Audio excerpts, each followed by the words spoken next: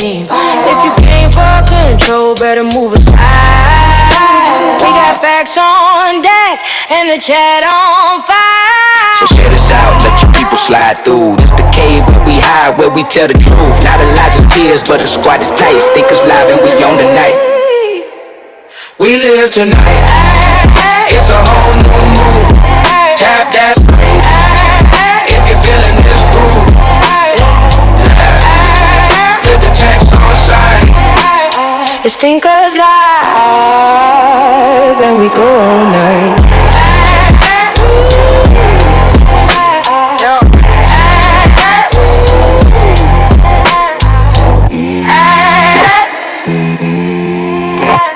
It's Thinkers Live and we go all night. What's up? Welcome to the Mama Bash Raiders. Thank y'all so much. Let's get the live shares up. We're at 45 shares. Thank y'all so much. Make sure you paste them out, that they are authentic engagement. Want to say what's up to the YouTubers. What's up, Jagrag? Happy and free. Thank you so much early on for the gift. I appreciate you. Fresh from Florida. Hey, is that Rodney? I can't see. Fresh from Florida. What's up? What's up, Rodney? Let's get the live stream up. So I did change the topic a little bit because like I tried to think of something else that I wanted to talk about. But honestly, the way I feel about this Jesus idea, there's no other way for me to put it, right? For me to be the most authentic, because any other topic that I put up here would just be me putting it up there for the sake of just having a conversation. And I feel like this just encompasses everything that I see with this religion. And I saw a video of one of my mutuals and with Dontrell, and they were talking about how the Black community should just, embrace the different belief systems like Christianity, African spirituality, and atheism or Gnosticism, because what we should be prioritizing is Black liberation. And I agree. The issue is when it comes to Christianity and the Black community, without teaching, like we would have to forego teaching the truth and the history in order to protect their faith. Does that make sense? Yeah, it makes sense. Yeah.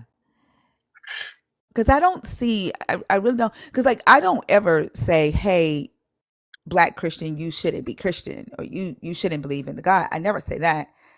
Like if you decide to forego your belief in this God, kudos to you. But like if you decide to keep your belief in the God, let's talk about what it is that you believe about this God and what you believe this God wants you to believe and how you engage with society. That's what I always say. But that doesn't seem to be important to them. And when we have conversations with them and we stick to the Bible is even offensive to them because we're not allowing them to retell the story in a way that makes it palatable for them. Yeah, I'm gonna echo y'all. It's a TikTok issue. It's not me. If you scroll back in, it might fix it, but it does fix itself. I can't do anything about the echo. That's TikTok. And so like I don't know. This is the best way that I can have authentic conversations with people. I know people think that this is rage bait, but it's not, because it's literally how I feel. I feel like Jesus is the worst thing to ever happen to humanity because of the lack of compassion that many people who believe in this God have for other people. It's kind of like the prioritization of people who believe in this God of all communities affects humanity. They're willing to sacrifice others and their well-being in order to hang on to their faith, and that causes a lot of harm. I made a video today responding to a lady who was talking about the Jezebel. I mean, not Jezebel, the Levite and the concubine.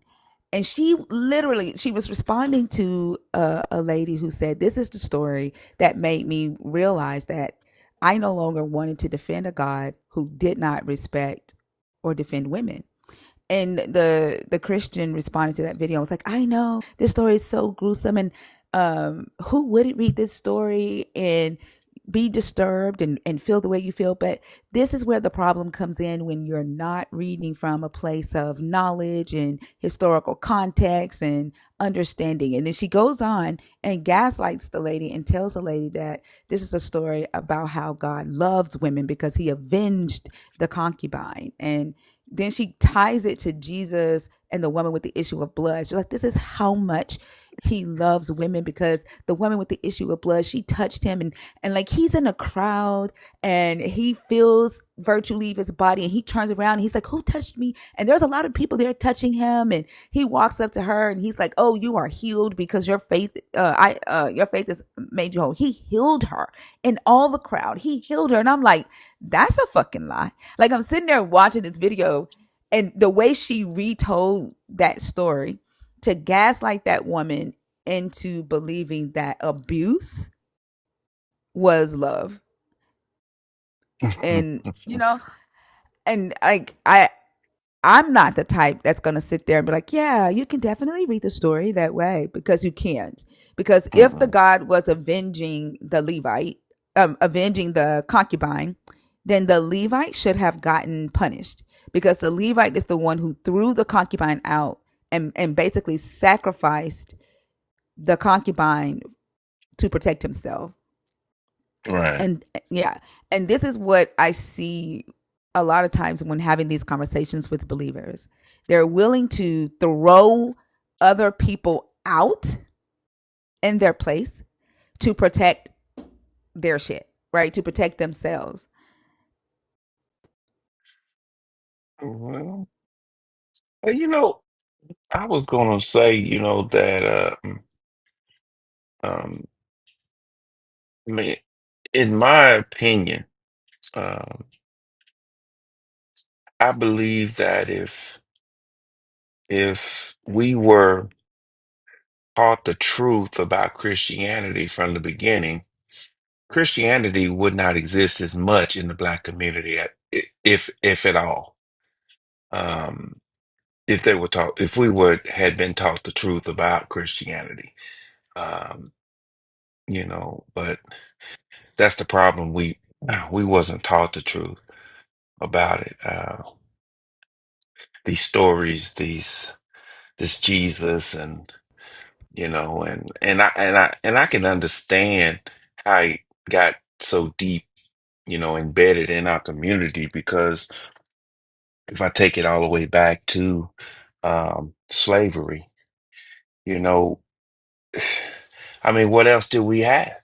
You know, uh, everything, everywhere we looked, everywhere we turned, everybody that didn't look like us was against us, and so I can kind of understand, how it got embedded. But like I said, I just feel that, and then accepting the truth about Christianity today is just unbearable for believers. For a lot of believers, it's unbearable, because we were taught to believe, and we have to believe in something. you know. Um, it's just embedded in us. We have to believe in something, and that's a hard pill to swallow, and it's a hard thing to break it. Learning not to, believe in something that you can't prove, or you really don't even understand it. You only understand what you was taught, and that's what you believe. So yeah. Yeah, but the thing is, like, honestly, the religion as we see it today was not the same Jesus that was given to our ancestors. It No. morphed over time. Hmm. And we don't even know. We don't even know the first uh, concept of Jesus that was given to our ancestors, No, because it's been wiped out of history. Like, it's called the invisible black church.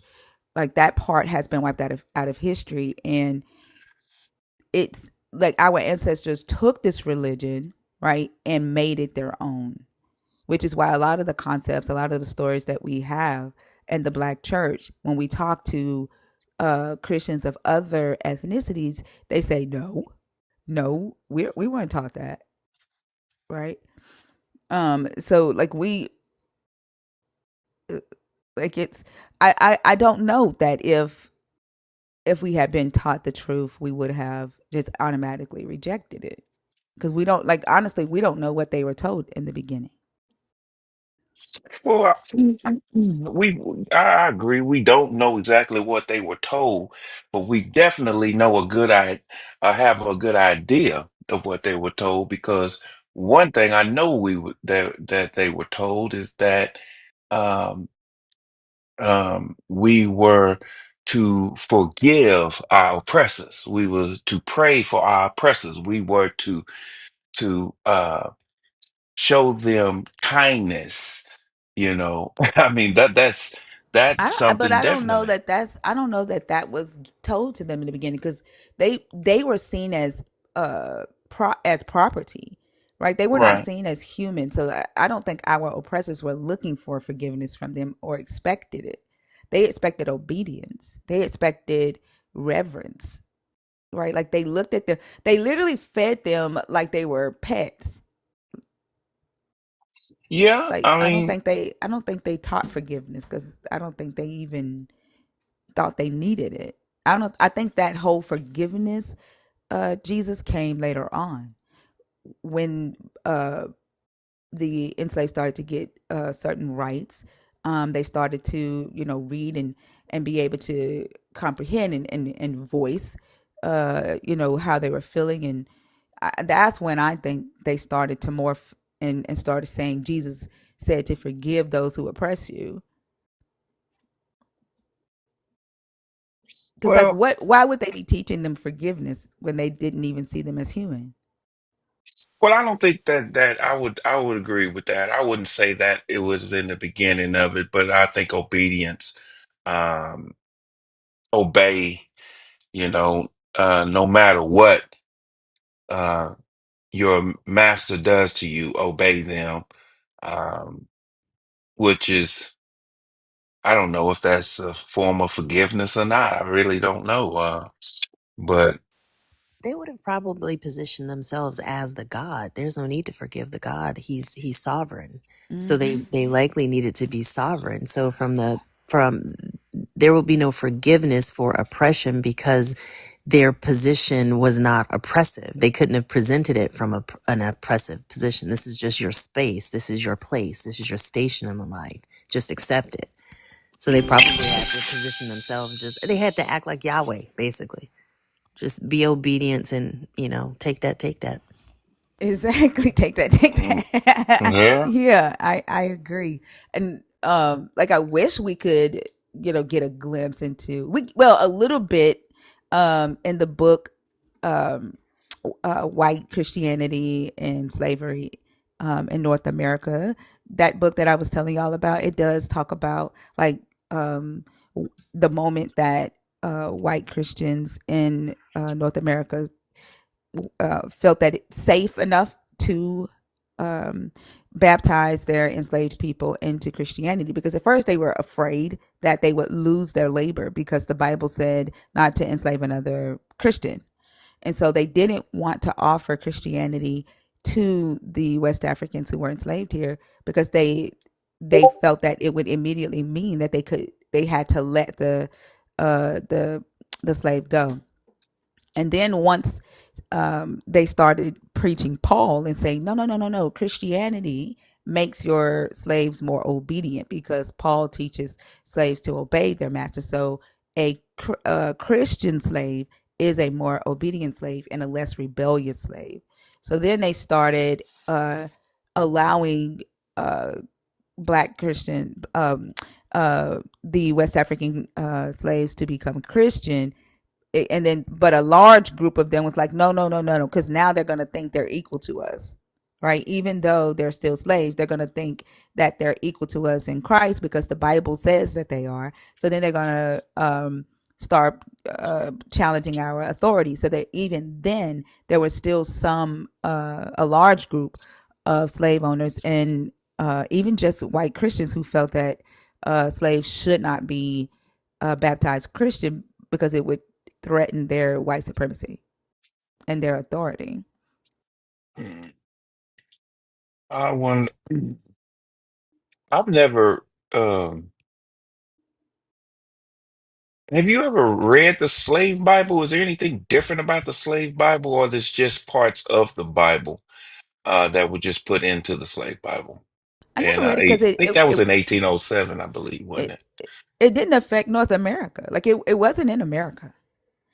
Mm. The slave Bible was in the West Indies. Like I know a lot of Black Americans talk about it, um, and believe that our ancestors here in America was only given that Bible, but our ancestors was given the full Bible. They were not given the slave Bible.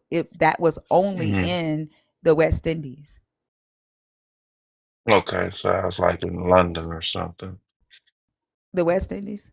No, I'm talking about. No, I'm reading it. I'm reading it now. It says the original slave Bible was published by Law and Gilbert Publishing House in London in 1807. Um, and then it says, and the copy belonging to Fisk University was published the following year. Hold on, Nelly. Y'all, we 21 minutes into the live stream and the likes have stopped. What are y'all doing? It's too early for that. 1 minute in. I know y'all like the conversations. Y'all want to sit down. You want to put your feet up. You want to relax, right? You got your toes touching each other and twiggling. And some of y'all got, I don't know, a drink in your hand because tomorrow's Labor Day. Um, but I need y'all to tap so we can get more people in the room. I appreciate y'all. I appreciate y'all so much. I am going to start bringing people up here in just a second. We got to have our Chicago John segment. So give me just a second. Let me finish this conversation with Nelly. We're going to talk to Chicago John, and then we'll start bringing people up. Of course, if you are 25 and up, if you are a believer in the God of the Bible, if you are deconstructing, if you are an atheist, we will be opening the guest box here in just a second. Go ahead, Nelly. I'm sorry. No, no, no. That's just what I was just reading. Um, uh, it said, I'm trying to go back to it. Yeah, I don't know. I mean, I'm just reading. This is something I didn't know because I really never looked it up. Um, but it says that it was published in 1807. Um, it says it was published by Law and Gilbert Publishing House in London in Yeah, but it was 1807. only given to slaves in the West Indies. It wasn't given to uh, Mhm. slaves here in America. I know that's Yeah. something that we were told and something that we have regurgitated as part of our history, but our ancestors got the whole Bible. They didn't get a edited version of it Yeah, here it, in it says America. that too. It does say that. It says Slave Bible officially known as the parts of the Holy Bible selected for the use of Negro slaves in the West British Indies Islands. Yeah, Hmm. yeah, yep. Um, all right, let's bring up Chicago John. Okay. Ooh, let me get up here real quick so I can go to bed and stuff and listen to it in my head. I did my chopped and screwed just like the Lord did to that lady. Oh Lord, ooh, chop, chop and screw. If you believe, chop. Oh, we can just look over that. that chopped and screwed in the Bible and stuff. But you can't look over that Platinum Plus card, like getting your subscription. Oh, thank you, Josh. Thank you. I love you. Get that subscription card. The Lord thing would never chop and screw you up and stuff like that. She'll give you all the benefits that you desire for that chop and screw. And yes, I am a cow. Yes, we are a cow for Christ. And you know what your Christ does to the cows? They chop them and screw them and make them hamburgers and hog nogs and pig ankles and all that good stuff and hot dogs. So go ahead and get chopped and screwed. That's, all you good Christians out there, do all that good stuff. Delicious chopped and screwed. I'm going to bed. I love y'all. My goodness. Go to bed. Have a good night, Chicago. Oh my goodness. He said, I'm a cow. Chicago is funny. Yeah. Damn, everybody that was in the guest request box, where did y'all go? Like, y'all left? Oh, no, where? Oh, Lost in Paradise, are you there? Hello, Lost in Paradise? Don't be nervous to come on stage, y'all. It's just a conversation. It's kind of like being on the phone, like, and nobody can see you, right? We don't allow cameras on stage. It's just a conversation. Nicole? Hey, how's it going? Can you hear me? Yes. Period. I've never done this. I've never got on anyone's panel before, so I'm excited. Okay, well, welcome. Can I get your age, please? And then let me know if you are a believer, if you're deconstructing, if you're an atheist. Yes, darling. I'm 30, and I am on day 3 of deconstructing from Christianity. Oh, congratulations on your journey. What are your thoughts on the topic? I have lots of thoughts, and one thing that I'm doing is being very honest with myself about the many emotions that are coming up. But I think what makes this a little different from me is because before I came into Christianity, I was already in very deep spiritual knowledge, and I don't know if you would call it the occult or whatever, but so it's not surprising that I'm having this awakening, but it's just interesting that I woke up and it just was what it was. I went from being so deep into the faith to just waking up literally Friday morning, and I was just agitated. My spirit was agitated, and I didn't quite have the answer until I put my kids to bed. And I sat on the couch and I was like, I'm deconstructing from Christianity. I renounce this religion. I just said the words out loud. And it was so interesting because the freedom that I was yearning to actually feel and experience, that freedom that was like promised to me through that religion that was supposed to have been my inheritance, I never felt that freedom until the moment I said what I said Friday. It was like, Yeah. I don't know, just like some shackles just came off of me. And I know that this journey is different for a lot of us. And one thing I've been really careful about is not running too many groups. I feel like this is how a lot of people, you're vulnerable in this stage. You might find yourself in another cult if you're not careful. So Yeah. for me, I'm literally like working through this.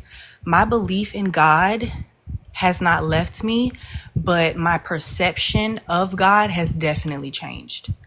And just, I think the lens that I was seeing and understand who God is to me and what it means to me is different now that I'm no longer identifying it with a religion. And this honestly was always my goal. Even when I got into Christianity, it was so innocent. You know, I'm healing from trauma. I'm broken. I'm looking for community.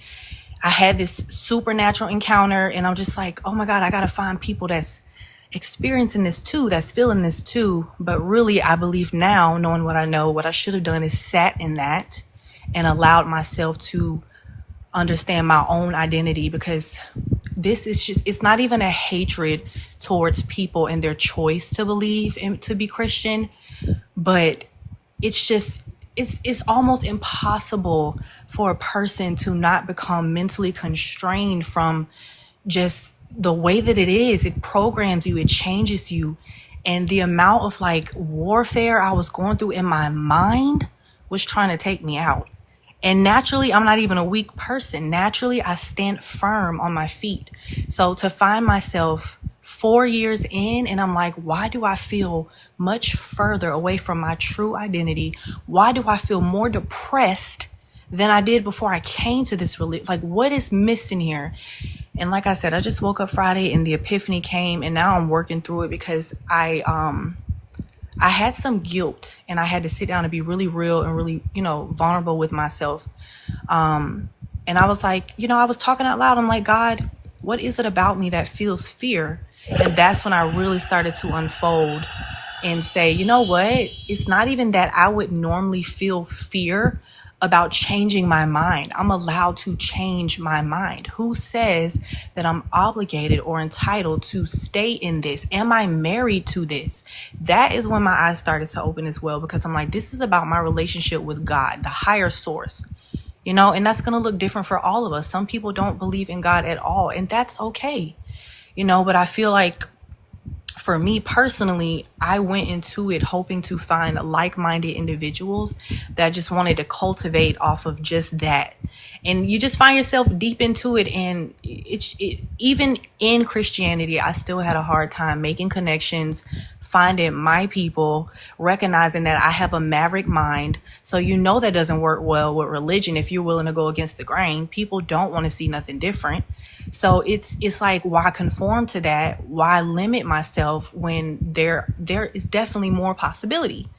So the fact that I'm here even having this conversation and I'm listening to you guys and I'm seeing the intelligence, and I'm like, it's unfortunate that some of us have to go through this in order to then come out of it and start a new life. That's really what this feels like for me. I'm going through like a death. I'm going through like that 30-year-old midlife change, because I wouldn't even call it a crisis. It's like a change where I'm glad that I've woken up from this, because the thought of putting my children through religious trauma actually kind of broke my heart when I sat down and thought about it.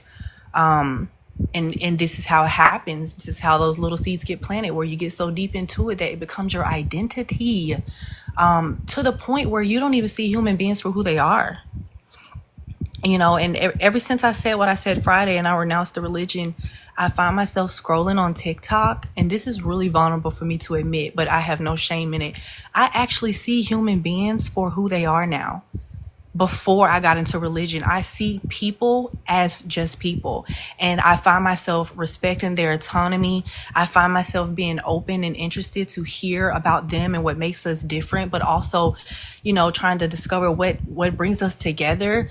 And in Christianity, there's so much judgment, and there's so many rules and the dogma, and you know how deep it gets. It makes it almost impossible to see human beings for who they are outside of your own belief. So yeah, it kind of robs people of a real human experience. And I pretty much feel like that's all of it in a nutshell. I know I went down the deep end, but No, you basically, like 3 days into your deconstruction, and you've recognized what it took me a minute to recognize. I think it's you're doing pretty good, right? Right? Yeah. Because I was talking to Oso yesterday, and we were talking about how, as Black atheists who make deconstruction content, all of the stuff that we have to put up with just to have these conversations, right? To get to that point of breathing with people who think like us, we literally have to fight, right? We have to fight us, because our community sees this God and this religion as something that is ancestral, and it's a tradition and passed down, and they see it as a very offensive. I'm gonna snatch your Black card away because now you're talking about you're an atheist, and Black people don't do atheism. And so we have to fight that. We have to fight racists who come up here who feel offended by us talking about this belief, and it's very draining. But when we get to the conversations like what we're having with you right now, those are the moments that we get to breathe, and fighting through all of that makes it all worth the while. There was a guy in my city that made a video who said kind of like the same thing with you. He renounced the religion, and he said that he could no longer sit and believe in a God that allows people to suffer. And he said he fasted, he prayed on this, and was trying to ask the God, trying to seek the God one final time, before he renounced it. And he renounced it today. And I sent that video to Fee and Christina, and also, and I said, just one at a time, right? Like, just to have one conversation at a time is all we can hope for, right? Like, to get people to pay attention to what it is that they are subscribing to or calling their salvation, and recognize that the very thing, or ask yourself, like, is the very thing that I'm calling my salvation actually what's causing me to be depressed, right? What's causing the harm in the world? What's causing me to be stagnant or not accomplish the things that I want to accomplish because I'm told that a God has to give me permission, or people within a church who have power from a God in hierarchy have to pray, and the God has to agree with them before I can even say that a God told me to do something. And it keeps a lot of people stuck in life and afraid to go after their goals. And like, it's just a amazing thing to see and to hear people allowing themselves to critically think, and allowing themselves to say, hey, I'm gonna have to take my healing in my own hands, you know? And while I think that this story is the worst thing that ever happened to humanity, if we allow ourselves, like, to read the stories that people wrote, because they're, to me, they're mythologies, right? They're an idea that was created by human minds, kind of like Three Little Pigs, in order to teach someone some moral story or give someone some inspiration. And in a video that I made today, I was talking about the woman with the issue of blood. And I talked, the way that I see that story, that woman got her healing for herself. Like, she basically stole healing, or got it, without permission, when she touched the hem of his garment. And he turned around and was like, who touched me? Right? At that point, it was too late to take the healing back. He wasn't gonna heal her. Like, he was already leaving the city, right? He didn't, like, turn around in the city and point her out and say, hey, you come here, I know you're sick, let me heal you. She fought through the crowd, right? And just touched just the hem of his garment to get what she needed. And I think, like, I see deconstruction that same way. And sometimes, if we look at the stories, and instead of trying to put some dogma on it, right? If we look at the story and we say, well, what is this story saying to me? Because you can, or definitely look at it from a different perspective, right? And I think that a lot of people block themselves from getting to that point because they're so stuck to some denominational doctrine that says you can't teach anything except this. You can't go outside of the lines, and that traps people in their mind, or enslaves people mentally, which then creates that feeling of depression that you were talking about. I talk about a lot when I was a Christian. I was a Christian for 28 years. I don't know if you Wow. heard me say that before, but is this your first time in here, or have you Yes, it watched these is. lives? Okay. No, this is my first time. Yeah, I was a Christian for 28 years. My father was a pastor. My father's deceased now. My mom is an evangelist. And so my brother took over my dad's church. My sister is a missionary. So, like, my aunts are all missionaries. Like, I'm, like, surrounded by Christians and leadership roles. And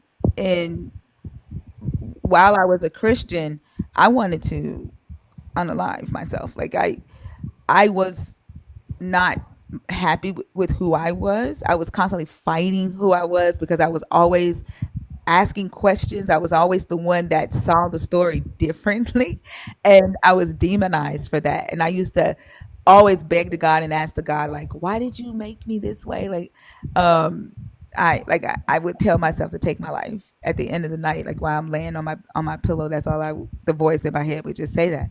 And it wasn't until I started deconstructing the way I think, and I didn't even know I was deconstructing, and then deconstructing from this God, not just the religion, because I had renounced the religion. I had stopped going to church years before I started deconstructing my belief in the God. But when I started deconstructing my belief in the God, on accident at that, the peace that I got, that peace that you were talking about that you felt when you renounced it, I can't explain it. Right. And there will be days in my life where I have gone through some of the toughest shit while I was deconstructing, and having to do that with being human, right? Not reaching for a supernatural deity, praying and begging for a supernatural deity to help or fix it, but operating within my humanness, using my human resources, right? It was something that I had to be okay doing and realize that I had been doing that all along, but I had to learn to operate in that and not be afraid. And the more I did that, the more like it was kind of like riding a bike. It just became normal, right? And that peace that I felt just grew, even in the times where things just aren't going right. And then I realized, like, hey, this is life, right? It isn't a God's will that's deeming me to go through a test or trying to get me to come back to Him, which is something that Christians will always try to threaten you with. But it's just life. And then one day I thought to myself, like, what's the difference between God's will and that's just life? And Yeah. so on a live, I asked Christians that one night, and neither of them had an answer for that. They all ignored that question because there is no difference. There's no difference. That is a good question. It definitely offers a lot of relief too from over spiritualizing things. And I know people in the comments were saying I was speaking too fast, but you guys have to understand Oh, that it's okay. my brain is Don't comment. processing. Okay, It's okay. okay. Yeah, don't. I The feel like nerds. That's the nerds, and they will comment things, but I don't allow people to respond to the comments while they're on stage. But I am okay. gonna ask the nerds, like keep in mind this is a deconstruction space, and if I'm not stopping her, just know that it's something that I want to hear. She's saying something that I'm interested in. And if I think that a person is monologuing too long about the same things or repeating themselves, I will stop them and say, "Hey, there needs to be a period somewhere." But I was interested in what she was saying, so she's good. Thank you. I appreciate that. I definitely want to say that I loved hearing you say, I guess, caution yourself about leaving one belief system looking for another. Thinker and I, we were just talking about this with somebody the other day, and I was saying how deconstruction isn't a team sport. It's more like a solo hike because we're so used to, specifically under a religious paradigm, we're looking for someone to tell us what to believe. We're looking for someone to tell us how to understand things. And I think for me that aha moment was when I realized I don't have to look for this outside of me. I know what feels innately right for me. I'm not a terrible person. I don't want to hurt people. And the crazy part about it is a lot of the things that you were saying about how you saw people differently after you made the decision to step away from this religion, that you saw their humanity, you saw their differences, and you appreciated that. There will be Christians who will tell you or who will still demonize you for that.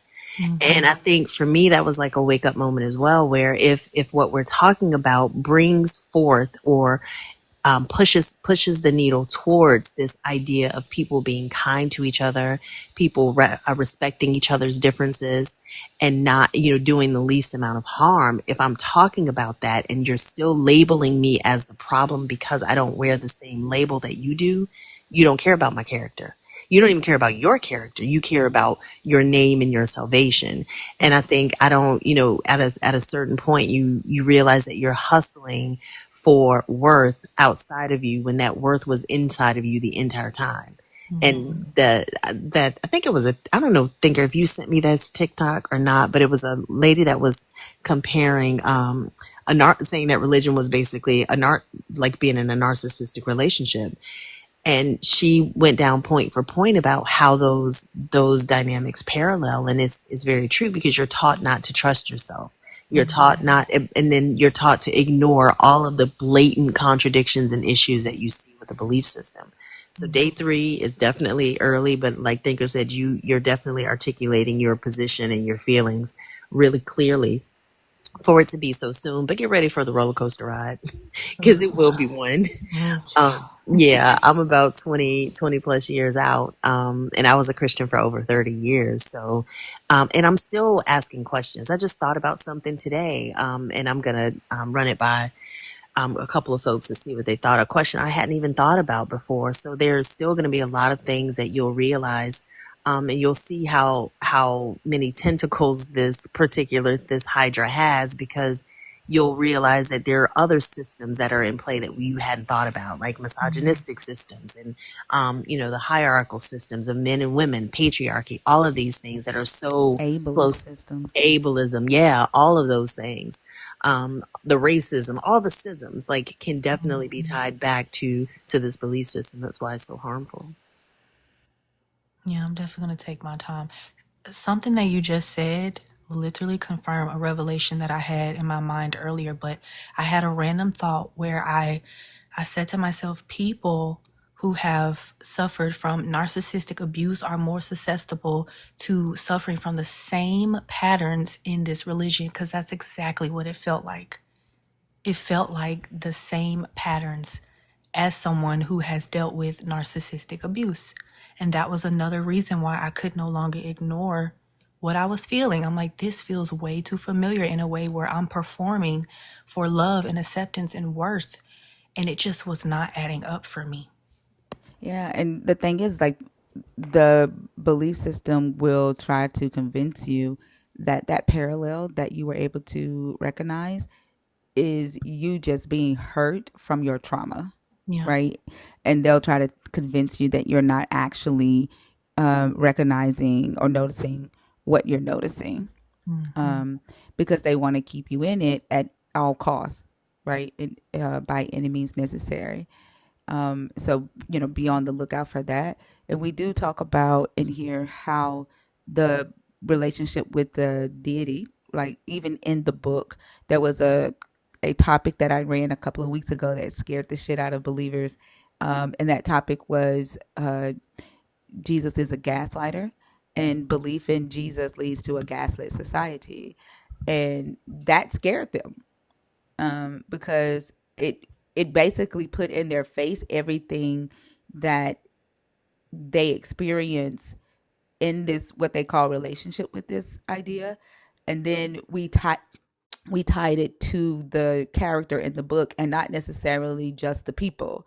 And I think it was the first time that they've ever, a lot of people haven't really heard of the word gaslighting, and so they didn't know what they had been experiencing, and they didn't know how to recognize the characteristics of a gaslighter. And when we were able to point out those characteristics in Jesus, it was scary, for a lot of believers. And so be ready for the weaponization of your realization to be used against you, to convince you that you're crazy and you're just church hurt, or you have been in bad relationships and you're just blaming that on God. And so, like, you're gonna have to be strong in what it is that you are seeking, and set boundaries right from the very beginning, and realize that this is your journey. No one else is invited on this journey with you. And just enforce that boundary from the very beginning of those types of conversations. Yes, I will definitely take that advice. I actually said I'm going to document this experience. Is really important for me, because I did not document my previous experience, and I would have liked to have seen myself in that state of mind. But one thing I said in my little video that I recorded earlier was, I said, this is about me.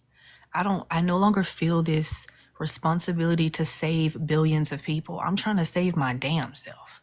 I got shit to work through. Okay. Right. And it's too much pressure, and just it's unrealistic to think that it's my calling, my responsibility to point millions of people in a direction where 97% of those people are going to choose what works for them anyways.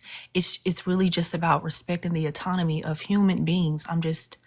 I'm past the point. I'm past the savior stuff too. But yeah, I'm listening to everything you guys are saying and I'm taking it in. And it's day 3 and my brain is processing all this, but I know that it's going to be highs and lows cuz I feel like most times experiences like this, it feels like a divorce or like it's a major life change. But Yeah, I'm definitely learning and does. I'll be listening to y'all and this, it's not the end, but it's definitely the beginning, that's for sure. Yeah, and don't feel guilty when you need to take a break. Take a break when you need to take a break. Okay. Fee, were you getting ready to say something? I saw you come off me. Oh yeah, I was just gonna say the documentation is a wonderful way to get through this. I would tell them all the time. I think I went through like a journal a month when I at the beginning of my deconstruction because I had so many questions, and I realized once I let it's almost like the dam broke. All of the questions that were kind of hiding in the recesses of my mind because I knew they weren't safe to ask or things that I had asked and I kind of got scolded for doing it, those were tucked away. But then once I gave myself permission to just ask these questions, because I was tired. I felt like I was tired of living my own life vicariously. Like I'm being told how to think, what to believe, who to accept. All of these things are being dictated for me, and it is a divorcing. It is a remaking of yourself. I'll echo what Thinker said. Be patient with yourself. There are going to be times where I think I cried for like a whole year and a half. It was intense. But nothing that is true should have any fear of inquiry. If a thing is true, it's going to be true after you investigate it in the same way it was true before you started the investigation. One question I would say always have at the ready when people, family members or whatever push back, what should I do with my questions? Nobody can tell you how to use your mind. Nobody can make something make sense for you. So I would ask them, what should I do with my questions? And if ultimately you tell me to ignore them, then I know you don't have my best interest at heart. And I also don't know that my understanding is paramount, is more likely my compliance for the person that's telling me that. And one last thing, you might feel the need or excitement of what you're learning, and feel the need to go and grab other people and say, "Hey, look what I learned about Christianity or about this God," and you might want to save them from the religion. I don't recommend it. Like, I don't tell people what to do, but when you are just starting out with your deconstruction, as you stated, like, you need to save your damn self. Focus on that is the best thing that I could say. um in the beginning, like, it's exciting when you learn something new and you want to share it with those your family members who are believers, but 9 times out of 10 they're going to reject that information and then they're going to pounce on you. So if you learn something new and you want to share it and scream it from the rooftop, come in here, hop on stage and say, "Guess what I learned today? And here are the emotions that I went through. Did y'all know this? And when y'all learned this, how did y'all feel? What did y'all think?" That's what this community is for. Yeah. Okay, I'll holler. I'll definitely, I'll definitely be in here. I did have that thought earlier to reach out to my homeboy, who him and I were kind of getting close based off the strength of our faith. But I'm looking back on our entire friendship in the last year and a half, and both of us were going through kind of like a psychosis where we were expressing the same things. We were expressing the same discontentment, but without saying the actual words. But I have not spoke to this person, and I had a thought earlier like, oh, I should call him and tell him. And then it was just like an instant pause, like, no, this is about you. You don't need to go share anything. And I agree with you, and I'm listening because I do get excited. And it's the same, concept when something sets you free, you want to help someone else be free, but sometimes people aren't ready to digest things. And I've had to learn that the hard way, being rejected or outcasted, because information can be overwhelming to people and it will turn them off. So I'm going to be really careful and move accordingly. But I am glad that I found you in your page, and everybody here for listening and giving me an opportunity to speak, because even just this right here is going to allow me to go to bed tonight feeling heard and understood. And that means a lot to me. Well, I'm glad, and I'm glad that you came in and you shared your story. I look forward to more conversations with you, and I wish you the best of liberation, right, and self exploration while you're on this journey. And I hope you have a great rest of the night. Thank you so much. I hope everybody gets some good sleep. I'm about to go to bed because I'm a mother and I have to be up. But I hope everybody gets some good sleep. And thank you so much for hearing me out. I'll You're see you guys welcome. again soon. All right. Thank you. Have a Thank you good Good for night. night. coming up. Thank you. No problem. Bye bye. W. Nicole in the chat. It was a good conversation. We had a good conversation with a young man named John on Saturday, who's had just realized, hey, I'm finna deconstruct as well. So yeah. Yes. Source, how are you? What do you say, Fee? No, I said, yeah, that was a good conversation. I'm good, but I'm good. I feel good. Yeah, Why did you say but? Well, because my head I don't understand my spiritual what's going on right now, because it's like, so I've always been a spiritual person. I've never been a religious person, and I get that from Okay, hold on. reading. Before you start telling your story, I need to know your age. Oh, I'm 48. I've been here before. Yes, I'm ma'am, sorry, I for don't sure. We're remember. friends. I talked to a lot of people. I know. And, I yeah, I apologize. don't remember. And so, are Yeah. you are a believer in Jesus, or? Okay, so something, all right, something happened within the last few days, and it's like it's like I heard this voice, and I didn't exactly understand what it was saying at first, but then it became quite a bit louder, and I'm a very solitary being.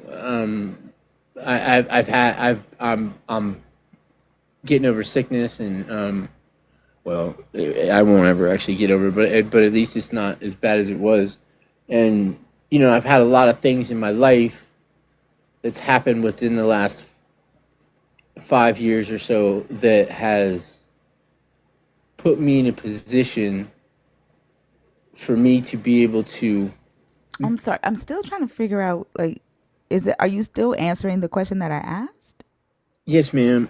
So I would say that I'm an omnist. I hate and Like, is it hard for you to say that you do believe in Jesus?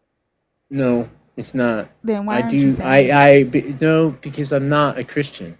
I didn't ask if you were a Christian, Yeah. did I? Okay, so you understand what I'm saying. I would be a follower of Christ, then, or would Right. have to be.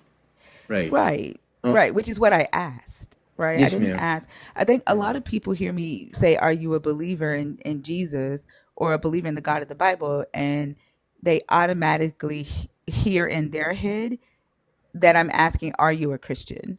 Right. And that Right. would make me question the voice that you're claiming that you heard a couple of days ago, Well, because you didn't yeah. hear my question correctly. Yeah. Well, I don't think I've heard anything correctly since I've been dealing with. So today, today, I've been in a lot of lies, right? And I've gotten attacked from every side.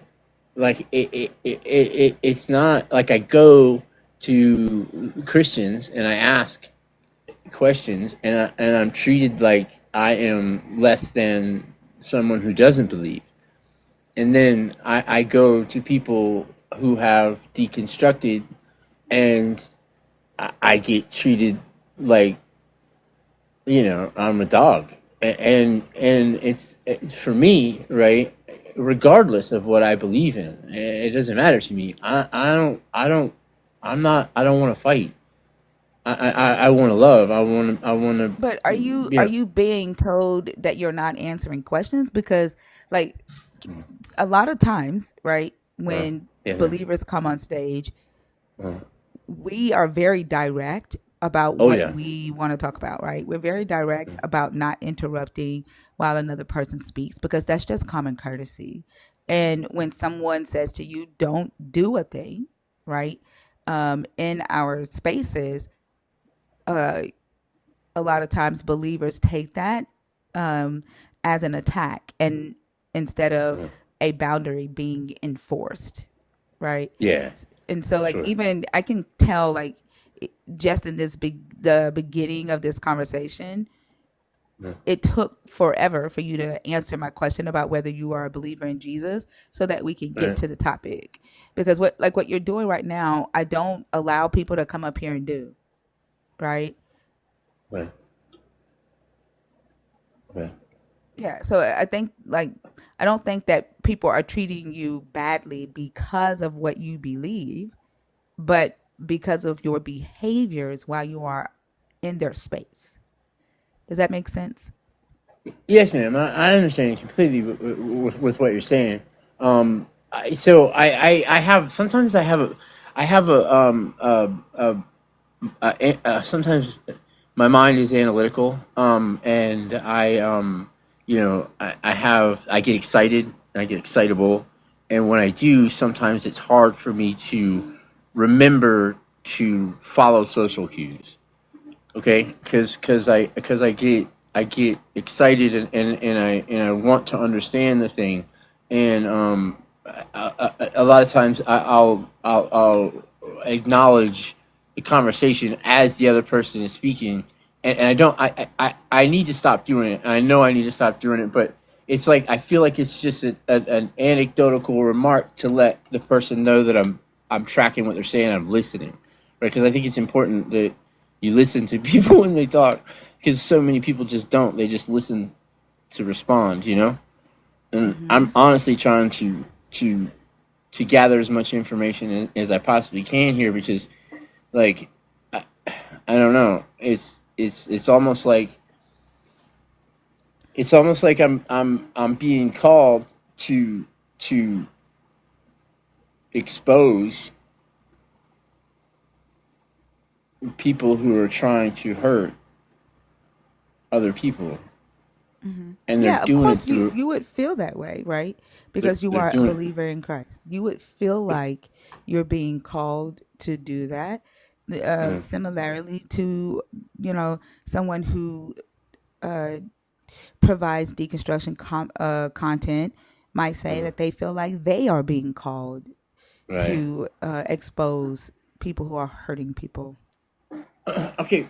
So with that being said, I feel a little bit more comfortable because I was pretty much Hold on for a petrified you second. were Does there. he sound like Jay to y'all? I promise I was sitting over here thinking the exact same thing. Yeah. Jay. Yeah, No, Javarius. sorry. Yeah. Oh no. Okay. Go ahead. So so um the if the kingdom of if the kingdom of heaven is inside of me, right? And heaven is being in the place of the Lord, living with the Lord, and hell is being absent of the Lord. That means that He's with me all the time, and the place that He is inside of me. So anything, any representation, is my responsibility, because the actions are told to me through me, not from me, and I am nothing without the works that I do. And if the works that I do not follow the words that I say, I am not worthy of anything. I guess And I'm confused why you're saying what you're saying right now. Like, what is the point of what you're saying right now? Like, are you trying to say that you are Jesus or that you are no, God? ma'am. Or Of course, well, no, ma'am. I don't feel so. Yeah, ma'am. I'm not saying that I am Jesus or I am God, but I am saying for sure that I am. And it, you are what? so I am is a reference and a name that It's Yeah. not a name. I am is not a name.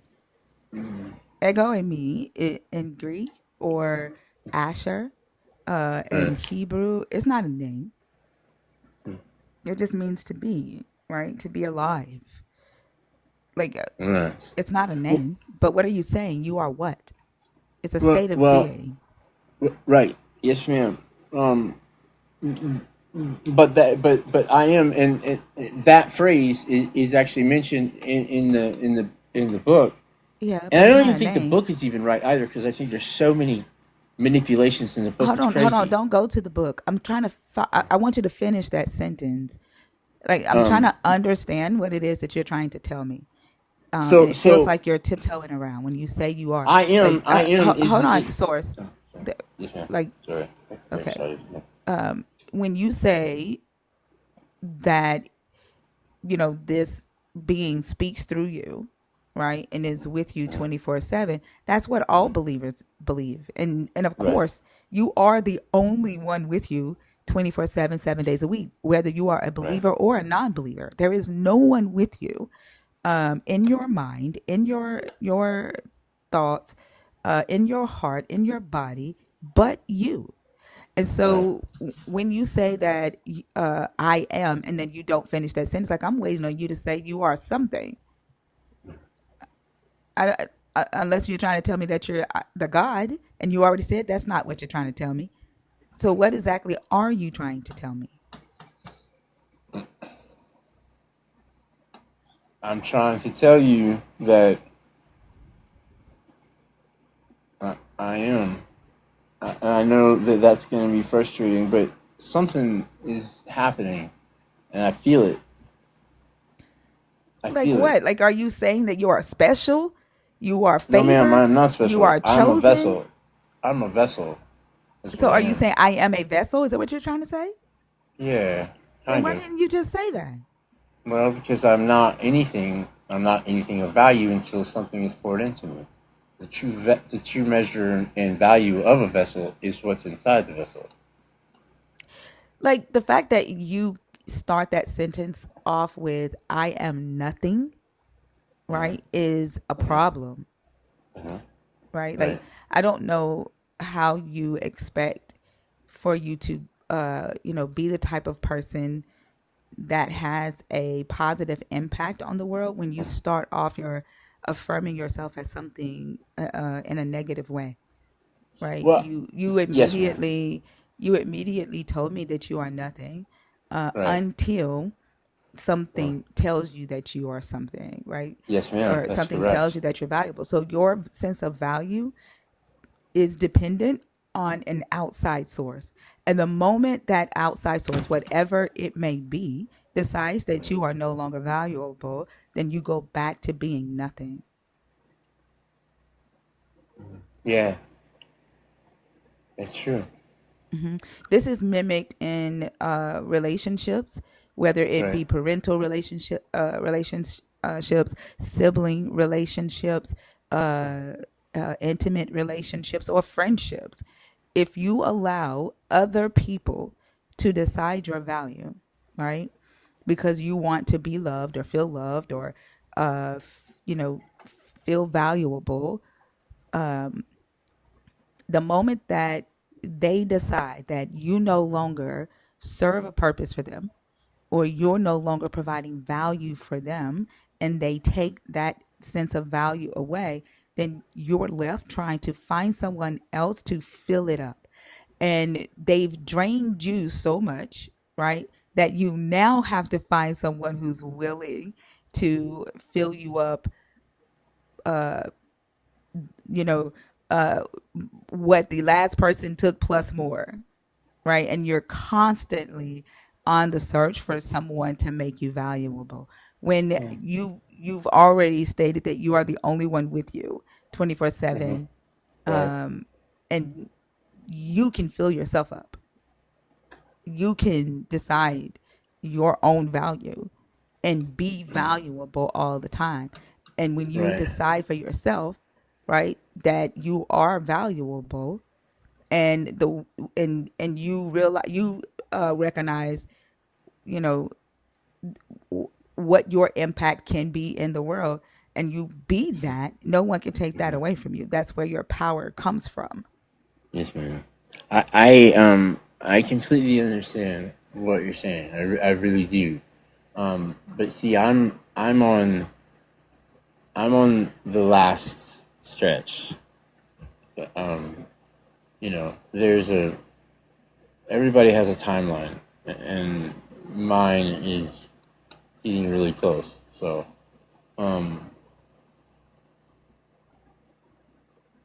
maybe that's why I'm feeling all this stuff or something. I don't know, but I I I I feel like, for me, and it's not even I feel like I know it, but it just really puts me in a position where I don't feel very comfortable. Um, something has to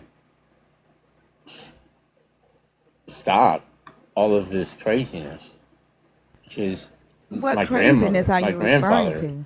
Well, you figure my grandmother, and my grandfather lived their entire lives in fear, right? Because of this promise that they were going to go to this place if they didn't listen and obey.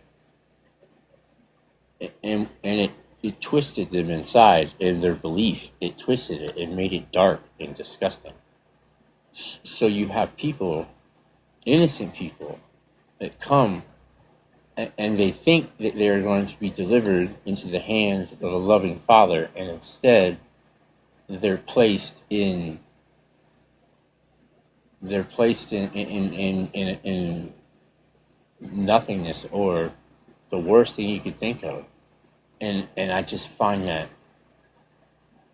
unacceptable. I can't stand by and watch that.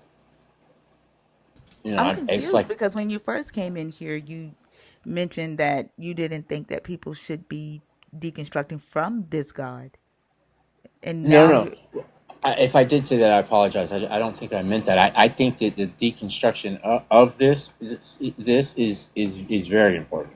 I think that the dismantling of their buildings and churches and systems needs to happen. It's almost like it's so big and it's so gross and disgusting. And I didn't want to. This late in life, I didn't want to play like this. I didn't want to do this. I just wanted to chill. But I can't stand by and watch it happen anymore. I can't. I mean, like, every member of my family is gone, and all of them almost had this belief. And if that means that, like, not even just my family, like, so many people, like, so many souls, so many. And if there is something in the afterlife, and then we're all standing and watching, I just can't wrap what my is head it around that it you are this way. saying that you have to do? Right? The I don't. the works that you are saying that the time is coming and you have to do something. What is that?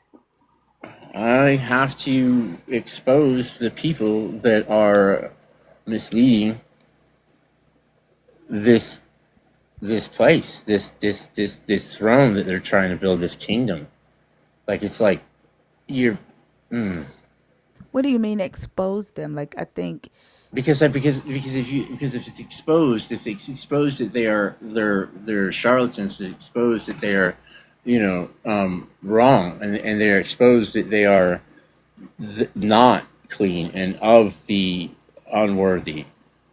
are you talking Then about a specific church that you are a part no, of or have been a part of? all of them almost. I mean, I don't even think. I mean, honestly, I'm going to be honest with you. I don't know if there's any Christian religion, sect, or whatever you're going to call it, that's correct. I think they all might be bunk. And So that wraps my head around that is just insanity.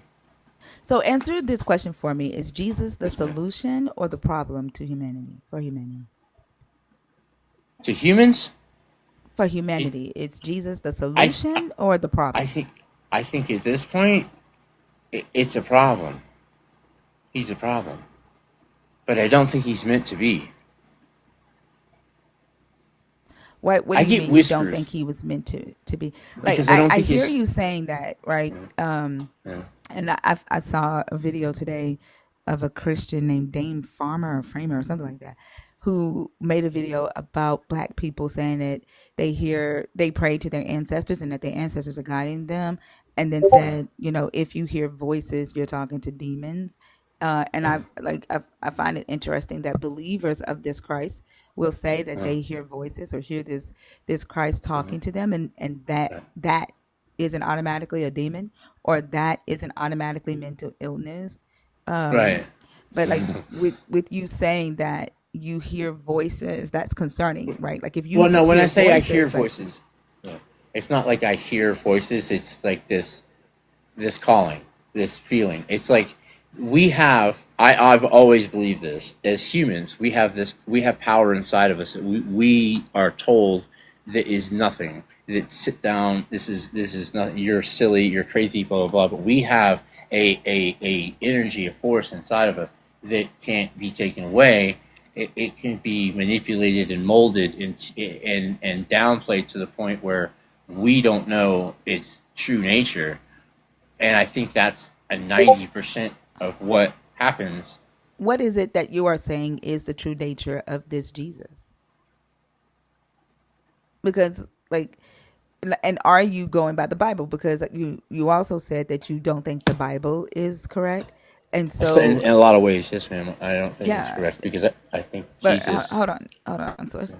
If the Bible is not correct, and that's the only record of this character, this Jesus character, um, that's the only place that you can go and say Jesus said this, Jesus did this, right? Where are you getting this other intention of this Jesus character from? And if you say that it's this feeling that you get, like for me, that's just you, right? Right, Creating a version of this Jesus that you think ought to exist in the world. right, right. Um, hmm. Like where are you seeing that Jesus I wanted see something it. different? I see it in the backwards actions of the ones that are spreading his name now. I look at the things that they do and the way that they act, and I can see manipulation. And if I, But you're telling me what you think is wrong. Where are you, well, it what do is you wrong. think? It's I wrong hear to you lie. saying that, right? Right? But what are you saying Jesus actually wants, and what are you using to verify that if it's not the Bible? It's a spiritual experience. I can't. I hate that I say that. I really do. My heart kind of sunk a little bit, but then raised back up when I said it. It's just like I don't want. And I how does anyone uh ever verify find your spirit? Like right. you do I realize that know. you're the Yes, only ma'am. one that this spirit talks to, right? No Sure. one can verify what the spirit says to you. Sure. Um Yes, ma'am. I know. right. And so like it saying that Jesus came to you Mm, and told you to tell mm. people that what's in the Bible is wrong about him, but you have the correct plan that he actually wanted for humanity, Oh no. right? That's Yeah. what you're saying. Yeah. I don't. Like I said, you got this is like 2 days old for me.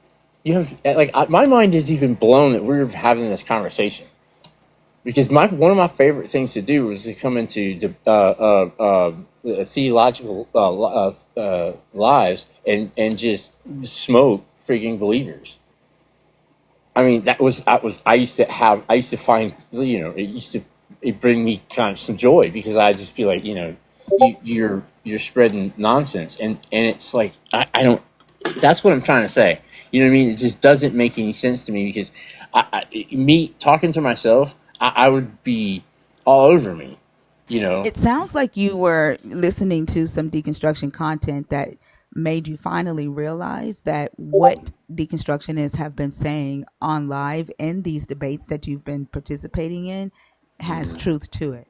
And Oh yeah. it's shifted your view, right? You started participating in these debates to defend Jesus, and you were adamant that what the deconstructionists were saying was nonsense and not true and harmful. And within the last two Oh, days, your view on that has shifted, and you're oh, calling that a oh. spiritual experience. Well, But no, no, what? hold on, Yes, ma'am. source. Yeah, sorry, a little off.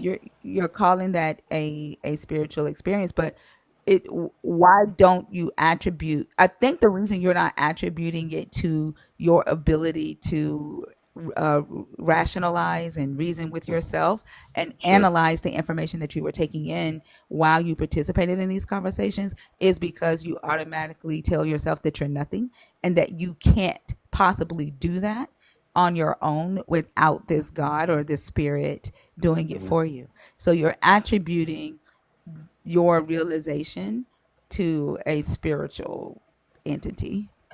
Right. Well, okay. So when I say 2 days, what I mean by that is Jesus is new to me by 2 days.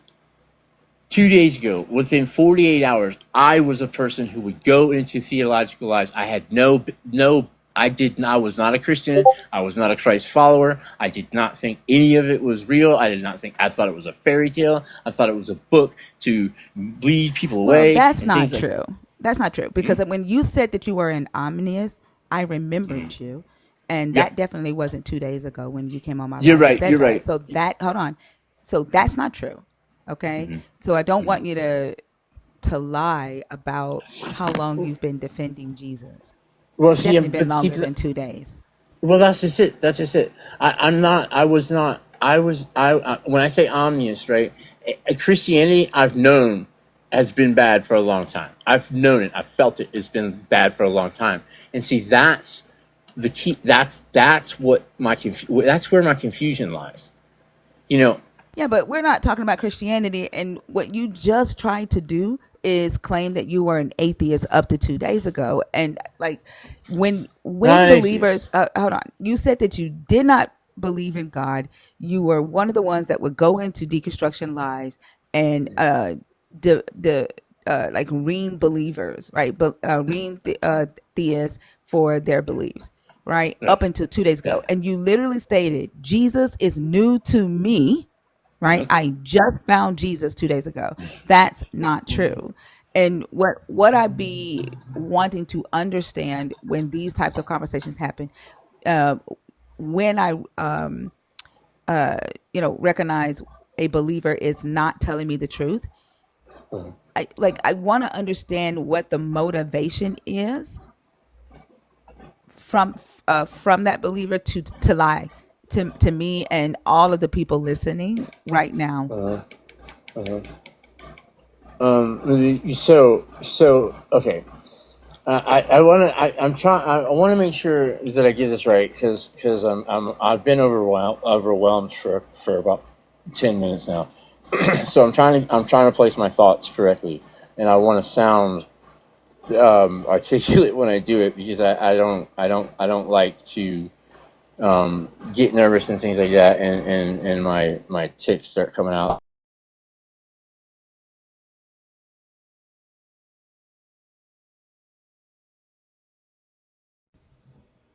Your phone cut out. And did he say his tits start coming out?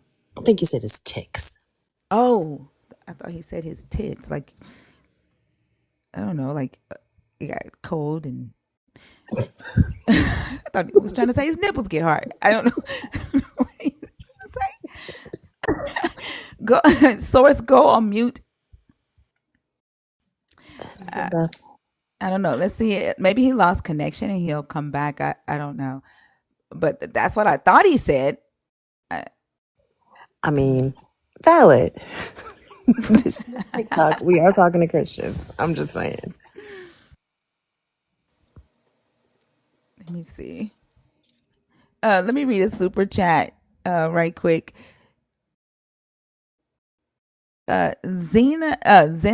Zenzana, thank you so much for the $50 super chat. Says, thank you, thanker.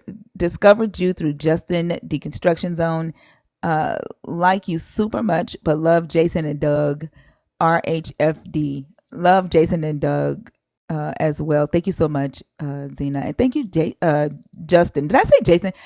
Thank you, Justin and Doug, for the shout out over there. Thank you for the super chat. Let's see.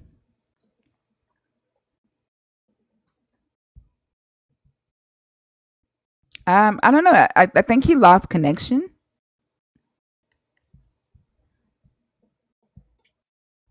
I don't know. But I've heard him speak before, and yeah, he does. Um, when he gets a little wound up, he he he splurts out different words. He don't mean no harm. He just, it's just he'll be talking and go, "What?" It just, he can't control it. Gray sweats.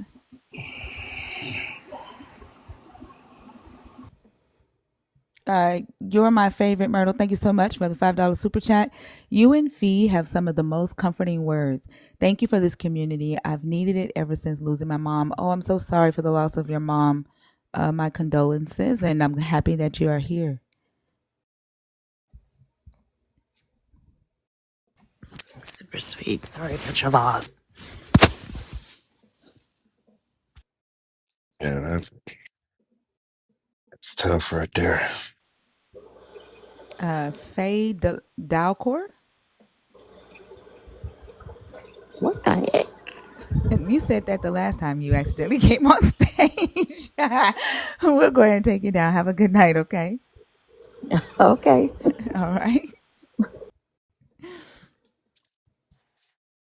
Miss Paycheck, are you in the box on purpose? Okay, no. Y'all, the box is empty. If you are 25 and up, if you are a believer in the God of the Bible, if you are deconstructing, if you're an atheist, and you want to come up and answer the question whether Jesus is the solution or the problem to humanity. And I would say from the first two conversations that we've had, one person was deconstructing and realized on their own that Jesus was not the solution for humanity.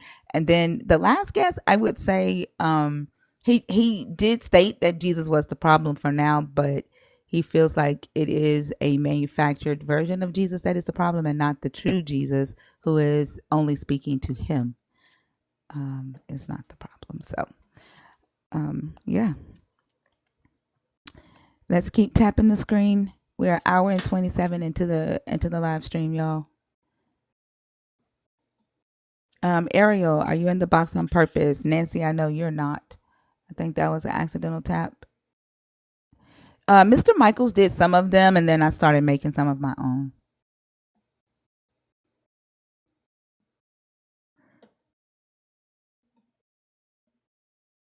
Okay. Mia, Ronald Smith, I know you're not. All right, y'all, come on. Let's. I hate the moment that I have to beg people to come on stage. I know, right? It's almost 400 people in here. Yeah, and another 120 on YouTube. Like that's 500 people almost watching this live.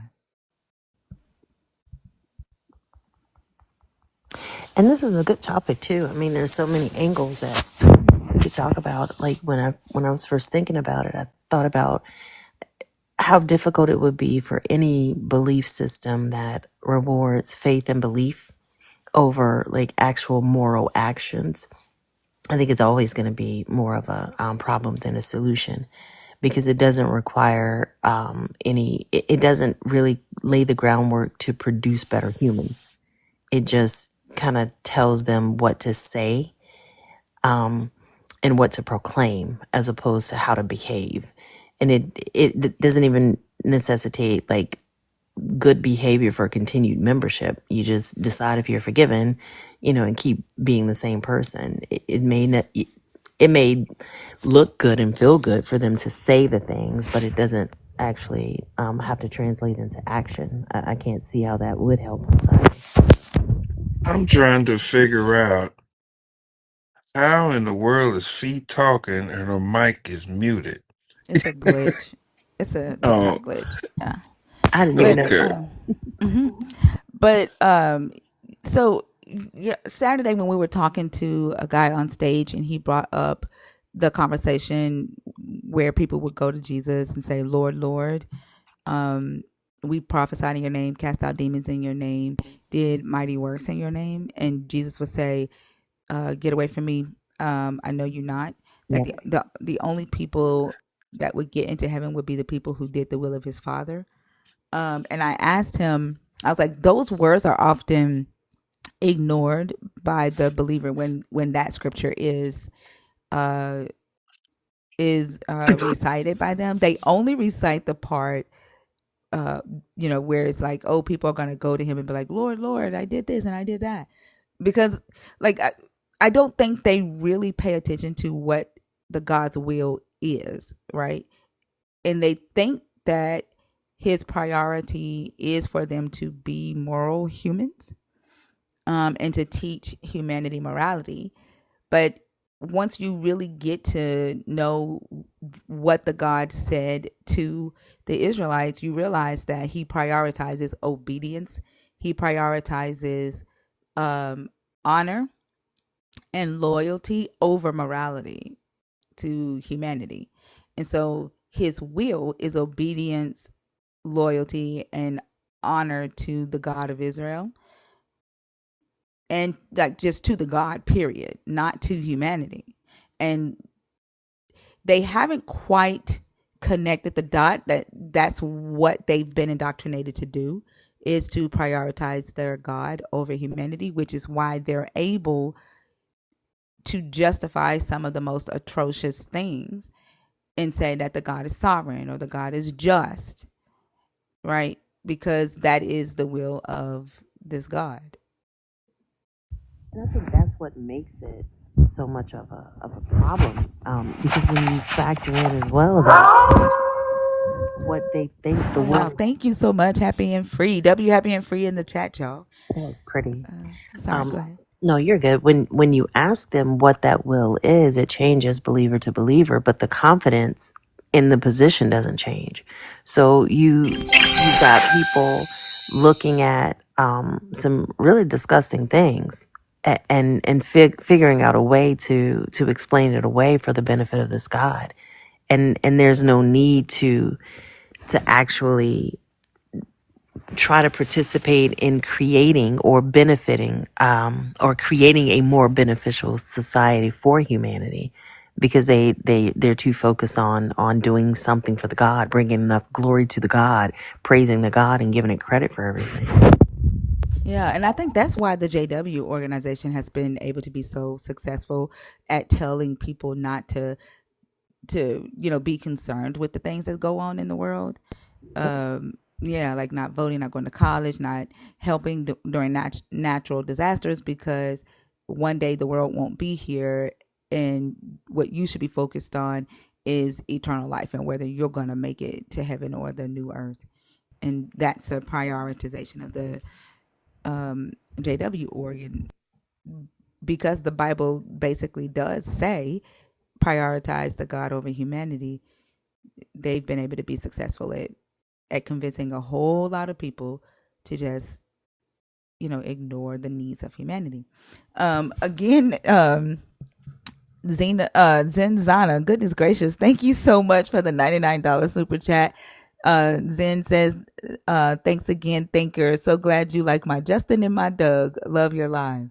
Thank you. It's awesome. Yeah, appreciate you. Y'all, somebody need to hop up in this box, because y'all know us.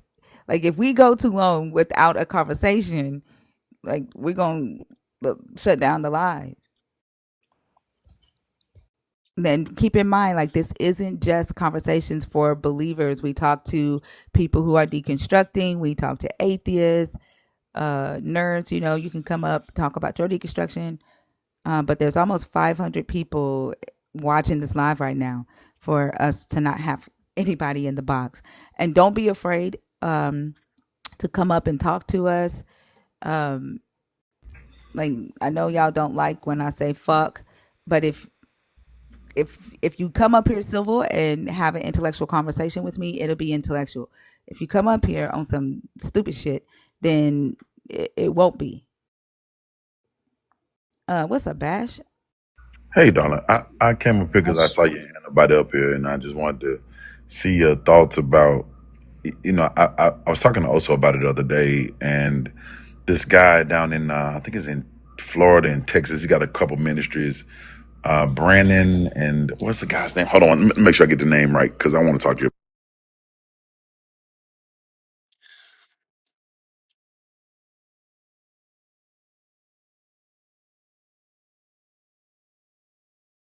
Is he talking about the guy that got arrested? Uh-uh. Yeah. I am talking about the guy who got arrested. Yes, Wait, you're Yeah, Taylor. not okay. David Taylor. Yeah, David Taylor and Oh, his you said accomplice was Brandon. Brandon. Brandon was the lady that got arrested Yeah. with it. David Taylor and something Brandon. They both got arrested, and basically what they saying is that they had basically had slaves, Yeah, we were talking right? about that Saturday night online. And now I know it's easy to dismiss and say, "Oh, those people were just like gullible or whatever, what have you," right? Like, oh, yeah. Of course, we're gonna the focus is gonna be on the bad guy, right? They keep calling them self-proclaimed religious leaders, and trying to kind of distance them from the body, right? Oh, these are self-proclaimed religious leaders, as if any religious leader isn't self-proclaimed, right? But this idea of like, loyalty to the God becomes basically the idea of loyalty to the God speaker, right? You can't really be loyal to God. You don't know God. You only know what somebody taught you about God. You don't know God. And being Yeah. able to use that to really accomplish, like they were starving people. They were literally starving people.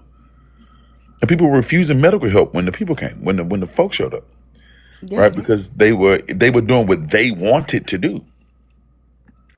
Right? They were doing exactly what they wanted to do while they were being malnourished and having medical issues, right? Because the God speaker said that this is good for your eternal life, right? So when you start to prioritize this whole afterlife, you might not be in a hurry to get there per se, because I would think, well, just go ahead and go. If you want to meet Jesus so bad, just go meet him, right? You might not be in a hurry to get there, but you will forfeit the sensibilities of this life, the morality of this life, the basic, I don't want to call them necessities, but like the basics of life, because you're storing up your treasures in heaven, right? So you done gave away that man made $50 million over 10 years. He's averaging $5 million a year. Yeah. I want to go back to where you were saying that they were basically, worshiping the man because you can't like literally be getting your message from any god because you see a human saying a god said. Right. And there was a video of a church, and I was talking to Oso about this Saturday night too when we were talking about this. There was a video of a church where a pastor, the lead pastor, had gotten fired, and he got fired because he exposed the head pastor and the board for fraud, right? And abuse in the church. So they had been financially corrupting the church money, and they had been abusing people in the church sexually. And so he exposed them. And instead of the head pastor getting fired, the board fired the lead pastor for exposing the head pastor. Is, So the lead is it pastor the guy got from up. church? No, it's not the same guy. No, it's not the same guy. Okay. Yeah. So the lead pastor got up and told the church that that was his last sermon because he had been fired because of the him exposing all of this, and the whole church went up in arms, screaming like somebody had died. They all walked out with this pastor, but if you hear the screams, you would think they had just got news that somebody had died in a drive-by or something. Yeah. Yeah. And like I was thinking to myself, like, how is this not idolatry, right? The only way it's not idolatry, the only way it is not idolatry is because the thing that you're being an idol of doesn't exist, right? Like, for example, what's the difference between the law of God and the law of Moses? Nothing. Nothing, right? Nothing. There is not a word of difference between the law of Moses and the law of God. So if you chose to worship Moses, that wouldn't be idolatry because there isn't a word of difference between the word of Moses and the word of God. But I get what you're saying, right? But from a believer's perspective, it would be because they would say you worshiping the man. You're not supposed to worship the man, You're right? right. But Yeah. that's the trick, I think. That's the trick. The trick is the plausible deniability. Like the trick to making it work is saying, this isn't my word. But the Yeah. reality of it is, this is your word.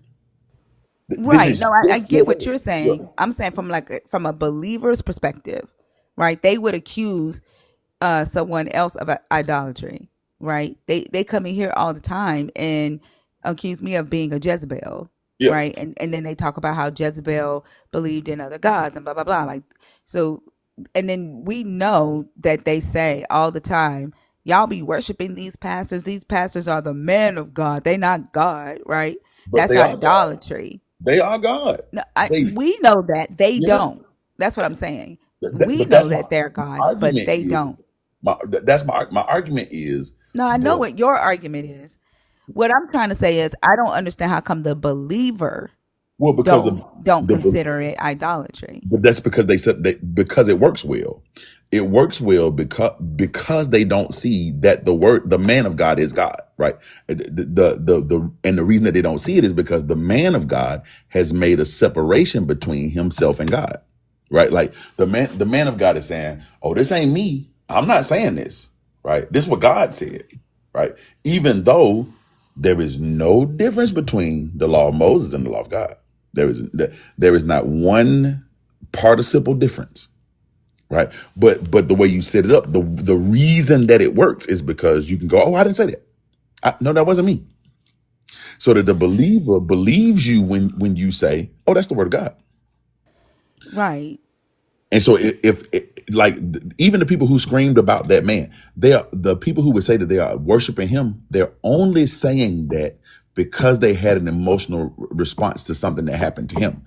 Prior to that emotional response, they wouldn't have said that about them folk. As long as that man was preaching what they call the word of God, which is not the word of God, it's the word of Moses or the word of Paul or the word of James or all filtered through the word of that man, then that's the word of God. Yeah, I don't know because I think like even we see when people are giving a lot of money to pastors or like the armor bearers are taking them their water, and sometimes we see videos of armor bearers carrying preachers in on chariots Mhm. down the aisle, and but some believers will say that's idolatry. Y'all worshiping the man and you're supposed to be worshiping God, Some right? would. Yeah, Some would. that's what I'm saying. So like the believers in that video that literally lost their shit just because that pastor got fired, Mhm. the way that they responded to it, one we could see, right, that they were attached to the man, not necessarily to the word, right? Like they were attached to him being there, Yes, for to the sure. physical man. And Sure. yeah, and so that's what I'm saying. Like, how come they don't necessarily consider that to be idolatry, to be so attached to a specific pastor, right? Yes, but everyone.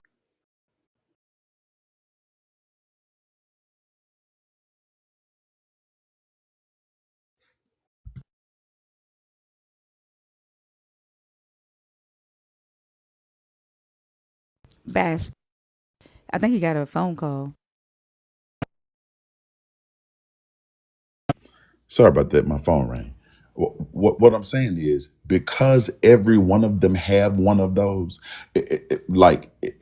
imagine like every denomination can say that denomination is wrong, right? Every denomination can say that, but every other denomination can say that that denomination is wrong, right? So it's hard to see that the thing is wrong because everyone has like okay, so you didn't carry your pastor in on chariot or whatever, right? But you did have an appreciation for him, or you did make sure he had orange juice when nobody else had water, or you did, you That's know, what I'm saying. Like, I don't understand why they don't see that as them worshiping the man. because it's set up that way. The whole thing is set up that way. That still doesn't tell me why they can't see that as worshiping the human. But because it's set up to say that this is a part of the God worship. Again, I still don't. I hear you. Like, I hear you saying that. well, okay, That still let doesn't me see if answer I it say it. for me. Okay, let me see if I say it slowly. Okay, I think I get what you're saying. Let No, me see I if I don't can need say you it to better. say it slow. No, let me see if I can say it I better. Better. understand Let me what see you're if I say it saying. better. Let me see if I say it better. If the word of Moses I know what you're is saying, wait, but let me Mac. just I'm finish it. not. Let me just finish. No, I I'm not. I know you get it. Let me just say it better. Okay. If the word of Moses is the word of God, and I never see it as the word of Moses, I never see it as the word of Moses. I only see it as the word of God. So I never see the idolatry of Moses. I never see it as the idolatry of Moses. I see this as the worship of God, right? No one ever thinks they're worshiping Moses. No one know until that. My wait, question I'm is almost done. why. I'm finna show you. Until I get to Jesus, and then I say, "Hey, we don't follow Moses, we follow Jesus." Right. So then, if you say no, I still stick with Moses. Well, that's idolatry now because this is all a double standard. There is no standard, is what I'm saying. What I'm getting at is as long as I can create, if there's not an objective thing, then everything is subjective, and I'm always right. You're always wrong. Like I can never be wrong because my standard is right. The same reason that they can't see that God is cruel. The same reason they can't see that God is evil. Right. But when you step outside of you go, oh, this is simple. That's a bad thing. No, it's not. In context, it's right. The context is my conclusion. That's all I'm saying. So when a person says, oh no, they're worshiping their pastor, I'm not worshiping mine. That's because they have a conclusion that they're not worshiping theirs. So they'll never see that they're worshiping theirs. Like they don't see that they worship Moses. No, I get. That's why I said I hear you. But I still don't understand how they can do all of this for a human being and not consider it idolatry at the level that they be worshiping these human beings. And I hear you saying it's set up that way. The system is set up that way.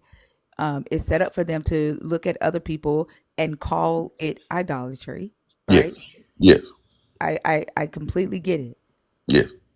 I still don't understand how a person could worship another human to that degree and not consider themselves worshiping that person like they're worshiping the God. I don't understand I it. never thought of myself as worshiping my pastor. I'm sure you didn't think of yourself as worshiping yours. That's why I said I don't understand it. I don't understand how a person. I didn't worship my dad. Right. Somebody might say you did. No, Like, I never did. Like that, my daddy wouldn't even allow it. Like no, my dad was the type of pastor that gave the tithes back to the church. my mom Like did my too. dad, my My dad mom never did too. allowed that. But you told me that your dad would say, meet me at church at this time and nobody leave. Somebody would call that worship. No, he never You said that. I well you never didn't said you my say daddy said that. didn't you say something about like that y'all had like church services every day and like Yeah, uh he never told nobody not to leave. He wouldn't do okay. that. Okay. What I had services that we couldn't leave. Now you would say, well, my pastor wouldn't do that. Right. Like I thought but that was just normal to me. Right. I didn't think of that as worship. Right. And somebody might look at the way you treated your pastor and go, oh, that's worship. Oh, I'm What not talking. That's to like something like that is obedience. I'm talking about the reaction that those believers had in that video. Um, People like thinking that the pastor deserves, like you said, orange juice when everybody else deserves water.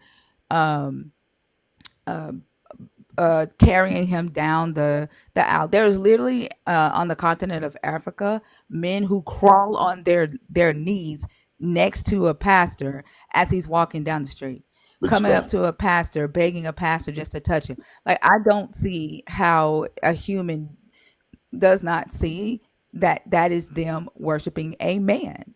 Like I don't see that. And my dad never ever allowed anybody to treat him like he was a god. My mama didn't either. But there would still be people who would say the reason I keep bringing this up is because there is no, like, what is worship is totally undefined. So bad that it's undefined that people would say about you or me. Let me say this about me, that I worship Charles Darwin. That's how bad worship is undefined, right? I do not worship Charles Darwin in any respect, in any sense of the word, right? But the word worship is so ill-defined, and anybody can define it, and they never define themselves as doing it, right? So it's one of those things where it's like, okay, what you're doing is worship. What I'm doing is service to the kingdom. What you're doing is cultish. What I'm doing is being obedient. What you're doing is worship. What I'm doing is just respecting the man of God, right? So, and as long as I can always make that distinction in my mind, not that it's logical, not that it is sensible, even, right? But it's just the detachment that I make.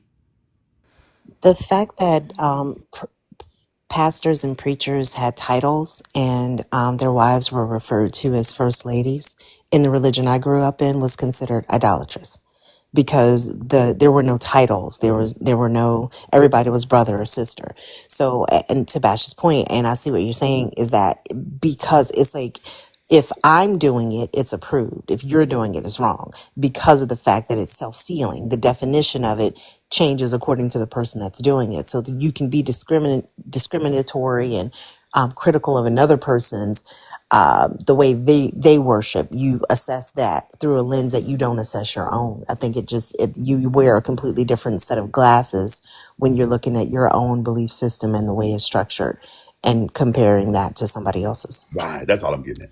Right. And I said I agree with that. I still, like, my question is still saying I don't understand how a person can do that and not see that what they're doing is the definition of idolatry. That's what I'm saying. What's the I definition? Let me ask, what's the definition of It's idolatry? How do you? worshiping another god over or creating yourself another god according to Christian doctrine, right? I'm Okay. not talking about biblical doctrine. I mean, Doctrine. Christian doctrine. Yeah. According to Christian doctrine, idolatry is worshiping another god or creating yourself another god. Like, they will literally say that women make men their idols, right? Like a preacher will Yes. get up and preach and tell women that they've made their husbands their idols Get because y'all. they want to go on anniversary trips instead of come to church. So they Right. know what you know how to recognize idolatry, like applying the concept of idolatry to another human. I don't understand how they can be so attached to a human pastor, right, and not consider it idolatrous. And there were so many believers in the comments that were saying that it wasn't idolatry, and I don't understand how they're saying that's not idolatry. The I get how the system is set up, right? Okay. How people can be hypocritical, but Yes. that still does not answer my question. That's what I'm But saying. it's Like, I literally just the understood what you were hypocrisy. saying. It's just that's how the hypocrisy is how. You're saying that logically it doesn't make sense, but this isn't a Yeah, logic. that's what I'm Yeah, saying. yeah. Logically, it won't ever make sense. This isn't a logic thing. This is pure. It's set up for the hypocrisy. So the logic is hypocritical. In its core, it is hypocritical. It's not that. It's not that, like, it doesn't follow a logic that says here is the standard of idolatry or here is the standard of worship. If there was an objective standard for worship, then you could point to this thing and go, okay, this is idolatry. But I mean, because but they know what idolatry is. no, they That's what I'm don't. saying. They No, do they because don't. the preacher preaches it. No, no, no, They no, they talk about it. no, no. He's They saying that is idolatry. This isn't. no no he That is doesn't tell idolatry. them. No, I'm saying the preacher is not saying worshiping me is not idolatry. Like, we know he's not up there saying that. Like, but he is preaching to them what idolatry is. They will point out idolatry in a moment, right, to somebody else. They know what idolatry is. They know that that is idolatry. But for example, if the preacher said, "Hey guys, I need an anniversary," or I'm just using this as an example. I need an anniversary and a new watch. Is the preacher going to tell them that that is idolatry? Of course I'm not. not talking about that. That's not what I'm calling idolatry, though. Okay, let's say I'm talking about being so attached to a preacher, an evangelist, to another human, okay. right? To the Let's say point to let's say where the you preacher. feel like you're about to die or you have to die if that person isn't in your life. Okay, would the preacher say to them, "This is idolatry"? The fact that you're doing this Some right now. preachers might. My Some dad might, would. but would that preacher say to I them? don't know. That's what I'm Probably saying. Like, not. I don't know. I'm talking about the people, though. The people that are doing it. I don't understand how they don't see that type of attachment to another human being is would be a form of idolatry according to their doctrine, is what But I'm the saying. doctrine is just what that man says. It's not what the book says, I'm right? talking about to Christian doctrine. To, To no, no. To, like we know that Christianity has a universal uh doctrine does it? that, yeah, like we know that Christianity teaches that nobody should be above Jesus, right? Like Does we it? know that. Yeah, Who like teaches? what denomination teaches that it's okay to put any human above Jesus? They don't say it, but they live it. For I said doctrine, Bash, but, not what they do. Their but doctrine is a doctrine doctrine. teaches it. A doctrine is not the saying.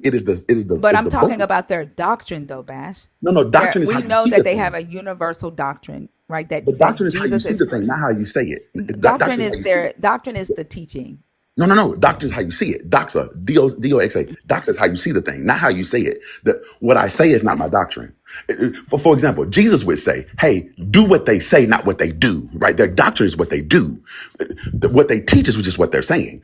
The doctrine is what their actual living doctrine is how they live their lives. So Yeah, but yes, the hold on, Bash. Like the definition of doctrine is a stated principle of government policy, uh, or a belief or set of beliefs held and taught by a church, right? okay. So when I'm talking about the doctrine of Christianity, I'm talking about a set of beliefs held and taught by Christianity. And we know that Christianity believes and teaches that no human is above their God. We Teach know it, they that. don't believe it.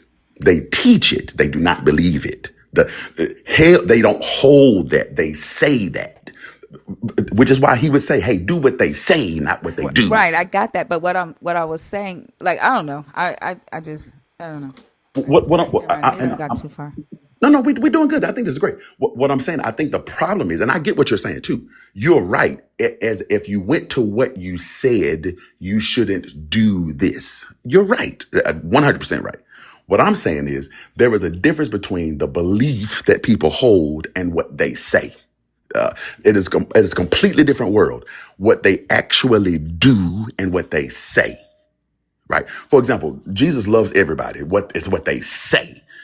Do they love the LGBT? Do they really believe he loves the LGBTQ? No, but they will say he loves everybody. So the speaking part of the doctrine is God loves everybody. But is that what they really believe? Is that the belief they hold? No. Right. So you will say no. No one's word goes over Jesus till you get to Paul. Right? Do you really believe Jesus' word is the supreme word? No. Right? You say that, but you really believe that Paul had weight over Jesus. I had to ask a man the other day, do you believe Paul in light of, do you believe Jesus in light of Paul or in spite of Paul? Right?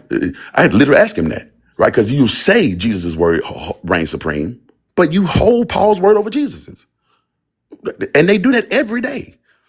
So you'll say, no, Jesus' word is reign supreme. But that ain't really what you believe. That's not really how you live your life. Because otherwise we wouldn't have to argue about the law.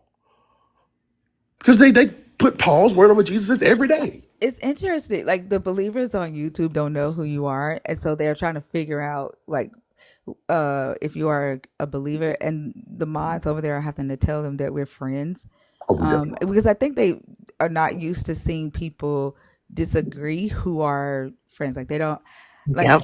you know what I'm saying? They're trying to figure out what's going on. But yeah, this is how you grow though. Like if you're around people that you agree with all the time, there's no room to grow. None. And if you're And afraid to say you disagree, like that, then you ain't being authentic at all. This is just nuances, guys. These are just the nuances of things. Like, and I'm speaking to a very specific nuance because I personally think that one of the reasons that this works is because we overlook nuance, right? We overlook there are very small nuances of things that lead to bigger issues later on. Me, baby, there is nothing that Think is gonna say that I disagree with, right? She's right. She's very right when she says it doesn't make any sense that you're participating in what you would call idolatry. That is true. That is 100% true. Why people participate in idolatry is where we're trying to parse out. But we're not disagreeing. We just don't see it the same way No, yet. what I'm saying, not that it doesn't make sense that they would participate in idolatry, that they won't call it what it is. Okay. I Okay. think it Fair enough. has That's what more. I'm saying. I, Fair enough. and I think that has more to do with the fact that there's a transfer of authority. So to them, it's not idolatrous because that pastor represents God, and there's this melding that sometimes occurs. It seems that there's this combination of the pastor becomes the voice of God. So when they are supporting their pastor, they are supporting God. And I agree with you 100%. Like it is the person that they are choosing over the truth of what happened in that church. But to them, because that there has been an authority transfer, that idolatry wouldn't even pop into their minds. Well, Yeah. the way I see it is that pastors use God to hold their position. So, if a pastor wants to lead you a certain way, he comes up with an idea or whatever. In his head, he got to lead you a certain way. He knows that if he tells you that, you ain't, he's not gonna get your full attention. Right. But if he say God told him to tell you, he Right. got your attention. So that's how, the flock looks at the pastor as almost holy, you know, in that sense, because he uses God to hold his position. Right. I agree with that. Like I feel like what we're saying, like in an example, if I ask someone about slavery before I mention the Bible, they're gonna tell me that most of the time. Now there are some people who be like, "Oh no, it's okay," right? But most of the time, people be like, "That's wrong. I completely disagree with that. That's you should never do that." Right. And then I say, well, God said, and they go, well, in the context, then it must be okay. Right. But God didn't say that. Moses said that. Hmm. Right. So really what they're counting as the word of God is the word of Moses. Right. Like Yeah. it's just what Moses said. They're counting this as the word of God. Well, that same thing happens every single Sunday. God didn't tell nobody that they're released from the penalty, the power, and the purpose of sin. Their pastor said that. But that is now the word of God to them. Exactly. I agree I with that. yeah, and I get that. I get that. And it's no different for me to marvel at the fact that when we talk to believers and they cannot separate the fact that humans wrote the book, humans in the book made a claim, and they can't verify whether a God actually said the words in the book, right? And similarly, they are getting preached to. I mean, they're not even about what they're getting preached to with their pastors. They are so attached to the body, the presence of that human, Yes. that if that is threatened to be taken away from them, they feel like they can no longer, operate. It's something to marvel at Oh for yeah, for me, sure. like how they cannot see the human involved in it. Like I will never understand that. No, they don't see it, and I mean we've all heard it before. We've all heard believers will say if a problem gets too big, they'll say, "I'm going to go talk to my pastor." You know, I mean, this I've seen it 1,000 times, and even me coming up, as a young man coming up and stuff like that. My mother, my mother used God in the same way. She, if she wanted me to do something or change something in my life or this, that, and the third, she wouldn't say, "I want you to stop." She would say, "God told me to tell you you doing wrong." That's how she got my attention. Yeah, but you didn't idolize her. You didn't turn your mother into an idol for God. No, You but I know thought she was closer to God than I was. that. I mean, yeah, that's different. That's not what I'm talking about. I'm Right, talking I about understand. getting so attached to a human, where that human is basically the God to you. Where if that human dies, you can't operate. Right? If that human gets fired, you can't operate.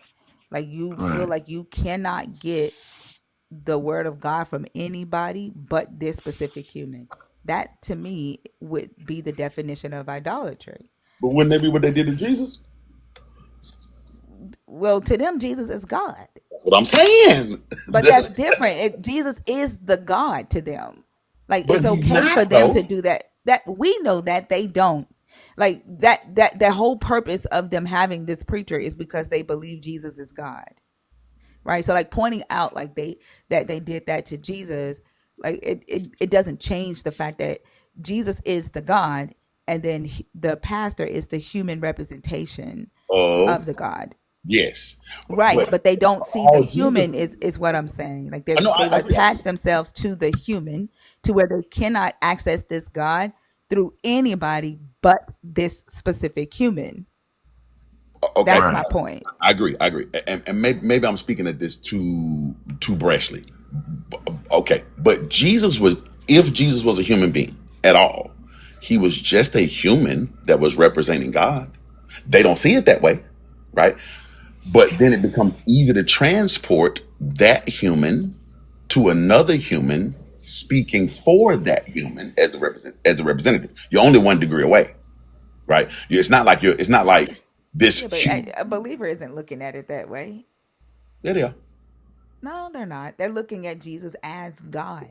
No, I agree with Like that part. they're not looking at Jesus as, oh, he was some human who represented God on earth. Like they're looking at Jesus as he was God in the No, no, flesh. I'll give you that part. I'm trying to see how to say this. Okay, the way that they look at the thing and the way they use the thing are two different things, and I think that's the frustrating piece of it, right? Because we're trying to make this clean and logical.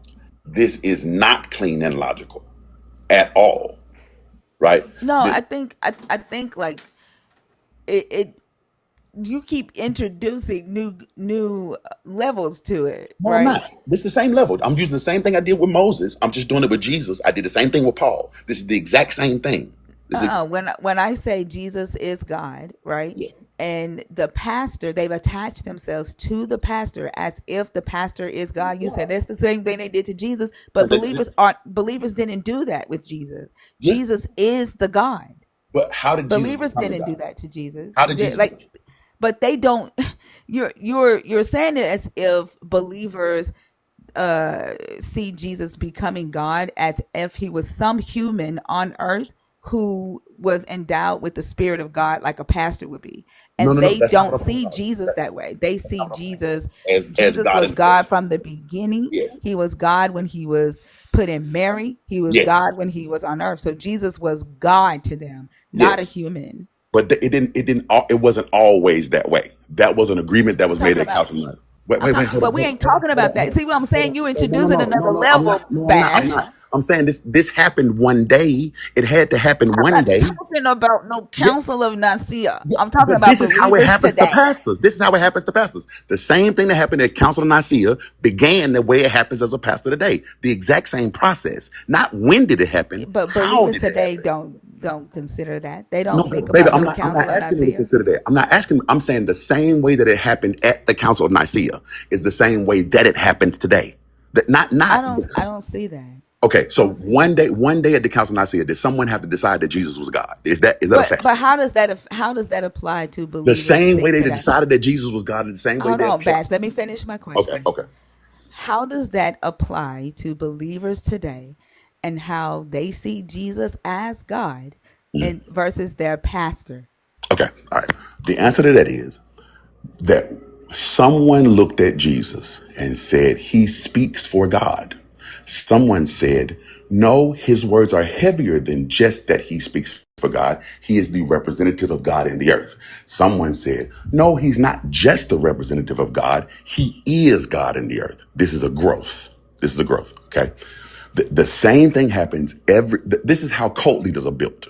Someone says he speaks for God. Someone in the cult says, no, he doesn't just speak for God. He is the representation of God in the earth. Someone says, no, he's not just the representation of God. He is God. This is a growth. The same way that it happened to Jesus is this. You're just catching it in the middle, right? If that person continued on that path, they would become God. Someone would make them God.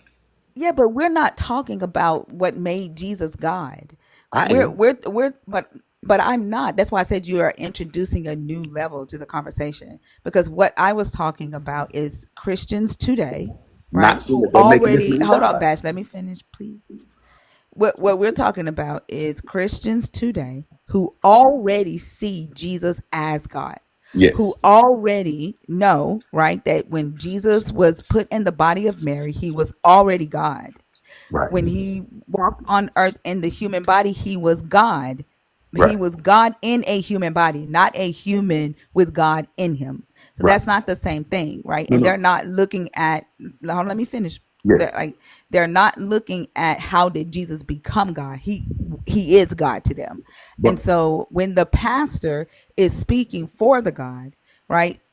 They're, instead of them looking at the pastor the way that they should be looking at how you say the Council of Nicaea did Jesus, they look yes. at the pastor like Jesus is God, and then Yes. they're worshiping the pastor like he is a God. That's what I'm talking about. Right. But what I'm saying is this is a parallel. Not that this is a parallel, not one and the same. They run parallel. In as much as separate the Council of Nicaea from the believers today, make them two separate events, two completely unrelated events. Okay. In the Council of Nicaea, someone said, this man speaks for God. In the church today, separate from the Council of Nicaea, someone said, this man speaks for God. Okay. Parallel. Okay. At the Council of Nicaea, someone says, no, he doesn't just speak for God. He is the representation of God. In Council of Nicaea, parallel over here, unrelated to the Council of Nicaea, someone in the church today said, he doesn't just speak for God. He is the representation of God in the earth. Back to Council of Nicaea. Someone in the Council of Nicaea says, no, he's not just the representation of God in the earth. He is God. Now, I'm making these statements as checkpoints, but there is a lot of thinking in between them, right? So they're not just statements. These are blurred beliefs, right?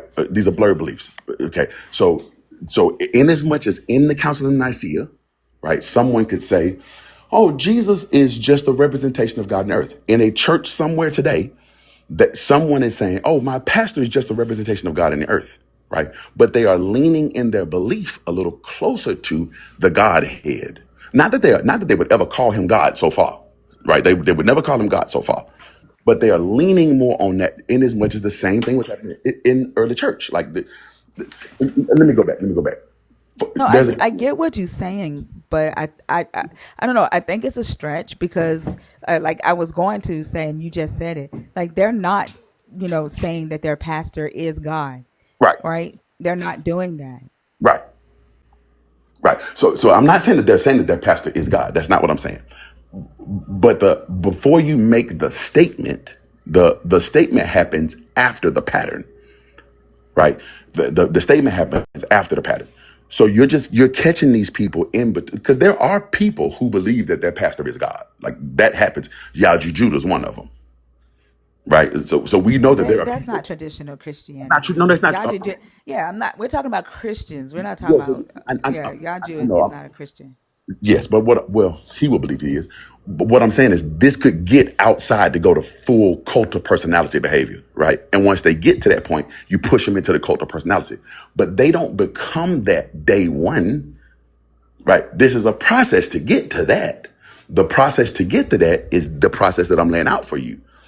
That at some point you get into the blur between this is the representative of God and this is God. That blur place is where these people are talking. It's not like a today, tomorrow kind of thing. It's a blur. So in between this person being the representative of God and this person being God is where you're catching these people worshiping. Can I say something? Yeah, go ahead, Mama Bash. I actually had this happen to me, and Bash will remember. Um, when we had it was one of the former ministries. It wasn't like the last ministry that I was a part of, but I had this couple that just thought everything. They just hung on every word I said. And the lady, she was also my hairstylist, so I would go to her to get my hair done. And she started when I would walk in the salon. She started bowing to me. And if I would say, anytime I would speak, she would start crying like I was God, like she was literally worshiping me. And it made me so nervous. I just kept thinking I was going to get struck dead or something, that something horrible was going to happen to me. And so I told her, don't do that. Like I reprimanded her for doing that. And I stopped her from doing it. So I think, what happens is I don't think that she thought she was worshiping me, because when she would speak about me, she would just talk about how she honored me and how I was a blessing and how she loved my teaching, things like that. That's how it started. But when she started bowing and that kind of thing, I stopped her. But I could see that if I had allowed her to continue, that would have been full blown, idolatry. If I had allowed her to do that. And I think what Thinker is saying is true, that they should recognize that as idolatry. But I believe what they're thinking is well, at least in this lady's name was Nina. And in her case, she thought she was honoring God by honoring me. And it was terrible. It was freaky. I didn't That's like it what I at was talking all, about, the but word I of know Moses some being the word of pastors God. who did. Yes, that's what I was getting at by the word of Moses being the word of God. And it blurs, it becomes honoring Moses to honor God, right? Like it's not that the person is saying that Bernadine is God, because Bernadine is not God. And they would clearly tell you Bernadine is not God. But the blur comes from honoring the man of God or the woman of God or the person of God, the speaker for God. It blurs into worshiping the man of God, the speaker of God, the woman of God. But I don't know how else to say. Like, I'm not talking about someone saying, "Oh my gosh, my pastor speaks so well. From my pastor preaches so well. Let me give him a gift." Or even just like when you know the bowing, right? Like if you see someone and you're like, "Oh my God, let me, honor you." I'm not talking about that. I'm talking about when you have attached yourself to a human to the point to where if that human is no longer in your life, you no longer can get to your God, right? Like the only way to your God is through that specific human, is what I'm talking about. And what I'm saying is, I don't see how they cannot, or how they will not call that idolatry. Like, that's why I said that, like, you've introduced different levels to this, because I'm not just talking about, simple gifting, or saying, "Oh, my pastor can preach," right? It's attaching to that specific person, and if that person isn't preaching to you, then you can't get to God. But I think it starts there. This is how you get that. Again, I get it, but what I'm saying is I don't understand how they cannot see that. Right? I'm oh, not yeah. talking about like where it starts and where it grows. I'm talking about why they are not willing to call that idolatry. Why the pastor isn't willing or the person No, doing it? the people in the comments on that video, the Christians Oh, and the yeah. comments on that video were not willing to say that the reaction, yeah, the obsession with that one preacher was idolatry. I don't understand how they cannot see it, why they won't call it what it is. And the same way I marvel at believers not being able to see that a human is making a claim in the book, the human that wrote the text is making a claim, how they Yeah. cannot see that it's a human, right? Like they say, like, for example, on Christina's live, that lady said that she trusts without question the men who wrote the text. And then Yes. later on, she says, the Bible says, trust no man, right? Yes. But she says that she trusts. Like when I say that I don't understand, what I'm saying is these are points in these conversations that I marvel at. Like it's something to marvel at for Oh, me.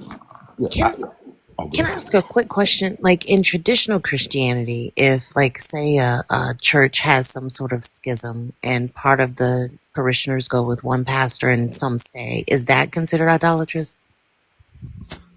If no, I think the way that they reacted as if they were dying because he got fired. Like it wasn't a normal reaction. Like people were passing out, like screaming like somebody had died. Like it was a very, Dramatic. yeah. Interesting. And I think that Bash touched on it earlier. I think the what constitutes worship is very subjective. And I agree with you. Like I don't see how anyone couldn't see that as being idolatrous, but I do think that there's almost this hidden hierarchy. And Mama Bash was referencing something I was thinking about earlier, where the pastors are seen as shepherding the flock. So it because there's a loyalty to this order that is God's order, I think that helps to avoid the stigma of idolatry in these situations. But I don't, it's one of those things. I think even the one with the girl on Christina's live, like that was a blatant contradiction. I do not see that. That's either, to me, it's like an off and on light switch, but this worship thing is kind of like a dimmer switch. Well, how bright does it need to get before it becomes worship?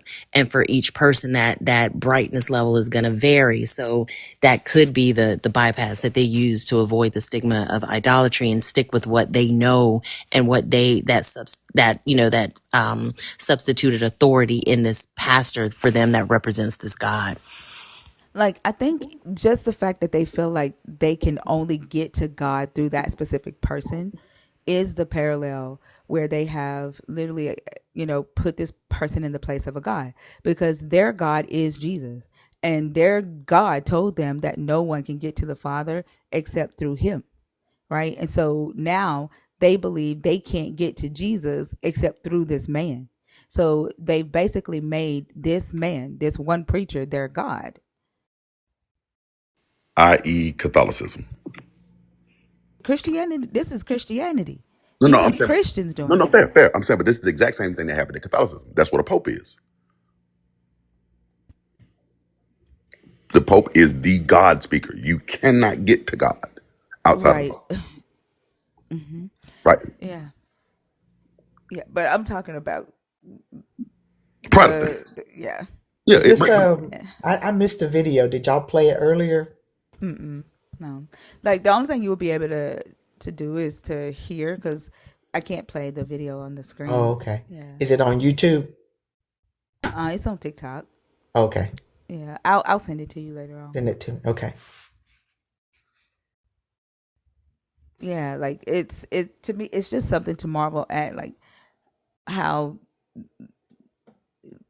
even when it comes to the Holy Spirit, how they won't admit that for someone to say that they're talking to the Holy Spirit, there's a human involved. How they're able to just not see the human involved in their relationship with the God is something to marvel at for me.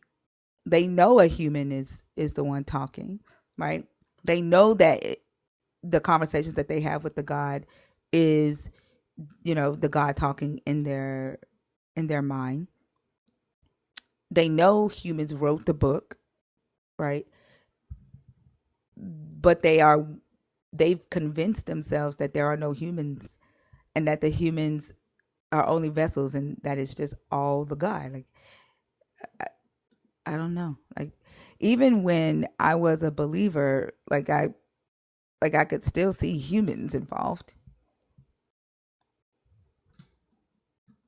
I don't know if that's the case for most like believers. Like I wonder if if asked if they had to choose between obeying their pastor and obeying their understanding of God, which one would they choose? And I Oh, think, they would say their understanding of God. but I don't know if I believe that though. That they wouldn't. That's what I'm saying. Like, they would Hmm. say that they would choose their understanding of the God. Like, they remember when we did the live, when I said your pastors are not gods, and they came in here and very adamantly stated they don't worship their pastor and blah blah blah. So they know what idolatry is, right? But when they see it, they don't call it idolatry. The same way they don't acknowledge that it's humans making a claim, and that they have a right to verify whether the human is actually that the claim that the human is making is actually coming from a god. Yeah. I mean, in practice, they are obeying the word of this human, trusting what they say, following this person's voice as though what their instructions are it's from God himself. I mean, functionally that is idolatry. Just on just GP. I mean, not even going to the above and beyond with the way those people were acting in the video. But you're right, they definitely don't see that. Yeah. Like, I don't think I answered my own question. It's something that I marvel at. I like, the thing that keeps me having these conversations, for one, is that, like, how, like, just trying to understand how a person convinces themselves that a human is not involved. It's the gaslighting of self. They say God said it. Right, but a human's still involved, and they're still ignoring that came out of a human's mouth. That's the The thing hu- that makes me say, "Wow!" Like, that's the thing that I yeah. marvel at. Well, the human act automatically disappears the minute they say God said something. They don't see that human. They only hear the God. That's like I said. If the pastor or the preacher or the deacon or the whoever it is, evangelist, whatever you want to call them, the minute that they say God said something, you don't see them no more. You only hear God. Like, there's a believer in the comments right now saying, "I don't need a pastor to know Christ, right, or to tell me about Christ," while ignoring that they themselves are human, and whatever they believe that they know about this Christ or are getting from this Christ, it's coming through themselves, a human. Yeah. That's why And I like that question that you did a I'm sorry. long time ago when you said, "What has Jesus done in the last 2,500 years?" Everything they named was a human. There's a video. I told you about the guy that made the video about black people honoring their ancestors and praying to their ancestors, right? And he was like, "What have your ancestors done to stop slavery, to stop racism, to stop oppression?" Like, he was naming things, right? And then he said, "Your ancestors didn't do anything to stop that. Jesus did." And I thought to myself, like, what the fuck? Then he said, Jesus used your ancestors.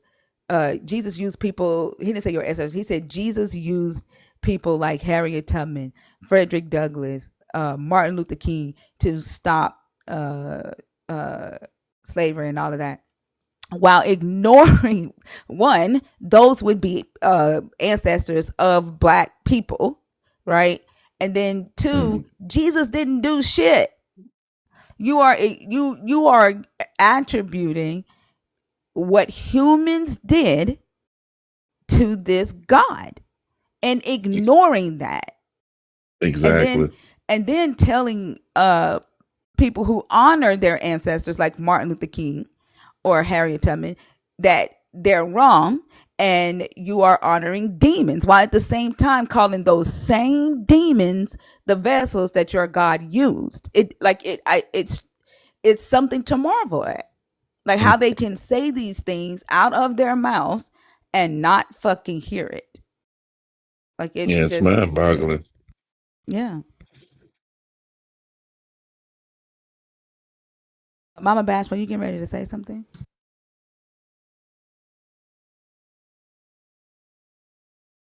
Mama Bash, you there? If she don't answer, you have to call her Birdie Jean. She responds to Birdie Jean. If you call them on that and she Funny, don't man. answer, say Birdie No, I Jean. was I was just I was saying I was agreeing with you. Everything that you were saying, I was agreeing with you. We actually had a guy on the live tonight, and we had come, I guess, full circle around that whole thing, and he got to the end, and he just said, "Well, I don't care. I'm just gonna keep believing what I believe." It's like it breaks their brain. It There's something happens in the brain that causes them to get like even more entrenched in it the more you point out the contradictions. Yeah.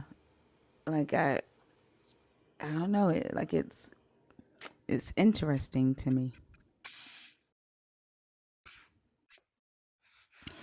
Yeah, it Welcome into is. the Daniel Raiders. Mama Bash, did you have anything else? I'm gonna bring up Yes, I'm another. going down. Thank you so much for letting me come up. You're welcome. I hope you have a Yeah, I good gotta night. get packed You up. too. I'll catch y'all in a minute. All right. Thank you, Bash.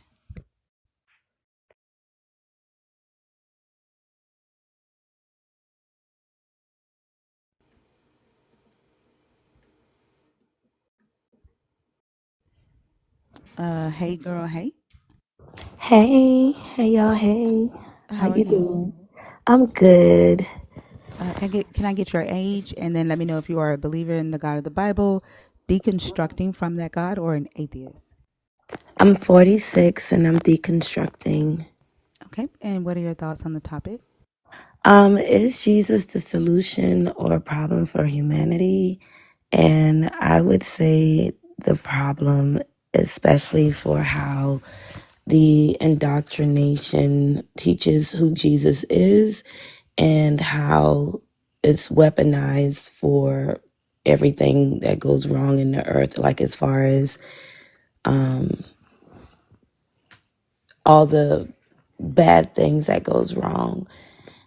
It allows people to bypass accountability. It allows people to be fellowshipped into the congregation that hurt other people, hurt children. It's not good. Yeah, I agree with everything that you said. I saw a video today of another guy who was saying he named all of those things when he was like 5 reasons why he deconstructed from humanity, and accountability was number one. And I do think that the lack of accountability is something that we've started talking about in here a lot, because Jesus seems like the sacrifice seems like an excuse for them to just be these uh uncompassionate people in Hmm. society, and then they could just ask for forgiveness in their secret closet and go on about their day and then do it again. Hmm. Like it's I keep talking about these videos I seen. There was a Christian who was an Uber driver. She had a young girl in her car, an 18-year-old girl. The little girl got in the car eating a donut on her way to work, and the lady, the Christian, was like, "Don't eat in my car," and she was like, "I'm gonna put you out." And the little girl wanted her money back because it was a $17 ride, And the lady was like, you're gonna have to take that up with Uber. And she was like, I know you can send my money back. They got into it. The little girl was going off, right? And the lady titled the video, after a powerful move of the Holy Spirit, or a powerful experience with the Holy Spirit, demons, look what demons do. So she called the little girl a demon because she wanted her money back, and the lady wouldn't give her money back. Yeah, took her to the police station. Like, it was crazy. So the whole time she's like in the car talking to this lady, and she's like, she put on her Christian mask, right? Like, trying to be all calm, and I know God got me, Jesus this, I'm blessed, right? And the little girl is hitting spots. She's like, if you so blessed, but you Ubering because you need extra money. Like, that hit a spot, right? The lady then starts saying, you ain't gonna do nothing. You ain't, like, she started, like, all of a sudden she's no longer this Christian who had this Holy Spirit, like, but everybody in the comments only saw the little girl being mad, right? And the little girl, this is what demons do. Jesus got our back. Jesus don't play about us. Nobody talked about how that lady switched up at the end and even started feeding into the, emotions that the little girl was expressing. Like, so, like, it allows them to ignore their own behaviors and demonize other people's behaviors. Yeah. And this is one of the reasons why I talk about the Jezebel Ahab story too, because in that story, the thing that society does not want is demonized, which is an intelligent, powerful, self-sufficient, educated woman, right? Who can operate without a man making decisions for her, right? That is demonized. And then in that same story, the man or the men who sinned against this God, right? It was their God. They were sinning. They were doing idolatry. Nobody talks about them, right? It's the demonization is on what this community of believers don't want, and that's the same thing that I saw happening in the comments. Like, it's so weird how I'm seeing it and recognizing it, and damn near every interaction with believers, they're holy even when they sin. Right. And everybody else are demons. Right. And that's so dangerous to demonize everybody, blame everything on the devil. It really takes you from taking accountability. And what started me deconstructing, I've been on TikTok for probably about since 2020. I've come across plenty of your videos, and I always felt that they were thought provoking and got me like thinking.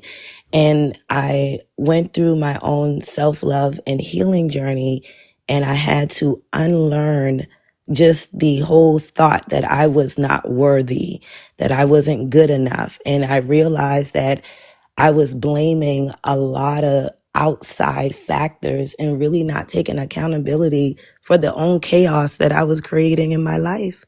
And being the way how I grew up, my mom had me when she was 14. My dad was 16, so they did not raise me. My granny and great granny did. They both were heavy in the church, missionaries. And then my uncle, when they passed, raised me, and he was a preacher. And my aunt was a prophetess. So I had like a lot of church roots.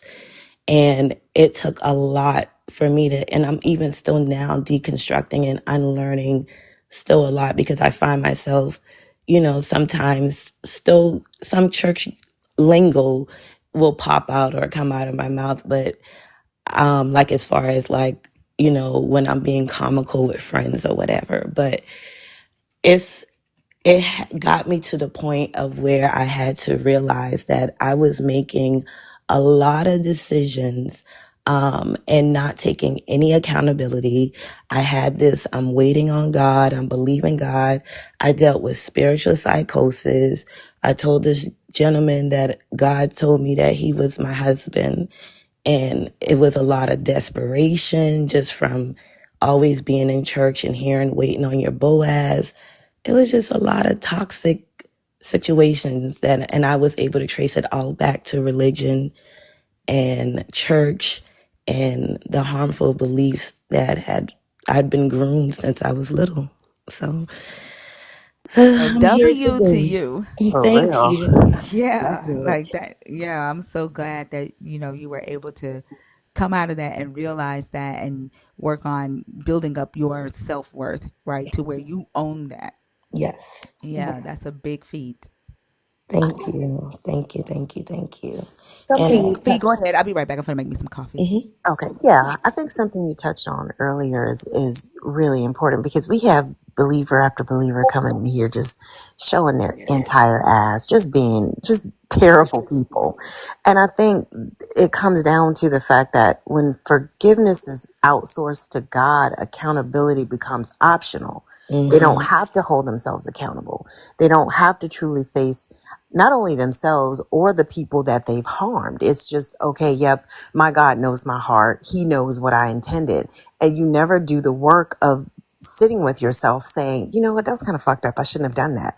Or I Right. shouldn't have said that. Or this is a pattern for me. Or this is the experience that so many people have when they interact with me. I'm the common denominator. Mm-hmm. My dad used to always say, everybody gonna lie, but they ain't gonna tell Right. the same lie. So if you have a slew of people saying, this is my experience of you, then you have to look at yourself. But being able to kind of have this whiteboard where you just, and you have the eraser for everything that you do, where is the accountability for that? It's this loophole where they pardon themselves with this idea of, their position allows them to determine when God has forgiven them, and they Mm-hmm. don't see how it completely stunts growth. Absolutely. It stunts growth and it also feeds into mental illness as well. Because you pretty much have like an imposter syndrome. Like I can speak on the times when I was even in ministry, I was ordained. And I remember like I stopped because I was like, I don't feel comfortable knowing that I'm still living this life and laying hands on people. But the church ministers and leaders would teach you that God is still using you in spite of. And I was just like, no. I don't think so. And it takes away that accountability because if you yourself is not right and then you're in that atmosphere and laying on hands of people and participating in this phenomenal because of mass hysteria or psychosis, it's it's sad. And it becomes very dangerous when people aren't able to even just look at themselves and realize that it's a pattern. They're repeating a vicious cycle over and over.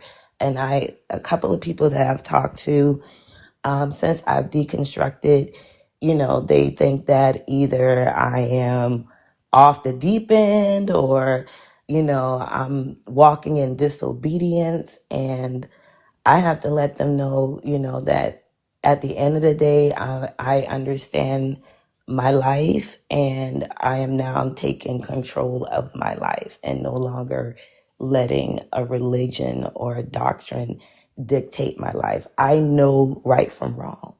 So I know that I can govern myself. I know I can regulate my emotions and I know how to have civil conversation. I know how to be kind to people and know how to stop letting people take advantage of me.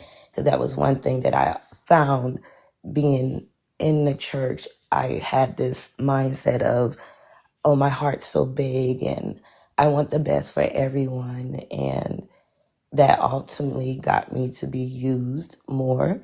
But I had to look at that and see that I was choosing a pattern based off of what I was taught and what I was told to believe. Yeah. And I mean, and that's where that power of indoctrination comes in, because it shapes your very understanding of who you are. Mm-hmm. It teaches you that your worth is outside of you, and it tells you that your purpose can be prescribed, and it simply cannot. Like, Right. there's no one that can tell me more about me. Like Thinker was telling somebody earlier, like, I'm with me 24/7 every single day of my life. I cannot get away from me.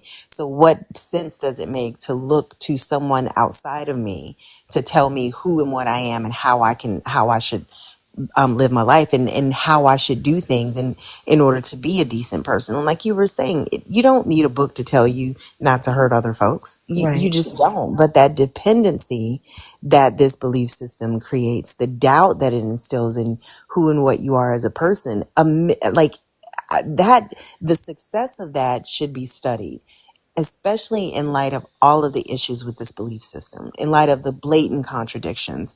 And it is truly this all encompassing mechanism of control that we see played out every single day in these conversations. So, like we were saying earlier, one by one, having these conversations, even if you ultimately deconstruct and stay with a God, or hold on to a belief, or even stick to Christianity because because you can't leave due to your family circumstances, at least sit in it with understanding, and that'll help you navigate, hopefully. But these conversations of so many people who are starting to ask questions that hopefully will help move the needle along, and help people look at themselves and see how it is up to us. There is nobody coming to save us. No matter how many books tell you somebody's going to come in on a Right. winged horse, which, what the fuck? When did they ever fly?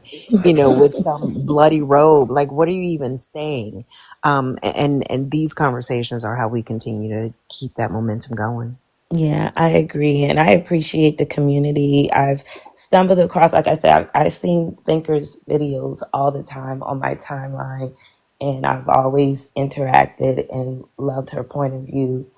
And I started seeing, I think I clicked on her live the other night, and then somehow I started seeing more lives.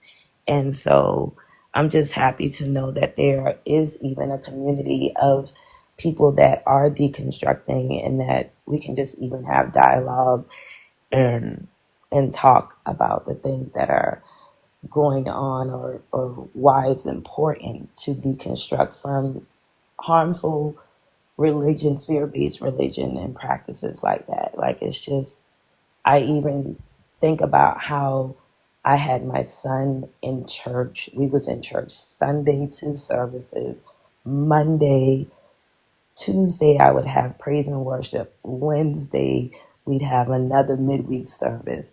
Thursday, some special night service. Friday, like I apologize to my son so many times. He's 30 now. But I was like, son, I am so sorry that I dragged you in church like that, because that's just what I was taught.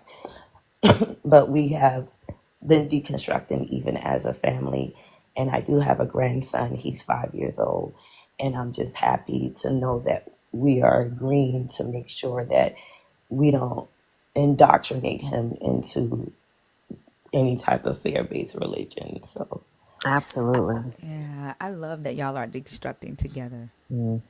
thank you. Thank you. Yeah, I was thankful for that. My son already was seeing stuff before me, and it took me having to start listening to him, because we were in a ministry that was very controlling. I call it the cult because it was absolutely a cult. The pastor made us all, the women, single women, we had to get married to God and wait on her to tell us when we could date. But it was a deliverance Wait, say that service. again? Yeah, That y'all actually had to do that? yeah, we did. We had to get dressed in white, and we had pearl rings, Oh, and wow. it was a purity vow. So yeah. And she said that she would give us permission when we could date. And it was one of the service, it was real high. They were laying hands on people speaking in tongues and falling out. And my son wouldn't, he did not move or anything. And she called him a bump on the log. Oh wow. because he would not. And he told me, he said, "Ma, I would feel like it's not real." So I had to start, it was like little stuff like that I started opening my eyes to. But it took me leaving that church, and it took me like maybe about 4 years before I finally became unchurched, because I still was seeking, that fellowship and all of that. But yeah. Your son's story. First off, I'm gonna say your son is very lucky that you listen to him, because like there's no way in hell I could take any of the stuff that I've learned to my mom. And I respect, like, I understand why, like, she explained to me why, and I respect her boundary, Mm-hmm. but I wish, that I could have these conversations with my mom. And he's really lucky that he's able to, even just like, he started deconstructing before you, Mm-hmm. and you didn't shun him or make Right. him feel crazy for even letting like, the pastor tried to push me down and I wasn't going because I wasn't about to fake it. Mm-hmm. And you didn't demonize him for that. And that's not normal. Or it doesn't happen a lot in religious communities, especially in the Black community. But your story reminded me again of another video. Did y'all see the video of the African lady? I don't know what continent she's what country she's in on the continent, but she talked about how when she was like a young adult, and her mom made her go to church to like a revival, Mm-hmm. and she said it was one of those like real popular pastors, uh and he was real charismatic. He would cast demons out of people. And she said the pastor put his hand on her head, and he kept trying to push her down, and she was like, she wasn't going down at first, and she said, she was like, man, I can't fight them no more, I'm getting tired. So she said she just gave in and started playing with them. So he's like, the pastor was like, come out of this body, and she said, I'm not gonna let her go. He's like, then she said, the pastor said, where are you from? And she said, I said, the sea. And he said, you are a marine demon. So she said she's playing with them the whole time. And she's like laying on the ground. And she said, okay, I'm worn out. I'm tired. So I just said, I let her go. Oh my She was like, gosh. I didn't know what to do because they wouldn't leave me alone if I didn't play along.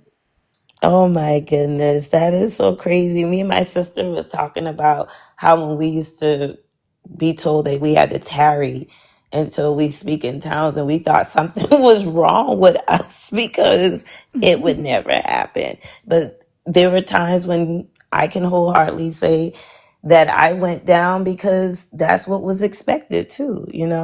So, mm, Yeah, I was mm. definitely the type. Like, now I did fall out in church. I did convince myself to fall one time. But like there was a pastor there was a pastor who I just like I knew that he was pushing people down. And when he came to me, he put his hand on my head and he kept trying to push me down to the ground, and I just kept fighting him back like like you ain't about to make me fall to this ground to make people think that you knocking people out. So Hmm. yeah, like I kept pushing my hand forward, like you ain't about to push me down. Yeah. Yeah, I've also seen a lot of things, and this is another part of, for me, I've leaned more on a spiritual side. Um, and it's just primarily because this is part I don't know how to understand this. It's just from me being a little girl, I just remember I would know things or hear things and it would happen. And that still happens to me in my adult age occasionally. And I'm just like, is that some type of psychosis or is that some real gift? I don't know. And that's what I'm searching for as well, too. So I think like the same things have happened to me, a lot of us, right? But Mhm. I think it is experience, risk assessment, like our brains calculating things, Mm-hmm. doing like calculating risk. We're recognizing patterns. Mm-hmm. Oh, excuse me. I'm so sorry. Are you okay? I just drank some water. Um, we're recognizing patterns, and we can see like, oh, this thing has happened in the past before this way. All of the pieces are in place, so most likely this is getting ready to take place Mm-hmm. in either the world or in our lives or in somebody else's life. So I think it's pattern recognition, experience, intuition, coupled with like information, Mm-hmm. if that makes sense. So it's not necessarily, I wouldn't call it like, something spiritual happening, but people define spirituality in different ways, right? The term spiritual can mean personal growth, right? It could mean having a specific skill set that allows you to apply those skills to things like what you're talking about. So I don't necessarily define it as spiritual, but I think a lot of us have experienced what you are talking about right now. Like, and I've had dreams, and I write those dreams down.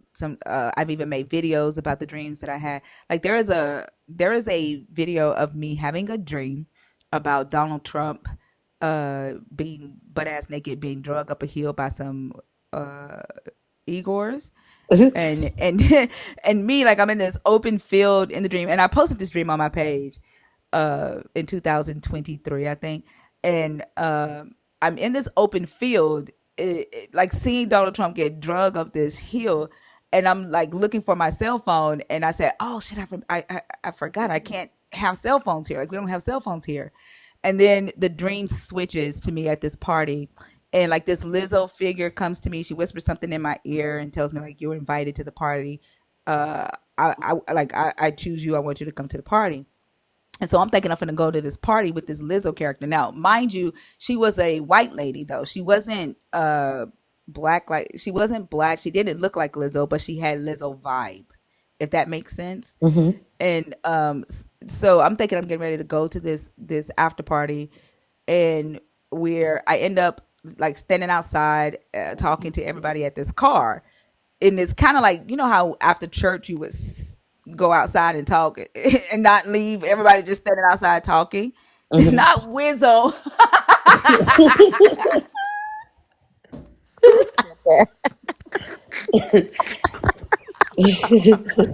Put that in the comments. Whistle. Wizzo, oh my god, y'all are a trip. But yeah, I'm standing around the car, and this man walks up to me and he goes, "It's your turn to teach." And I was like, "What?" And he was like, "You're up next." And he showed me like a schedule, and on the schedule it had like an infinity sign and the time slot 8:30. And there were seven other black women around this car with me. I mean, six other black women. It was seven of us around this car with me. And he was like, "You're up." And I was like, "I don't want to teach." I was like, I was like, damn, like I don't want to teach. And that was the end of the dream. And I posted that Wow. dream in like 2023, and it's still on my page. Um, and that was before I started doing lives, before I knew Fee, before I knew Ria, before I knew Zena, before I knew Christina, before I knew Quan and Fun, and like all the people that are involved in like the community. And when I think about it, I'm like, damn, like Lala Dudette, uh, like all of us that have like built this community from the ground up. And I'm like, damn, like, did I dream this shit? Right. And the fact that Trump was in it, I feel like Trump is representing people finally waking up and seeing the hypocrisy, the conspiracy, all the hidden stuff. I know Trump was probably in it because of everything that was going on in the world Mm-hmm. at that time. And like, I had a dream, like Trump. That wasn't the first time that I dreamt about Trump. I dreamt that he was in this UFO, and they put me in the UFO, and like he was trying to grate me in the fucking dream. Oh Like, Lord. I think it has to do with the bullshit that he's doing in the world, and I feel like Mm-hmm. he's fucking shit up and messing up my experience on earth. Um, and him being drug up the hill butt ass naked, it's probably what I hope happens to him. You know what I I'm saying? think a So lot of us are hoping that. yeah, yeah. And I think the It's Your Turn to Teach, that was during the time where I was like learning a lot. And I hadn't yet came out on social media as not being a believer anymore. And Hmm. I had started like entertaining some of the information. I started sharing stuff about what I was learning about Make Rome Great Again and comparing Hmm. that to Donald Trump's Make America Great Again. Hmm. I was telling people about uh, Vespasian Flavian and Tiberius Augustus, and how, connecting what, they did with their political agendas in Rome, and how that ties to Christianity. Like, I was kind of doing a little bit, and I had a desire to share the information that I knew. So I think my dream really spoke to that, like me really wanting to share, and Hmm. then because I honestly think that, like, I felt more comfortable talking about it on live and sharing it because I had other women with me, like Ria. I reached out to Ria. I saw a video where she went viral, and she had asked the question, if the oppressor and the oppressor praying to the same God, whose prayers are getting answered. And it was my first time seeing any other Black person talk like this about this God, Hmm. other than myself. And I remember seeing her video, and I was like, holy shit, she thinks like me. And I immediately messaged her and I said, you want to go live tonight and talk about the religion? And she said, what time? And I was like, 8 o'clock Central. She's like, okay. And that's how Ria and I met. And Oh, we just wow. started going live together. And then the community just started growing from there. So I think that the dream was just what I always already was thinking and feeling, but wasn't verbalizing, Hmm. Yeah. Right. And you said something earlier when you were explaining, when I was asking about the gifts. You talked about pattern recognition, and this is something else that I'm learning. I really believe I'm neurodivergent.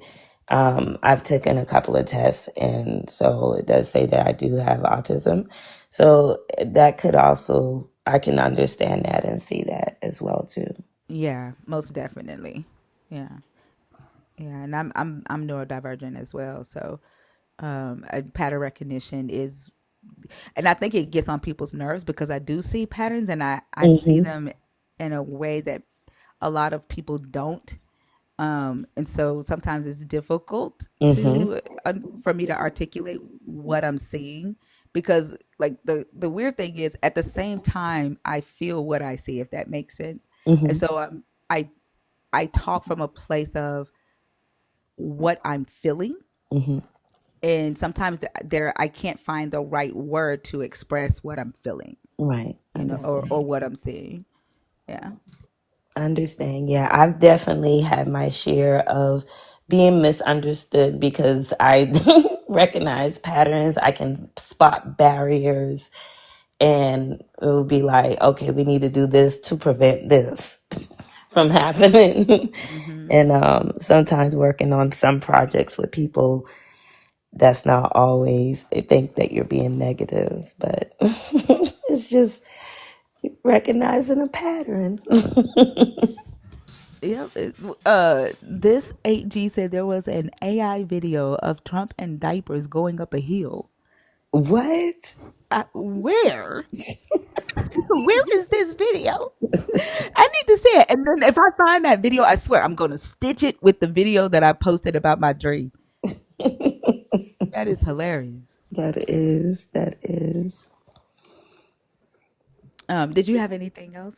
No, that's it. I appreciate y'all for having me up on the panel, and keep doing the work that you're doing. I absolutely love it. Well, thank you so much for coming in here, and again, kudos to you for getting to that worthiness of self. Continue to be around the community, and I look forward to having more conversations with you. And I wish you the best on your deconstruction journey. Okay, awesome sauce. Thank you. Y'all have a good one. You Good too. one. Good night. All right.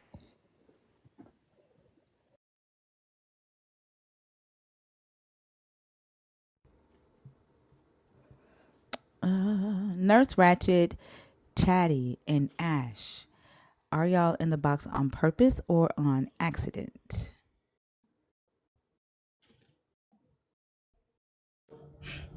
Ray? Ray, are you up here on purpose or Oh on shit. accident? Accident? I'll take you down. Have a good one, okay?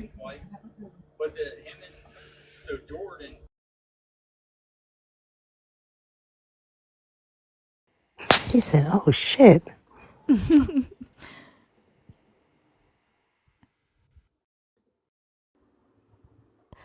Hi, Ash. How are you? Hi, pretty good. How are you guys tonight? Doing good. Hi. What you got?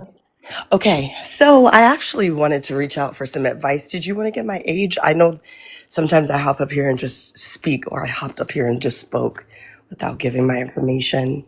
Oh, no, it's okay. I see that you are a nerd. Gotcha. Yeah. But keep Yeah, in mind, I don't necessarily give advice. If we have experience in what sure. you are going to talk about, then we can share that experience. But I Absolutely. don't want to say you should do this or that. Okay, go ahead. Absolutely. Yep. I maybe not even advice on what I should do, just maybe some wording because I feel like you guys have a little more practice in this experience than I do. So I don't speak to my parents and for a reason not because of my beliefs or non-beliefs.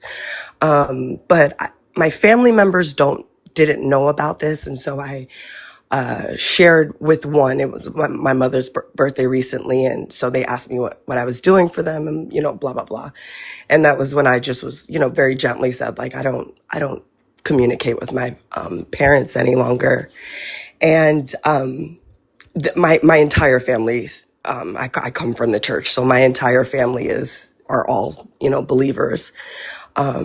And she pretty much ultimately said, and I don't know if you're familiar with this too, is like your life will never be right. It's always going to be cursed as long as you're fighting with your mother or your parents. And quite frankly, I was very stumped. It was like I thought it was very rude, really. And I just wanted to know in instances such as that, like what could be said, or like what is a way to say like I guess the truth would be great. Like I truly don't believe that my life is cursed because I don't speak to my parents.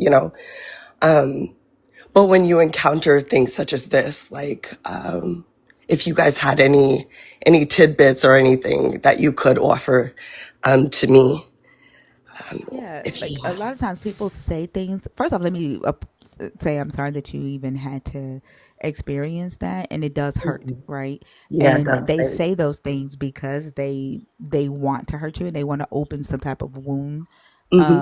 that you are actively working to heal. Right.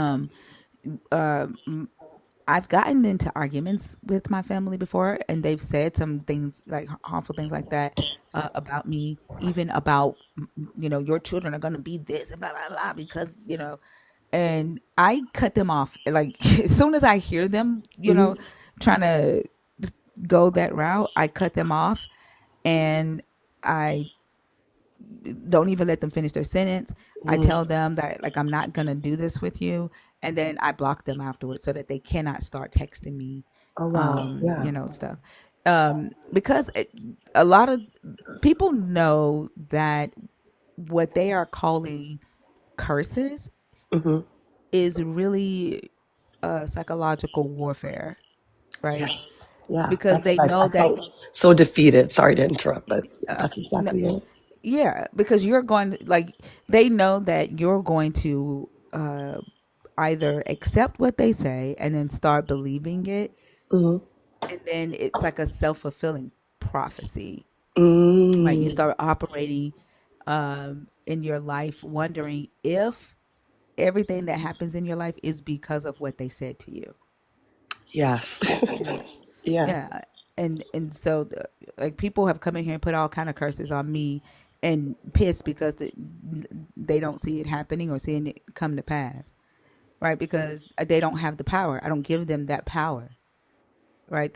Their words only have power to affect me or change my life if I allow it. Yeah. I would also tell him that if a loving, all powerful God, if that's what he actually is, he shouldn't need fear or threats of ruining people to keep them close. Like you'd think that a belief system that guaranteed misery for people that left, maybe the system's not the problem. I mean, maybe the system is the problem and not leaving it.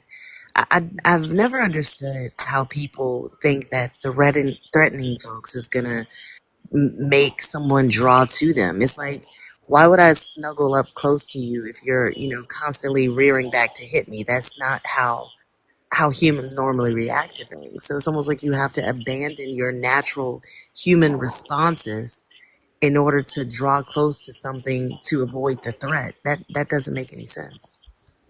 Yeah, and I want to share another experience with you. Thank So you. after my grandmother passed away, we went to her house the day after she died, and everybody was sitting around planning her funeral, right, writing the obituary, and I was responsible for picking the picture to go on the front of the obituary. So they were waiting on me to get there with the picture, Mm. and as soon as I got there, my mom is sitting in the chair with everybody around her, because it was her mom, and there were people in the kitchen, like the house was filled. So I handed the picture of my grandmother to my aunt, and I went to the kitchen, and I saw somebody that I hadn't seen in years, because there was a church, like a former church member, that I hadn't seen in years. So I'm in there saying hello and talking to everybody. My mom gets loud, and she's like, "Granny, worship Jesus. She ain't worship no ancestors. You ain't talking to your ancestors." Like loud, like the stuff that she's saying, and I know she's doing this because I'm there, right? Mm. So I continue to ignore what she's saying, and I keep talking to the person, and she gets louder.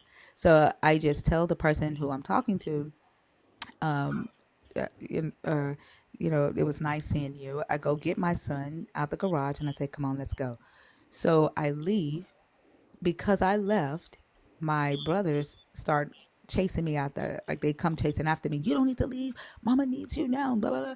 I said, then she shouldn't have done what she just did, right? Like, I understand, her mother just passed away, and my granny, like, my granny poo is my granny poo, right? Right. That was my baby, but I'm not gonna stay here and subject myself to that type of abuse. Like, this is supposed to be about us planning Granny's funeral. I will see y'all at the funeral. She shouldn't have done what she did, and they tried to make me feel guilty for setting that boundary, right? So I left, and I blocked her at a time where, like, Wow. she, she had just lost her mom, but she Yeah. saw the need to prioritize what she believed that I was believing, because I ain't never told my mama or any of them that I, worship ancestors. Like, they are trying to guess Right. what Right. I'm doing, right? Or their understanding, like, of course you worship the devil now Yeah, because which you is don't believe in God. right, and which is the conversation that my brother had with my other brother when they called and talked to each other. It's like, "Oh, she's into demonic things now," and blah blah blah. This is what my brother told me that my brother, who's a pastor, said about me. And so he's calling me. He's like, "Don't block mom. That's gonna hurt my heart if y'all are not talking," and blah blah. I said, "I don't have anything to do with how you deal with the boundary that I've set. The Wow. boundary is set for me and my peace of mind. I love mom. I will be at the funeral. Anything that y'all need, communicate it with me. But I am not going to allow her to mentally abuse me because I don't believe what y'all believe." And I said, in the conversations that y'all are having about me, trying to figure out what I believe, y'all can keep that to yourselves too. There's no point in you calling me and telling me what such and such said, because I have not told any of you what I believe, right?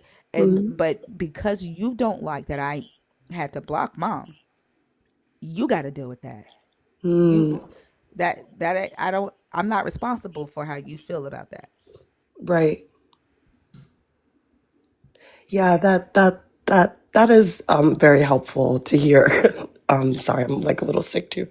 Um, but yeah, that's a little helpful. I actually just lost my grandmother yesterday, so Oh it's wow, I'm sorry to hear that. yeah. Sorry, it's just hearing you say that is like really helpful. Like I know that these are the conversations I'm going to have to confront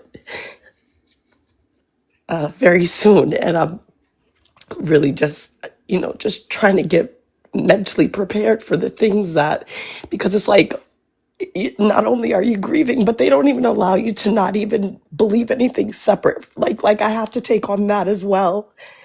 And yeah, hearing you guys really is helpful, and I appreciate the advice and the encouragement through all of this.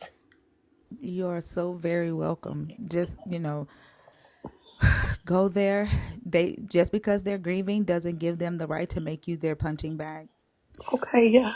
Yeah, like you matter. Your, uh, you know, grieving matters. Like you lost your grandmother, just like they lost their mom or their sister or their grandmother, right? You are just as important as they are, and you're not wrong for saying, "I'm not going to allow this, even at a time like this. I'm setting a boundary, even at a time like this." You're not wrong. Yeah. I guess I'm also used to always engaging, so it's like just instead of engaging, it's like setting the boundary and like standing on it the same way I used to engage. It's like now I don't have as much practice. I'm more of like I'll just retreat, and just be a recluse if that's what it takes. But And that's yes, okay too, as long as yeah, you're safe, right? yeah, right, Like that's okay yeah, too. You don't have to fight back, right, Like I didn't argue with my mom. Like I knew right, she was grieving, and I love my mom. right. And we got to the funeral, and she walked up and she was telling everybody hi, and then she looked at me and she said hi, and I said hey, and she Hmm. just looked like okay, like I'm not gonna ignore you. I don't hate you. You Right. just There's no don't have beef. access to me like that Right, to mentally abuse me or right, emotionally abuse me. And it's perfectly fine to let them sit in the discomfort. You don't have to join them. that's true And too. that disengagement is so very powerful because the reality is just you can tell your tradition isn't my truth. Just because it's something that you're holding on to, it doesn't automatically mean I have to follow it. And the bottom line is people at some point are going to have to respect the fact that you have every right to use your brain and think through things and accept the things that make sense to you and reject the things that don't. It's not their right to dictate that for you. Very true. Yeah.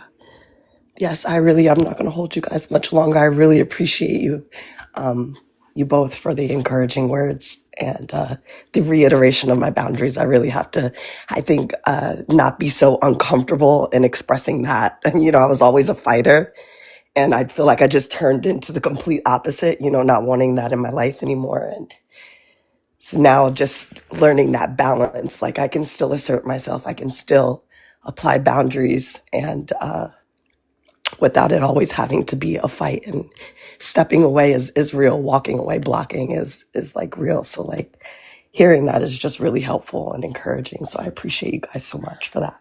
You're so welcome. And just Yeah. always remember, you don't have to explain your boundaries in anybody.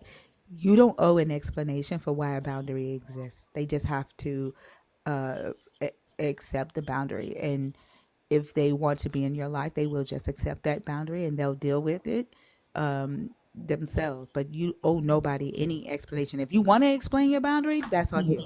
But Right. don't feel like you have to explain your boundary. You don't owe Absolutely. anybody an explanation. Yep, that's exactly it. And thank you for saying that too. Sometimes I need to hear things out loud. You're welcome. Yeah, yeah. Thank you guys. I hope you have a great night. Thank you. Feel You better. too. Have a Thank good you. one. Thank you so much. Yeah.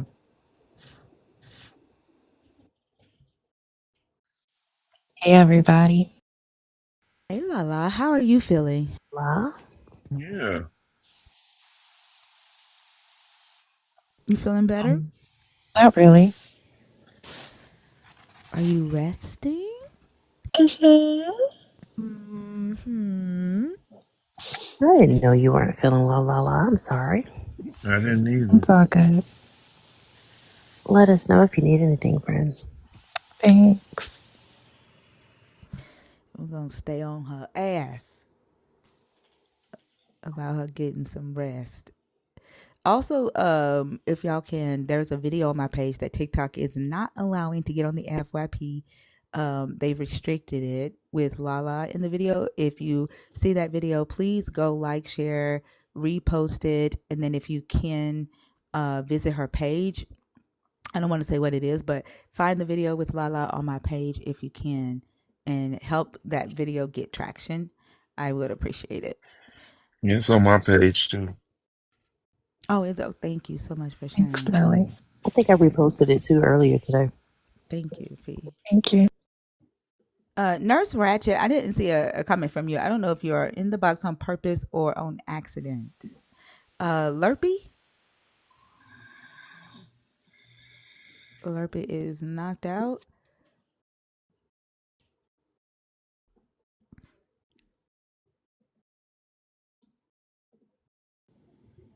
Justin Brown? Yes. Hi, how are Purpose. you? I'm doing well. How about yourself? I'm doing good. Can I get your age, please? Yes, I'm 39. And are you a believer in the God of the Bible? Are you deconstructing from that God, or are you an atheist?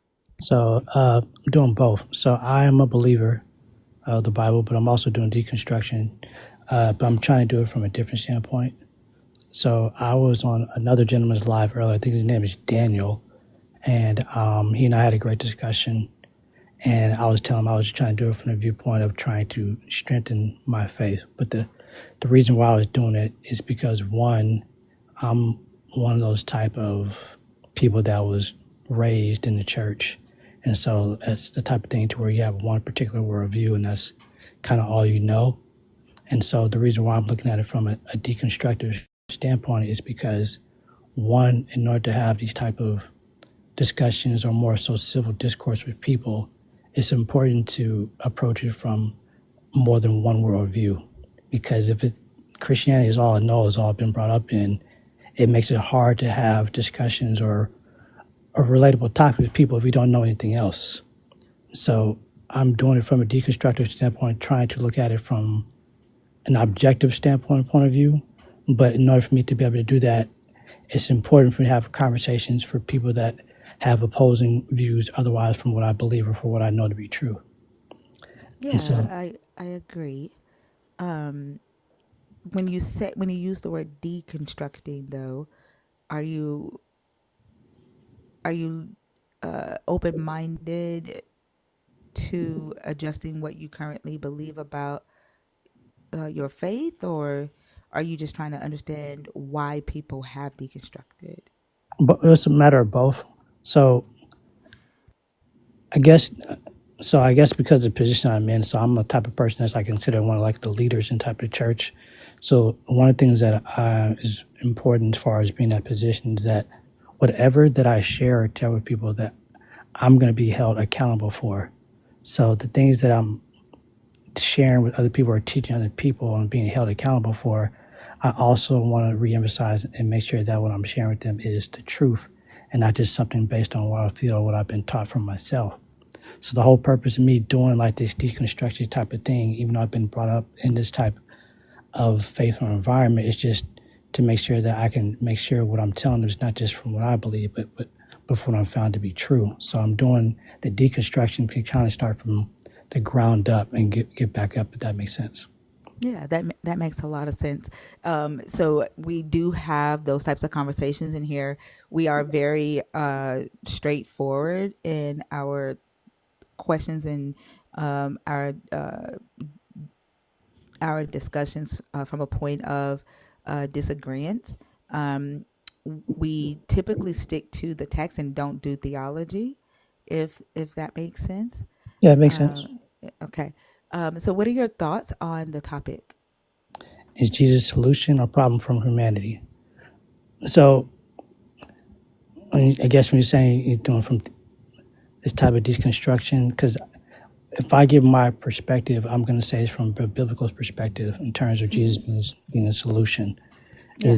Is that an acceptable response to the response or? Yeah, we use the Bible. We use historical context, biblical context, uh, archaeological context. Like we're not afraid to go to the Bible. We take the Bible as is with the literary context and also applying historical context, right? Mhm.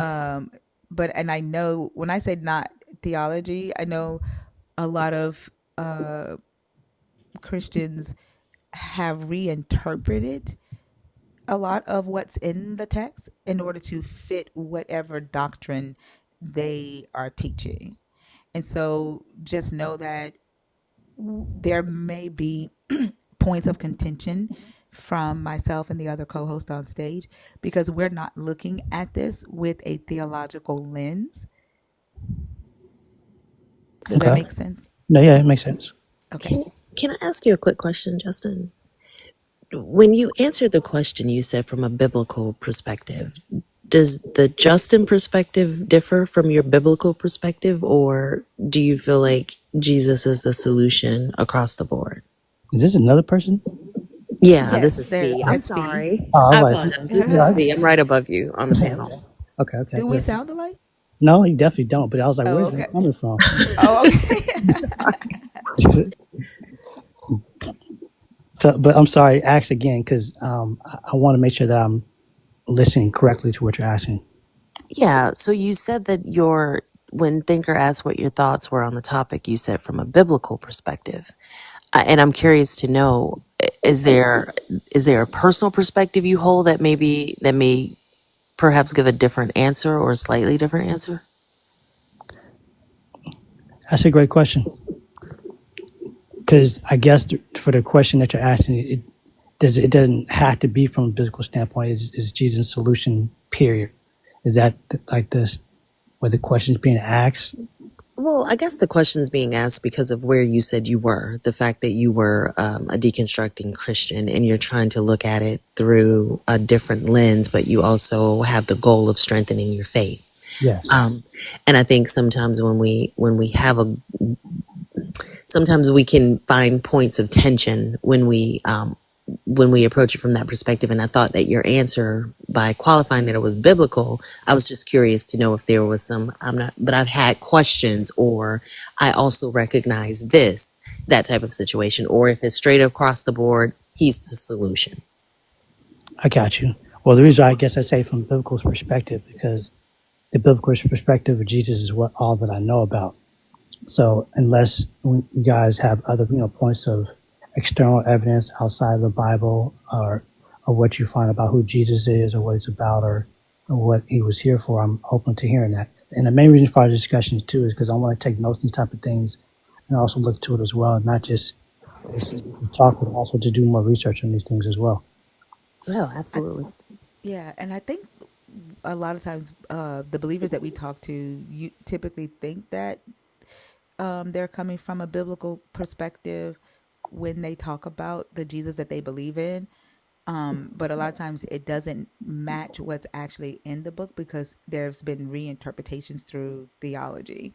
So that's why I pointed out like we're not looking at the text with a theological lens on. That's fine.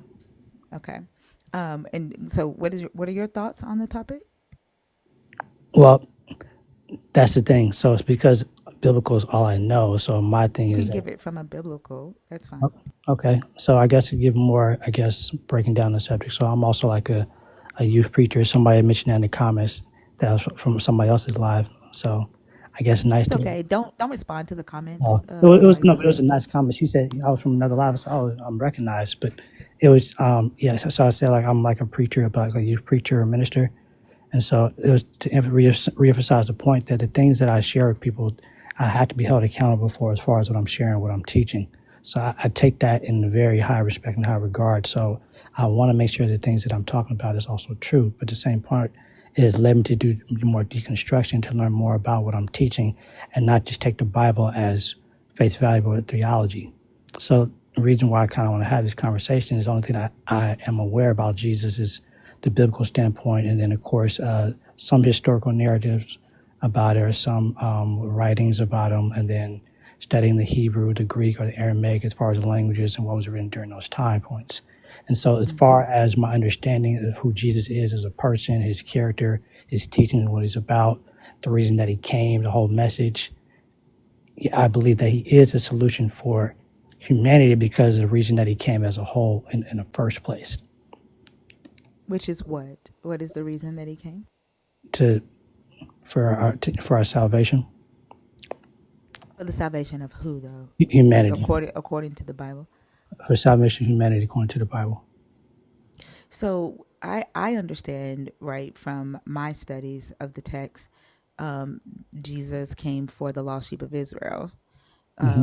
While he was here on earth, according to the text, his mission was to restore the kingdom to Israel, Hmm. right?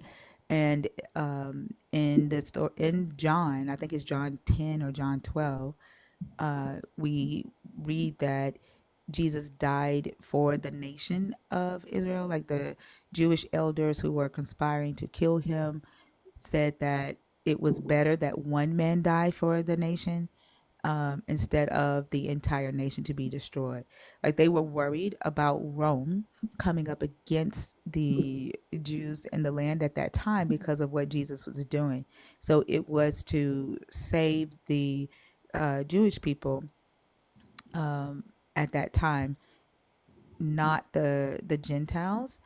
Uh, the Gentiles were brought in through Paul after the death of Jesus, and in that scripture that I just talked about, the author says, "Oh, the high priest said this because it was a prophecy. Like he didn't know that he was prophesying that Jesus would die for the lost sheep." Jesus says out of his own mouth that he lays down his life for the sheep.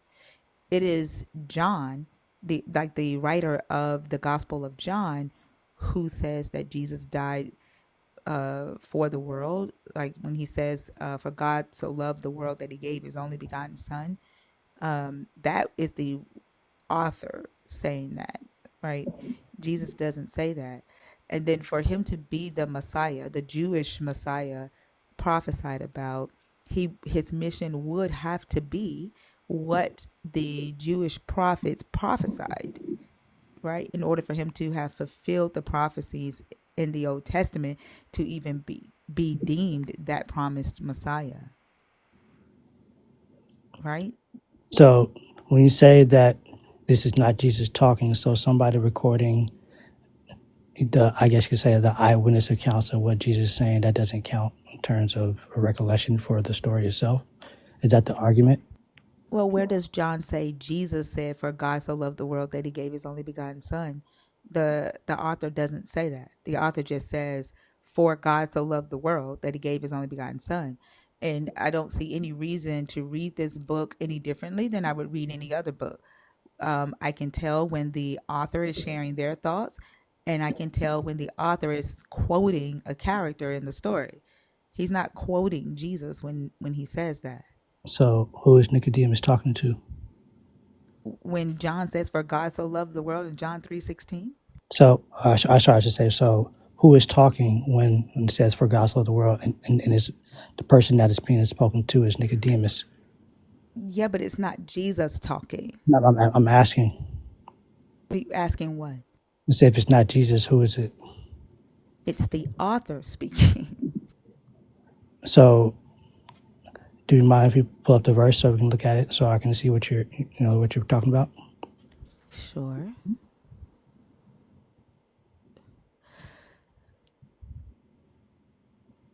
For God so loved the world that he gave his only Son, so that everyone who believes in him may not perish but have eternal life.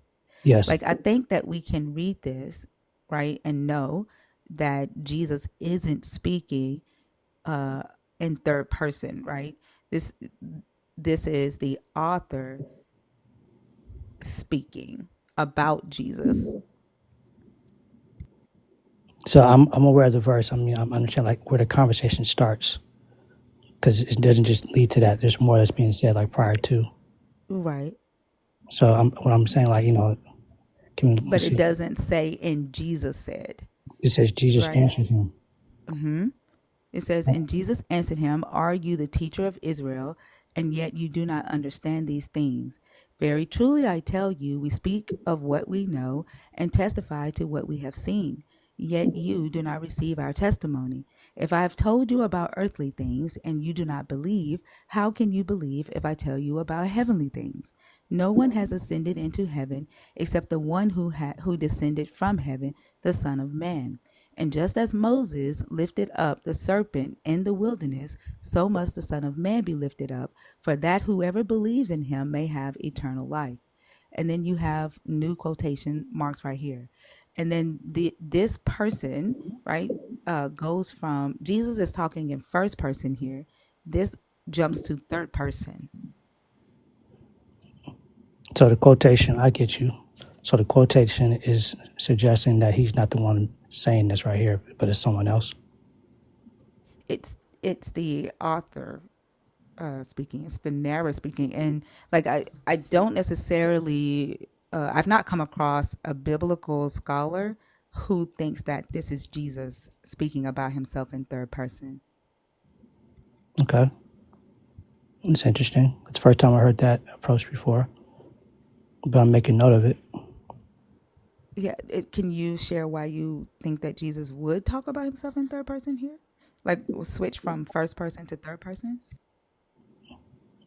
Well, Jesus does oftentimes when he speaks, he was speaking in parables, or he was speaking, in terms where they wouldn't be able to understand what he was saying.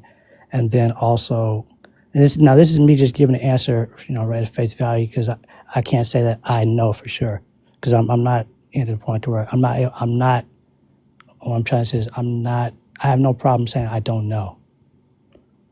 So from seeing it as far as being like a third person standpoint or another point of view, it's my first time seeing it this way. So I have no problem just seeing more about this, but I never heard it like where it's the author speaking rather than Jesus speaking, not Jesus speaking. Yeah. So at the time when Jesus was alive, we know that the Israelites did not intermingle with Gentiles, correct? Mm-hmm.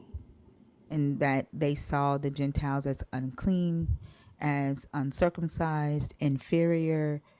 Like the Gentiles were under a ban, right? So when Jesus says in Matthew 15, I think it starts at Matthew 15:21, I think, or 26, and he says, I only came for the lost sheep of Israel. Like, is there any reason to believe that he would then later on in John claim that he came for the entire world? So you're asking if you say one thing and I guess he's saying another. Is that the point? The lost sheep of Israel versus saying the entire world? Yeah, because remember, we're talking about why he came, right? What Mm-hmm. his mission was. Mm-hmm. And one, in Matthew and Mark, he says that he was only sent to the lost sheep of Israel. And then here in John, you're saying that it's possible that he's saying, well, I came for the whole world. Mm-hmm. Like, can you give a historical reason, like a historical context explanation for that, or a literary explanation for that? No. I'm making note of everything, so I'm writing this down.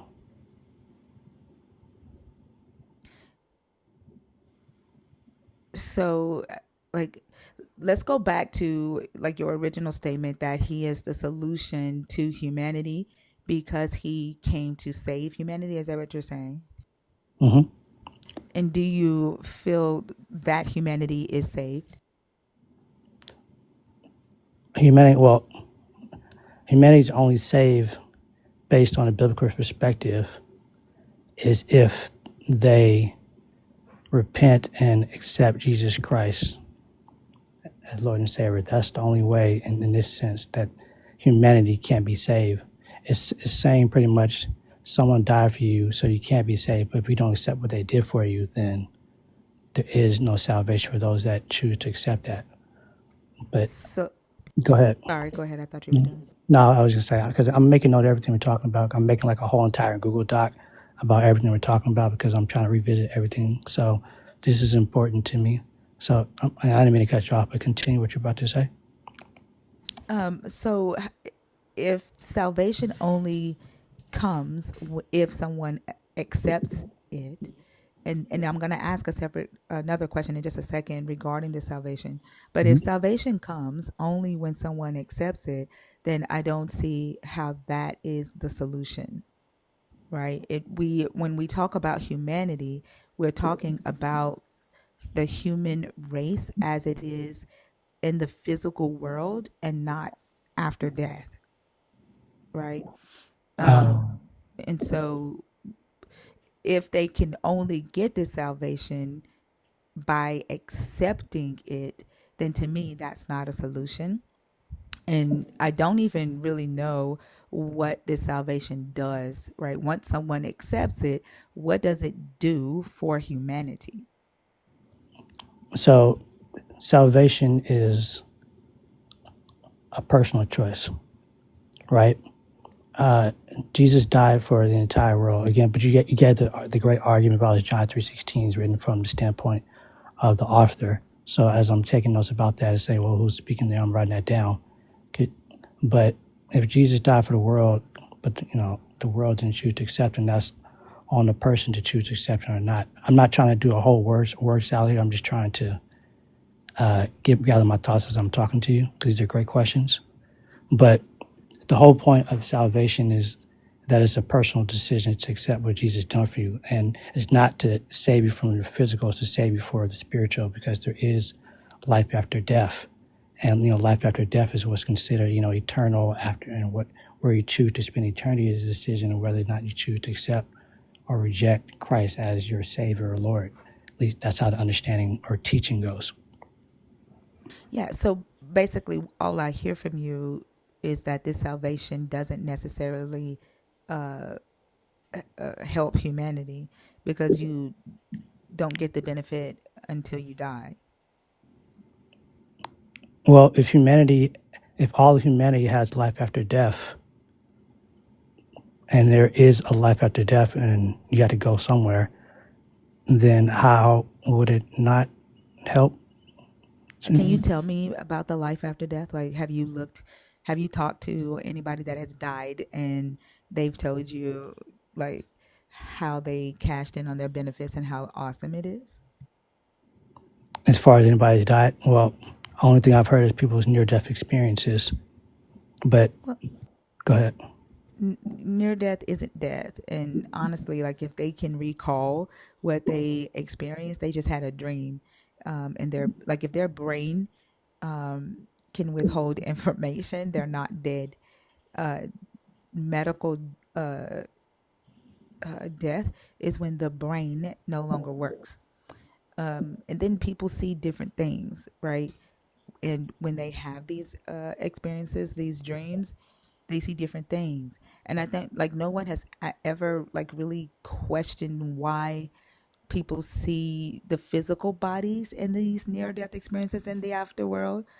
The physical body is in the ground, like a person's eyes and the color of their eyes, the color of their hair, the type of hair that they had, the shade of their skin, the height of their body. All of that is physical. And so for people to make claims that they seen their grandmama, their auntie, Biggie Smalls in the afterworld, they're not, clocking that they're still talking about the physical realm, right? And so, like, this is, all the more evidence for me that these are just dreams that people are having while their brains are going through experiences of shock, and fighting to continue to work, to function. But when we talk about humanity, humanity is alive. Humanity is here in the physical realm. And if I hear you saying that the benefit of salvation is so that you can live again after you die, but that does not affect humanity. So the argument is talk about physically. Is that what you mean? Yeah, like the topic says, is Jesus the solution or the problem for humanity? Right? Humanity is the human race on earth, not in some, spiritual world. So if humanity, so I guess the argument is Jesus not a problem for humanity because humanity's problem is on earth and not after earth or outside of earth, you're saying? I didn't make an argument. I'm responding to the things that you have said. I'm, The I'm just asking. topic is Jesus the solution or the problem for humanity? What I'm saying to you is humanity is the human race on earth, not uh, spirits or souls in a spiritual world, right? And so when you say Jesus came so that he offers you salvation, and then when I ask, well, how does this salvation affect humanity? And you talk about life in a spiritual world, that's not humanity. What I'm asking you is, what effect does this salvation have to humans here on earth?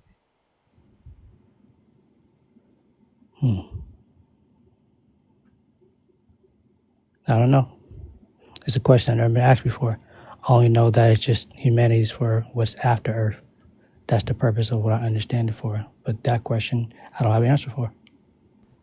You said you've been told that humanity is after earth. Well, I've been from a biblical standpoint, it's for salvation, which is after earth. I don't have an argument for your question for what is here on earth. I only just have understanding of what happens after we die. But to your question, I don't have an answer. So and that's what I was saying, right? When I put it in layman's terms, what I hear you saying is Jesus does not affect this salvation, doesn't affect. There's no expectation for this salvation to affect you while you are alive. Like, that's what I hear you say. But Oh, let me. okay, I'm sorry. So I guess also too, when people say in the Christian belief that when the moment that you become saved, you have what's called, I think they talk about the new nature or new creature in Christ. They say when you have like an old nature, a new nature, the old nature is before you knew Christ, and then the new nature is when you have Christ, and then you're supposed to live a life that's separate from how you used to live. That's probably the only solution I understand at that standpoint. But that is like another argument that can be had, but I don't have like I mean, enough. that would be like saying that Jesus' salvation makes you like transitions you to be a better person, whether you're saying be a better person morally or physically, like however you're applying that, that would be what, you know, affecting humanity. Yeah, that would be the only contention I would have for that. But that's like a whole nother discussion. Again, It's I'm not, that's what I'm saying. It's not another discussion. That is the discussion. Like I guess I'm confused by you not being able to connect me asking, what does Jesus do for people on earth? Like essentially, it's like me asking, why should I be a Christian? Like, how is Jesus going to help me in my life, my daily life? And you're saying, oh, he's not going to help you in your daily life. He only helps you when you die. I get what you're saying. That, so that's a better way of phrasing it. So it's, Do you not know what humanity means? no, I know what humanity is.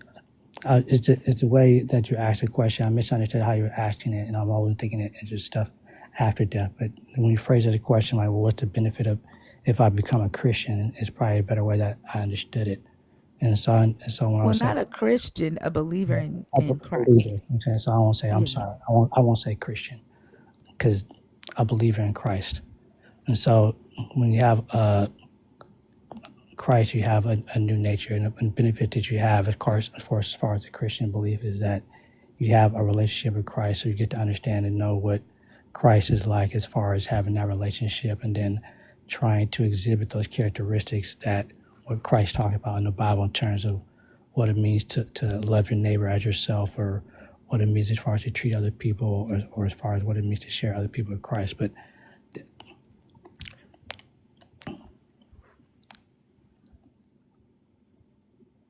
I Are you going to go into that and like explain that, like, and why you think that that's the solution for humanity? no, I Or would just it would no? just no, it's just no, it's just giving an answer. Again, the whole point is I was just trying to just get an understanding, have this conversation. These questions are good for me because again, Yeah, you've I'm said used to. that. I Yeah, know. I don't want you to repeat that. Um, so I can share with you that, like, I don't think that um, Jesus is the solution for humanity. I think that he is actually a problem.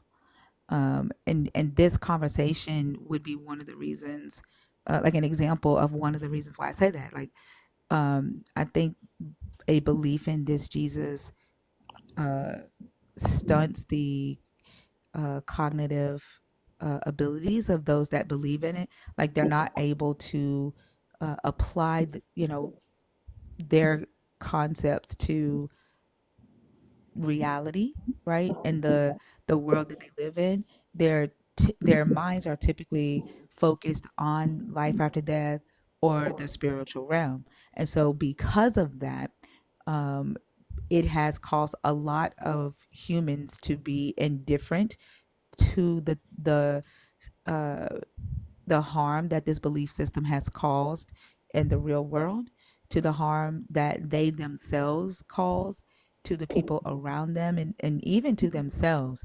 Like, there was a believer on stage earlier tonight who said that he is nothing until the God makes him something, right? And um, this belief system teaches that you are born a sinner from the day that your parents give birth to you, because of something that two humans did at what they believe to be the onset of creation.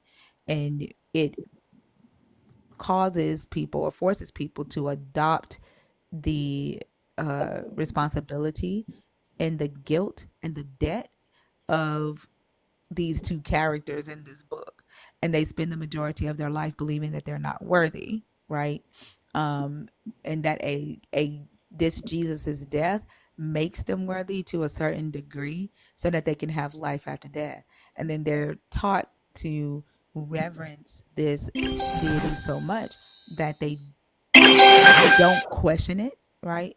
They don't allow themselves to question what they are being taught a God said and a God did, even from a book, right, that humans wrote, or from pastors such as yourself, right? Because you speak for the God, you are the representation of the God or the Holy Spirit, and a lot of believers are afraid to even question people like yourself when they're being taught from this book, right? Um, that's just one of the reasons that I feel that Jesus has become a problem for humanity, is the lack of compassion that a lot of believers have for other humans when they prioritize their belief. is that a problem with the belief, or is that a problem with the person? It's a problem with the belief because the belief requires to put the God before other humans, before your family members. And Jesus himself says that you cannot be my disciple if you're not willing to do that. Like, there's a story when Jesus is choosing one of the disciples, and they need to bury their dad, and he's like, nope, let the dead bury the dead. Come on, follow me. Right? It's the prioritization. And I think we see it like repeatedly today because how can Jesus be the solution if belief in him often causes family division or societal conflict? Like we see like multiple wars that have been waged in the name of Christianity, in the name of Jesus, this belief system as a whole. It's hard to think that it's the solution to humanity's problems when we see so much division and harmful things done in the name of this deity.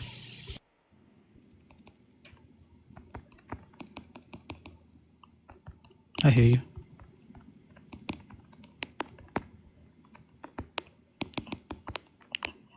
Sorry, I'm just okay. No, I hear you. I hear what you're saying. And I think to Thinker's point earlier that when she was emphasizing the fact that we were talking about humanity, his role as a solution is really conditional because it only will be helpful to those who believe and obey.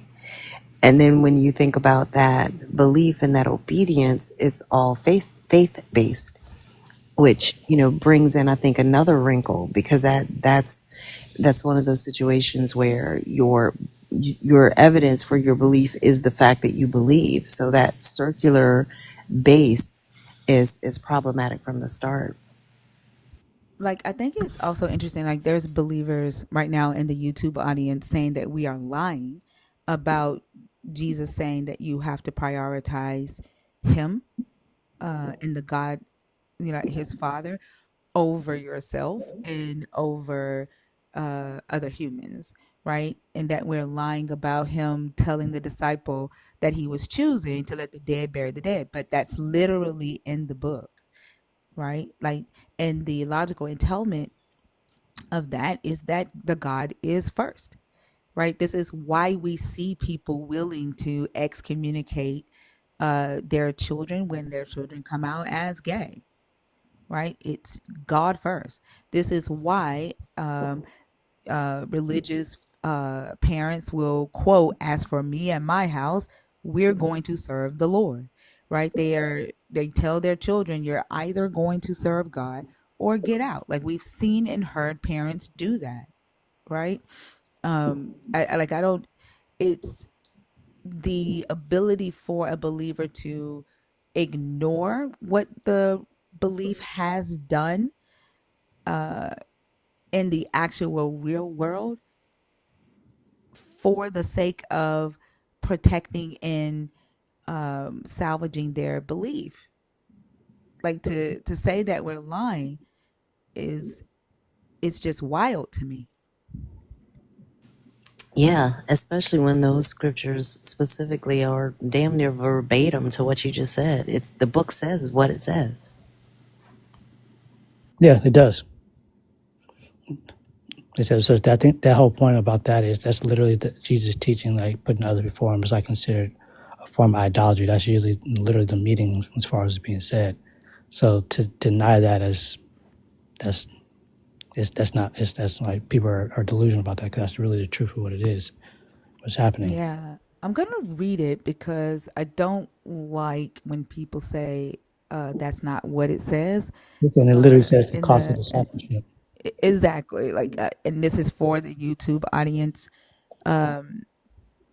For Amber, Amber Ambria Smithsonian. This is for you. I hope you can see it. This is Luke 14, starting at verse 25.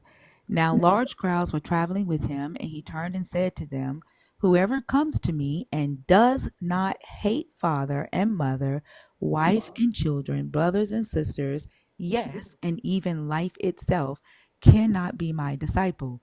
Whoever does not carry the cross and follow me cannot be my disciple.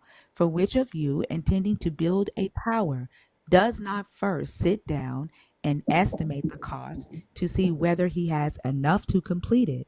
Otherwise, when he has laid a foundation and is not able to finish, all who see it will begin to ridicule him, saying, 'This fellow began to build and was not able to finish.' Or what king going out to wage war against another king will not sit down first and consider whether he is able with 10,000 to oppose the one who comes against him with 20,000? If he cannot, then while the other is still far away, he sends a delegation and asks for the terms of peace. So therefore, none of you can become my disciple if you do not give up all of your possessions. So, like, and then saying, what's the point? This is the point. Like, you all are able to just forego, right, the logical entailment of your belief. You will deny facts, deny truth, so that you can hold on to your belief. I'm not denying that. I know that's exactly what it says. That's literally what it says No, to I'm call. talking to Oh, I'm not I'm talking to sorry. you. Oh, I'm talking YouTube to, audience. Oh, yeah. oh. But you saying, but you do know this, and the reason why and even engage in this, because this is a live example of what I was saying. I feel like Mhm. the problem with Jesus is so. She says, um, but you do know what that actually means. Like in context, I know the scripture. It means to put the God first. It means to put the God first. And Jesus was a stickler for the law, right? Like a lot of times believers will say, oh, he didn't really mean hate there, right? Y'all, I know that I have an echo. I can't do anything about it. That's TikTok studio. It's not my mic. I wish I could put like a message on the screen to let everybody know that the echo is not coming from me. It's a TikTok glitch. So I'm sorry that y'all having to experience that. Um, but if you go out and come back in, I think it fixes itself. But a lot of times believers will harp on this word hate, and they'll say it doesn't mean hate, it means love less, right? Or love him more. But I find it funny, right, that in this instance, believers want to say, even with me saying that Jesus is saying to put him first over yourself and over, other humans, like he comes first in your life, like even be like they denied that. But if I was saying Jesus said to hate people, they would say no, he didn't, he just means put him first. And it, like, your explanations for what this character says in this book changes based on the point being made. Like there's not it's not really found there's no real foundation to it. Like it changes in the drop at the drop of a hat. Yeah, because what the text is saying is that when Jesus is saying hate, I'm thinking you probably should have heard this explanation, but it doesn't deny, the point still stands as far as what your point is saying, because that's ultimately what he's saying, because that's literally says the cost of discipleship. Because the point of what Jesus is saying, they're saying like you're supposed to love Jesus so much that in comparison, it's like hate to everybody else because of how much you love him over everyone else. And that's where the depiction comes from, like, hate over this because you love the Lord over everything else. And that's why it says this is the cost of discipleship, because you have to put Jesus above everybody else to the point to where it, in comparison, it's like hate to everyone else because of putting Jesus first. Now, anybody that tries to deny that, that's literally what it's talking about. That's why it's the cost of discipleship. That if you want to follow Jesus, it's going to cost you some things, not just yourself, but your family members, friends, relationship. That's the point of why it's talking about putting Jesus first, because Jesus is considered God in the Bible to Christians and believers. So if you're going to follow God, these are part of the requirements when it comes to following him. And that's literally what it says, the cost of discipleship. Yeah. But believers, like, Pick and the choose, cherry pick. yeah, and that's a problem, It right? is. And there is a scripture in Second Corinthians, I think it's chapter 6.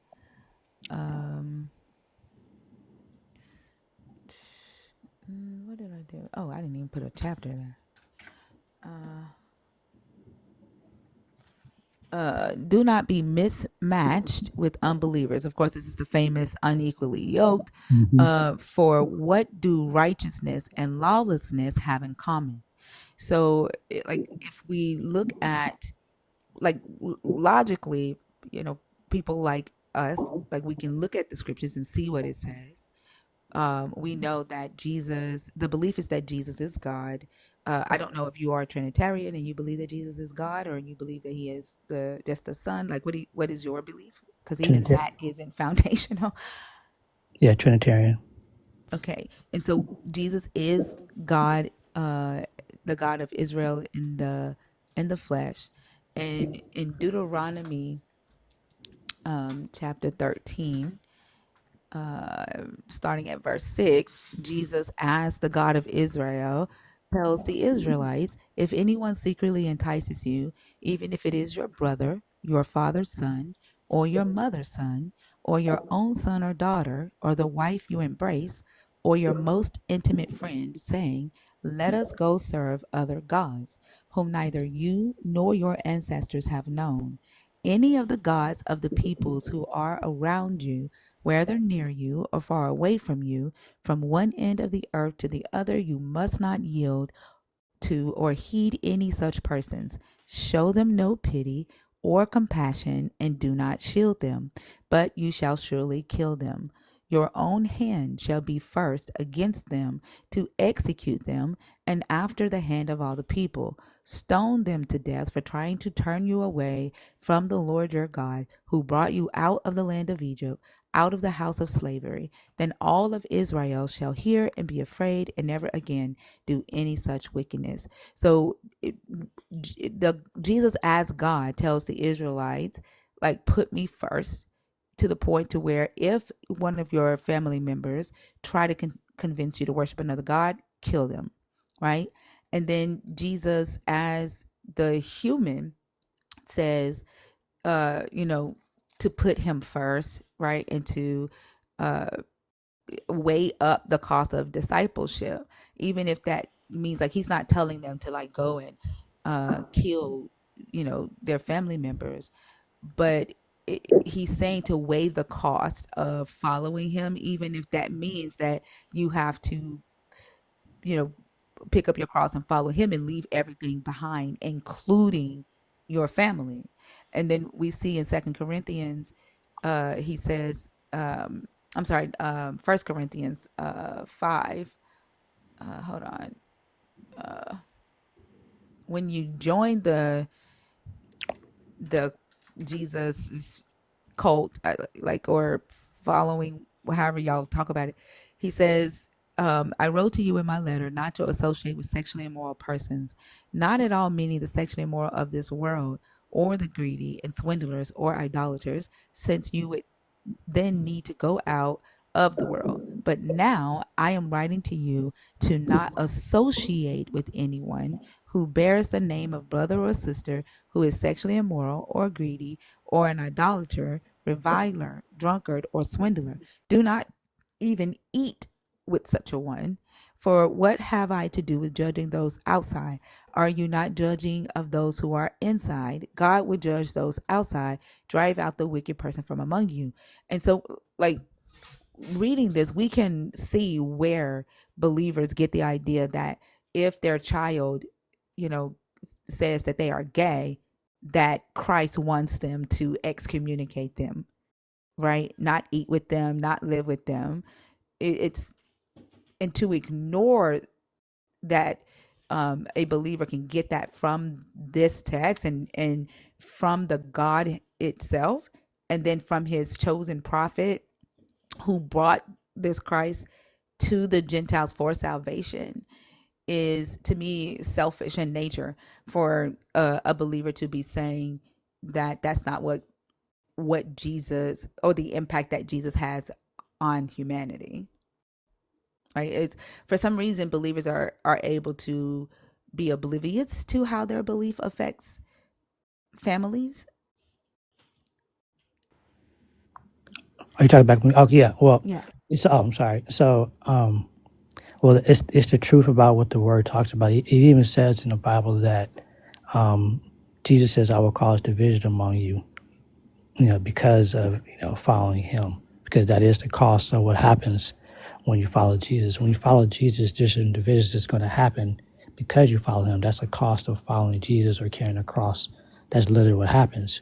So for anyone to deny even what Jesus said out of his own mouth was going to happen, that's just being blatantly delusional to what the text says. But there's no. Yeah, but we're talking about the impact that your Jesus has on humanity, right? And it's interesting that I can say Jesus impacts humanity in this way, and it divides families. But when I asked you how he is the solution to humanity, you were not able to actually give, that as a solution.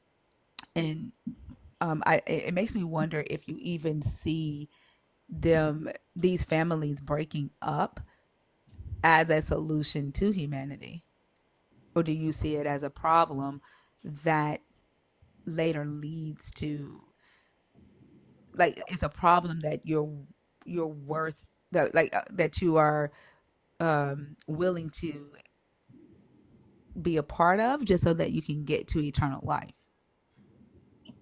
So my answer to that response is that, again, I don't want to say like every cop out and reading everything in context. So of course it says in the Bible that not just those people, but all of us have fallen short. Not just the people that they mention specifically, even myself. And so anybody that does not choose to accept Christ to try to have that better life in terms of humanity, then that's kind of what happens. But I really don't have a solid or significant answer to give you because you pose great questions. But in course, Do you think that you just answered the question that I asked, though, or responded to the question that I asked? I think I probably would give you a circular answer. Like whether you see it as a problem or just a problem you're willing to experience just to get to eternal life?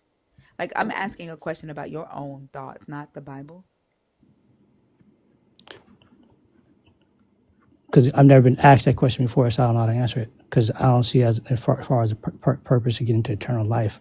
Because the part about eternal life is already done when we accept Christ, but the purpose in terms of following Jesus, that's a different thing. So my thing is, because of based on my own worldview beliefs and being indoctrinated for so many years, I'm still trying to come to terms to try to answer the question in a manner that sees fit, that I can agree with myself. So if I ask you if families breaking up is a good thing or a bad thing, what would you say? Bad thing. What's the difference from me asking the question that way and asking the question the other way? The reason for the families breaking up. And then he goes say, well, So you can't say that it's a bad thing when I would say the Jesus is conclusion, involved. and I knew the conclusion was coming. So I was like, yeah. So if I say the reason for Jesus breaking up, then they wouldn't say it's a bad thing. No, that's not what I said. I said you can't say that it's a bad thing because of you said the difference between the way I asked the question was the reason that the families were breaking up. So what I hear you saying is you couldn't say it was a bad thing because Jesus was involved. If Jesus was not involved, you can clearly identify it as a bad thing for families to be breaking up. No, Jesus, no, because having families break up, period, whether Jesus is the cause or not, is a bad thing. It's a bad thing. Okay, Jesus, so when I said, do you see this as a problem? Earlier, you said you couldn't answer that. we said a problem for humanity. Yeah, for families to be breaking up. No. You don't see it as a problem. No. Okay. Can you explain when a bad thing is not a problem?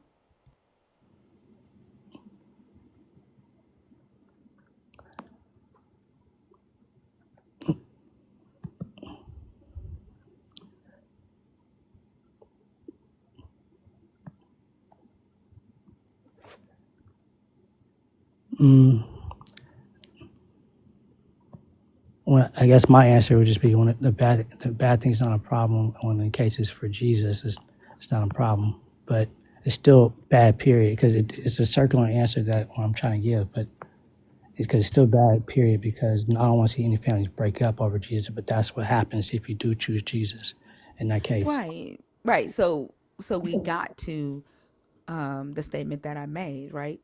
You it's a problem that you are willing to uh be a part of, or the bad thing that you're willing to be a part of, as long as it gets you to the eternal life. And this is what we were talking about earlier when we were saying that believers are willing to sacrifice the well-being of others in order to salvage their faith or get their expected reward, right? It's like there is this selfish motivation attached to it, and that then creates humans who become oblivious to the suffering of other people around them. They become indifferent to humanity because what has been prioritized is this God and this expected reward for life after death.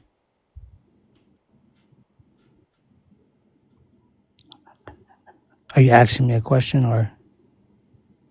Did you did you understand what I just said? Yeah, no, Or I can you heard. repeat back to me what I just said? No, I heard what you said, but I didn't know if you was asking me to like engage. Like, is this thing given up for eternal life to be indifferent or a lack of the such? What But what would you do if a young person came to you with these questions?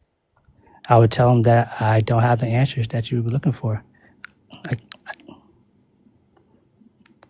that's the reason I'm doing this deconstruction to begin with. Right, but I'm asking questions about you and your faith, not the God and not the Bible right now. And so like it seems difficult for you to express yourself, and like I don't know if you listened to the last thing that I said, because like if I ask you to summarize the last thing I said to you, would you be able to? No, It, which is interesting, because then how then is this conversation valuable, right? If you like I don't think that I'm using hard words. no, you're not using Um, hard words, but you're making so you're not using hard words, but you're clarifying your point, your standpoint, and I'm listening, but I won't be able to repeat back everything you said. no, I asked, would you be able to summarize it, not repeat back everything I said, like the main idea The whole of what I said? the whole main idea about is that if following Jesus, if so, the whole idea was summarizing the whole topic of this conversation is Jesus. No, not the topic of the conversation. The last thing I said to you. I'm trying to summarize what you said because what you said was what I was kind of lead back to the topic of conversation. Like, is like so people following this religion or following this character you had mentioned that is bad for humanity. Humanity is this break up family and it leaves people indifferent. And that's probably the last thing I got, but I didn't get full everything what you said. No, what I said was the the fact that you are saying that the it's bad, right, for families to break up, but Jesus is basically worth it, right? And that leads us back to what I said at the beginning, that you are willing to be a part of this problem as long as it gets you to eternal life. And that is one of the reasons that I say this Jesus is a problem for humanity, not necessarily the solution, right? We have a lot of families who have broken up over this belief system, and a belief system that, one, many of you don't necessarily understand. A lot of believers don't read the Bible. They go off of what their pastors say or other believers say, and even then, many of those believers haven't studied the text on a deeper level. They haven't gone outside of the text to understand the historical context, the literary context, the linguistic context, so that they can actually teach the correct thing. And so there are a lot of people who are driving their children out of their home because they believe that a God said that he is against same-sex relationships. And the reality is that in the Hebrew, when you read Leviticus 18, 23, it doesn't read the way the English translation uh, reads. It was a forced translation. The translators had to kind of make an educated guess on what the author was trying to say. Um, and it could be condemning same sex relationships between males. It could be condemning incestuous relationships that belong to the woman of the uh, of an Israelite, because the text before that is focused on incest. It could be talking about the hierarchical status of a male, you know, being the receiver versus being the one penetrating. No scholar knows because the text is not clear. But yet we have, because of the translation, the forced translation of that text, and the prioritization of masculinity, we have a lot of Christian parents or parents who believe in this God willing to excommunicate their children over a mistranslation. And then we are calling that salvation and ignoring the harm that it causes on the earth.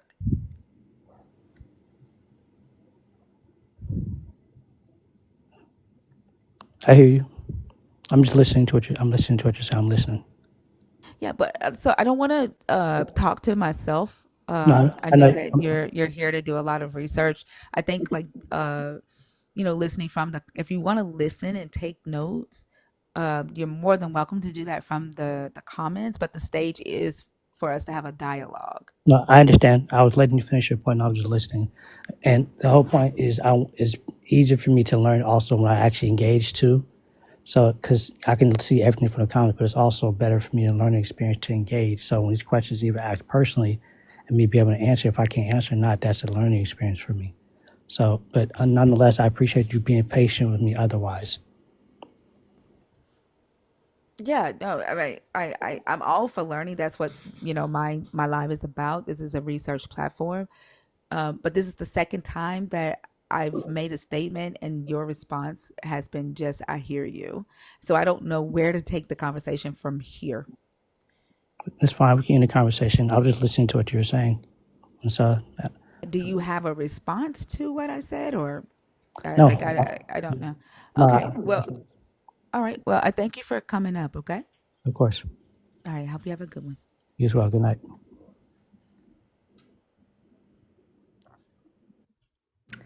Seems like he's in like the information gathering phase right now.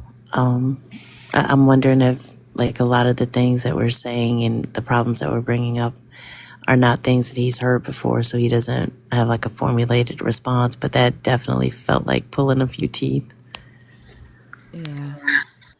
But I think, like, even when I was just trying to apply his own thoughts to humanity, like, I think it's interesting that uh, many times when we ask believers about the effect that Jesus has on humanity, they don't recognize that they can't give any, right? Like, they can't say that humanity is better because of Jesus made humanity better in this way. Humanity now no longer kills, or humanity now no longer oppresses the poor. Um, and that never, like, dawns on them that the benefit of their God is when they die or after they die. Like, that's the crux of it. I don't know. Yeah, it's weird, but it's a pattern too, like you see in these conversations. Yeah. You want to do this one? Yeah. What was the name, brother? They're still connecting. Oh, okay. And then, like, I wish you could see the YouTube comments, the believers who were even denying that Jesus said that, or uh, what it meant, and then the way they dismissed it. Like, I don't know, like, it's seeing them be willing to dismiss it is, it's frustrating as hell, because they're actively saying, "Who gives a fuck?" You know? Yeah, yeah, Yeah. which is frustrating. Brother? Wait, can y'all hear me okay? Yeah, we can hear you. How are you? What's your age for TikTok purposes? I'm 35. Okay. And are you a believer? Are you atheist? Or are you deconstructing? Ooh, I think it's kind of weird. I think more so deconstructing slash I am a follower of Christ, like Christ consciousness, just not the Brad Pitt character that they painted. But I am a follower of like Christ consciousness, like the idea of empathy, love, forgiveness, all those different things. So is it still tethered to the God in the Bible? Sort of. I think I pull from things from the Bible, but also, as we know, the Bibles have been, rewritten, translated, 2,000 denominations, like I think for me, my experience comes more from, my belief comes from experience, not from like reading out of a text, I guess. Okay. Makes sense. But I Thinker, do pull from the Bible. okay. So that should be close enough, right? Thinker Yeah, for it's you. up to you. Christ Okay. consciousness can get kind of woo-ish, Yeah. and then a lot of their beliefs just comes from what they've made up themselves, or what they believe Christ is saying to them themselves, and you can't necessarily validate what they say. But it's up to you. Yeah, I mean, we can start the conversation if you'd like, to see how it goes. What are your thoughts on the prompt? Yeah, so I don't know if I'm allowed to, but I think it's both. Is Jesus the solution and the problem? I mean, the solution or the problem? Because obviously, like if I believe like unity, love, all that stuff is important. Like what Christ talked about in the Bible, not so much like people say it was Jesus God and the Trinity, and like, I think people focus on like the wrong passages, like John 3:16, stuff like that. When the work I think is important, and the work is not easy work to do. But anyways, all that to say, I think that the problem for humanity is, my goodness, yeah, Christianity was used to conquer the world. I mean, to take away people's religions. When the host was speaking before about how Jesus was like, if someone tries to, take away your gods and things like that, I mean, that's exactly how Christianity was used around the world. So I think that the problem with Christianity was just it was used to conquer. I mean, it's the number one religion in the world. It's not from hugs and kisses. It's because people were forced. People were separated from their families. People were genocide and unalived. I mean, and that's not what Jesus was really talking about doing, in my opinion. So, if the solution can only be applicable for people that follow him, maybe, and the problem has been experienced by a multitude of humanity, how are we conclude? Are you thinking they're both equally, or more of one than the other? Well, I think so. Like when I say like love and forgiveness and turn the other cheek, though, that kind of makes people, I guess, docile is the word. It makes people not willing to, I don't know, fight for what they believe in a way. And I think that was taught and forced. So like when Europe conquers a country, they send the missionaries first, right? So it's almost like you basically make the people this way, loving, caring, turn the other cheek. Like the host was saying earlier, you don't care about your possessions, you don't care about your life, you just, you know what I'm saying? And then the people come in and conquer. But what I'm saying is that if everybody was on the same page of loving and forgiveness, it could lead to heaven on earth, except it was used to conquer. So it's kind of difficult to say, but I think every piece of how it is in modern day was used to basically conquer the world. Like I said, a Brad Pitt, blonde hair, blue eyed, that was on purpose.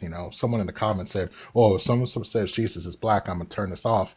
It's like, yeah, Don't but don't don't respond to the comments while you're on stage, please. okay, yeah, Like, but calm down. but the idea of like Jesus looking like Brad Pitt is part of the conquering piece.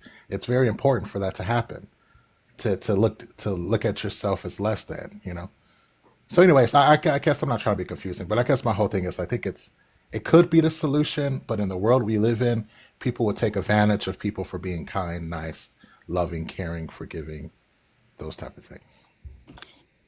So how could it be the solution though when the premise of his entire purpose for coming here was rooted in supremacy? Because he had a chosen people. So when you talk about this love and light, Jesus's mission wasn't to spread that to everyone. It was for his the lost sheep of Israel. So from that perspective, I'm not sure how it could be the solution when it's only beneficial for people who believe in and follow him. Well, I think that piece is just because he's a deity or a prophet or whatever you believe in that area at that time, right? He wasn't like in all areas at the same time or speaking to the whole globe. Other areas have their own prophets and their own deities or their own beliefs, but Jesus was just in that one area, so he's only speaking to that one group at the time. If that makes sense. So like, So you you know, don't think he's the God of the world? Is he only the God of people that lived in that area? oh no, I don't think Jesus was God. I don't think Jesus even claimed to be God personally. I don't think that was his mission. I don't think that's the purpose. Yeah, so this is where I think it gets a little, I guess, circular because, well, not necessarily circular, but you can't really go anywhere because the tenets of Christianity is that Jesus either is God or is the Son of God, and it was for not just the small area that he covered when he was on Earth, on the globe, but for all of humanity. That tends to be the understanding of traditional Christianity. So this is probably where the deviations of Christ consciousness comes in. I'm not sure where we can go with that. Yeah, yeah. Well, Yeah, Jehovah's but Witnesses. even with that being said, even with that being said, though, you can say that he was only talking to those people at that time, but it's about what he said, right? Like it doesn't change the fact that was still an Israelite supremacist. The law of Moses was based on Israelite supremacy, and early believers in Jesus mimicked that supremacy ideology. So it doesn't matter if he is God or not God. We're talking about what this character said in this book that you are now calling Christ consciousness. And so Christ consciousness would entail supremacy ideologies.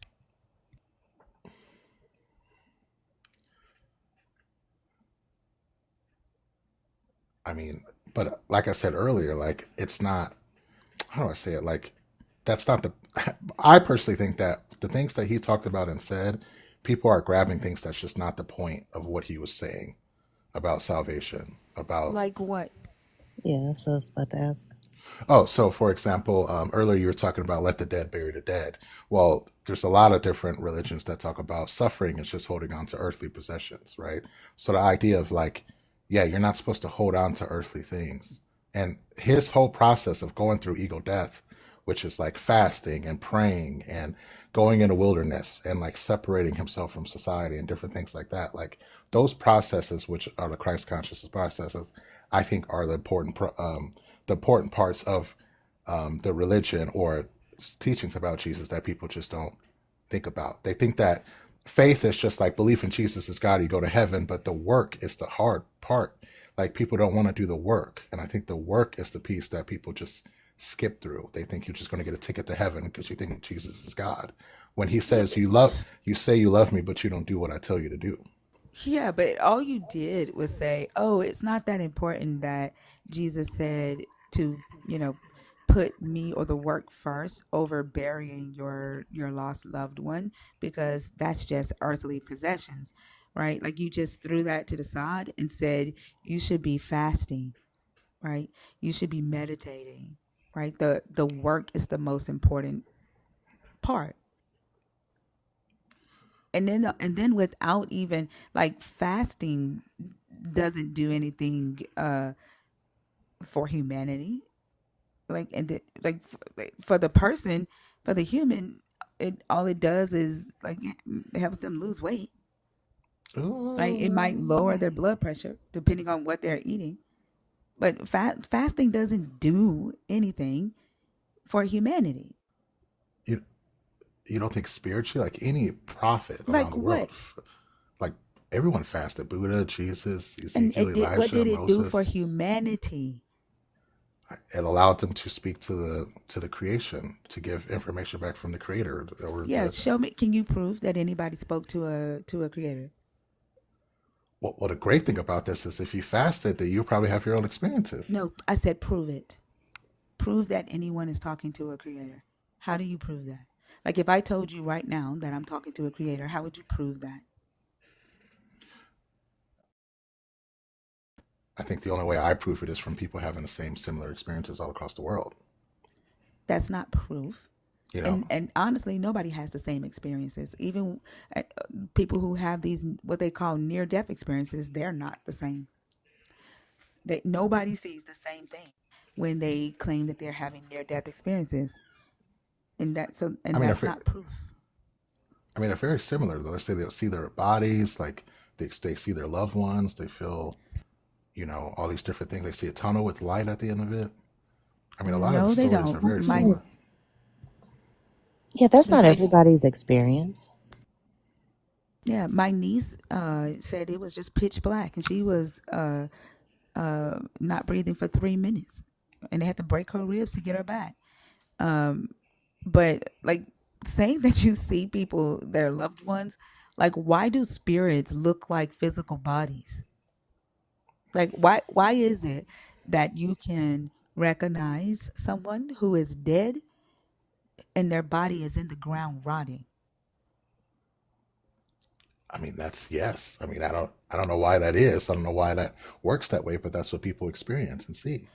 It works that way because that's your memory of the person, and you are just having a dream like that. You're remembering what that person looked like when they were alive. You're remembering the physical essence of that person. That's not spiritual.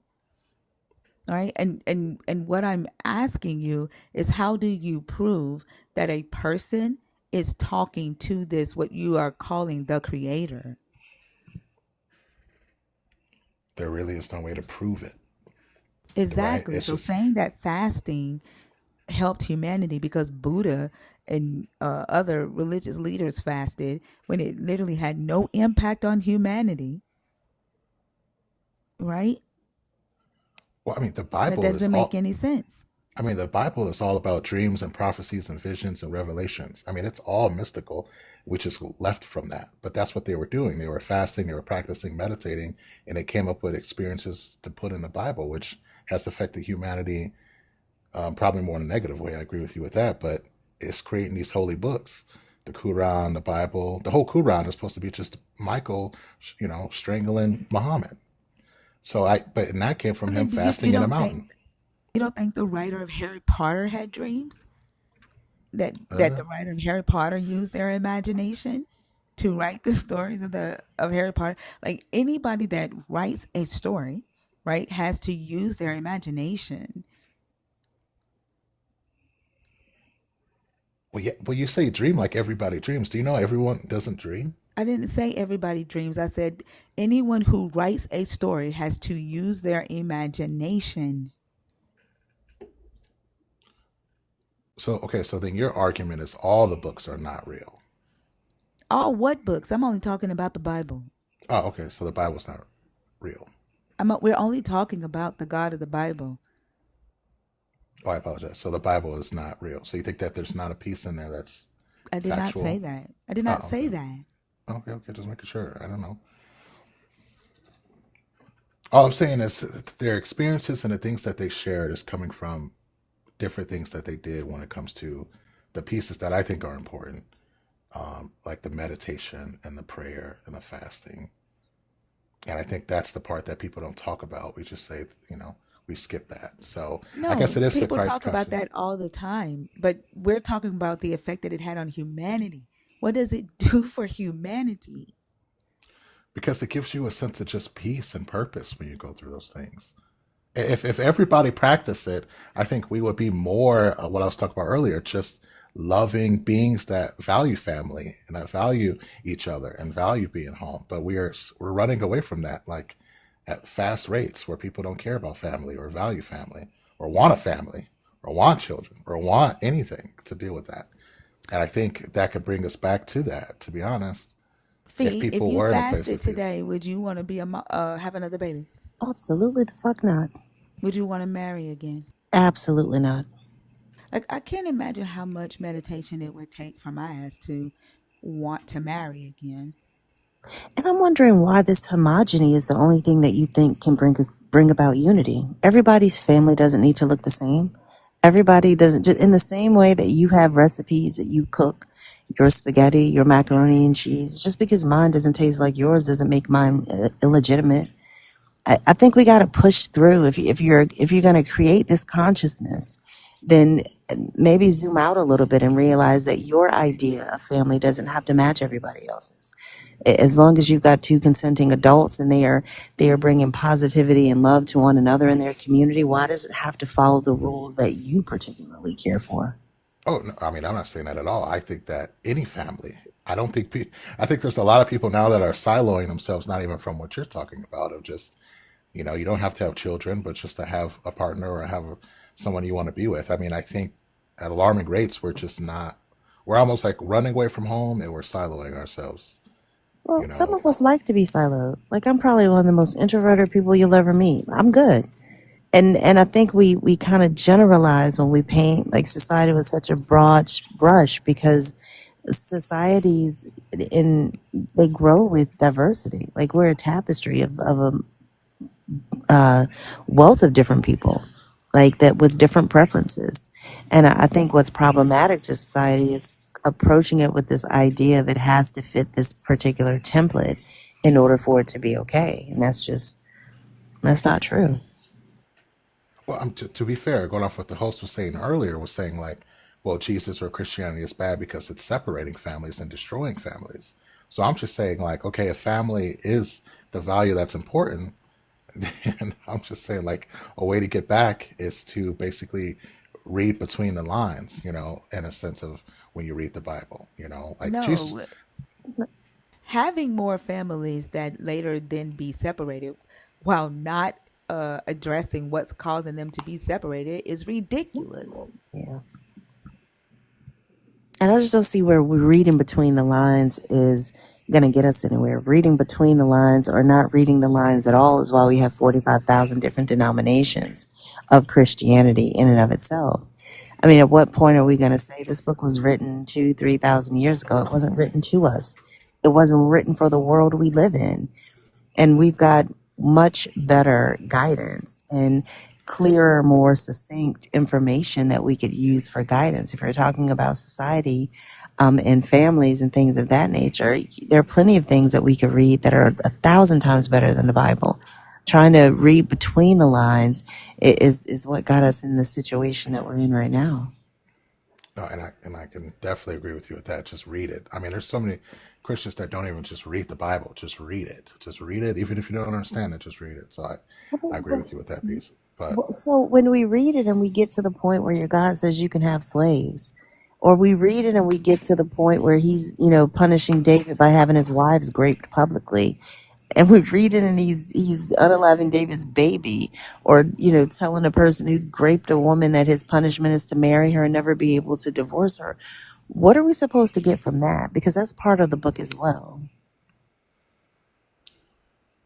I think I mean, there's some awful things, especially Old Testament, but I think overall the history piece is important to see how it went from basically those things to more so the New Testament. And I do understand that Jesus said, "I'm not here to abolish the laws," but what I'm getting at is just to read and understand where we came from and how. I mean, I feel like people forget what happened 10 years ago, but I think the historical context in there, like you said, 2,000 years ago, where it's saying things like "stay away from blood, it's unclean," and "wash yourself," and those different things. I think there is stuff in there that could be important for people today, especially when it talks about family and different things like that. But I do understand that there's slavery and things in there. But even then, the slavery that they're talking about in the Bible is not for 500 years. Your people are going to be slave, like your descendants are going to be slaves, and they can't get their way out of slavery. They can't run from slavery. I mean, even then, if Yes, people yes it understood, is. Yes, it is. there's a slavery that was limited for Israelites, but there was chattel slavery where you were property and passed on to your children as an inheritance. Like that's in there. And also, you talk about reading this book to know where we came from. We didn't come from here. My people are not from this area. My people are from West Africa, and they had their own gods, and their own traditions, and their own belief systems, and their own customs. This is not my history. Yes, and I think that's basically where the bad part that I was saying it was used to conquer. But I mean, that's what we were given, and I think there is still some benefit to it with the pieces of, like I was saying, Christ consciousness. That's where I came from. I mean, Well, I don't. that's what I came to, a sense of the teachings of Christ. Not necessarily the teachings of Christ is what I think are important in the Bible. Well, I don't. I mean, I don't see the benefit in it. I don't see it being any more beneficial than another book that gives instructions and wisdom. And there are plenty of books out there that talk about being cooperative, that talk about family, that don't include the divisiveness that this Bible has. It doesn't include the a maniacal narcissistic God who's claims perfection and is jealous and all these other human characteristics, but he's not human and or man. Like there are plenty of things that we can look to for guidance that doesn't have the marring that the Bible does. Yeah, I can agree with that. But I just think that there are some pieces in there that are important.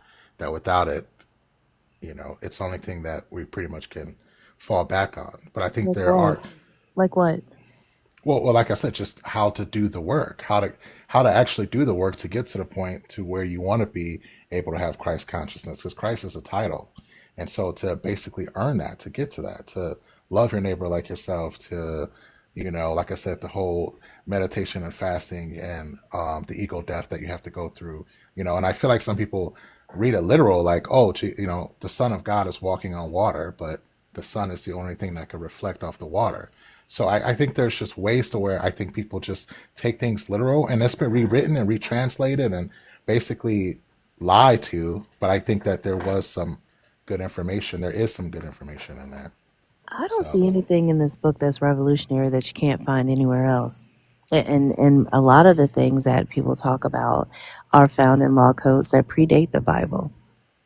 So if you're presenting me with a meal that's 95% food but 5% shit, and then I have other options that's all food, I'm going to choose the all food. Like this Bible, yes, it has been utilized and been the catalyst of things that have been beneficial throughout history. There are some people who have used this belief system to do beneficial things for humanity or for parts of humanity, but the amount of harm that's been done in the name of this character and this belief yes, system, I can't. At a certain point, the bad outweighs the good in by leaps and bounds. I mean, yeah, it's like you could take a pen or a pencil, and you could write the most beautiful poetry, or you can stab someone with it. But I don't think it's the pencil's fault. Well, it is if the pencil comes with instructions that say pick me up and use me to stab somebody. And in this Bible, this God's telling people how to do colonialism. He's telling people how to treat women view women as less than men. He's telling people how to where to get their slaves from. As long as they aren't Israelites, you can have them, keep them, pass them down to your children. You can beat them, but just long as they don't die within a day or two. Like it screams man-made. It does not scream divine.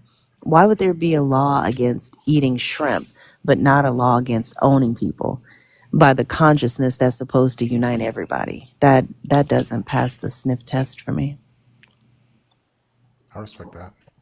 I think with the shrimp, I mean, obviously we probably know it. I don't know if you're just, but with the shrimp and the unclean things, people were being unalived at very fast rates because they didn't have like antibiotics, things like that, et cetera, et cetera. That's why I say stay away from blood. It's unclean. And in Europe, if they would have followed that, the bubonic plague wouldn't have wiped out half of Europe. I mean, I think that again, I think there are things in there, but I think that, but like you said, I don't want to keep repeating ourselves. I apologize. I know you said like there are other books that are better that are probably more holistic, that don't have the negative things that the Bible holds. Do you have a book, before I leave, do you have a book, like, is there a book that you know of, or are you just saying, like, in Oh, general? I mean, Dr. Seuss, in my opinion, is better than the Bible, but I'm not talking about necessarily. I don't know why people, I don't understand. I get it, right? Like tradition, customs, all of that. A lot of people, that means a lot of things to a lot of people. But you wouldn't, in the same way that you probably would not pick up a manual from 200 years ago to figure out how to wire your house or do something that you need to do in our modern times. I look at the Bible and other antiquated books in the same way. There may be like nuggets of wisdom that are in the Bible, like, treating people like you want to be treated. I'm cool with that. Loving your neighbor. Maybe, I mean, if my neighbor's not an asshole, but we know things now in terms of the way cultures develop, the way our brains work, that being able to utilize modern writings and wisdoms that are rooted in the things that we know now. Why do we keep looking back to a time when they didn't even know that they should wash their hands after they use the bathroom? That doesn't make any sense to me.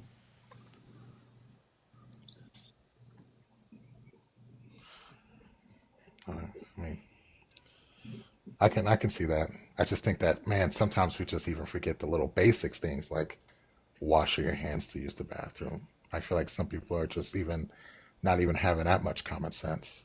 No, it's just because they're nasty. Yeah, I don't think that has anything to do with Jesus. I mean, it's just home. That's like a home training. Like wash your hands.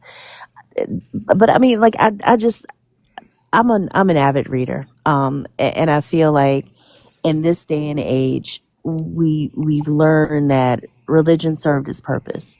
Most of these writings were created at a time when humans were trying to figure out the world around them. Um, and we see vestiges of it now. We still talk about the sunrise. The sun ain't rising, we're spinning. But we still use language that shows that a lot of the things that we think and a lot of the things that we do are still rooted in the time when humans were trying to figure things out. We don't, many of the things that they believed at the time that this book was written, we know now are not true. So why are we holding on to these writings as though they came from a God? When, and Thinker points this out all the time, like, you have to have faith that these men were hearing from a deity of some sort, which doesn't make any sense, because if the deity can only tell you to do the things that the humans were already doing at that time, which now we know in our day and age is not the right thing to do, why are we still trying to convince ourselves that these words came from a God? well, for me, the reason why I believe in it is because, when Jesus' disciples are like, okay, well, you have all these laws and all these rules, just give us one, just bring it down to one. And Jesus says, love everybody like I loved you. What does that look like when he's dying on a cross and he says, forgive them, Father, for they know not what they do? I mean, like, ultimate forgiveness, ultimate love. And today I don't see it. I mean, there's people are losing empathy, people don't care, people are saying hurtful things. We have a president that's a president, whatever, doing this thing. I feel like that's why I believe in it, because it's like, wow, 2,000 years ago, in a place they're talking about, all of it at the end of the day is just loving and forgiving everybody, and we don't see that today. It's like we're not. I feel like we're losing our empathy and our humanity as technology and stuff advances. So for me, I'm Well, like, I'm seeing this in this 2,000-year-old book. Like, whoa, we still at the end of the day. And even in Revelations, when he says people are going to say, I did love you. And it's like, well, you didn't take care of me. You didn't house me. You didn't feed me, clothe me, bring me in. And now we're talking about deportations. We're talking about, all these different What? things happening. Well, I'm just saying, like, I mean, you but you're know, misquoting the hell out of that book, and that is completely. a problem. Like, Jesus did not say there's only one commandment. That was Paul. Jesus said there were two, and he said to love the Lord your God with all your heart, soul, and might, and he said love your neighbor as yourself. And he said that these two laws, these two commandments, the entire law hangs on. So he was saying, if you do these two, then you will be able to keep the law, right? You'll be able to fulfill the law. Paul says that one commandment fulfills the law, and that is love your neighbor as you love yourself. And he was talking to the Gentiles because Paul did not, um, believe that the Gentiles was beholden to the God of Israel. He was beholden to Jesus, the Christ, right? And he wasn't like getting rid of the law. He was saying, if you love your neighbor as you love yourself, then you will fulfill the law, which were the 10 Commandments according to Paul. And then Revelations doesn't talk about the Lord. That's Jesus and Matthew, right? Like when people just they cherry pick out of this book things that resonates with them, right? So that they can make whatever version of Jesus or Christ consciousness that they want to, and they misapply, they misquote, mistranslate, and misapply, and then they go out into society and say Jesus said this, and then they teach it to other people who don't do their own research, who don't ask questions, and they adopt the belief of that person who is claiming that a God or a Holy Spirit spoke to them. That's where all these issues come from. And Yeah, I also don't think it was very like social justice of Jesus when he was using the parable of the 10 minas, and he said verbatim, if they don't want me to be led, bring them in front of me and slay them right before me. Where's the love in that? Like to Thinker's point, I feel like there is a build to God or a build a belief that happens specifically, especially when you get away from traditional Christianity, because you aren't bound by the laws of whatever or the rules of whatever denomination you're associated with. You get to craft your own and then just slap the name Jesus or Christ on it, while, to Thinker's point, while utilizing scriptures in ways that don't fit what was actually being said in the book. yeah. Mister, this is for you. This is Romans 13, right? Where Paul says, owe no one anything except to love one another. For the one who loves another has fulfilled the law.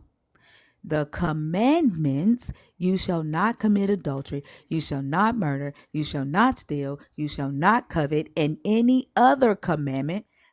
Like y'all swear up and down that y'all have a relationship with this God, but every time I say the characters in the book say something, and y'all say, I don't recall that ever being in the book. I don't recall Paul ever or Jesus ever saying that, and it's right there. Like how do y'all, like, why y'all try to convince us that a God is talking to y'all, right? But y'all don't. You say you don't recall Paul ever talking about the Ten Commandments, but he does talk about the law. That's what you said, mister. But if y'all are in relationship with this God, yet this God hasn't told y'all what's in this book, right? That doesn't make any sense to me. And that's why I said, when I was responding to you, brother Gino, like, how do you know that a spirit is that anybody talked to this creation, this creator that you're talking about? Because everybody says something different. well, the priest right under that, right? I think it's just defining what love is, right? You shall love your neighbor as yourself. Love does not wrong, and those things at the beginning. You can't love someone if you're committing adultery and murder, But, but just real fast in Revelation, though, doesn't God say you didn't love me to the people who were like, "Oh, we loved That's you"? in Matthew. Okay, but well, that piece of you said we didn't love you, but we did love you, and he was like, "Well, no, you didn't because you didn't do these things." So my whole point, anyway, my whole point of that was just saying like it's talking about love when I feel like we haven't seen any love to this level in the last I But don't know I don't four, even think five he hundred, six mentions hundred love years. in that. Yeah, I don't think so either. Well, because it's saying like because the commandment from Jesus, right, was to love your God with all your, and then people are like, okay, well, we did love you, and they're like, well, you didn't do these things. At least for what I There's, believe. let's see, he What I says, think. I apologize. What I think. right. And I think a lot of people read and they just kind of like summarize and say, oh, this is what this means to me. And then they go and say, Jesus said, right? But it says, when the Son of Man comes in his glory and all the angels with him, then he will sit on the throne of his glory. All the nations will be gathered before him, and he will separate people one from another, as a shepherd separates the sheep from the goats. And he will put the sheep at his right hand and the goats at his left. Then the king will say to those at his right hand, come, You who are blessed by my Father, inherit the kingdom prepared for you from the foundation of the world. For I was hungry, and you gave me food. I was thirsty, and you gave me something to drink. I was a stranger, and you welcomed me. I was naked, and you gave me clothing. I was sick, and you took care of me. I was in prison, and you visited me. Then the righteous will answer him, Lord, when was it that we saw you hungry and gave you food, or thirsty and gave you something to drink? And when was it that we saw you a stranger and welcomed you, or naked and gave you clothing? And when was it that we saw you sick or in prison and visited you? And the king will answer them, Truly I tell you, just as you did it to one of the least of these brothers and sisters of mine, you did it to me. Then he will say to those at his left hand, You who are accursed, depart from me in the eternal fire, prepared for the devil and his angels. For I was hungry, and you gave me no food. I was thirsty, and you gave me nothing to drink. I was a stranger, and you did not welcome me. Naked, and you did not give me clothing. Sick and in prison, and you did not visit me. Then they also will answer, Lord, when was it that we saw you hungry or thirsty, or a stranger, or naked, or sick, in prison, and did not take care of you? Then he will answer them, Truly I tell you, just as you did not do it to one of the least of these, you did not do it to me. And these will go away into eternal punishment, but the righteous into eternal life. The historical context behind that is that he's talking about the lost sheep of Israel, right? Like he literally says, um, these brothers and sisters of mine, right? Uh, you do it to the least of these brothers and sisters of mine. At that time on earth, he was talking about his fellow Israelites, right? But today, people like yourself and believers, they apply this to mean to include them, right? But even if, right, we take this same text that once meant Israelites to say that today it means those who accept Jesus as his savior, as your savior, you are now a brother and sister in Christ. That's saying feed your brothers and sisters in Christ. That's not saying feed everybody in the world. Oh, I don't think that means brothers and sisters in Christ. I could see what you're saying about the Israelites more so than brothers and sisters in Christ. No, I Only said because, what people do today is they reinterpret this oh, same I see. scripture, That's what you're right? saying. And they use, just like you just used it. You just used it to say that Jesus was saying that if you don't like feed people, right? If you don't do these things, then you are not of me. So like how you are saying you don't see this to now today say brothers and sisters in Christ when you just used it as that is mind-boggling.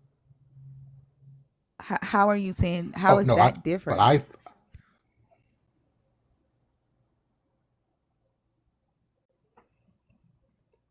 hello, can you hear me? Yeah, how is that different? Well, I'm interpreting as it means everybody, like all people, not like just brothers and sisters of Christ or Israelites. I'm reading that as It like all says people. brothers Maybe and the sisters of translation, mine. yeah, which I think would be everybody. I think that would be everybody.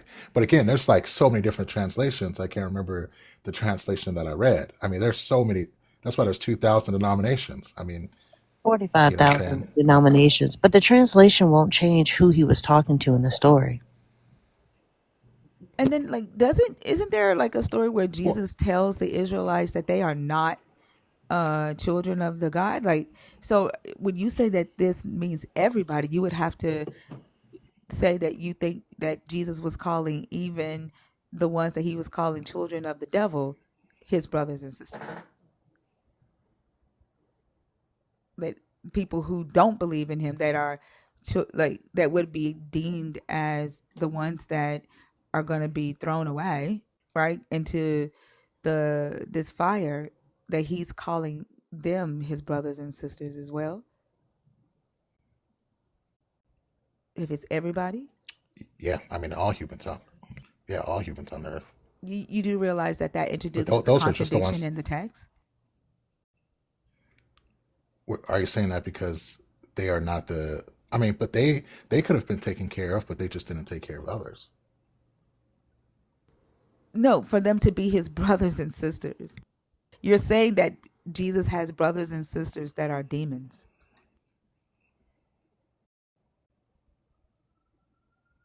I'm talking about just humans. All humans on earth Right, are humans brothers and that sisters. right, humans that are evil, right? That would be deemed evil by Jesus' standards. Like there are in this book, Jesus calls humans children of the devil. So you would have to be saying that even the children of the devil are his brothers and sisters. If you're saying all humans, that he's talking about all humans here. Yeah, I'm actually surprised to see devil even written in there because that's what. Yeah, because that's not usually written like that. Like just devil. Huh? Well, earlier when you were reading it, it talked about the devil. Well, what When it what says you who are translation? accursed, prepare for the devil and his angels. What do you mean it's not usually written like that? Yeah, yeah. What translation? If I mean, what Bible are you reading from? This is the NRSVUE. Um, Mm. let me see. What translation do you normally read? Huh? I mean, it's. I'm sorry. It's. I've walked away from Christianity so long. It's been a while, but I just don't remember reading like devil. So this is the Let me King see what the James. King James says. Apart from you are accursed, everlasting fire, prepared for the devil and his angels. The King James says devil. Like I'm not sure why you've never seen it. Like Jesus calls the Israelites in John children of the devil. And John, and I've known that since I was a kid. I just remember seeing like the Challenger or the. The Anyways, it's not a big. Challenger? It's not a big. It's not a important point to be honest. Or I guess yeah, it's not important. Oh, I think you're talking about Hasatan, the accuser, in the Hebrew scriptures, right? But this is the New Testament. This is Greek. You know. But anyways, no, I appreciate y'all time. I'm not. Yeah, I mean, I appreciate it. It's just for my. I know it's weird when it's Christ consciousness and more spiritual and like you said, hoodoo or voodoo, not voodoo, but yeah. But thank you all. I appreciate it. Have a good one. Yeah, you too. I didn't necessarily see a difference with this one, like with the Christ consciousness. A difference from what regular Christianity? Yeah, like as far as like their reasoning, like the reasoning. Oh no, it was very similar. Just probably less reliant on the Bible, but similar mindset for sure. Yeah. Poppin' Pete, are you in the box on purpose or on accident? Elizabeth? Elizabeth? Okay. Poppin' Pete.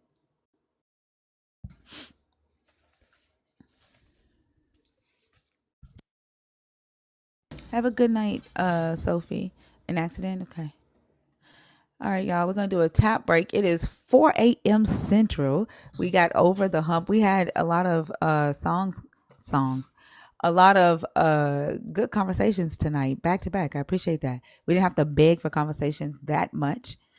We have 670 people on TikTok and another 140 on YouTube. So pretty decent sized audience. I hope that we can keep the conversations going and as people are starting to wake up and welcome to Labor Day in America and Monday morning, around the rest of the world, or Monday afternoon.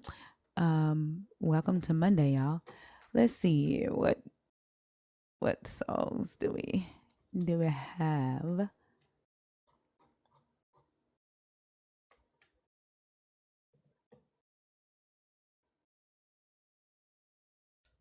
Actually, let me do the one that I started off with tonight.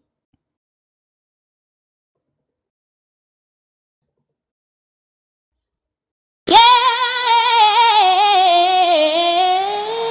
yeah, yeah, yeah, yeah, Yeah. Wake up, tap up. It's time for the ride. Anchor in the room.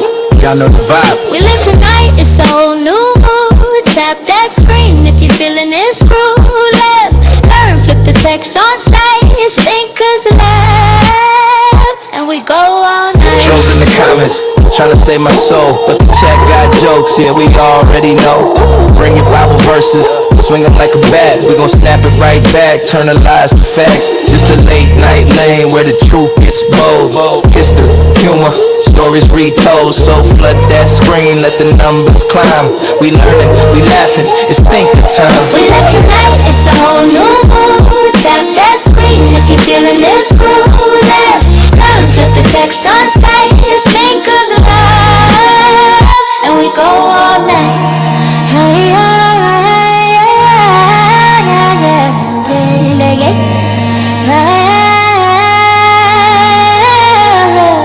Don't need no savior in my live stream. Just thinkers, rebels and a wild ass team. If you came for control, better move aside. We got facts on deck and the chat on fire. So share this out, let your people slide through. This the cave where we hide, where we tell the truth. Not a lie, just tears, but a squad that's tight. It's thinkers live and we own the night. We live tonight, it's a whole new mood. Tap that screen if you're feeling this groove. Laugh, learn, flip the text on site. It's thinkers alive, and we go all night.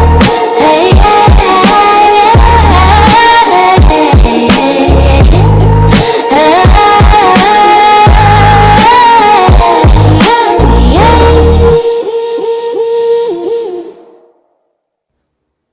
Thank y'all so much for tapping the screen. I appreciate y'all. If you are a believer in the God of the Bible, you are 25 and up. If you are deconstructing, if you are an atheist, and you are 25 and up. Of course, if you are a nerd, 21 and up, the guest box is open.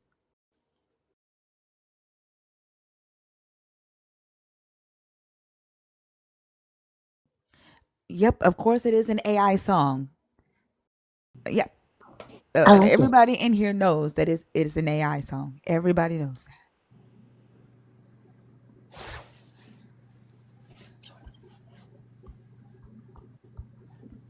Appreciate that. We didn't have to beg for conversation that much. We have 670 people on TikTok Thanks, and Squirrel. Thanks, Squirrel. Are you a pretty decent sized Thanks, audience. Squirrel. We can keep the Yes, conversations going. And Did you come as on we were purpose or on starting with accident? Welcome to Labor Day in on America, purpose. Oh, and do you have the YouTube playing in the background? around the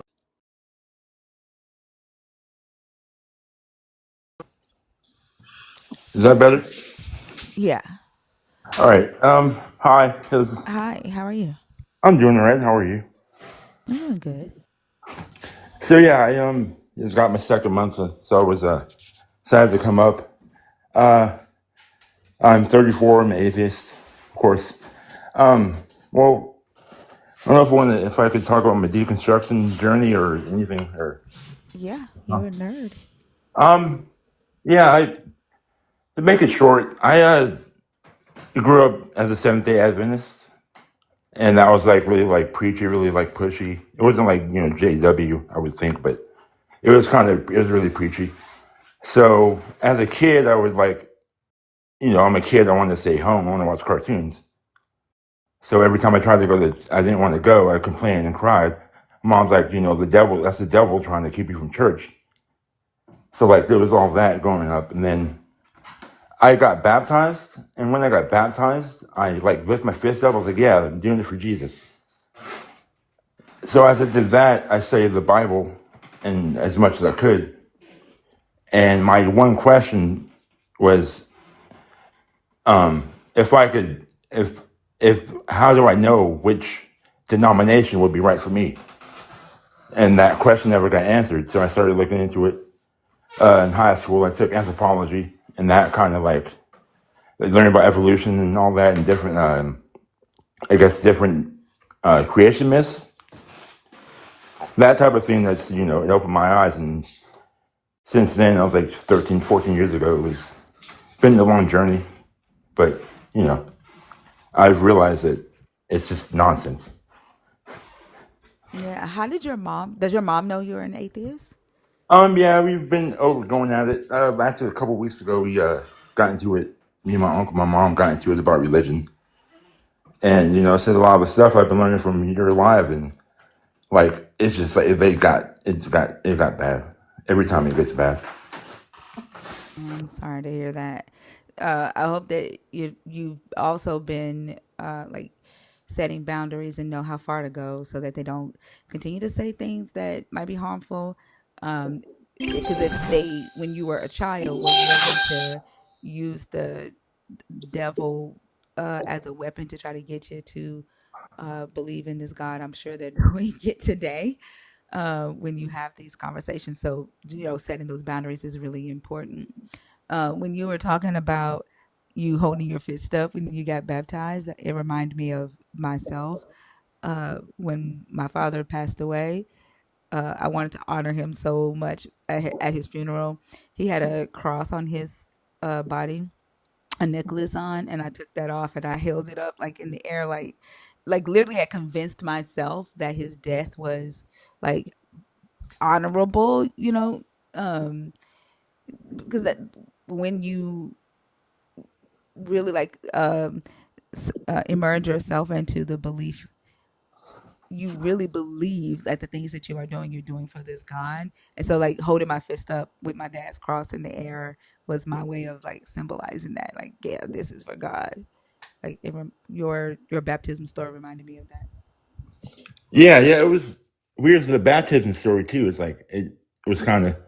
Oh, I lived in Vegas for a while. We went to this church. It was pretty cool. I liked it. It was a lot better than the church I was in now, or my city. But um, I like they have like this guest pastor come up, and like I heard something like in the back of my head could say "go up" to like want to be baptized and whatever. So I did that, and like whatever that was, it was my own mind, but. I ended up doing some type of Bible study when I moved back to my city I live in now, it's Portland. So my church I grew up with, they kind of like snuck up on me with like, hey, you're going to be baptized this weekend. Oh, okay. I was all for it, I guess. But, I learned that as I couldn't get the answer of like what was right for me. And like Yeah. look in the Bible, it's like, what? That doesn't help. It doesn't answer anything. And yeah, it's just, I realized that, when I was a Christian, I would be really like pushing up, like, like you don't go to church on Saturday. That's a Sabbath. You're doing the wrong day. You're part of the devil. It's like, it's just, didn't make me a better person. So I realized that, if I don't believe what the difference is between me being a good person or not, it doesn't matter because, well, the Bible doesn't help with that for sure. Yeah, you were saying that like when you were in the belief, if people didn't worship on the Sabbath, you automatically thought that they were the devil. Is that what you were saying? Well, Is not that really the what the devil. I religion would call them teaches? moths. I'd call them moths and stuff like that. They do pretty much like the Seventh Day Adventist thing is like the Antichrist is the papacy, the Catholic Church. So that's what they taught us. So like the Antichrist will come through there and all this other stuff. And like I looked into the SDA, and that was I believe the William Miller. It was the Great Disappointment. That was the religion, the denomination. That was the Great Disappointment. And then like you have Ellen G. White, who was a plagiarist, and she was like really. It's like that's like the second. She's like the female Paul version of in that religion. So it was just weird. But Yeah, I've read a lot about. I think it's the 7 day. Um, like you couldn't drink coffee or tea or something like that because that was seen as not holy or unclean. And then there's these like holy underwear or something. Like she has some like really weird teachings. Um, in the 7 day adventure, like, and I didn't understand where she was getting her justification for a lot of that from. yeah, she like distorts and stuff. Like, I guess there was a time she was at a meeting, and someone like came up and asked her about like a book that was written, and like, hey, this is like really similar to what that other guy wrote. Then she did something like had some like made some type of scene or something like that, and I guess with her, she had someone threw a rock at her when she was a kid, so she ended up having like epilepsy, and the epileptic vision she had, it was a minor version, so she didn't like have her seizure or anything. So when she didn't have those, she would that was her vision. Like she had the vision. That's what she would check out and she'd go blank for a minute, and that's what it was. And it's just like, it's just so weird. It's just like so culty, and I'm glad I'm out of the religion. I tried to get back into it a while back. For some reason, I just, the way the world's going, I was like, yeah, this is probably true. It's like, no, it's not. It's totally not. Yeah, it kind of sounded like the story of Harriet Tubman. Like, I think it was Harriet Tubman would have those visions and stuff because she had epilepsy. She got hit in the head or kicked in the head by a slave owner, and she would like her story kind of sounds like Harriet Tubman's. And she probably stole that story too. Yeah, that's what I'm thinking because it is oddly familiar. Yeah, yeah. So that's pretty much it with the deconstruction thing. I'm still doing that, and my beliefs, and there is political things that I was believing, and it's just like it's stuff I feel for. Like I voted for Trump because I thought that was different, but as it turned out, I was duped. I wanted something different because the way I was looking at the world at that time was like there's no answers in politics. And I don't think there is any answers in politics because when you get to politics, it's just all theater for me. Yeah, I agree, and I think like there was a time where they were using Christ consciousness and New Age spirituality in politics to convince people that the Pleiadians were here, and they were pushing for this awakening on the earth, and you had to. They had chosen their candidate, and the candidate that you vote for, it will be pushing humanity towards I think it was the fifth dimension at that time or something like that. So like the political landscape uses Christianity to push a specific candidate all the time. I mean, not just Christianity, any type of belief to influence the votes of society all the time.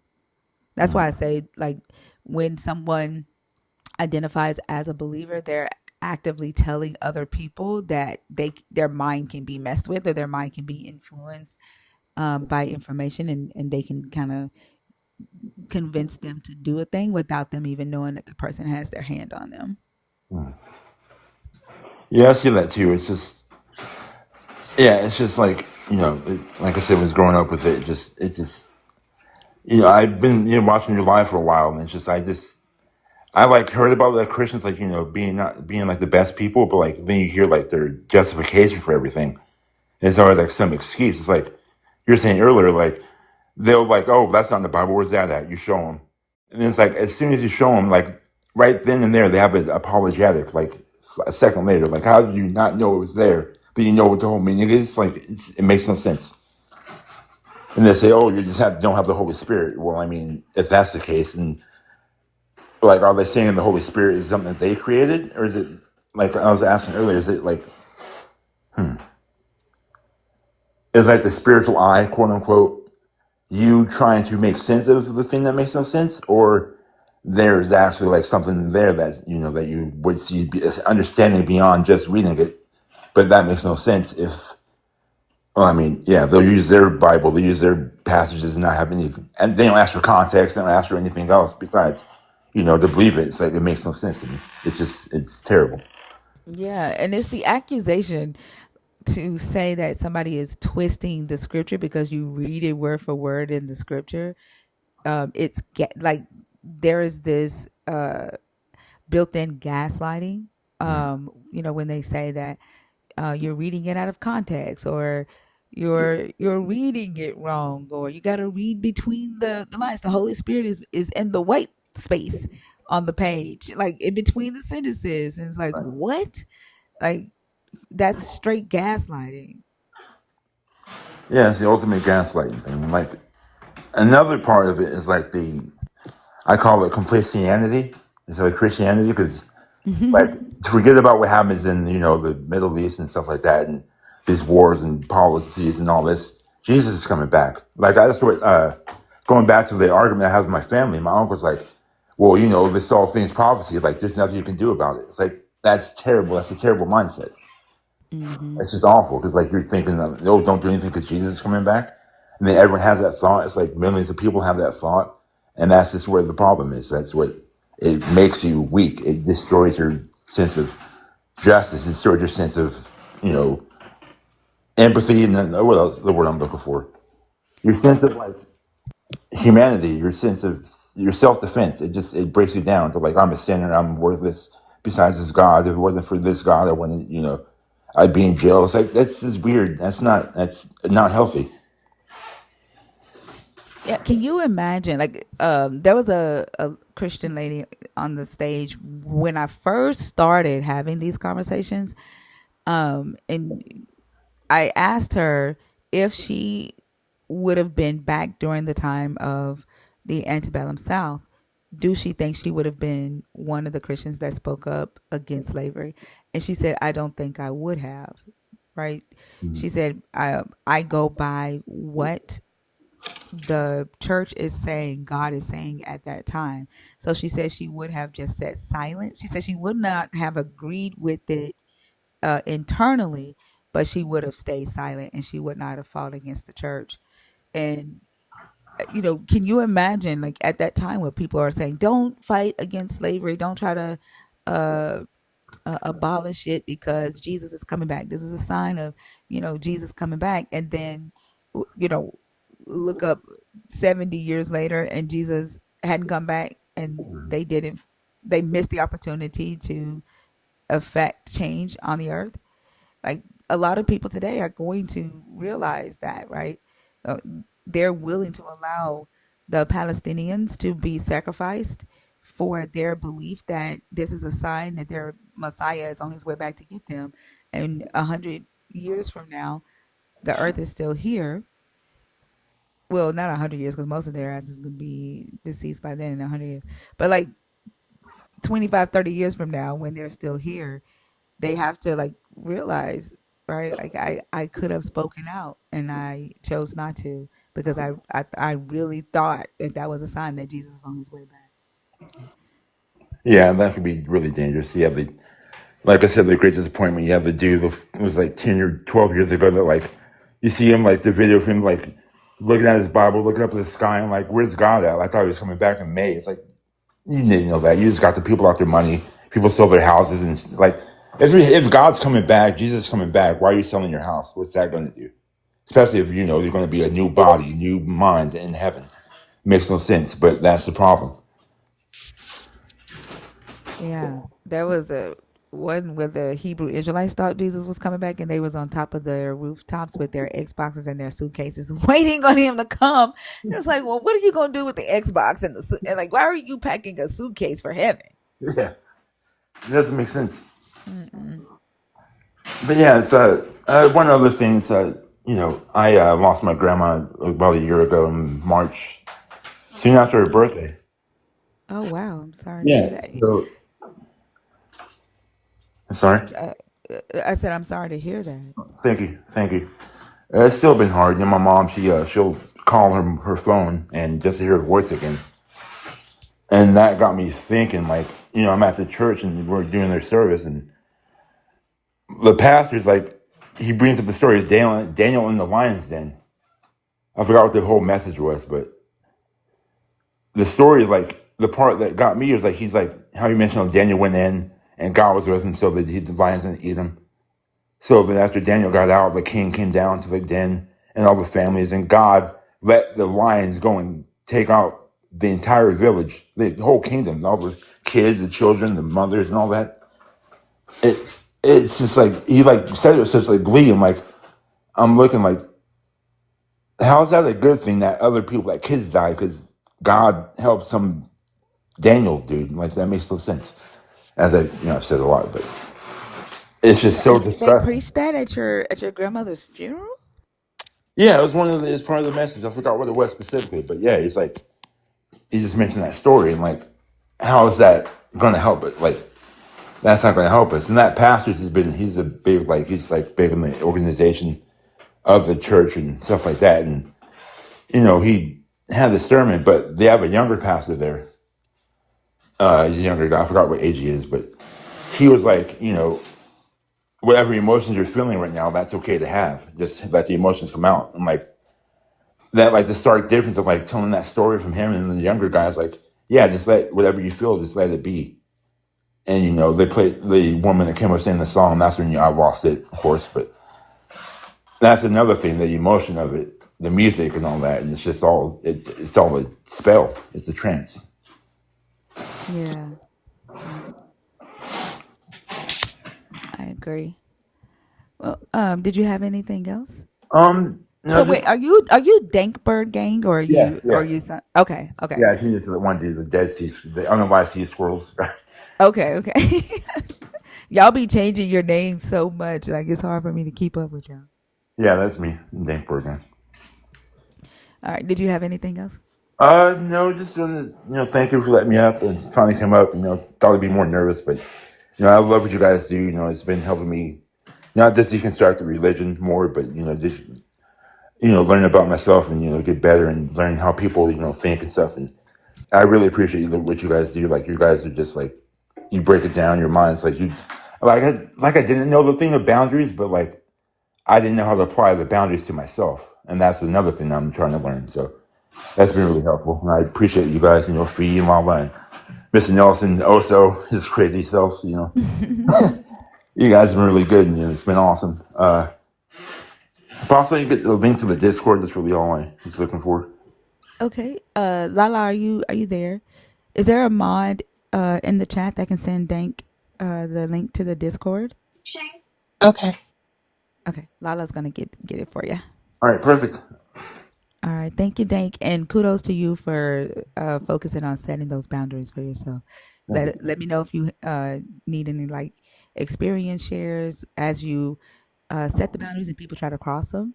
Yeah, Any experiences that you have, like let us know how we can share how we overcame that. for sure. All right, have a good. All right, appreciate it. Thank you. You're welcome.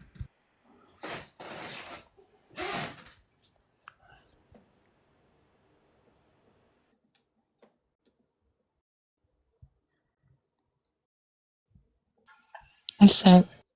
Thank you, love bug. I see three. I see two nerds in the box. No, yeah, I think not done yet is a nerd. I hate that I can't tell who's a nerd from TikTok Studio. Tickle, are you in the box on purpose? Nay, are you in the box on purpose? Not done yet. You just have like 12 minutes to complete your goal. Oh, okay. Hi, ladies. Hey, Nay, how are you? Oh, shit. Give me 1 second. My Bluetooth is fucking me up. You gotta come up more, Dank. Look, you done got your first one out the way. Now it's time to take the training wheels off and just start riding. Okay, how's that? Can y'all hear me? Yeah, that's much better. Okay, beautiful. How are y'all doing tonight? Doing good. How are you doing? I'm doing fantastic. I wanted to come up because the live last week sent me down a little bit of a rabbit hole. And I think it was Oso who had this really interesting topic of can animals sin? Do y'all remember that? Yeah. Yeah, okay. And it kind of took me back to I'm so sorry. I can go off topic, right? Or Yeah, you're a nerd. okay, great. Um it took me back to something that I learned a while ago, and I had to kind of like scavenge through the depths of my brain to remember it. And it was something that I was taught in college, I think in a history class, about Scala Natura. Have y'all ever heard of that term? What is it again? The scholar what? Scala Natura, it's Latin. Um, What is it Latin for? it translates to the great chain of being. Mm-mm. And it was a medieval term that was popularized during that time to sort of organize life. It was an effort to sort of Um, it was an effort to proximate human beings and all other living and non-living things in a hierarchy, and to make it sort of approximative towards how close we are towards godhood. And because this great chain of being was popularized during the medieval times, it fits right in perfectly when King James the First and the Sixth was reigning over, I guess, what was it at the time? England, right? England and Scotland. Yeah, right. Um, I'm not quite sure about like the history, but it was Scotland first and then England, correct?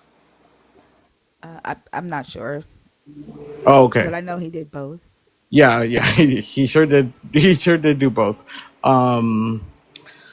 My interest was in how this Scala Natura, or the Great Chain of Being, as they spoke of it, sort of organized life in proximity towards godhood, right? And how it has come to become a very like contentious topic and a very large talking point within Christianity, because within the Bible, and I think that you would probably know better than I would, but the passage that says that man has domain over all living things, can you recall it? I don't remember it myself. Yeah, in Genesis 1, where it says God gave dominion to men over the earth to subdue it. Yes, exactly. Yeah, that's exactly right. Are you saying So this gave them the justification for that? yes, yeah, yeah.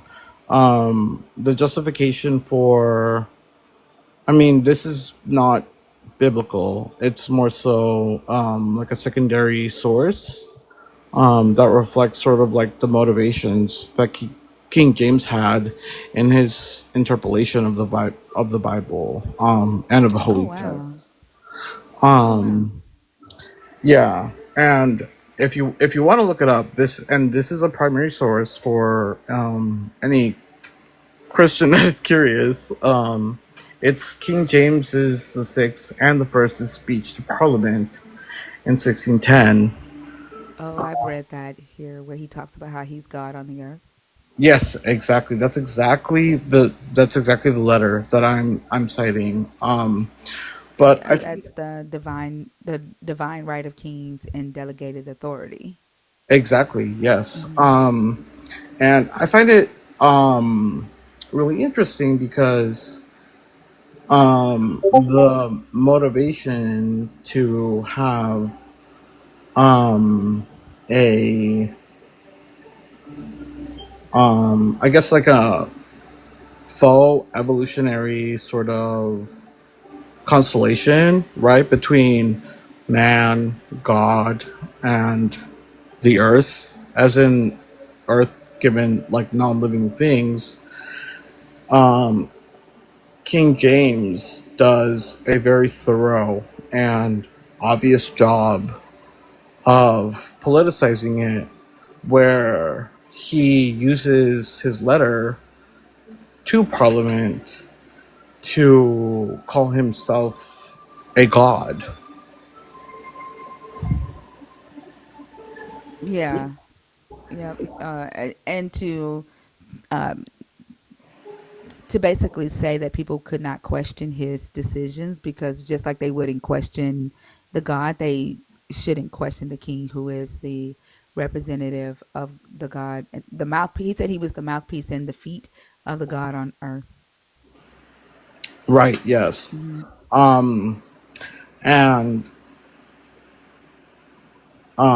I mean, it's he speaks in absolutes, really.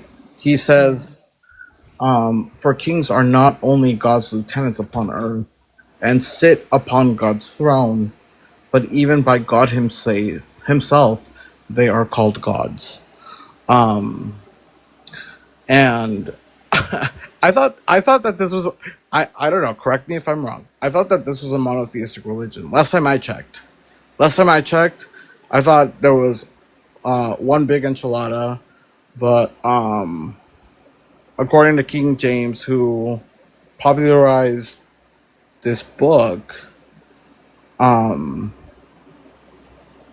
specifically this version of this book, it sounds like there's a lot more going on and a lot more disagreement in terms of what it means to be a monotheistic religion, according to the one who came up with the version of the book that was popularized and cited so farly and widely. Yeah, so I think this kind of goes back into what Bash and I were talking about earlier, them being able to um worship a man so much that they identify him as God and not call it idolatry. When it comes to like King James saying, I am God on earth, and with him saying that and people adopting that belief, I I could understand on why they don't call that idolatry. In the Bible, the God does say that He set kings up, and they are His representatives. And so when King James did it, he did have biblical backing for that. And I think there is a scripture in Revelations that says something about like He sets kings. He it's there's a oh I gotta find it. There is a scripture in Revelations that the monarchy used to say that the God talked about the kings having delegated authority on earth, and one of the seven letters to the churches in Asia that Paul wrote, that John wrote in Revelations. Uh huh. Yeah. Yeah. Yeah, I find that interesting because it it has a cascading effect, right? On not just humans, and it's very deliberate in its approach towards living and non-living creatures at this time. And I'm not quite sure whether or not that portion has biblical backing, because the great chain of being, or the Scala Natura, as cited in Latin, was directly involved, I think, in backing King James's claim towards this. So while it might have biblical backing, the empty spaces were very much so easily and extensively filled out between man, God, earth, plants, animals, and what it means to be soul bound, willing, or having constitutional value, in within the context of being a derivative, if you could be so lucky as to be derivative, within the eyes of God.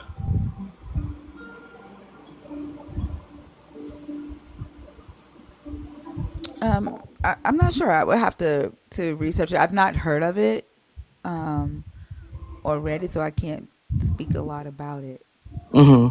Yeah, I can send it to you. I think it's really interesting though, and the reason why I thought it was an important contextual like talking point is because the great chain of being is still much so enforced by Christians today. And you can see this everywhere. Like, in terms of like abortion rights, or like animal rights, for example, and the organization of life itself. It talks about how we as humans are derivatives of God, and everything that comes before us, unfortunately, has lesser rights between that space and Him. And I don't think that would come as too much of a surprise, given everything else that's in the book. But I'll send it your way, and I think it's a really interesting read, given that Christians still adopt this mentality of how the organization of life works 1,000 years later. No, thank you. I appreciate that. Do you have access to the Discord? No, I don't.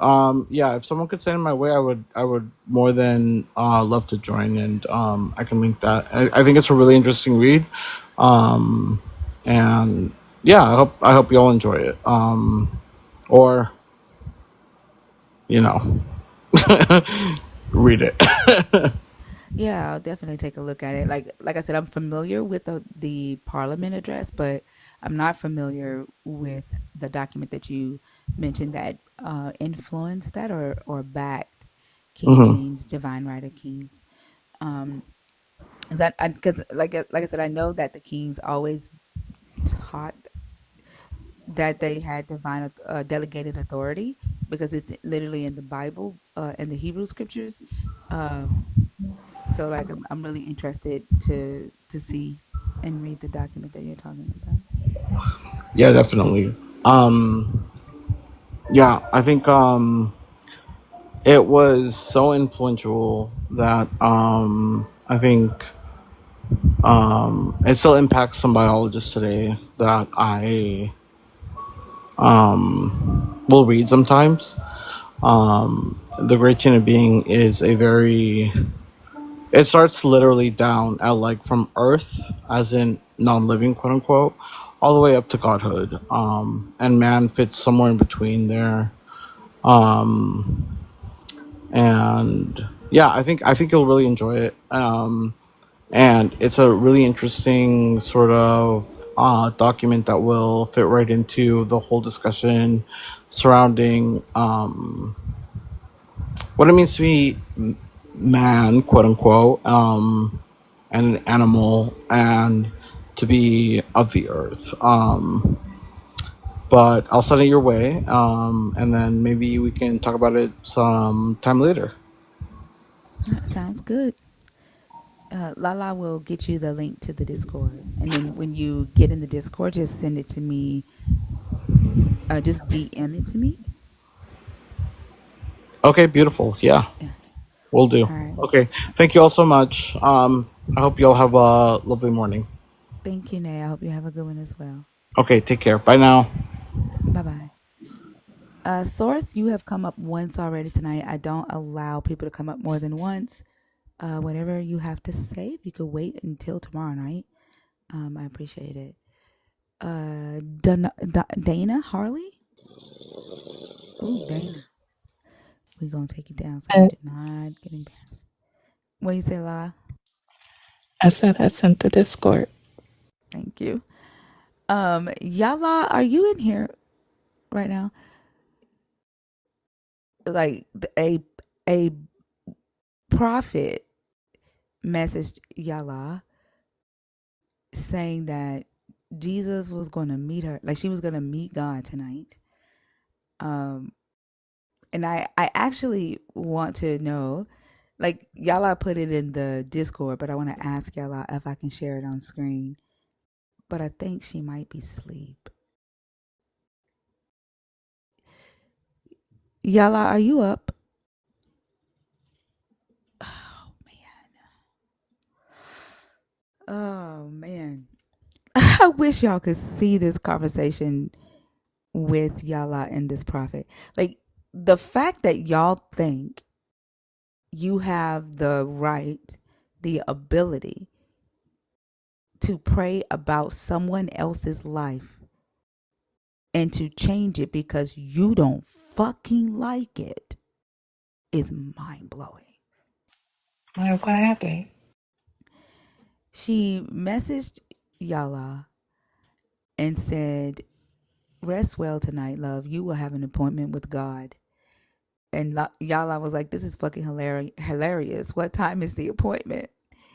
And she said, "Tonight, as promised, just finished praying for you again. Sleep well. He is coming for you tonight." And Yala said, "Oh my God, what if I die?" She said, "You will die, but to yourself. You will have a new set of eyes and ears." Praise hand emojis. And Yala said, "I definitely need new eyes because honestly, not wearing glasses for like 3 years has been crazy. But okay, I'll wait for my death." And she says, "I absolutely know. So since you desire to make light of the principle of God tonight, I am asking God for an encounter with you. Hit me tomorrow and let's see. I put in on the one true God. So again, let's sit back and watch. Tonight, you will have an encounter in which you will know that the words you have spoken are directly attached to your soul." And then she put "tonight" in all caps. "And when you enter a place that your human cannot save you, you will call on the very name you are cursing. And because he loves you, he will answer." She said, "I hear you." Y'all, I said, "Fuck your church. Fuck your ugly eyebrows. Fuck his throne. Fuck your God and his angels. Except the devil, I love him. He's all right with me." She said, "All of this and he still wants you. No worries. Be blessed." Y'all, I said, "I'm not worried." And she said, "Not yet." The crazy thing is, I made a song today and I feel like this is the perfect time to play that motherfucker because what the fuck?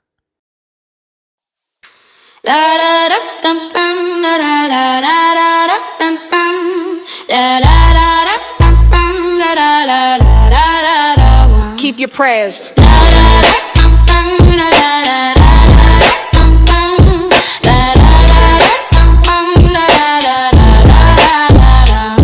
Keep your prayers. You ain't asked for that. Consent before you drop it in the chat. Facts. Good vibes, only you can tap, tap, tap. But your holy germs, yeah, we send them right back. They type I'm praying for you like it's sweet, but it's shade in disguise. We see the deceit. If your God's so strong, let them text me direct. Otherwise your prayer just a flex for respect. Learn consent. Don't lay hands online. I ain't signing for your altar call line. We laughing, we learning. That's the nerd vibe. You can keep your prayers, just tap and share live. Keep your prayers. We ain't asked for that. Consent before you drop it in the chat. Yeah, good vibes, only you can tap, tap, tap. But your holy germs, yeah, we send them right back.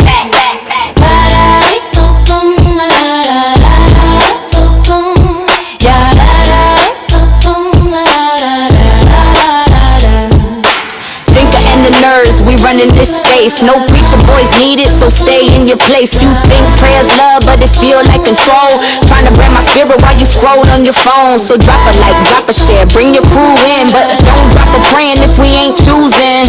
Respect the room, that's how grown folks act. Keep your prayers, we ain't asked for that. Keep your prayers, we ain't asked for that. Consent before you drop it in the chat. Facts, good vibes, only you can tap, tap, tap. But your holy germs, yeah, we send them right back.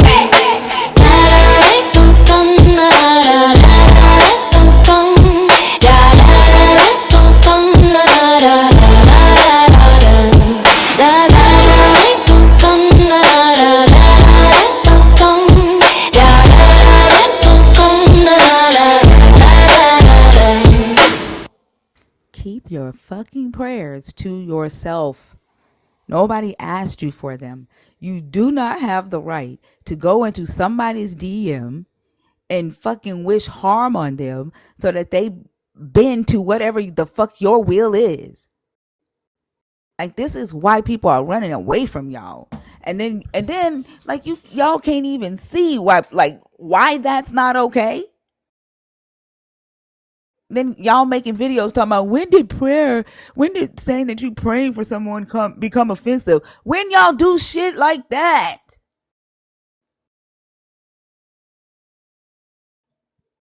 Like, it's weird. Goodness. It is weird.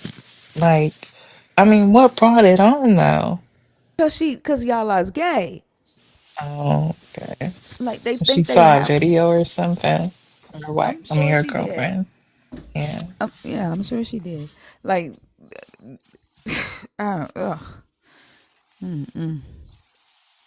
And then if we were in their DMs talking about praying to Hecate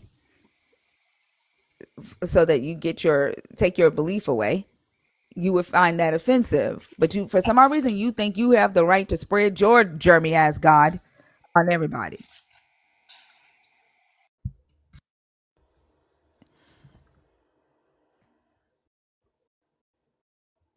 If you are a believer in the God of the Bible, it is 5 a.m. Central. Well, 4:54 a.m. Central, 5:54 Eastern, 3:54 Pacific.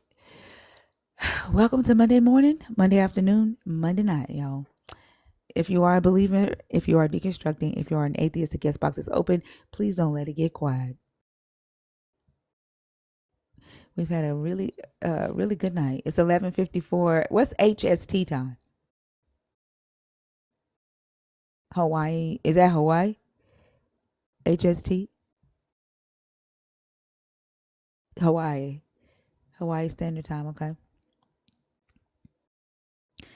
It's almost midnight there. Is it Monday or Sunday there, Yash?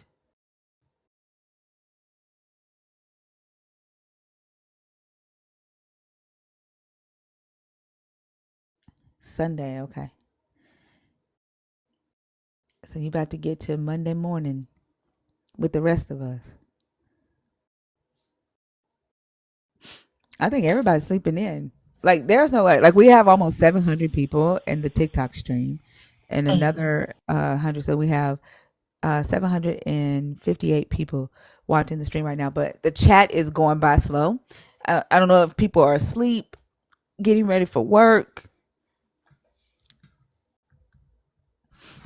Probably a Are y'all little bit of there? both. You all Stoic is traveling. Stoic's at the airport. Yeah, I hate traveling Stoic. It takes the most energy out of anybody, especially the airport.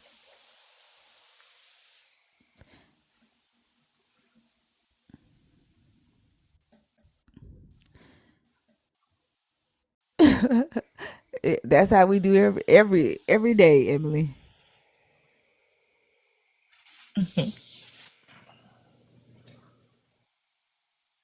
Oh, you went and had a bachelor party. I hope you had fun. Ted, are you in the box on purpose or on accident? Yeah, which makes me think that they are sleeping in, and rightfully so. But I hope somebody hop in the box and don't make me sit here and try to think of stuff to talk about. Y'all know I don't like that.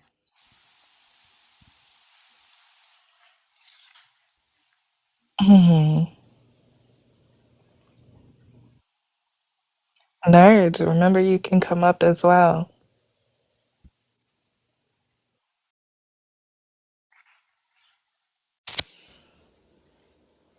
I think Feed might have went to sleep. Like, No, the echo is due to TikTok Studio. It's a glitch. So scroll out and scroll back in. It should take care of it. no. Thank you so much, Ray Theo. Appreciate you for the gift.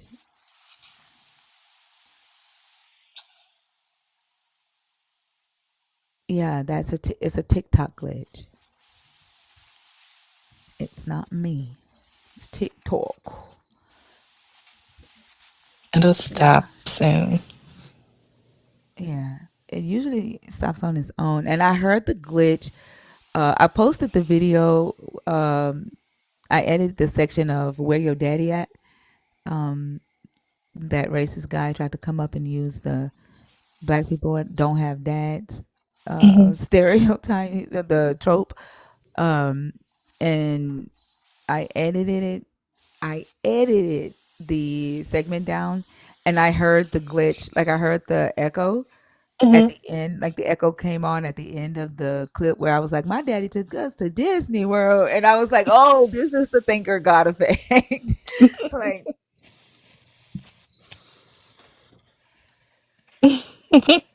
the thinker God voice they call it. Like my daddy took us to Disney World. Yeah, sometimes it comes on at the most strangest times. Hey, chapter.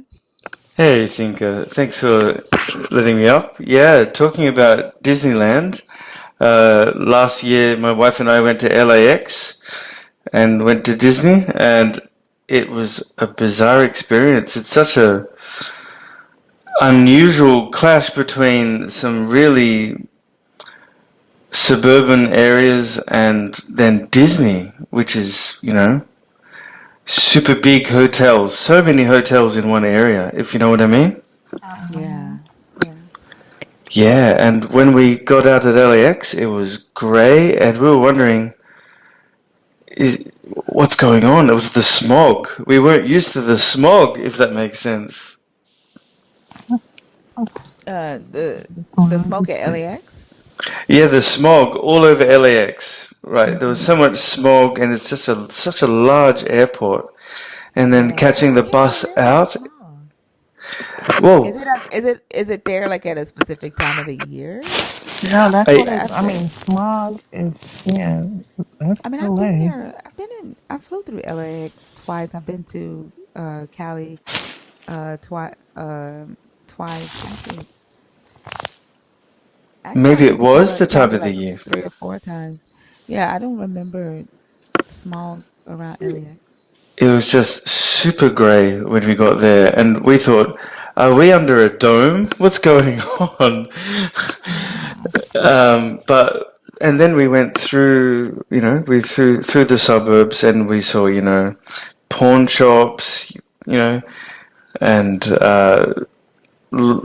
small hotels and motels, and then we got to the area that we're going to stay in. It was just like a clash of just a huge clash to see the difference between the whole Disneyland area, happy, happy, joy, joy, and the areas surrounding it. It was like, wow, you know what I mean? Yeah. Did you get surprised? Did you go to Hollywood? No, we didn't get to go. I really Oh, wanted to go to Hollywood and I'll be what is it very called? disappointed. What's it called? The Boulevard? Yeah, the Rodeo Drive Rodeo is. Drive? Yeah, really wanted to Yeah. go. Nothing It, I you want said, to is it a little bit disappointing, you'd say? So Rodeo Drive is cool. I actually did a photo shoot there. Not a photo shoot, but like I did took a lot of photos down Rodeo Right. Drive. But Hollywood, I was disappointed. I was very disappointed. And like there literally it's on the it's in a less low, like a lower income like side. Yes. And there were a lot of Christian preachers, like the street preachers, Ah, yeah, screaming that the world was going to end. um it just shocked me. Like it wasn't what I expected it to be. sure. Yeah. What about Lee's Chinese Theatre and Vancouver Beach? I'd love to see them, but are they nearby or a little bit further away? Oh, I'm not sure. I Yeah, didn't me see I too. think they're a little further away. A little bit further away. I Yeah, would have loved to yeah. have A lot seen of that stuff you book. have to drive to, so it's Oh, Uh, you not sound very easy. muffled. a little I bit said a muffled, lot of the Lala. stuff that you Oh, have to drive to, that's better. like a long drive, but you have to I beat the see. traffic. Yeah, those the freeways are long and so many ads for insurance and a lot of religious signs. And we saw this sign for I think it was a high school, like you know how to become men. It was just like It was a religious school on making boys into men, and it just sounded so cringe. But actually, we get a lot of street preachers here in Australia too. See this guy wearing Hebrew writing all over his jacket, walking up and down the street outside a church. I've never talked to him, but I've seen him day by day by day because I have to go past there. So we get some street preachers all over here in Sydney too. Yeah, there's one lady in LA that I saw the other day. She on TikTok. There was a guy, like, she was preaching on the side of the road, and she was telling a guy that he had a demon, and he literally laid down in the middle of the road and started pretending to be exercised. Like, yeah, it's funny. Yeah, yep. It's all over the world. It really is. I'm concerned for people. I see that day in day out. Like I think he's basically what's the word? An unhoused person. He's on the street day in day out, and I'm concerned. I think some people religiosity takes over and they don't have anything else in their lives. They might not have anyone to make connection to. Like my mother-in-law, I told you about her. No one left to make community with, if that makes sense. Yeah, that's Mm. a lot of people take a trauma and just decide to escape reality. Yeah. It's the best way. Zena had somebody on her live yesterday that it said that they're pregnant by their deceased husband because Jesus has chosen them. Yeah. She said Yeah. Jesus chose her and her deceased husband. He died 3 months ago. She's actually married right now. She has a husband on earth that she has not, she said, slept with for 5 years, I think, but he's very abusive, right? And she says that she has some of the best sex ever with her deceased husband. She's 5.5 weeks pregnant with triplets, and she's 1 year postmenopausal. She was at church on TikTok yesterday, and she got on the live while she was at church waiting for church to start to show us her belly bump, which there was no belly bump, but she came to tell us her testimony. And yeah, she's pregnant by her dead husband she Jesus is going to use her to show the miracle, basically what she said. It's not the first time I've heard something like that. I've heard of people believing that they're having, spiritual smacks with ghosts or spirits or people that have passed away, and then believing what do you call it, a phantom pregnancy, quote unquote phantom pregnancy. It's not that uncommon, which is really sad, really. Yeah, she's like, she kept talking about how abusive her existing husband is, and like, I just listened to her talk. This specific person, I don't too much. Like, she's blocked from my live, Mm-hmm. but like, I yesterday I realized why she behaves the way she behaves, because she kept talking about her abusive husband, and she's just let go of reality, and she's creating a safe haven in her head. I've got you. Yeah, Escapism. It's an escape from reality. yeah. I totally get it. Okay. Yeah. Well, thanks, Vinka. Thanks, Fee. Thanks, Lala. You all have a good night. You You're too. welcome. Really Thank you, appreciate sir. it. At Have a least good one. I hope I filled some empty air while you get the guest queue hopefully fills up soon. I hope so, as we're gonna be shutting down early. No, please don't. I'll listen. I usually listen to you all night. Well, I try. Y'all know how uncomfortable I get with Oh, the silence. So, 100%, yeah. 100%. Yeah, yeah. Well, Well, early night or not, have a great one. thank you. You too, chapter. Thank you. Bye bye. Bye bye.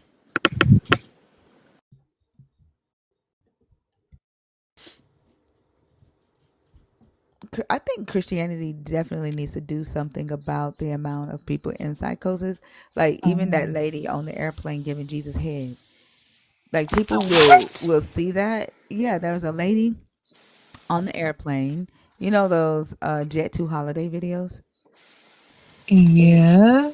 One of them, a man, he was pissed. Like you could see, like he was videoing her, but he was pissed because she was giving Jesus head on this picture. Like she was licking the genital area of Jesus's picture, and like doing the motions like she was giving him head. And I think like other believers will see these videos or they will hear these stories like what this person was telling on Zena's live yesterday, and they'll just go, that's not me, she's not one of us, and just continue on, but and won't look back at the responsibility of the church and what they teach that pushed people to this type of mentality, right? This space in their mind. Christianity creates a lot of undiagnosed Hmm. mental illness, I think. And I'm trying to choose my words very carefully, but Yeah. yeah. Um, Objective, are you asleep? It sounded like were they snoring? It's mine. You'll be brilliant. Objective. These names, bro. Okay. You thought it was French? I think that noise is coming from your phone. Sound like static. Is it still? Uh-uh. Well, yeah, a little bit. Mm. Okay, y'all. 761 people listening to this live stream right now. 25 and up, believers in the God of the Bible, deconstructing, or atheists.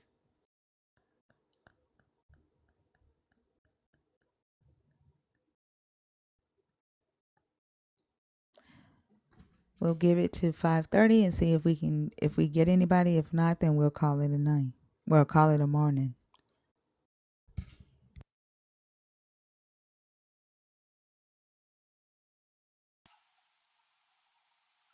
You still hear it? Hmm? No, not that much.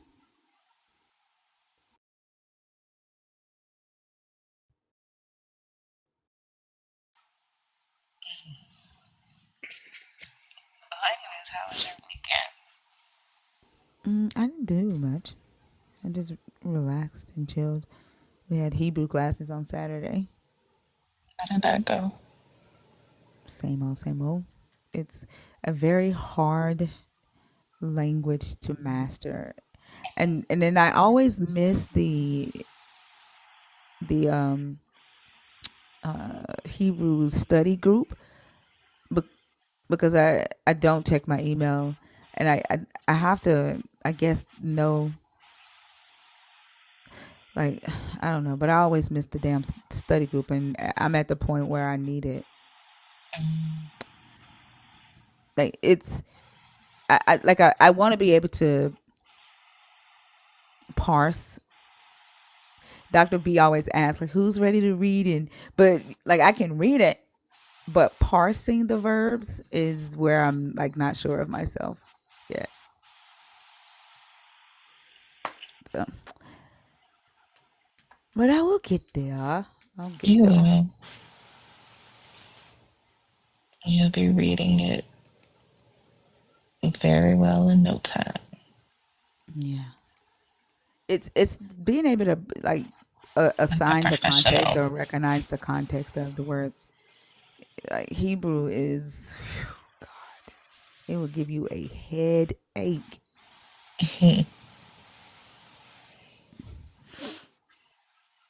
Safe travels, Stoic. Neither is the black Jesus feeling teal. Neither is the Asian Jesus, or the native Jesus, or the cartoon Jesus. None of them. Now one. Good morning, Afro Max. Greetings, Afro. Y'all, this is the 18-minute countdown.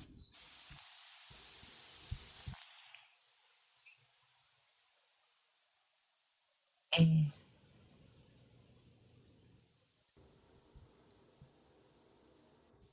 I need to get me something to eat. God demonic shower. Okay, what happened? Hmm?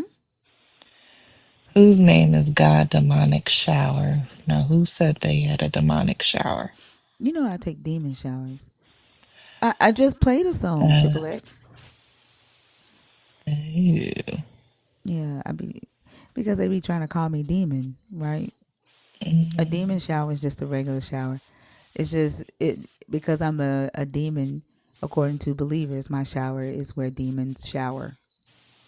So mm, yeah, interesting.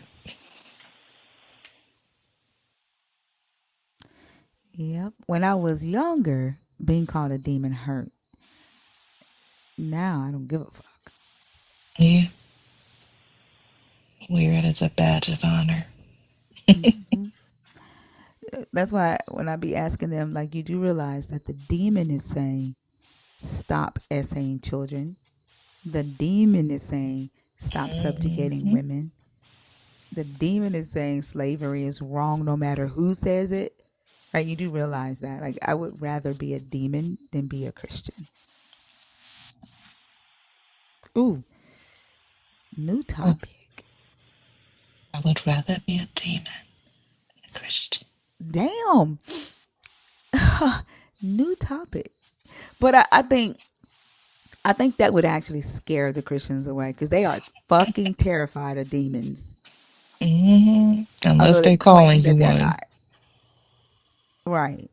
They claim they're not, but they are. They really think that these little monsters are out to get their asses. Hmm. And it's other humans. Like, it's just like, if anything, you need to be watching humans, not checking for no Exactly. fucking ghost. Well, they think that demons are the humans. They think the demons possess the humans. Mm.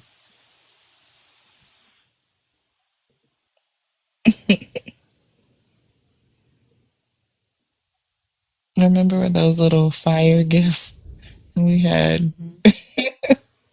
Yep, People throwing them at y'all. that was funny. They was calling us witch and they was throwing them. Who was that? Corella. She was like, keep throwing the witch. Burn us. They were calling us witches. Okay, this Mm. person is not connecting. I thought we had a conversation. Yeah, I know y'all, the nerds or somebody. And listen, don't wait until I'm like, okay, y'all, it's time to shut the live down and then hop in the box. Don't wait till the last minute and then you like, y'all trying to see how long we can go without a conversation. And then when I say, okay, we're gonna go ahead and shut the live down, and then y'all like, I guess I'm gonna go ahead and hop up there. Like, don't do that. Don't wait until the last minute.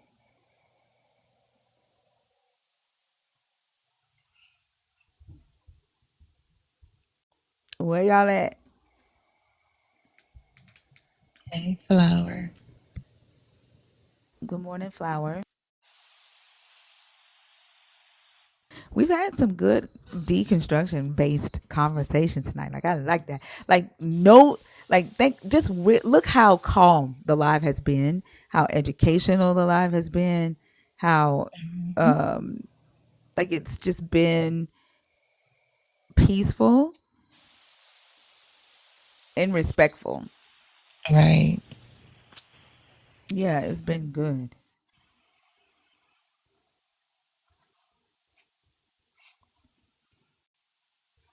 Not being cast down to the depths of hell.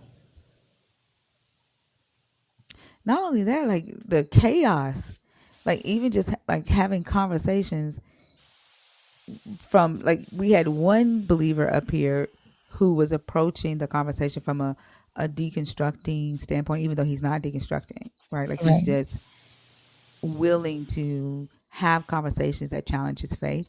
Even that was Mhm. respectful, right? Right.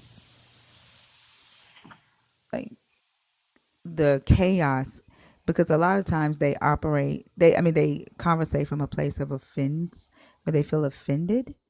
And Hmm. it's okay to defend what you believe, but when you defend it from a place of offense, nobody understands or hear anything you say, because all you're doing, you're just saying stuff from your emotions, and you're not able to approach our challenges from an intellectual or a scholarly standpoint or biblical Right. standpoint, even at that. That's true. I don't know GBAS, GBOs today, and it's not fun. I don't know what that means. What's GBAS? GBO? What is that? Yeah, your guess is as good as mine. Yeah, I don't know. We don't want the crash outs. We don't want the chaos. Um, the educational vibe is what we prefer. So, like, honestly, if you're here for that, then I mean, I don't know. Like, that's not what we look for. Nurse Ratchet, are you in the box on purpose or on accident? They just pop out.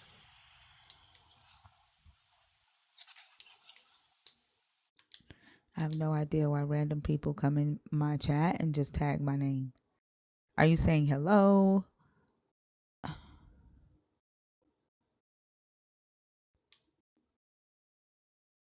Why did you just tag my name like that? Oh, okay, Nurse Ratchet. 10-minute countdown, y'all. Thank you, AJ. I appreciate y'all.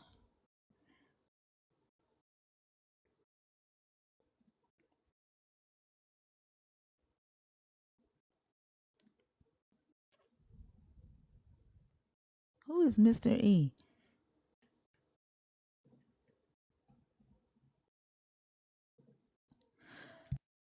Is everybody in his sleep?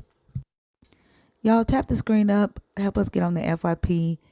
Let's try to get some people who are awake in the live, so that when the ones who are in here knock the fuck out, wake up, we are still here.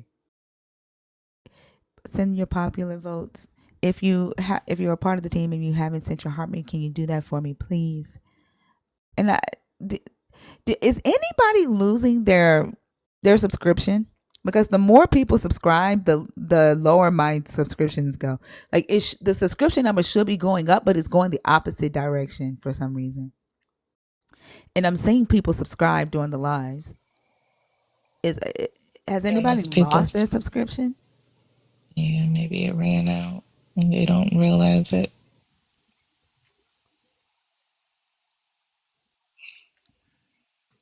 Y'all's nerd badge was gone, and she was like, "Where did my badge go?" They're changing Mm. it to the super fan thing. What?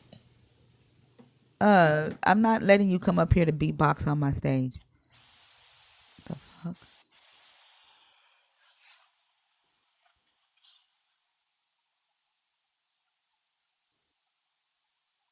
Hey, KK.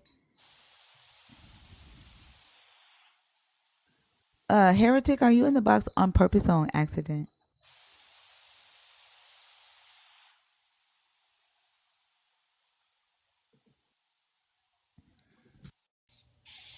Hi. Hey, Heretic. Mm. How y'all doing?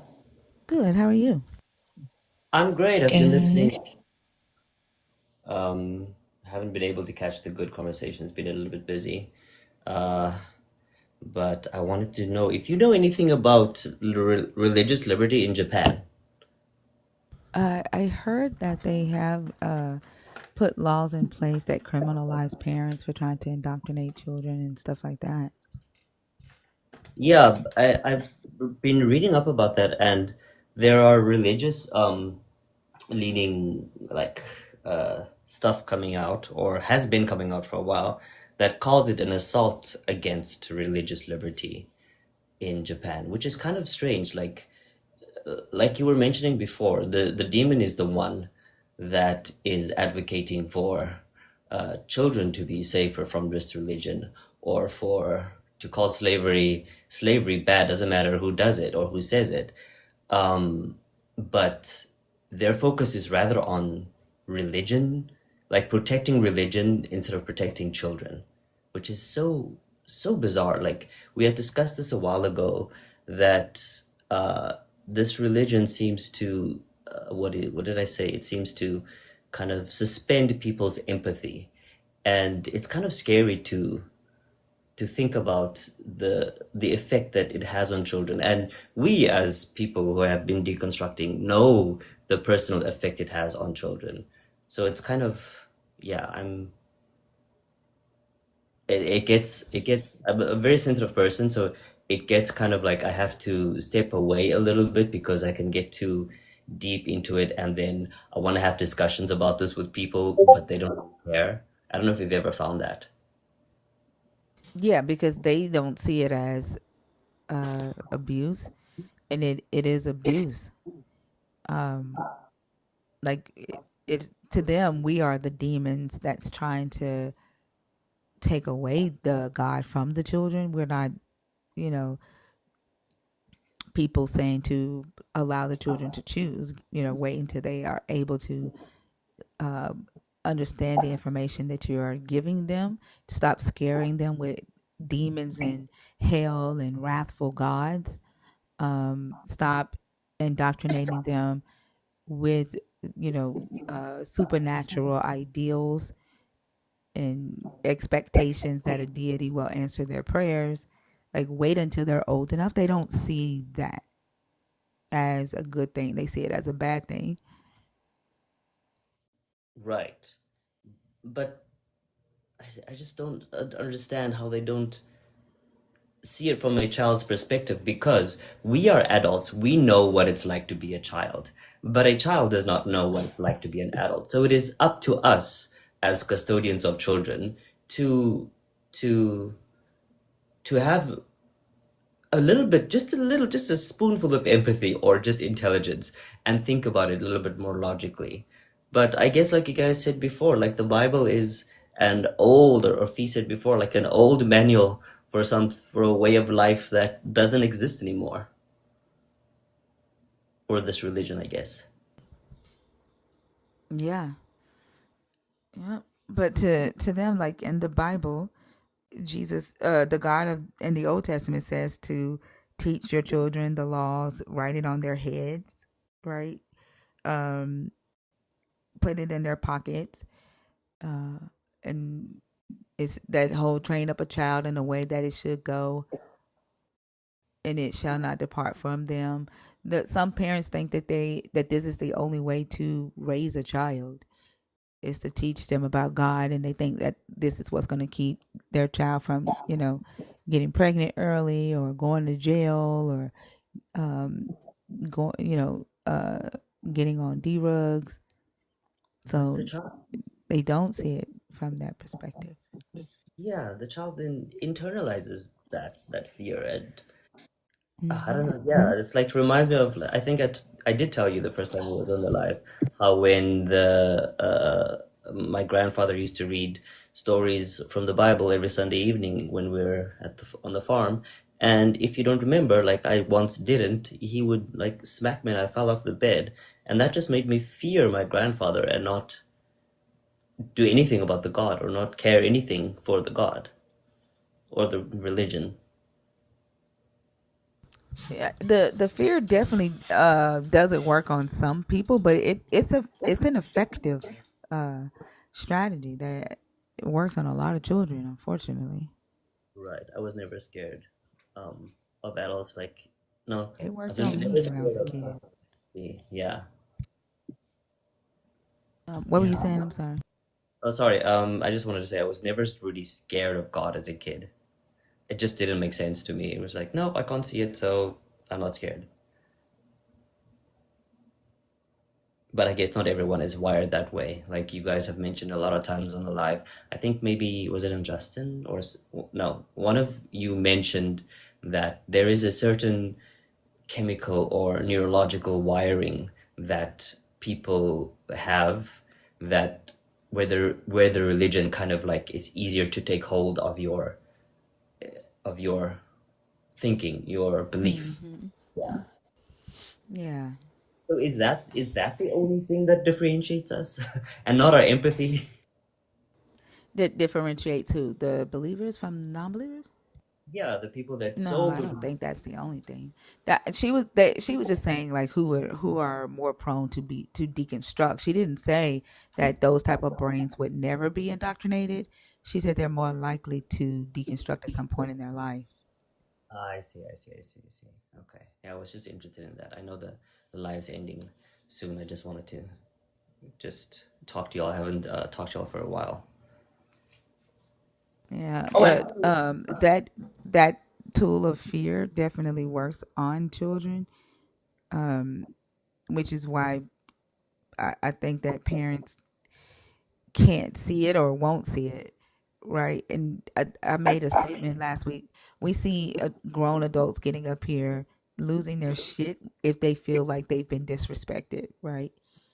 And they will, like with a they don't like it when we set boundaries on how they disrespect the live or disrespect the space, right? They feel like, oh, that's mean, or um it's disrespectful for you to tell me that I can't interrupt you, or for you to tell me that I can't go off topic, and like I gotta respect your rules of the live. That's mean. But if a child disrespects them, they will whoop them. They'll beat the shit out of them. They right. expect respect. And the reason why is because that fear factor works for them. Like it's easier to instill fear in a child than it is to actually long suffer with a child, right?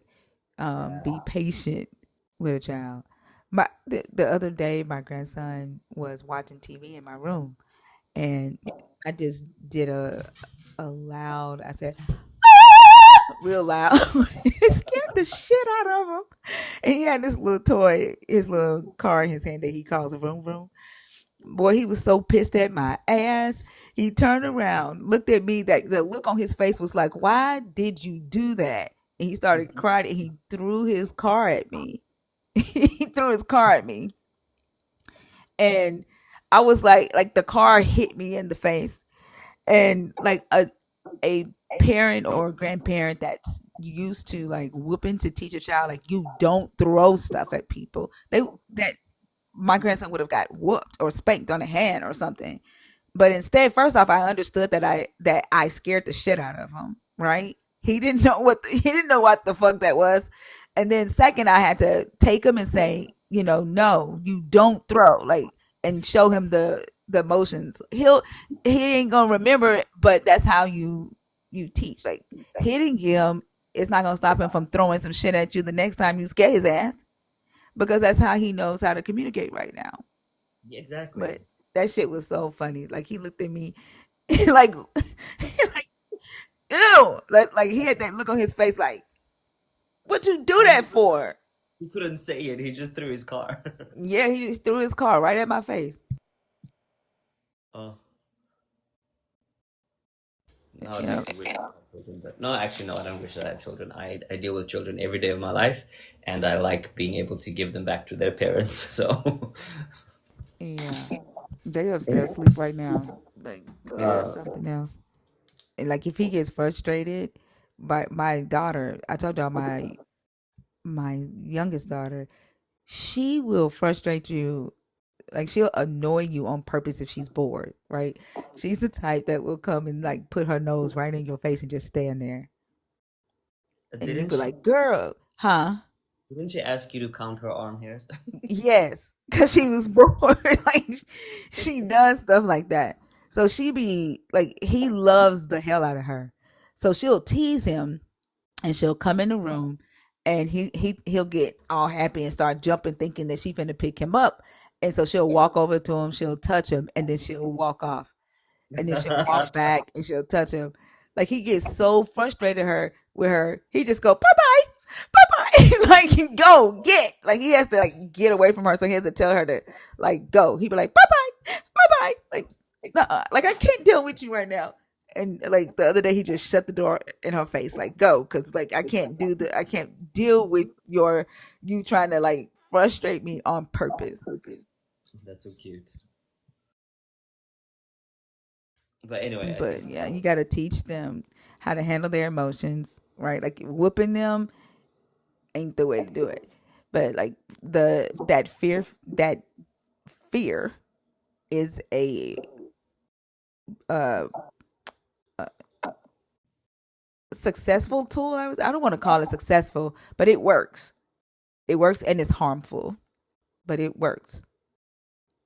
yeah, it works. And you get parents who are, this is a slightly off topic, but it just reminded me where I work, a parent is trying to sue a teacher for a test. One answer on her child's test was written in English instead of Korean because the test was a Korean test. The answer is correct, however, the language is not, and it was scored incorrectly. And the parent is trying to sue the teacher and the school because of one test answer. Because of what? Wait, what now? So the students took a test, and one of the answers was six. One of the questions, the answers was six in Korean, but she wrote it in English. The test itself has nothing to do with English. It's a Korean test, and she wrote six. And so the mom specifically wants to sue the school and the teacher for grading it incorrectly. That's a bit much. Yeah, like, it's extra of note. It's overprotective. Yeah, I agree. That's too much. Yeah, so now the student isn't going to school because I don't know why. The mom wants What? too much. Just Yeah. talk to your student and say, hey, they want you to write in Korean. Next time, just write in Korean. This, you got the answer correct, but she marked it wrong because you wrote in English, like, and then move on.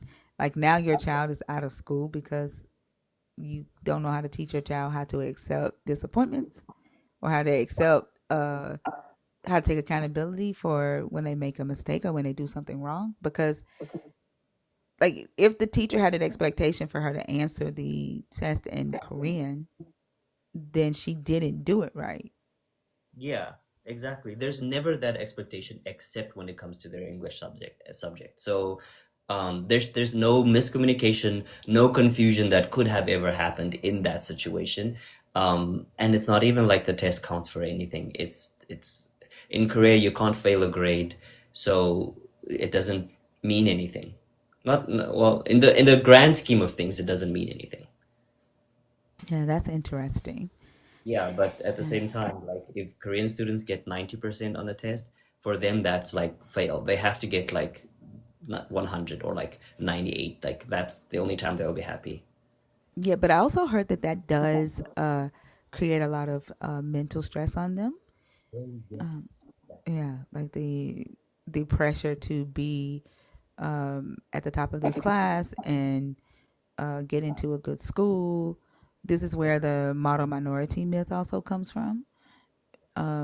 And so they said it creates a lot of mental illness. And in fact, this is why I also love watching K dramas because they talk, they implement the things that they want their older um, generation to start thinking about into their dramas. And so there was one drama that I was watching where the kids were, when they got out of school, they had to go to like this convenience store and do a study group all the way to like late at night.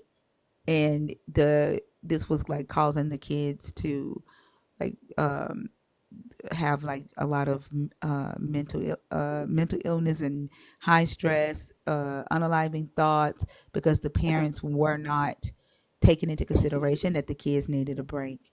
And there is a video on here of a kid crying like her dad is helping her with her homework and she's like, I need to breathe. She was like, she was like, I need to take care of me. She said, not just my mind, but my whole me. She was like, it's just homework, Dad. And he was like, but you got to get it right. And she was like, it's okay. It's okay if I don't have it right all the time. She's like, it's too much pressure. I just need to breathe. Let me breathe. And the dad is just laughing. Like he thinks it's funny, her emotional breakdown. And it like she's cute, but she's telling him this is a lot of stress. Like if I get one question wrong, that should be okay. Like let me breathe. Yes, that's exactly it. And that's an experience that I have teaching children here as well, is that it's just one, and I'm not angry that they got it wrong. I'm like, it's okay, you'll get it next time. But they themselves beat themselves up because they will get that, or it's the culture, it's the society, it's their friends teasing them, or they go home and their parents are a little bit disappointed because you got the one answer wrong, and those things really compound and really make for a generation of people who, I don't know, are just, I don't even know how to express it. Some of them just seem frustrated a lot more than you should be at a young age. Yeah, like children are expected to be children until they're not. Like there are, parents who put this type of pressure on a child, but at the same time expect a child to be in a child's place. Like they expect them to think like adults, talk like adults, but at the same time, don't buck to an adult. Don't try to um, don't like the thinking like adult has limitations on it, but the pressure that comes with it, with their education, with their like watching their brothers and sisters after school, and it's like it's unfair and it's confusing. It's contradictory and confusing at the same time for the child, and I understand why that little girl was crying, asking to breathe. Yeah, and you're absolutely right in saying that the dramas are very much a commentary or or a like real example of what life is like in many situations. It may be a little bit exacerbated, but it's really not. As a person who lives here, who has been living here for 10 years, it's really very similar to their real lives. And the children just, oh, they go through so much that, as my role, I always try and make it as fun as possible, obviously while still learning, because they don't have the luxury anywhere else. They go to school from like, when do we start? We start at 9, but some places start at 8:30, and they probably go home at around 7 if you're elementary school, and if you're high school, you probably go home at around 12 p.m. or a.m., Like whatever. yeah, 12 a.m. Yeah, that's like because they have study group afterward. Is Not it even study group. It's another kind of schooling that happens, like private till education midnight? till midnight for high schoolers. Yeah. That is wild. Yeah, it is insane, and parents spend a lot of money on this because, like you said, it's that competitiveness. It's that, yeah, it's kind of scary. I do find though, I wanted to say, I do find though, in the Christian, I worked for a Seventh-day Adventist school. Didn't know it was until I found out later, but I worked for a Seventh-day Adventist school, and the people who are Christian there, they are not wealthy at all. It's the people who are Buddhist or everything else that's extremely wealthy. Oh wow, Like, that's interesting. Wait, there's 7 day Adventists in Korea. yeah, Seventh-day Adventist is a big thing here. In It, Korea? yeah, it is. Wow. It's Is like, that that's the majority of Christian religion is SDA in no, Korea? it's kind of like they've turned it into, at least the system that I was working for, it's a religion but also a business. So they have a food business, they have like a university, they have a elementary school, middle school, they have what else is it called? They have a hospital as well. And it's like this weird business structure. Religion is just used to make money in this sense. Yeah. Interesting. Yeah. What's the largest denomination there? Um, want to say regular Pentecostal. Okay. Yeah, that's from what I read before. I can't remember. I have to pull it up again. But I want to say Pentecostal. Yeah. Korea, like you probably noticed, are prone to cults. So Yeah. I think I might be working for one right now, actually. Oh wow.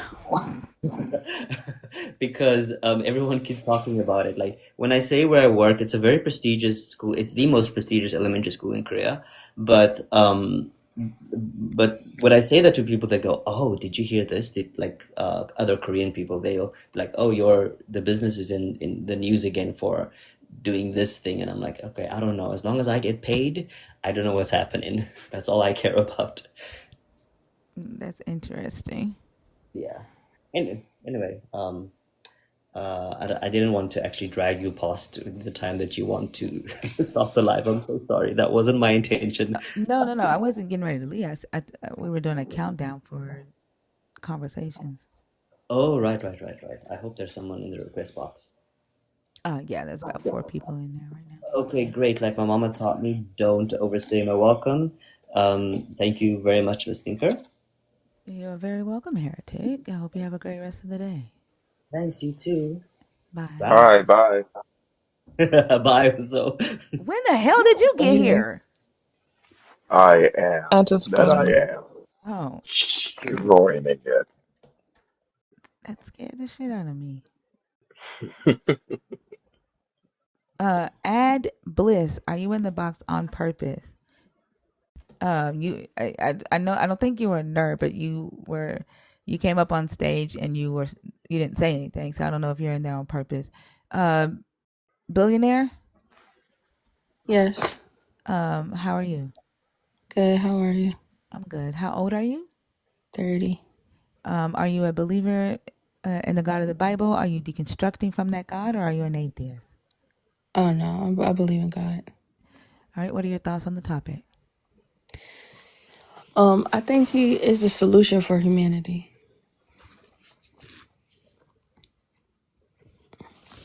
Do you want to tell us why or how? Oh, yeah. I didn't know if it was like a back and forth, though. But, yeah, I think God is the solution for humanity. I think Jesus, more specifically, give us the teachings, the way. He said, "He the truth, the way, and the light." And I believe that because a lot of his ideas is more so for like, I don't want to say spiritual people or thinkers, but I think that those communities will enjoy his teaching more than they think. But I guess because like, I guess institutional religion kind of dampened that, people kind of associate that with him. Do you think Jesus promotes critical thinking? I do.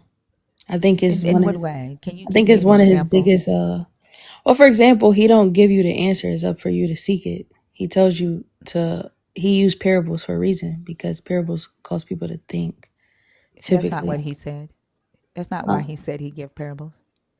well, no, I know that's not the exact reason, but you asked me, do I think he promotes thinking? Right. And if you apply a different reason to why he gives the parables other than the one he gave, that's not Jesus saying that's not Jesus promoting critical thinking. Like Well, he very explicitly said the reason that he gave the parables is so the people on the outside could mhm. not understand what he was giving to his disciples. So that's not promoting critical thinking. Well, I mean, but you specifically talking about the answer which he said, but you asked me, do I think he promote critical And I asked thinking? for an example where he does it, and Yeah. you didn't give me one. Well, I said when he spoke in parables, but That's not promoting critical thinking. That's you feeling like you have to critically think, right, in order to come up with an idea. But Jesus so is not it's promoting critical. Hold on, you don't have to talk while I'm talking, right? mhm. Jesus is not the one promoting critical thinking. There, he says why he uses the parables. He doesn't say that he's using the parables to make you think. He's but hiding information. but him saying that the reason why he using parables that does, why do you think that negates critical thinking? it negates it being an example of him promoting critical thinking. He's not promoting it. Like, do you He, understand when I say, does Jesus promote critical thinking? hmm That's me asking, does he do a thing? And you hmm picking out something that Jesus does in the text and saying, I think this is a time where critical thinking is needed, is not the same as Jesus actively promoting critical thinking, so especially when he says why he uses parable, and that mhm. is to hide information, not promote it. Yeah, but what I'm saying is critical thinking is because information is hidden. That's why it's critical to think about it so you can conceive the right answer. So I it's get what you're self-explanatory. saying. I get what you're saying, but that's not Jesus promoting critical thinking. Like, Jesus literally says to his disciples, I am the way, the truth, and the light. Nobody gets to God but by me. That hmm means that unless you, that means you have to accept everything that he says, right? And you can't think outside of the box, because a lot of stuff that this Jesus says is it's nonsense. It's nonsensical. It's very narcissistic. He gaslights his followers, right? And he makes them feel stupid for questioning him.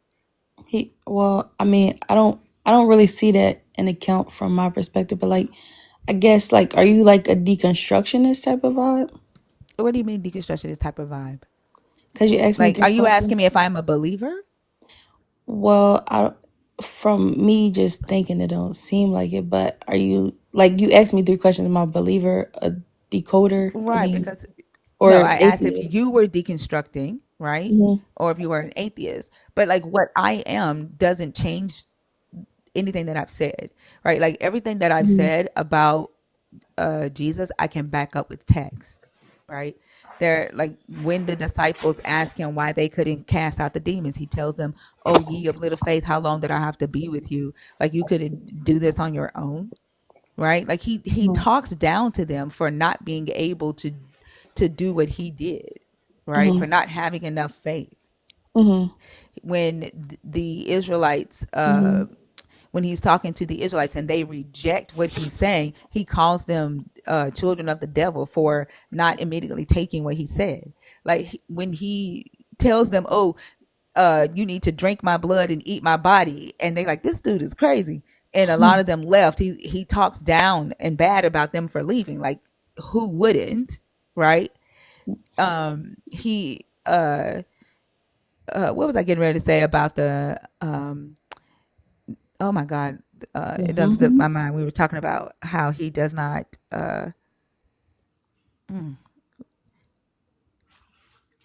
damn, that slipped my mind. Decoding, But yeah, he talks. deconstruct.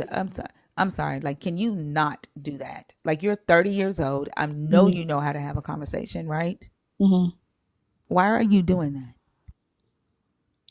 No, I was reading something out loud. I wasn't like Why, while responding. I was But I talking could though? mute it while you talking, and then Yeah, unmute but I it. want to know why you did that while I was talking. Oh no, I was reading something, and I just read it out loud to understand what they was because they spelled it wrong. I was trying to make out what they were saying. I know what you were doing. Am I asking what you were doing, or why did you do what you did? You asked why, and I just explained why because I was trying to figure out what they were trying to spell. So Nope, in order to that's figure not a that out, I why. had to spell it. I had to say it out loud. That's not a why, right? Like, this is why I ask if you believe your Jesus promotes critical thinking, right? Mm-hmm. You are giving me a what answer when I ask, why did you do that? And then that would be what you did, right? Mm-hmm. While I was talking, Mm-hmm. right? Like, it doesn't matter if you were reading something out loud, if you were addressing a word that someone spelled incorrectly. The proper Mm-hmm. time to do that would not be while I'm talking to you. That was rude. I know, but you said why did I do? I explained why though. That means the motivation behind you doing that rude thing. That I explained it because I was You trying to figure didn't. out. Okay. If you do, you have children? How does that? I just want to know, are you a parent? Yeah, I'm a parent. Okay. So if while you are talking to your child about their schoolwork, right? And a Mhm. text message come in, and while you are talking, your child reads out loud a text from a friend, right? Mhm. And you say, "Why did you do that?" And they say, "Oh, because they spelled something wrong." And you say to them, "No, I'm not asking what you did. I'm asking why did you read that text out loud while I'm talking to you? It's Mhm. because my friend spelled a word wrong going to suffice for you?" It will to me because that's explaining the reason why they did it. It's the Okay, so thought then you process don't and why critically they did think. it. Okay, so So then you don't critically think. That's not critical thinking because so the when I asked you why, I'm asking mhm. the motivation behind your rudeness. So can you give me an example like how that wouldn't be how? Or like what would answer would suffice to you, I guess would be the better question for you. The Yeah, motivation behind your go ahead also. I think the answer of why would suffice, right? What you say? I'm sorry, can you say it again? I think the answer to the question, why would you do that, would suffice. So that was the answer why I did it. If she's talking to you, why would you read comments Mm-hmm. and then just blurt some shit out loud for no fucking reason? Yeah, but again, that's still the why though. I'm like, am I missing something? You asked what was the causation of the behavior, and I'm telling you why. Yeah, I don't think that she's 30 years old. I already clocked that. Um the why is that you have no respect, right, for the person that you are talking to. You are not like the conversation that we're having, you've already disregarded because I don't believe in your God, right? Yeah. So you don't respect the conversation, you don't respect the person that's talking, so you disrespected me while I was talking. And the comment meant more um to you at that moment than what was coming out of my mouth, and you did it to be disrespectful. No, the comment did intrigue me. So I guess you could that would be fair to say for that, but it definitely wasn't to be disrespectful because I don't know you to know what would be disrespectful or not to you. This is my first time meeting you, so You don't know how to have a conversation with somebody? yeah. But Yeah, typically people don't get offended by I mean, somebody I'm reading doing a that comment once out or loud right twice. now. Now, was that respectful? I mean, because you already explained the etiquette. No, Just you You don't learned know that already how that to said type have a of fucking behavior was not respectful. conversation? yeah. I do know how to have a conversation. But you just learned that what I just did, right, was not respectful because I explained that to you. You just learned that today in this live. Well, because that's your tolerance level. So yes, because everybody's different. But when in Rome, you respect Rome. So that's why when you once you brought it up, it's like, okay, she takes offense to that. So be mindful. Everybody don't take offense to that because some people are like intelligent enough to like understand when somebody's doing something not to harm them or hinder them, so they don't get fixated on it. Typically, You though. know what you're doing? You're fucking gaslighting, and you're doing what your Jesus did. To all the 30-year-olds in the chat, can you put a one in the chat? It's normal for people to just blurt out shit while you're talking to them. Mm, Yeah, if they're children. okay.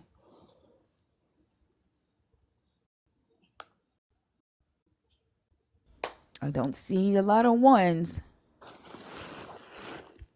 Like, that's not how you have productive conversations. And only disrespectful people do that. And then on top of that, like, I could even understand if you were blurting out a response to what I was saying to you. What you blurted out had absolutely nothing to do with the conversation you and I were having. Like, it was straight disrespectful. And then you want to try to gaslight me Mhm. by blaming shifting the blame, right? To say, "Oh, you're just overreacting," right? This is you don't like to be interrupted while you speak. You're not used to people having two and three conversations at one time. Only intelligent people can do that. You did exactly what Jesus did, right? I literally explained to you that Jesus gaslights people by insulting them when they don't understand something that he said. and you just did it. You just tried to do it anyway because you can't insult me. So if you feel like I was trying to assault you, that wasn't my intentions. You literally said I'm going to most the people bathroom are also. smart enough. Mm-hmm. What do you think that means? Intelligent to focus Uh-huh. on like the Smart main enough thing. not to take offense to something that's offensive, right? Well, I mean, that's a different perspective because How? I Is don't it know not some I don't disrespectful know as fuck? somebody to know what would offend them. So if it's Is it my not first time disrespectful meeting as fuck them, to talk while somebody's talking, especially when you talking about something they're not even talking about? Is that not disrespectful as fuck? I mean, I don't think so because Is that not humans have disrespectful as fuck? behavior. What do you think? So I already Like if said you were trying to have I a did conversation it. with somebody and So every time they went to go, yeah, but the difference yeah, is but the you know what I'm saying? Like fixation. it'd be disrespectful as shit though, right? The fixation is But I on feel like every you're time smart of enough the to one know that time even when thing. I do So this, once you're somebody still address being it, taken care of in this okay, conversation because this is respect. hmm, okay, It,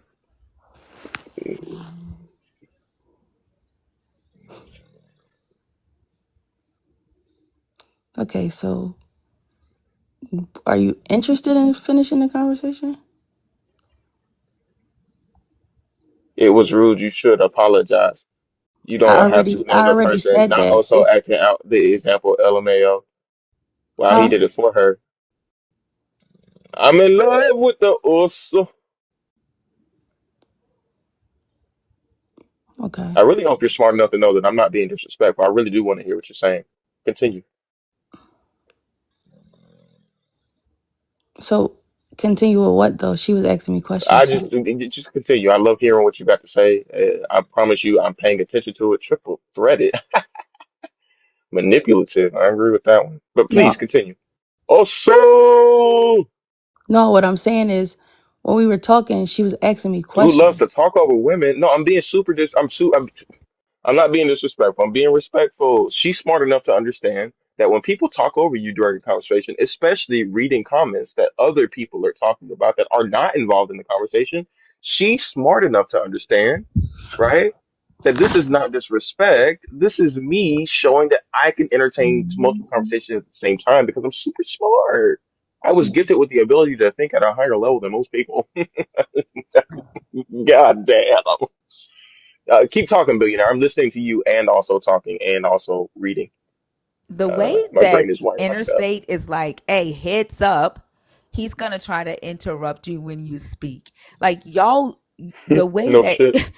right, like the way y'all try to like uh defend and excuse bad behavior. Like, but y'all will say that you love your brother or sister in Christ, but you encourage bad behavior. You don't encourage them to get better. Y'all don't have the fucking guts to correct each other, but y'all want to point fingers at other people. She did fucking mean to. She did mean to. It was not an accident, and she's yet to even apologize for the shit.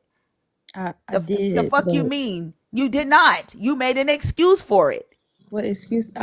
Okay. You said they spelled the word wrong. You don't remember saying that?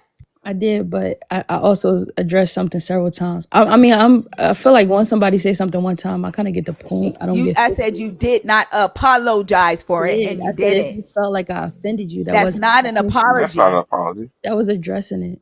That's That's not it. an apology. It doesn't matter. That's not an apology. Like y'all lack the freaking compassion that y'all claim this Jesus allows you to have. And how I was taking notes while you were talking, Jesus gives Mhm. teachings, right? He is the way, the truth, and the light, and he encourages thinkers, right? And Mhm. so if you literally said that Jesus is the solution to humanity because of his teachings, like what teachings? Because y'all are, most of y'all when y'all get on this stage are horrible people. Okay. Y'all lack the ability to take accountability for your own actions. You excuse them. You try to blame other people for shit that you did instead of you saying, I did that and I should not have done that.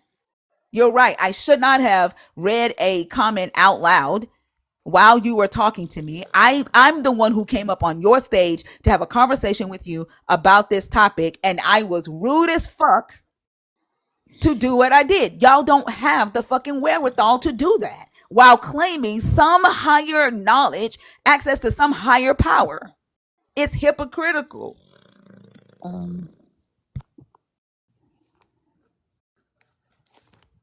I don't think that the knowledge is necessarily like higher. I think it's accessible to all human beings if you want to openly receive it.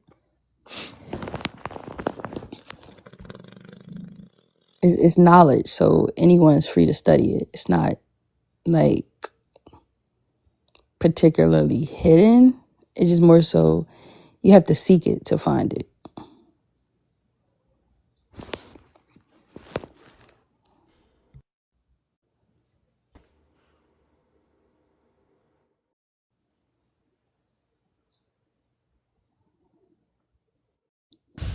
I swear. This is just fucking ridiculous. It's just fucking ridiculous. It's like talking to a brick wall. Like, I don't know. Actually, brick walls won't read comments out loud while you're talking to it. So It's true. I guess you found this. Like, I don't. This is what I cannot understand. Saying that Jesus promotes critical thinking while saying the knowledge isn't hidden, you just have to seek it and find it.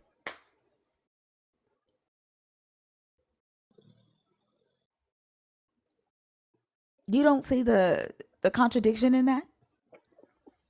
You want me to answer it honestly? Or like, are you just asking me like rhetorically? I think she wants you to lie to her. Because I mean, I don't know. It's like it's like I don't like.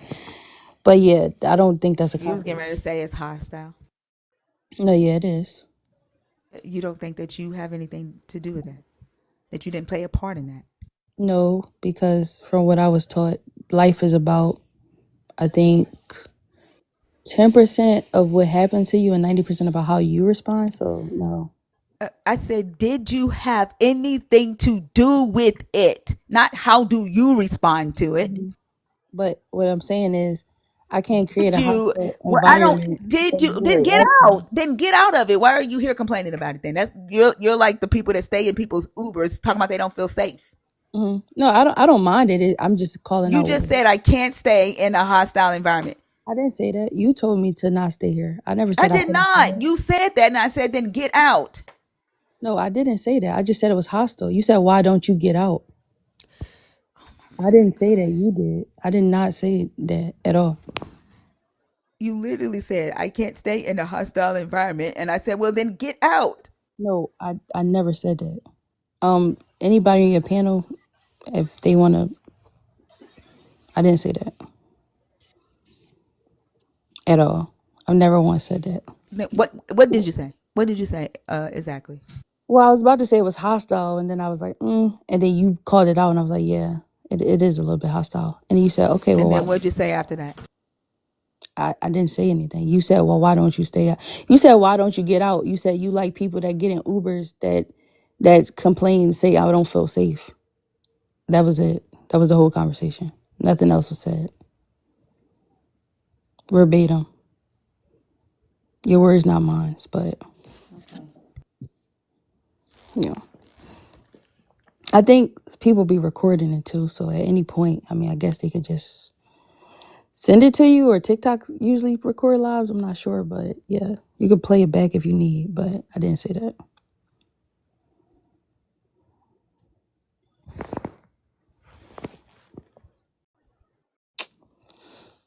But yeah, so I still think Jesus is a solution for humanity.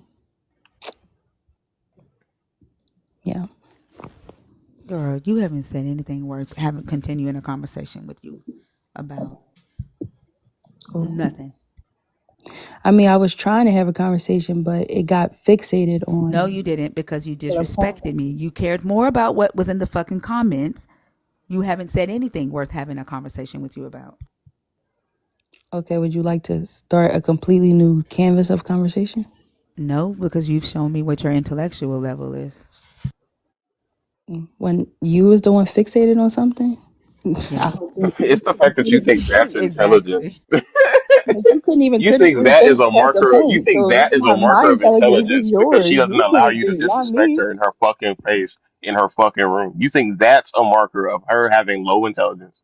I, I, I, I think that anytime someone repeats the same thing over and over again, as if they don't get the ideology that they already put down, is a little bit concerning. I do, honestly. Because you was the same person that tried to promote critical thinking, but you couldn't even critically think that somebody can So have the. shut the fuck up and get off my damn stage. Go critically think It's about the that. only place you. Shut the fuck up and go take accountability and get the fuck off my stage. Mm, ain't said nothing worth a fuck. Nothing at all. A waste of a conversation.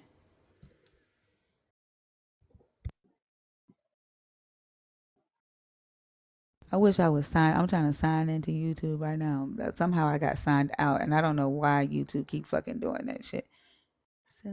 Oh, that sucks. 730747. Huh? I said that stinks. Mm,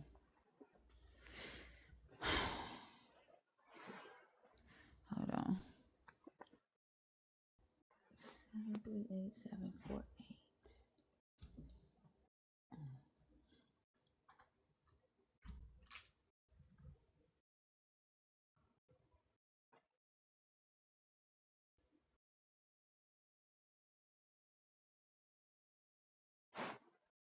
Okay, I'm back. This person is not connecting.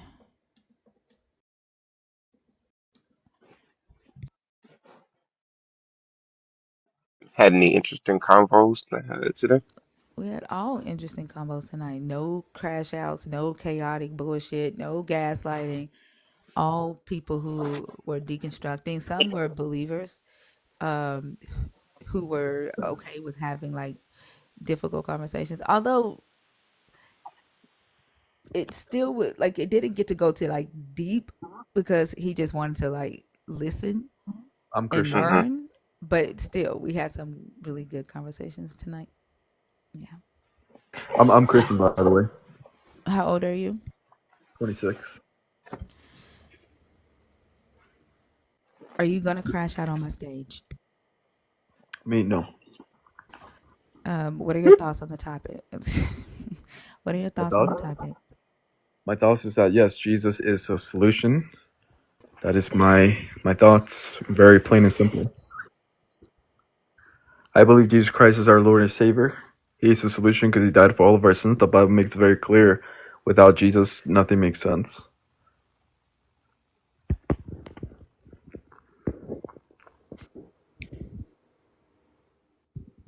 Did you get that? Are there problems in humanity? Problems?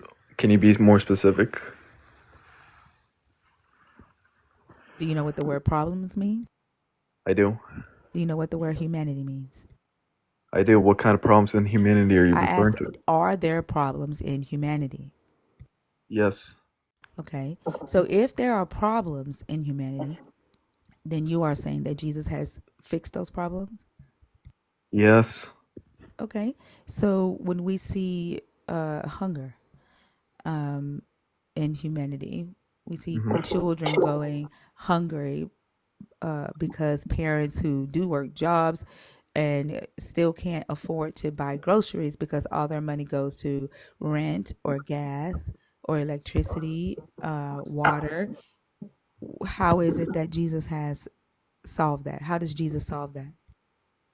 He sells that because the Bible says everything was made through him and for him. So whenever something happens, like someone's starving, what's the solutions? Well, it's going to glorify God one way or the other. If something bad happens, it's going to glorify Jesus Christ. God is working all evil things to make things righteous and good. That's what the Bible says. So children are going hungry to glorify your God. Yes, that's what the Bible says. And so when children are being raped by their grandfathers, their fathers, their brothers, their mothers, their aunts, their pastors, their priests, their popes, that's to glorify your God as well. Yes. Get your ass off my stage. It's what the Bible says. You don't agree with the Bible, which is terrible. Get your ass off my stage. What's the solution for humanity then? Get off my stage, Mario. What are you, Get by the off way? my stage. You don't What know are how you? to respect boundaries. Like you have that graper like vibe. Get off my stage. The problem you think is you think God is Get making people off do this. my stage, you You think, grape man, apologist, you essay apologist. Get off my stage. what the Bible, I Get won't the disagree with fuck that. off my stage, bro. Why are you? Damn. Why are you Leave. mad? Why are you mad? Leave. I don't want you here. Leave. Why Leave. Leave. You are a part of the problem. You excuse essay. there's You nothing. excuse child hunger. Get off my stage. What are you, by the way? Why are you so mad right now? You said you're the one. I don't have the patience for this shit. Get the fuck off my stage.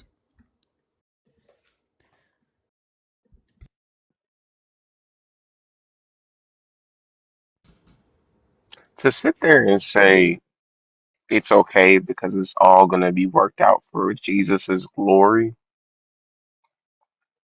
When he said that about the hungry children, I knew that he was a grape apologist. That's why Oh I yeah. went straight to that question. Like a disgusting human being. And you know the only people that need to be grape apologists are a rapist. Exactly.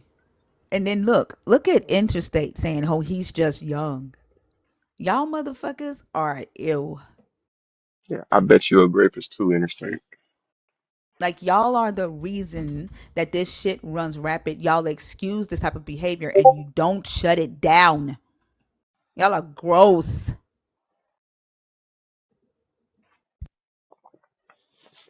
He said he was 26.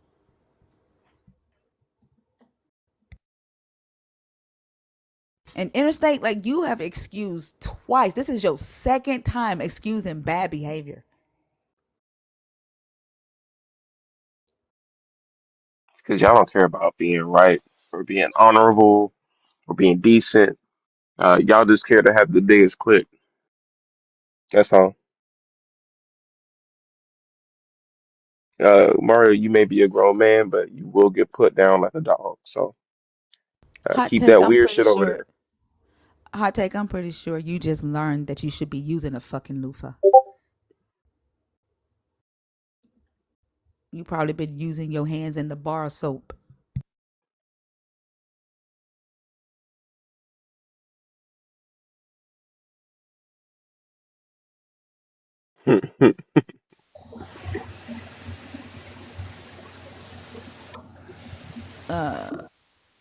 Maya, Maya,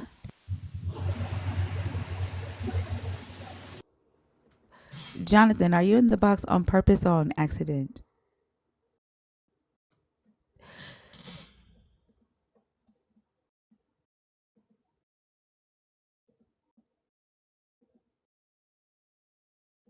EK?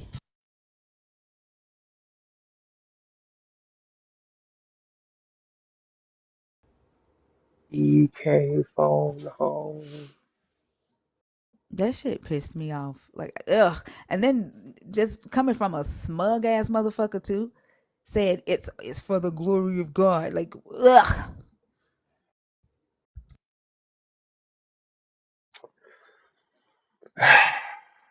Sometimes I take pictures so that I can remember people in the future.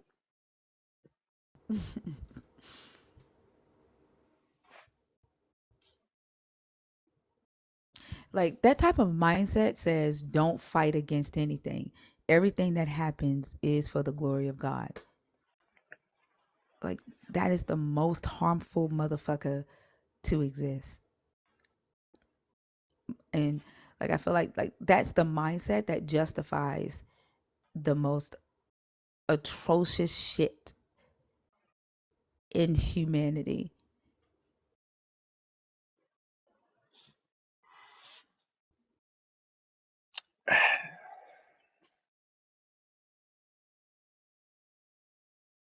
I don't know. It's the fact that he thinks that Jesus is the solution.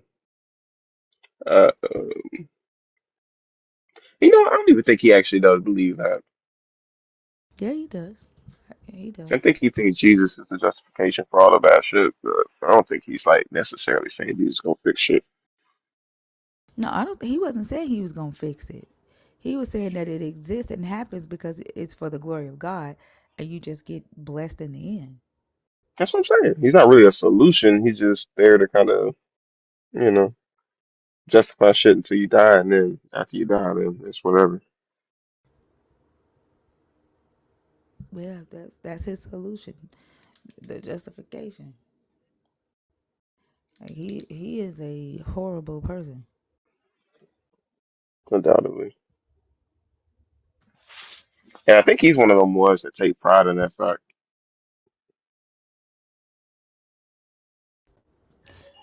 Like if you're just getting here this morning and you're one of the regulars that come in here and you miss the majority of the night, like when you go back on the YouTube to watch the live, watch how calm it is all night long.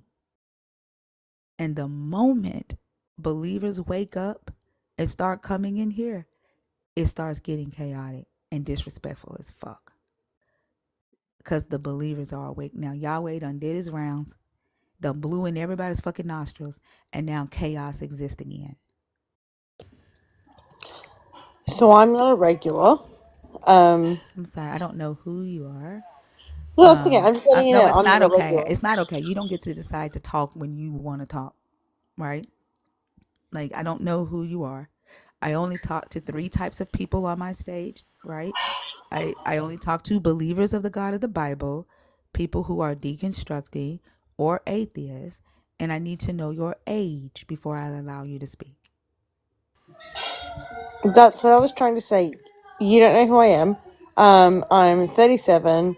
I grew up Catholic. I am now no longer Catholic, and that's all I was Are trying you to a get at. believer? Are you a believer in the God of the Bible? Are you No! are you deconstructing? Oh, I've deconstructed a long time ago, babe. I'm not a babe. Are you an Sorry. atheist? I Are would you an like to say atheist? I'm agnostic. An agnostic atheist? I believe there is something. I don't know what that is, so therefore I cannot say whether I am atheist who believes in no God or I am someone who believes in a God. Okay, so you I wouldn't would. fit the. I'm sorry, one second. You wouldn't fit the three that I talk to then. I only talk to current believers, people who are currently deconstructing or atheists. You're not either of those three. So I am still deconstructing, You just said you deconstructing were from my. not. You just What? you just said you were not. And Okay. remember you called me babe and said you deconstructed a long time ago. So you don't fit the conversation and I don't want you to try to make yourself fit just cuz you want to Well, be on stage. I'm not going to try and make myself fit. You Like, I grew up okay. Catholic. Yeah, but Okay, you're can not I a Catholic finish? right now. No. I'm going to take you down. You don't fit the conversation, okay? Have a good day. The hell, man? I'm an atheist that believes in three gods, me, myself, and I. Oh, so to the user in the request, please add a username to your account. I don't bring up TikTok jail numbers. Give me a second, also. Absolutely. Well, I think it's gone, guys. Y'all wanna tap the screen? Hmm, okay, a little bit, just a little bit. Y'all want me to sing a song while she go?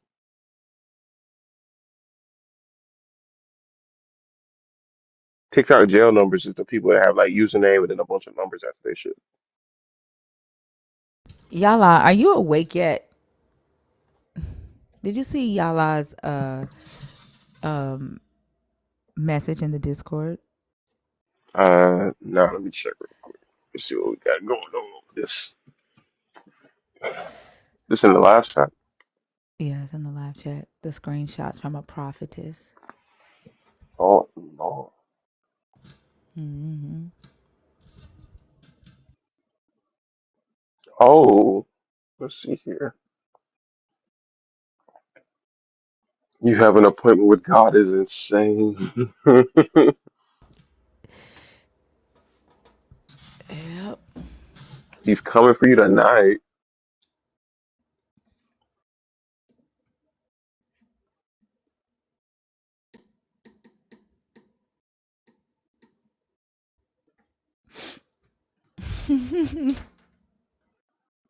All right, I'm gonna play a tap song, y'all. Let's wake everybody up in the house. Go tell them that we live. We still got 4 hours to go. Yeah, yeah, yeah, wake up, tap up, it's time for the ride. Yeah, yeah, yeah, yeah, yeah, yeah. Thinker in the room, y'all know the vibe. Yeah, yeah, yeah, yeah, yeah, yeah. We live tonight, it's a whole new mood. Tap that screen if you're feeling this groove. Laugh, learn through the text on site. It's Thinkers Live, and we go all night. Yeah, yeah, yeah, yeah, yeah, yeah, yeah, yeah, yeah. Trolls in the comments trying to save my soul, but the chat got jokes, yeah, we already know. Bring your Bible verses, swing them like a bat, we gon' snap it right back. Turn the lies to the facts, it's the late night lane where the truth gets bold. History, humor, stories retold, so flood that screen, let the numbers climb. We learn and we laugh and it's think of time. We live tonight, it's a whole new mood. Tap that screen if you're feeling this groove. Laugh, learn, flip the text on site. It's Thinkers Live, and we go all night.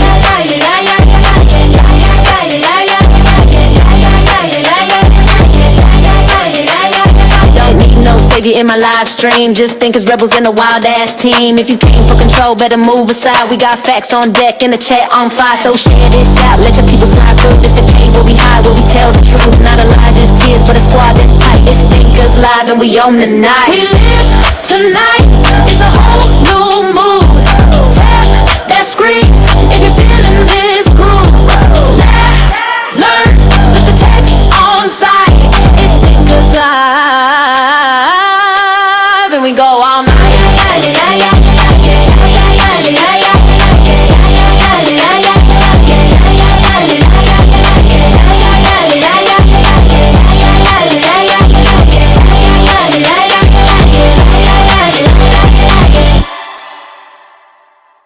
Thank y'all so much for tapping the live up. Let's see if we can get to 400K by the end of the hour. It's 6:25 a.m.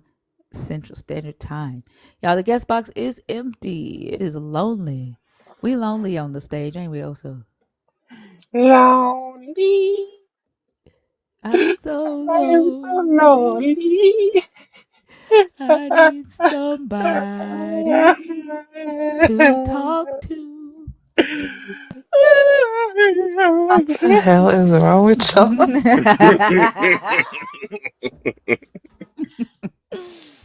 I'm trying to wake Fee up. Her fee is up. Like I can tell she was on Tico just a minute ago. We got 821 people listening to this live stream right now. The guest box should not be empty, y'all. That's damn near 900 people in here. Did you happen to catch my comment on the YouTube earlier today? I haven't read the comments on YouTube lately. What's going on?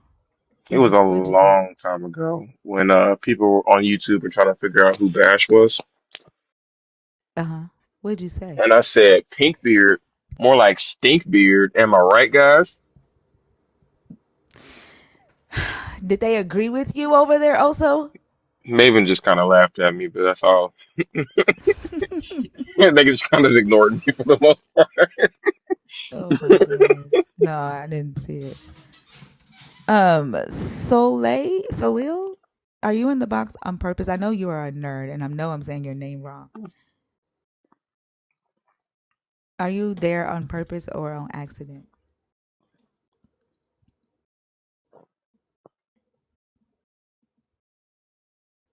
Good morning, Nate. Oh, accident. Okay, y'all, come on now. It is too many people in here for us to be begging for conversations, and we don't just talk to believers. We talk to deconstructors, to atheists, to nerds.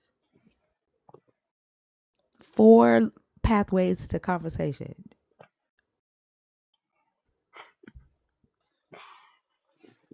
Don't be I type the scared. comments while you're talking.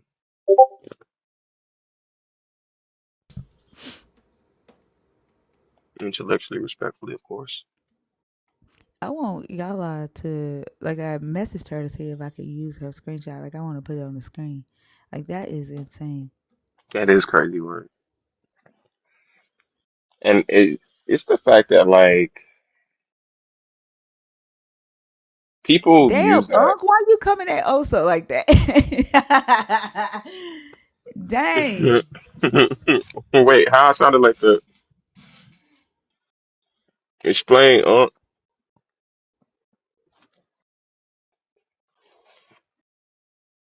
hmm?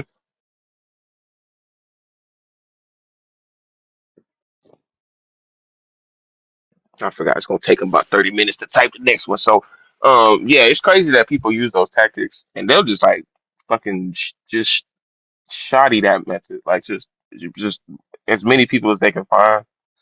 And if one sticks, then they'll just be like, oh, confirmation. Not even realizing that like it's a billion other people that's just like, yeah, I don't believe that shit. I'm so sorry to tell you, and nothing happens. Yeah. But can you tell that she started to get mad at y'all for y'all laughing and not taking it serious? Oh yeah. That's how they act. Like, if you don't accept their prophecy over your life, then the prophecy turns to curses. Like, they How are dare very you not accept? abusive. Yeah.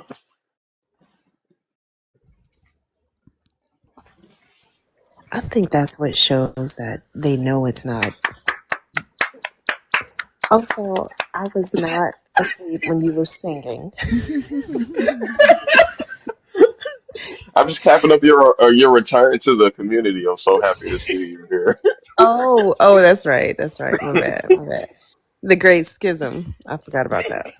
I saw that Um, video. Oh my gosh. there's something wrong with that man. He's like, I never heard Fee swear. I, Oh my gosh. I don't know She has why he such a always like decorum. people say that a lot.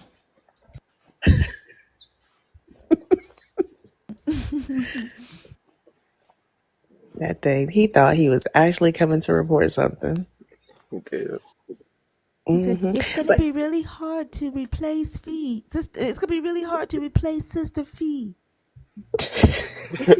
Ultimately, this is a W for Christianity because where she goes now, it does not generate more people. So I think it's good for us. I was like, damn, McCoy, you suck. Damn. Yes, he's. Keep in mind, Birdie had Oh, like wait. He said 200 the more people live than that me. she was on? Yes, Oh, wow. So he's like, Fee's yes, impact won't be so great. yes. Oh my And he was gosh, pocket McCoy. watching. He said Fee wasn't making as many coins as she does on my panel, so it was like it Wow. has to be motivated by something. I was like, God damn, McCoy, you really thought about this, huh? And I bet he said, Father, what did he say? What does he say when he think Jesus is helping him? Oh Lord, do Yeah. remember me. Remember me, Lord. Remember me.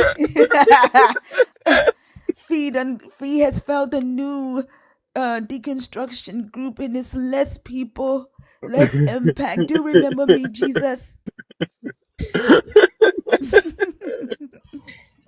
But I think that and the way that the YouTube couldn't determine whether or not who Bash was, I think it shows how they don't chew on ideas. Like they don't realize that, like, yeah, like you can have conversations with multiple groups of people that engage in different you know thought processes and look at things from different vantage points. They don't even do that. It's either you are with me or you are against me. Like, you are either for me or you are my enemy. Like, that's just weird to me. Mm-hmm. Yep. They thought also me and Bash had a conversation, and in the conversation we disagreed on a point, but we were able to disagree civilly. But because we were disagreeing, they thought he was a believer. Hmm. just on the basis that we were not seeing eye to eye on a point. And I think they think that because we are a community that we just automatically agree with each other or see things the same way. They like it really speaks volumes. Like Fee said, their inability to be able to critically think and think outside the box and share different perspectives within their own community because they have been trained to see things the same. Like the doctrine is decided by an organization, and the organization says this is what you teach and nothing else. You don't go Hmm. outside of this. And so that trains the mind to think, like you have to think the same way, think the same thing that your sister next to you thinks, your brother next to you thinks, and if you step outside of that, you're heretical, you're a demon, you think you're God, you're disobedient, like anything.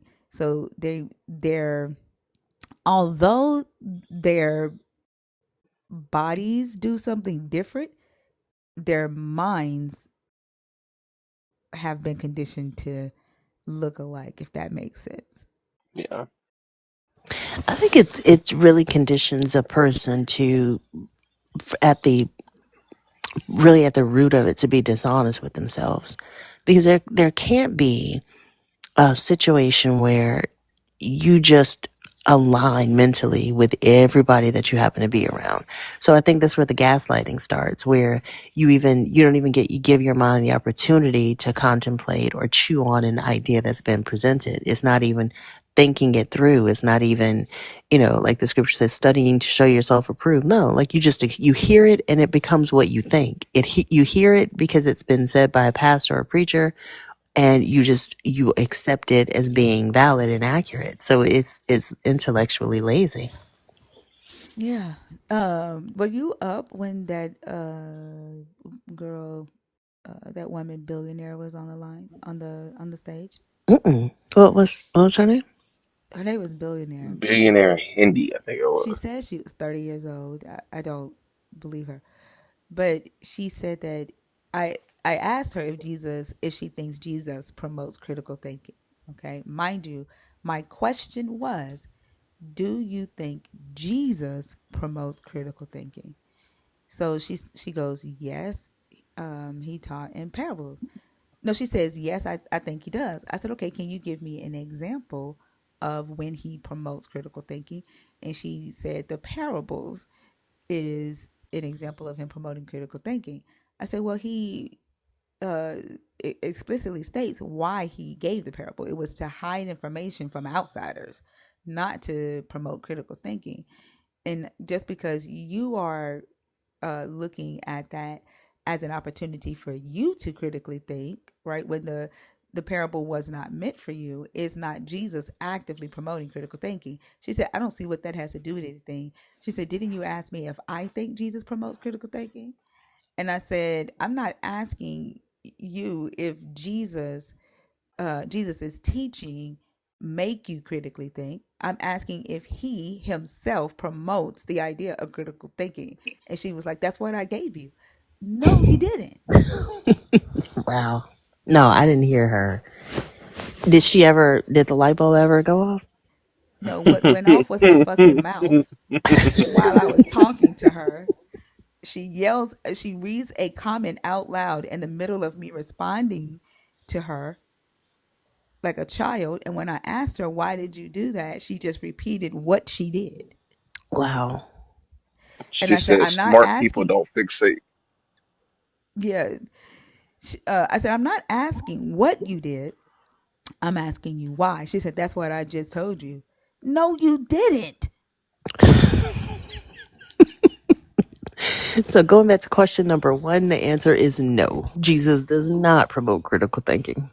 Right. I ended up having to kick her off the stage because she then tried to gaslight me by saying that I'm not smart because I fixated on the fact that she disrespected me during the conversation and, read a comment out loud while I was talking. And because I saw that as disrespect, I'm not smart enough to realize that that's just how everybody else have conversations, and it's just not right for me in my space. Like I'm the odd one. Wow. Wow. That is an interesting take. And she said she was 30? She said she was Hmm. 30, but I don't think she was. I think she lied. Mm. She probably was 30. She just didn't act like it, or maybe she did act like it. I don't know. Her intellectual, like her maturity level, not even say intellect, but her maturity level in the conversation to me didn't sound 30. And then her voice sounded much younger. That could be deceiving though. But her maturity level, even for a 30-year-old that's being immature and rude, still didn't it didn't match that level. Does that make sense? Like I there's feel you. a Oh, yeah. yeah, there's a 30-year-old immature level, and then there's a 20-year-old immature level. I think that physically she probably could be 30. Uh, Emotionally, mentally, all that other stuff, might be in the teeny bopper range. Which is if that's true, then she is like way far behind. She's a child raising a small child, yeah. I don't know if she was lying about whether or not she would be okay with her child doing what she did, reading a text message out loud while she talks to her child about their classwork. She just said that she would be okay with that because that's normal.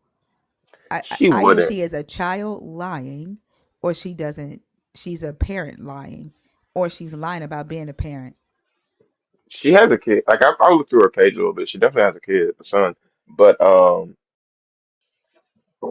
I think that she was lying because she was trying her hardest to act like what I did in retaliation was cool. Like she was just trying to like not acknowledge it, trying to, you know what I'm saying? Like, but you could tell like she did not like that shit because no one would, right? Like you're talking over me as I'm talking to you. You don't really give a fuck about what I'm saying.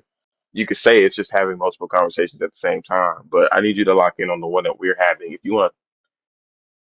Anyways, she was trying to make it look like it wasn't affecting her at all.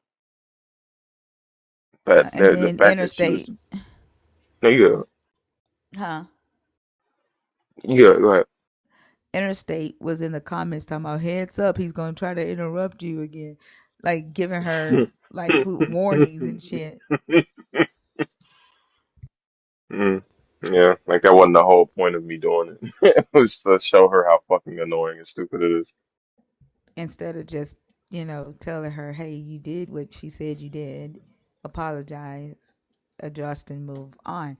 That's what life is about, right? But believers that come on this stage, they don't do that. Like very rarely do we get a believer that's willing to say, you know what, you're right, I did do that, I'm wrong, and adjust. Very rarely. No, it's because accountability, again, that's optional. It's not, that's not required in their belief system. They can always just, mentally go into their prayer closet and forgive themselves, and or God understands me, or He knows my heart. There's no need Mm. for accountability. Also, be glad that you missed the grape apologists and the child hunger um, excuses. Oh, I fell asleep on the right ones. Good. Oh, you woke up right when he left. You said what now? You woke up right when he left. Really? Yeah, like Won't he do it? it's so funny. Like you can tell which ones are going to excuse a child essay. Hmm. If they can excuse a child being hungry and not blink an eye, they're going to excuse a child being great and not blink an eye. Yep. Which is so disgusting. Yeah. And then he refused to leave when I told him that I didn't want to talk to him anymore, and I asked him to get the fuck off my stage. He would not leave.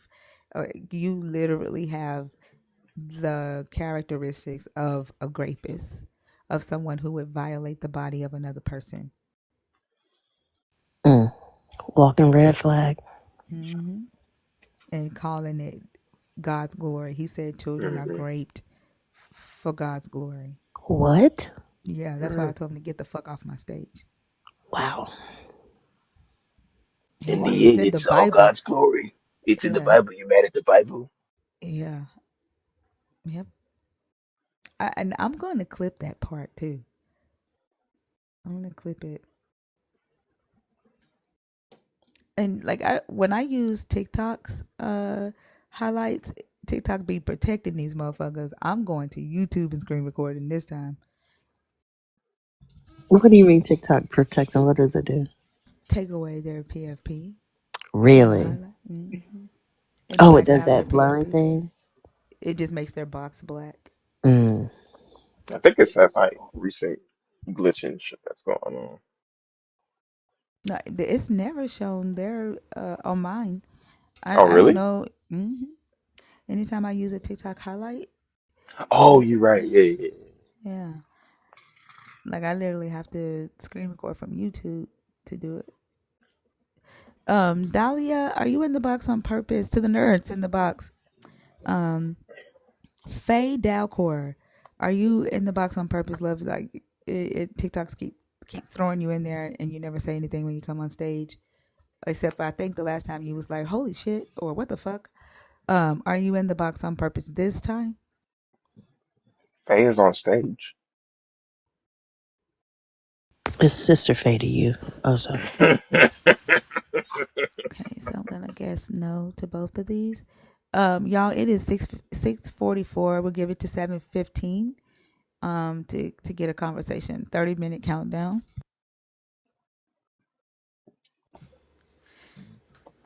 While we're waiting, I want to ask y'all something. Pick y'all's brains on this. So I know the Christians usually think that do not lie is in the Ten Commandments, even though we know it's do not bear false witness. However, I don't think it's a stretch for them to include lying as one of their Ten Commandments. So if we humor them with that, ultimately, then it would mean that God is punishing me for following one of His commandments. Because the commandment to not lie should include whether or not I'm convinced that He's real, and whether or not I believe the things that have been left in this Bible. So when it comes to honoring honesty, or which takes precedence, honesty or faith? Because honesty is telling the truth even when it's inconvenient, and faith is oftentimes can involve believing something even when the truth tells you otherwise. So when it comes down to those like that fork in the road, which one do you think a God of truth would really prefer? And I think most of them are going to say faith, but then I think that would then kind of circle back around to why would that be more important than actual truth? Isn't that proof that gaslighting yourself is required in order to follow this God? Yeah, we did a live one time. Faith over facts, Hmm. or do facts really matter to believers? And they came. Sometimes they would come up and say facts mattered, but then ultimately, it they would end up saying their faith mattered over facts or truth. Mhm. But what does it say about God's character, though? Yeah, they don't care about. They don't care. They they don't they don't apply the assessment of characterization to this God the way they do a human. So like even if they come to the uh, acceptance that their God lies, right? It's still, remember that guy called it a holy lie. Oh, Mhm. yeah, I forgot about that. Yeah, like they somehow figure out a way to make that thing holy or clean. And I just feel like that just waters down the definition of the word holy and the definition of the word clean. Because if God values both, then I would think, why would admitting that the Bible is confusing or contradictory be considered rebellion instead of sincerity? Like if he wants people to truly speak from their heart, he wants people to show up as they are, which by the way, they also believe that he knows the truth either way. He knows when you're lying. He knows when you're being honest. So in that regard, Sound like Santa Claus. I was yeah, just I about to know, say, he right? know when you sleeping. Yeah, so in that regard, wouldn't he already know? Like, even if I did go through the motions of pretending to believe in him, it's only for the benefit of people that are here on this planet, because he knows the truth of my heart. He knows what questions are in my mind. He knows whether or not I'm doing it just because, or if I'm honestly, truly believing in him. That belief is declared publicly, right? Whether or not it's sincere, only I know, and only he knows. So I feel like it's a risk either way. Even with the Pascal's wager thing, you're confessing something that you don't necessarily believe to be true, and that's dishonest. Yep, I agree. Hold on, y'all. Y'all know what I'm doing. Oh shit. Oh shit. She Googling what's that man name? Who? Carl McKenzie, Texas. What? Why would I Google that? Who is that? Carl, you know Carl. He's the Uncle Ruckus type dude that be coming The around one that here Oh, shot now. that woman in the back. oh my Yeah, goodness, that's why you would be Googling him to go look at his case. y'all! I Look at. had I'm talking about for Mhm. what? What he got to do with what we just got finished talking Nah, I just, if somebody was ever curious and everybody's like, oh shit, I wonder, blah, blah, blah. Like, oh, it's pretty good research to have, know who you dealing with.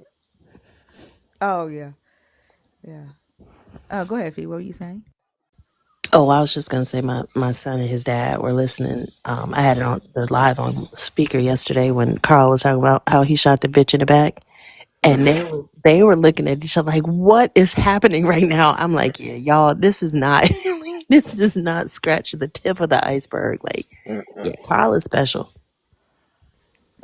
He used to like he's literally blocked from my live, and I forgot what he did, but I remember him coming in here and he crashed out on stage, very disrespectful. And like when he first started coming to Zena's live, he tried to be disrespectful at first, and he got taken down. He is the only person that I've ever dropped on anybody's panel because he was trying to disrespect Zena, and like she kept putting him on mute. He kept coming off of mute to defend Jesus. And I thought that he was a Jesus freak, but to see him yesterday on Zena's panel say the shit that he was saying, he is not a. He's not a like he's a. I don't know what to call him. Like he uses Jesus to excuse his shit, but he was calling women bitches and excusing the fact that he shot the woman in the back. And he was like, if you think that it was wrong, just go ask the people. What did he say? Ask the district attorney or something like that. Did he get off As a on it or something? judge, Yeah. I Did don't he get? know. Yeah. Like it was wild. But hold on, look.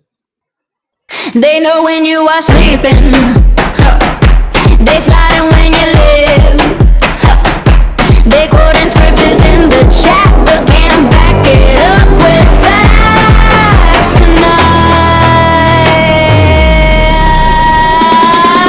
Oh, the trolls keep coming around.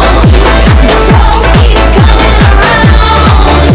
The trolls keep coming around. But thinkers gon' shut 'em down. They say that they got answers, but really they just mad. They beg you to be saved by God, but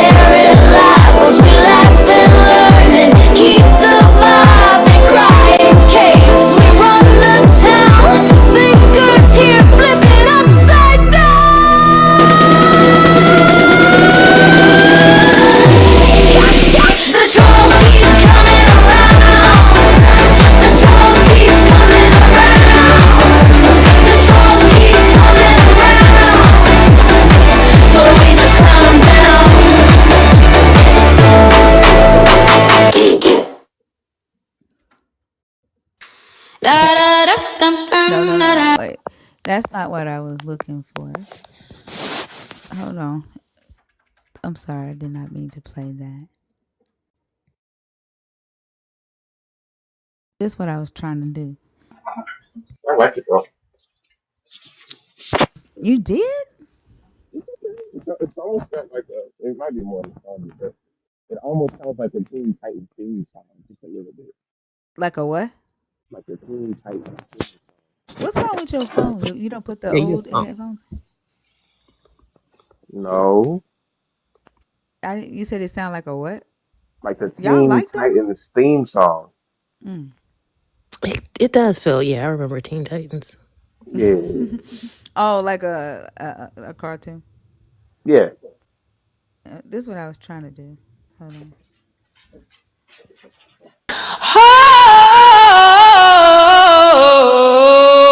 Oh, Yahweh is watching you.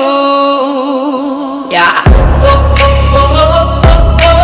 Yahweh is watching you. Yahweh is watching you. Yahweh is watching you. So better obey the rules. He knows when you are sleeping. He knows when you're awake. He knows when you've been sinning bad. So repent for heaven's sake. Oh, Yahweh is watching you. Yeah, Yahweh is watching you. Yahweh is watching you. So better obey the rules. He sees you in the bedroom. He sees you when you pray. He keeps a book of all your sins and he won't let them go away. Oh, Yahweh is watching you. Somebody said Santa Claus. Yeah, Yahweh is watching you. Yahweh is watching you. So better obey the rules. Oh yeah, you better watch out. You better watch out. Yeah, you better watch out. He's speaking all the time. Prophecies of crime. Big brother in the sky, and he ain't never shy.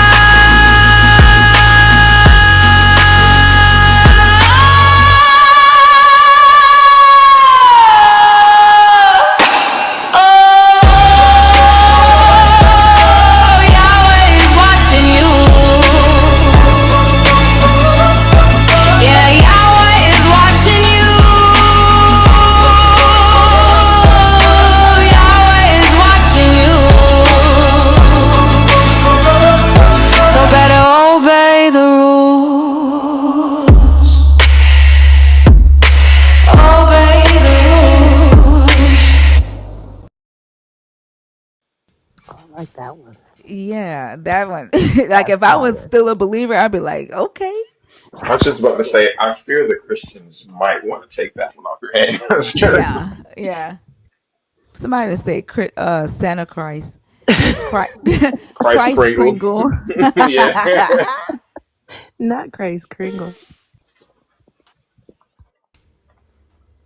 So, y'all, well, we got, what did I say, 7:15? 18 Yeah. minutes, y'all. 18-minute countdown. It started off really strong, like pretty long calls back to, or I mean, long people, folks coming in back to back. Then it started slowing down. And it's crazy because it's like more people in here than when we had the calls back to back. Interesting. It sounds like what y'all saying is whenever Oso get on stage, everything goes to shit. Never that, oh so. The sarcasm really helped sell that.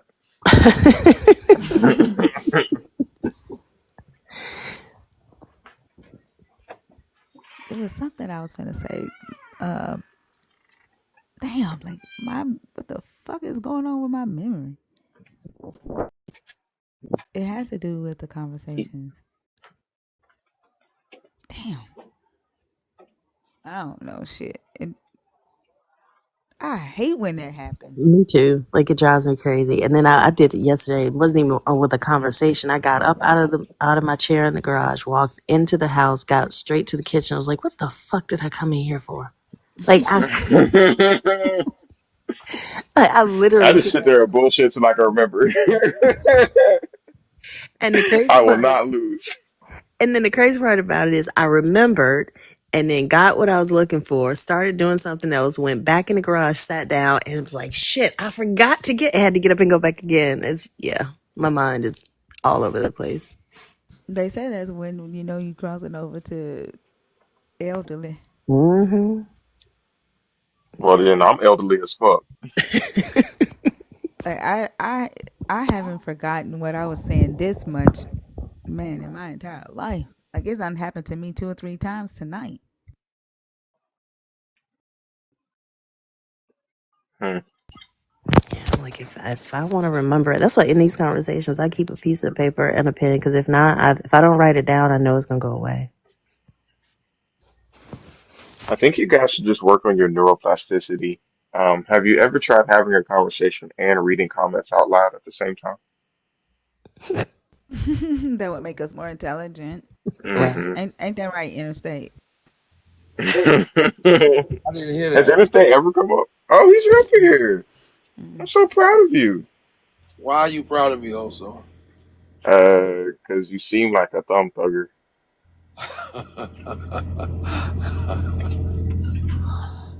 uh, I just had to get thoughts of what her little statement is up there, her prompt. Why it's got to be little? That is a very loaded adjective. You know that when everybody's like, "I want to talk about your little friend, talk about your little prompt," Yeah. like it's so loaded. Well, yeah, it's kind of sarcastic, but How old are you for TikTok purposes? I am 47. And are you a believer? Yes, I am. Okay, I figured as much. The way you were helping billionaire be disrespectful on stage or excuse I help. her I disrespect. don't think she knew what she was doing in that sense. So, did the guy that excused grape and called it uh, a part of glorifying God? Did he understand what he's doing? I think he What he was was trying. saying? I think he was just trying to be a fanatic, and I don't think he was really truly in great understanding. So that's why I said he was young. I couldn't. You can't type everything in that box. Like, so just because you think that, it doesn't make it true, right? And so when someone like that guy that was on stage grapes a child and believes that he can ask for forgiveness and that everything that he does is for understanding, for the glory of this God, are you just going to say he's just young and he had the wrong understanding at that time? No, I think because for one, God don't get glory in no situation like that. But you do know that pastors do teach that, and they use the story of Job to teach that when you go through hard things in life, it is a test, and it's all for the glory of this God. Yeah, and then some people have that totally wrong because you can't blame everything on God, let alone even the devil. And some, Who blamed anything on the God? Like, no one is saying that the God made anybody grape anybody. Like even you saying you can't blame things on God, your God doesn't stop the grape. And the excuse that a lot of pastors or believers give victims of SA is that it was to make them stronger, or God's going to use this for a testimony. It's all for his glory. God was there with you. I don't believe that. I definitely You believe don't believe what?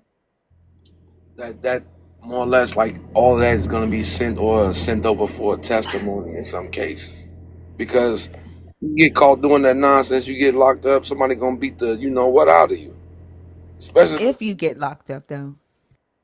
Especially now since they don't have to report it by law. And police officers who get accused of SA now have immunity.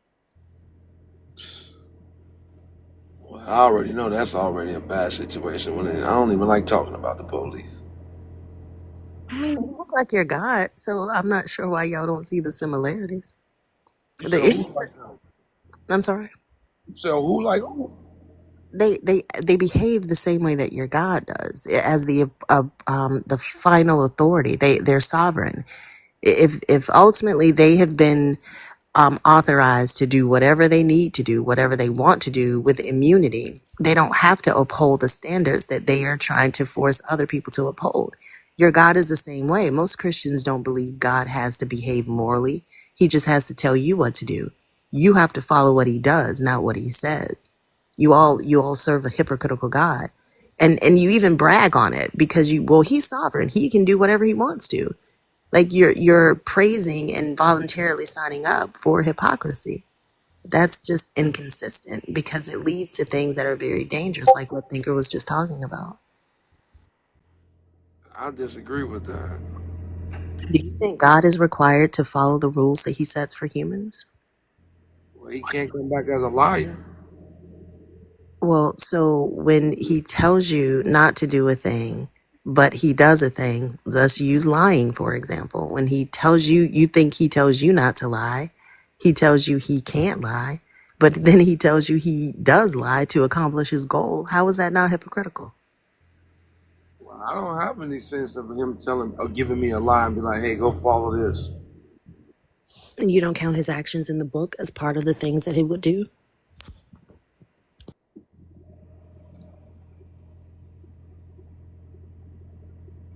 I look at his actions toward what humans have already done or are doing. Even with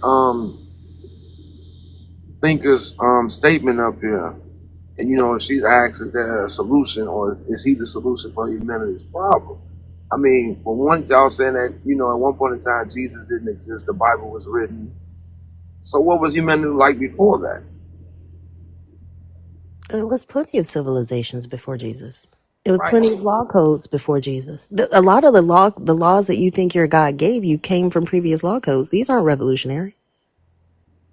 There So was was a whole world going on when if Jesus were real, right? If he was a real human, which I'll even grant you that, there was a whole world going on. People all over this planet were living their lives, worshiping their gods. but was it all good? Is it all good now? No. So what difference does that make? I think I would say it's arguably worse now because there wasn't a single belief system that permeated the planet at the tip of a sword, through the tip of the sword with so much bloodshed in the way that Christianity has done. Like, I'm not sure why y'all think that Jesus coming on the scene made things better for so many people. I don't see how you can say that considering all of the harm that it has caused to humanity. I think you guys intentionally see things through rose-colored glasses in this way. But you said that there was laws already in mind or already put in. Yeah, plenty of civilizations had laws. Have you ever looked into any of them? Nah, not at all. But at the same time, I can, if from what you're saying, if humanity has not improved, then all of that is just a trickle or a down effect from everything that was already. I didn't say it was a trickle down effect. I mean, the we can see, we can find, we have copies of the previous law codes that sometimes this Bible copies word for word. Sometimes it takes it and makes the law worse, makes it more severe. We can see this.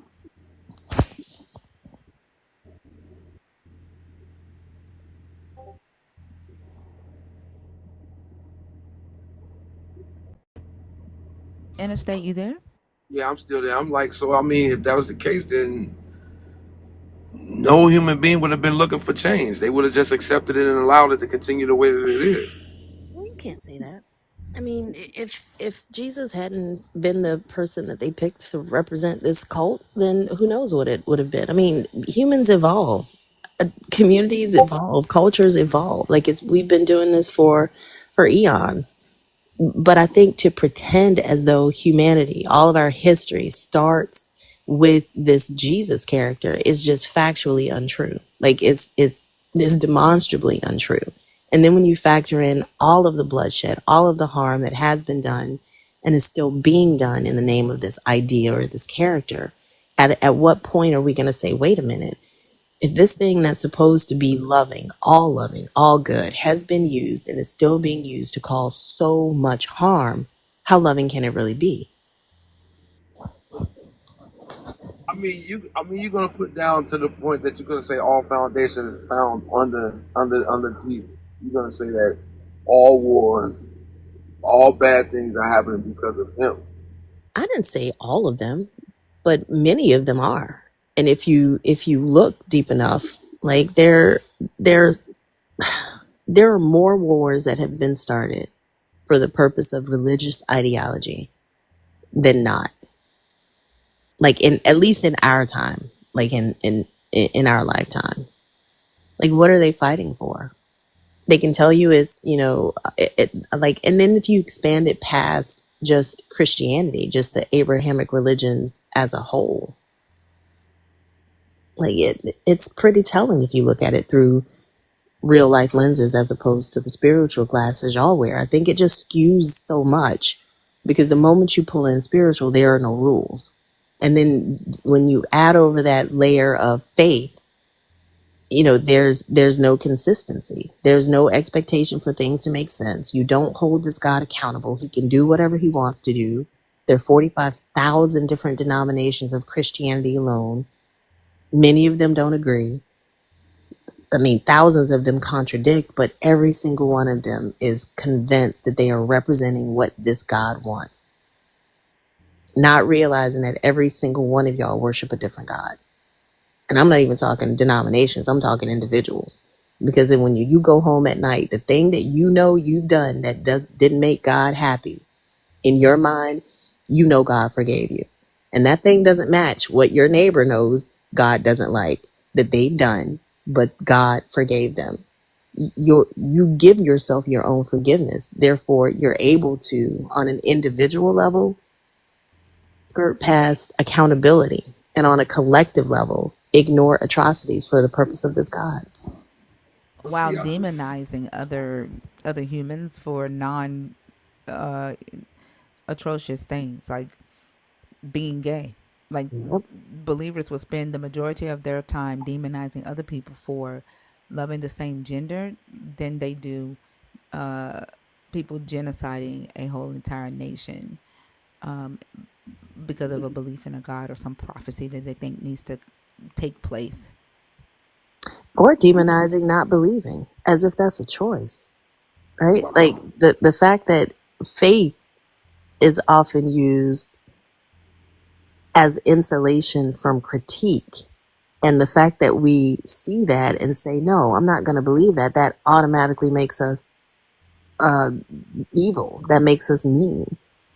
That makes us demonic. That makes us the adversary. And all we're saying is, hey, yeah, I'm not convinced that this is true because of X, Y, and Z. Or here's why this doesn't make sense to me. Or I'm sorry, but snakes don't talk, right? But that type of thing is labeled as unforgivable. Oh, but you can touch a baby and still go to hell as long as you forgive yourself and pray. That no. Well, one, I've been taught to hate the sin and not the person. And on top of that, Who taught you that? who taught me what? To hate the sin and not the person? Hmm. I was taught that in church. I was taught that by my pastors. I mean, like I But said, that's not what Jesus teach. Jesus teaches us what? This doesn't say hate the sin and not the sinner. That's I think it's either Nelson Mandela or Gandhi quote. It was one of the two.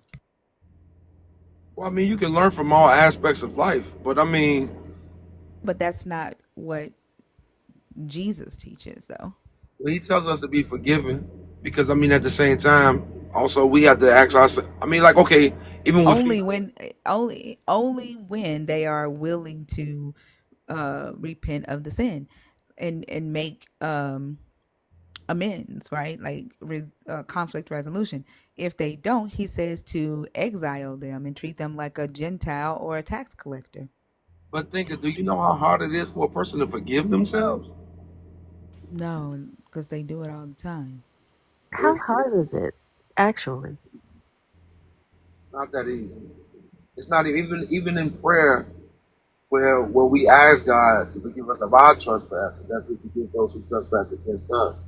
It's not that easy because we're asking as the word as. Who decides that the answer is yes? Huh? Exactly. Who decides that the answer to your ask is yes? It comes in time. Who decides it? I didn't say when it can't come. Who decides it? Well, we're asking God to forgive us as well as we're asking to forgive others. Also wasn't the question I asked. Who decides that you are forgiven of whatever it was that was so hard for you to get forgiveness for? Who makes that the final decision? Well, in Scripture it says that God he forgets our sins. He casts them away.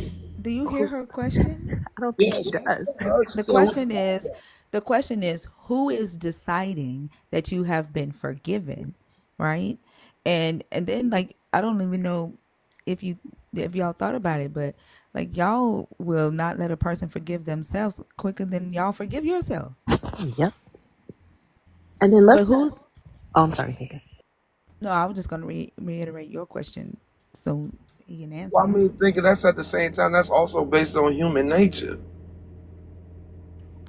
That What? doesn't What do you address. mean? I Okay, don't. look, for one, okay, look. God forgives us of our sins, right? And we ask Him to forgive us as we forgive others, right? God does forgive us of our sins. That is the decision that when she asks who does that, God does that. How do you know he does that? Because, like I said, in time, I didn't He'll, say. I didn't he'll, say when. How do you know that God has forgiven you of your sin? What's the confirmation? because that burden will be lifted off of you. In time that burden will be lifted off of you. How do It, you know that's not you forgiving yourself versus the God? okay, right? Thinking that's why I said you got two actions going on right there. God forgives us immediately. Now, But the question is how do you know that? You just That's said the it comes with question. okay, time. okay, like you said, now we're gonna deal with that. Walks by you're walking by faith when it comes to that. And that's the point, right? Like if you can believe that your God has forgiven you immediately, that's you forgiving yourself. Like you don't No, get confirmation. You don't get any confirmation from a God saying I have forgiven you.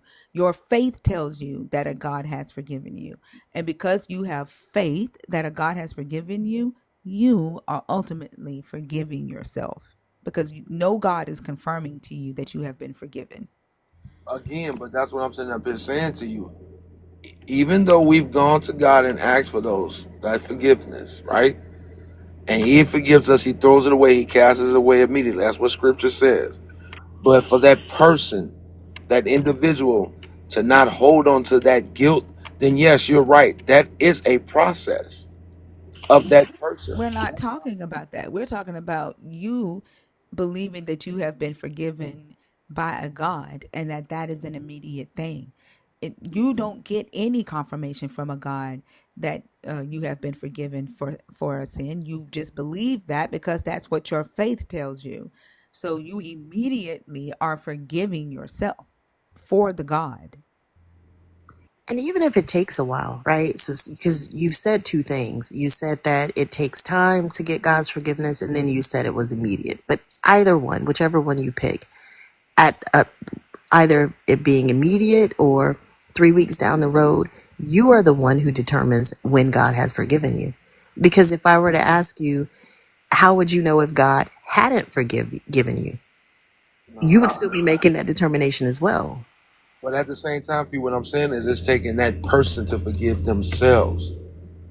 And Even though we ask God for forgiveness and we believe that process has happened immediately, God's like, hey, I won't remember your trespasses. I'm gonna throw them away. But for that person to forgive themselves, that's time. But I think what you're saying, I'm trying to see your name. I'm sorry. What is your name? Interstate Justin. I-40. Yeah, okay. Yeah. What I'm saying, interstate, is that you're separating two, you're making one process two. Because like King Thinker was saying, you know how you, when you pay your electric bill, you get a text message, yep, it's been paid. Or, you pay some bill or you get an email, yep, confirmation that your payment has been received. You don't get that for God's forgiveness. Your belief is your God's forgiveness. The fact that this book tells you that that's what God does, that is your God's forgiveness, which the individual sinner is the person who decides when God forgives them, and the individual sinner is the person who decides when the sinner forgives themselves. And in both situations, there's an accountability gap. And then like I don't necessarily think that, like, if you can believe that a God has forgiven you, I think that you have forgiven yourself to some degree. Like, because it would make more sense, like, for a person who committed a sin to doubt whether they are worthy of the God's forgiveness. But because your faith outweighs that, right? Like, your faith says, I'm worthy to be forgiven by God or by Jesus, then by proxy, you have forgiven yourself.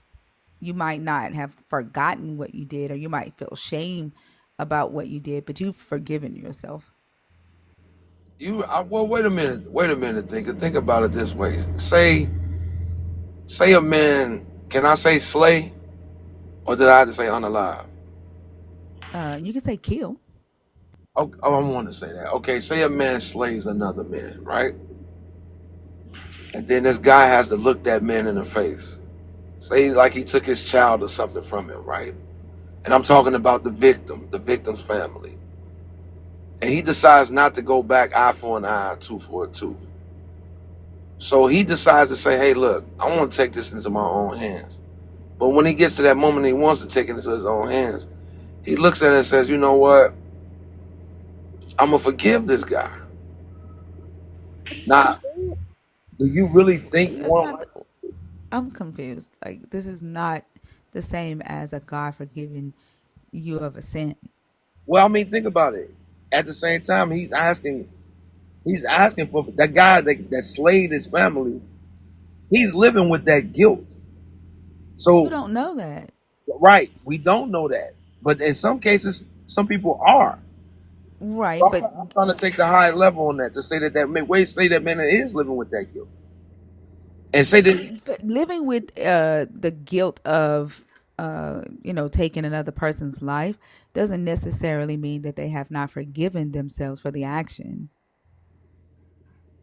Like, saying, hey, I did a bad thing, right? Acknowledging that they did a bad thing doesn't mean they haven't forgiven themselves. Like, do you want them to start saying that they're happy about what they did? no. But at the same time, if he was looking for forgiveness and couldn't find it or didn't find it, and then more or less, like I said, if he's approached by this family and that family decides to forgive that man and not take it into their own hands, then at that point in time, then yes, like I said, maybe he went to God and said, hey, look, I did something wrong.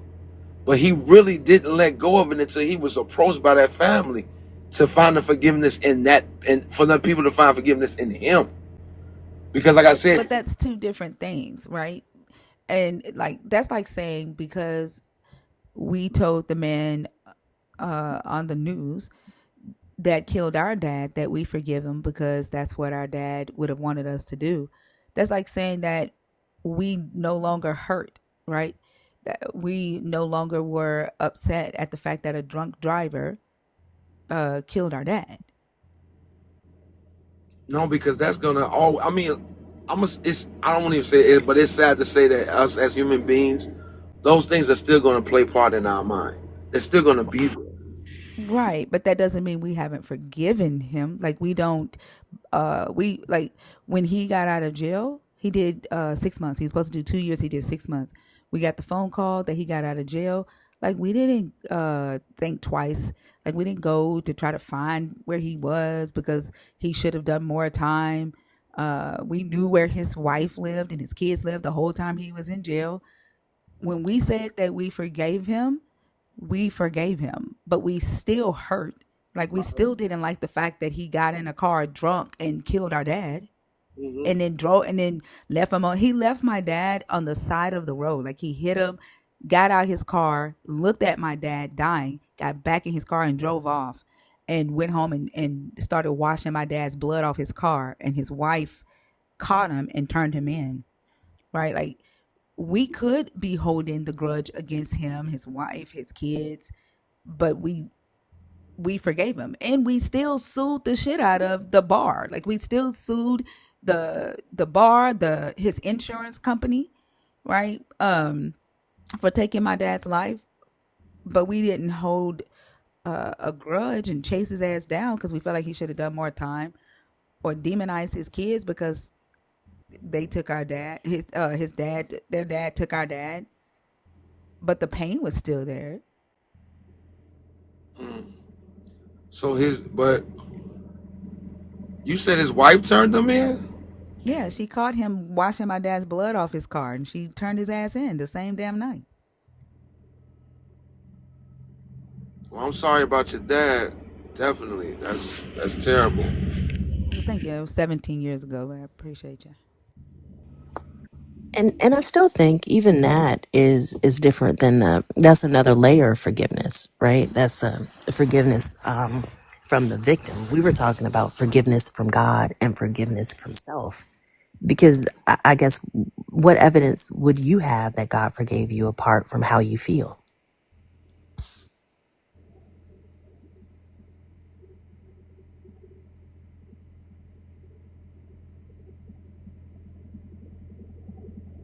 I had to just trust into his word and believe that. I trust that he's forgiven me. But it's gonna take time for me to forgive myself. That I do though. I, I think it's gonna take time for you to not feel shame, Hmm. right? But if you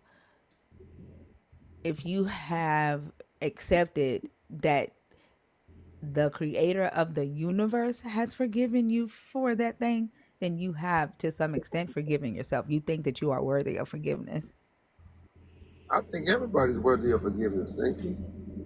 That's why I said, like, at some degree, right? You think that you are worthy of forgiveness, so you have forgiven yourself to some degree. You just will still feel the shame of what you did. And I don't think automatic forgiveness is healthy. No, I you're don't. right. I don't either. I agree with that. 100%. But I think this your faith creates this. We were talking about this earlier. Your faith creates this accountability gap, though, because in most areas of life, like work, relationship, law, whatever. Accountability means taking responsibility for your actions. But under the Christian umbrella, accountability is often bypassed through forgiveness, prayer, and repenting. And that creates a double standard. Whereas, like, I don't have that double standard for myself.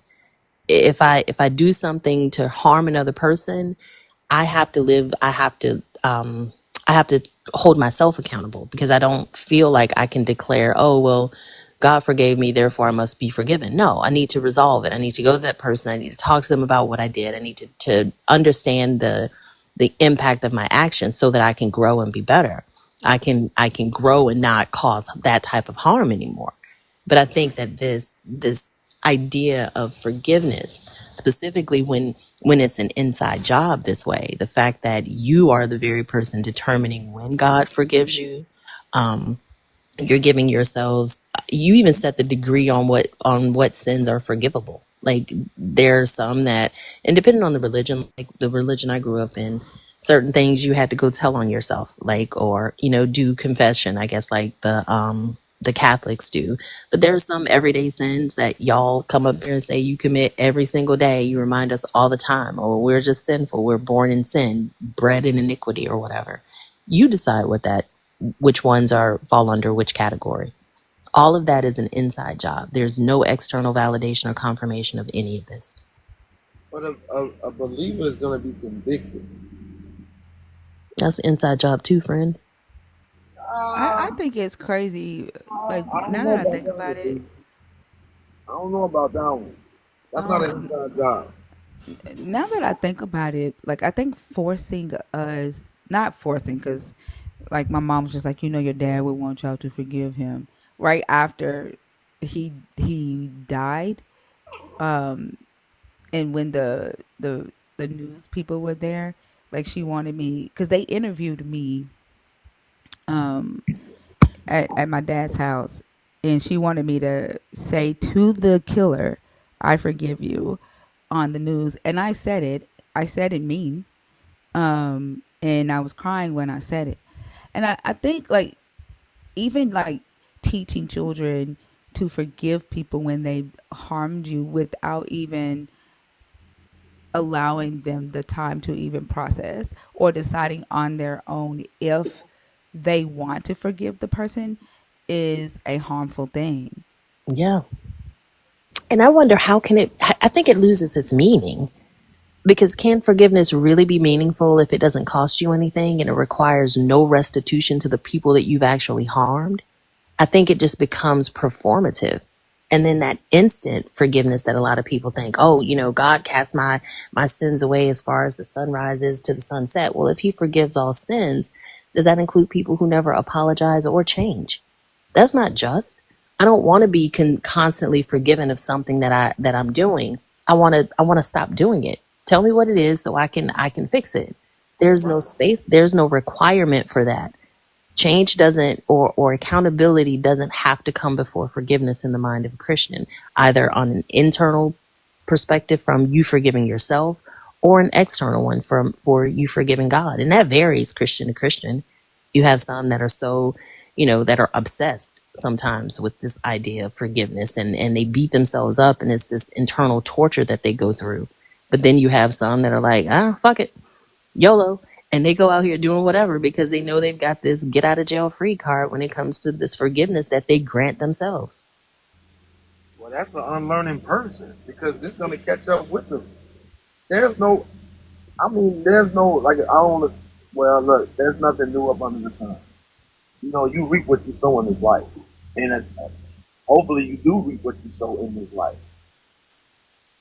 Do So y'all that think about that? Y'all say that a lot, except what that you reap what you sow. I mean, that's real. That's real. When are Europeans reaping what they sowed during the antebellum South? Wait, what is that thing? And the what? During the time of slavery here in America. When did they reap what they sowed during that time? We 187 be, years I ago. could be frank. We being frank on here. They live in fear over that. That's not reaping what they sowed. They didn't sow. They didn't just sow fear. It's also not accountability. Well, okay, I'm still okay. For some, I think I even heard somebody say that, like,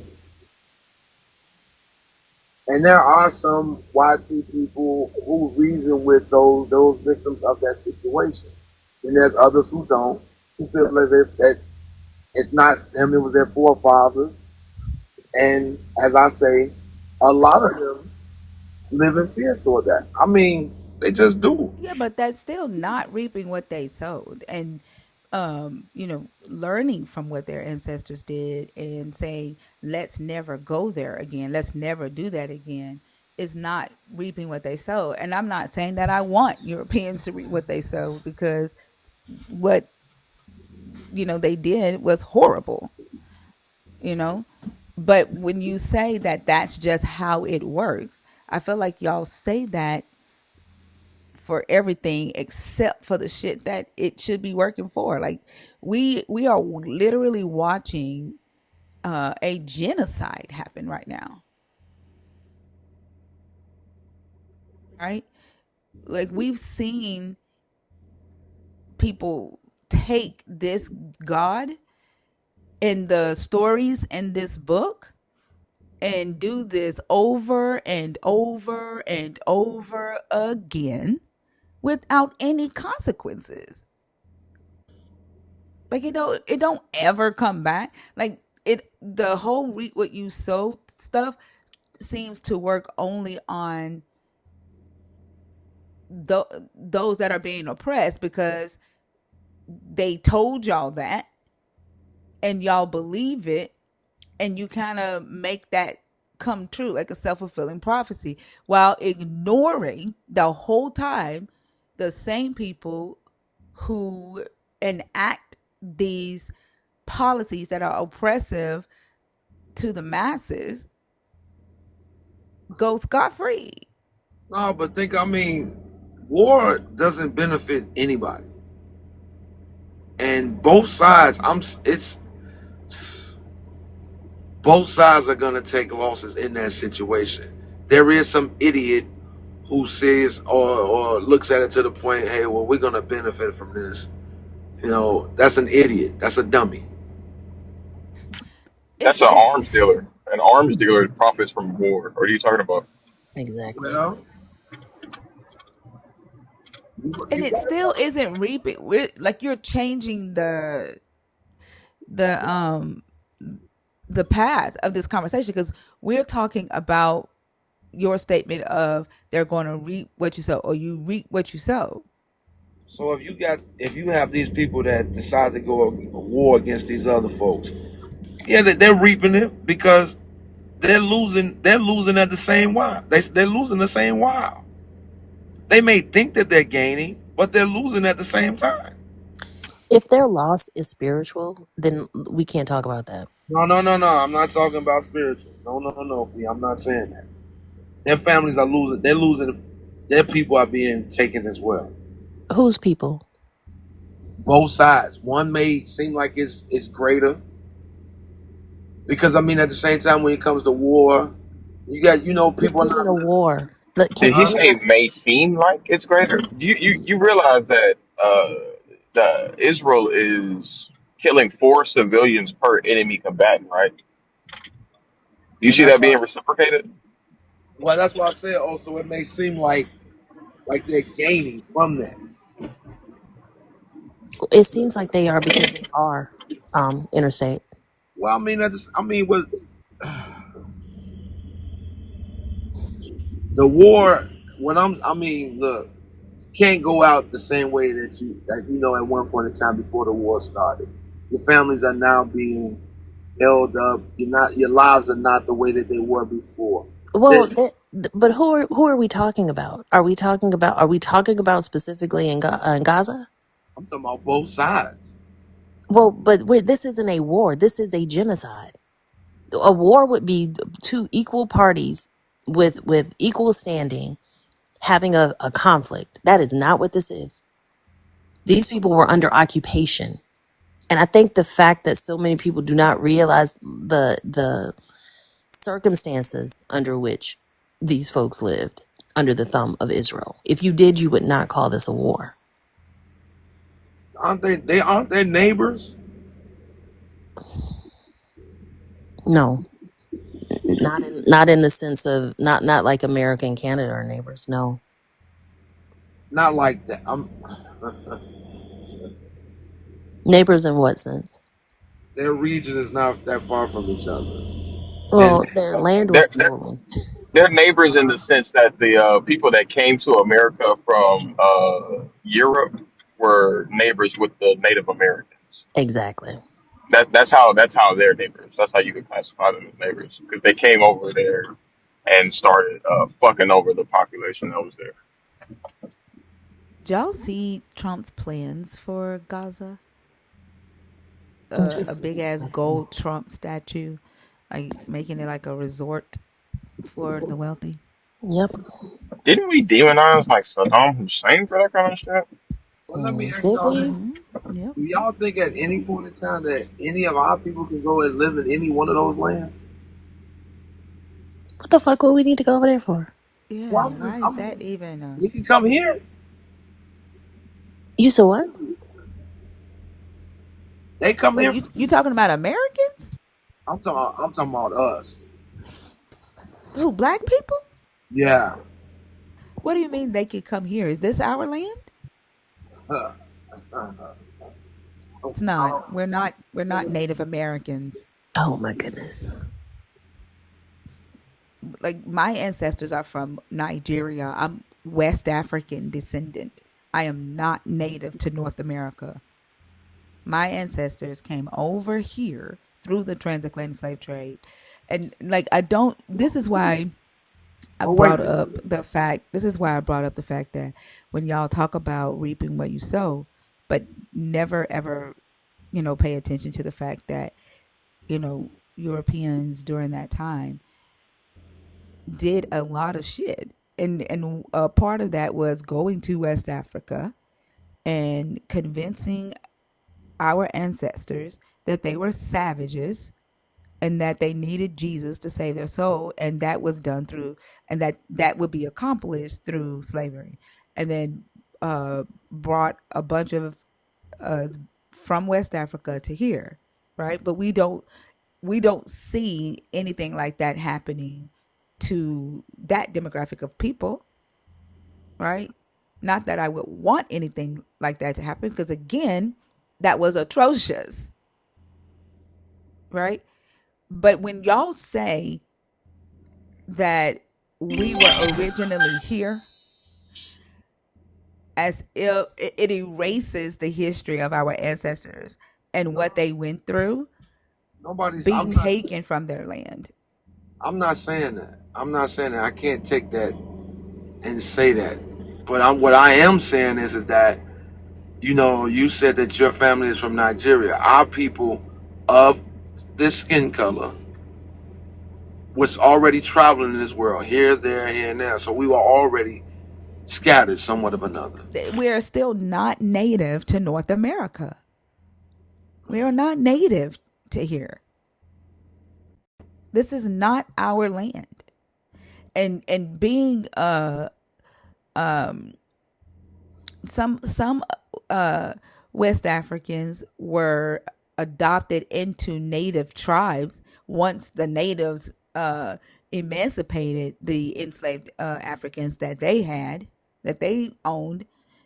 They set them free. They became known as the freedmen, and they adopted them into their tribes. That doesn't make them native.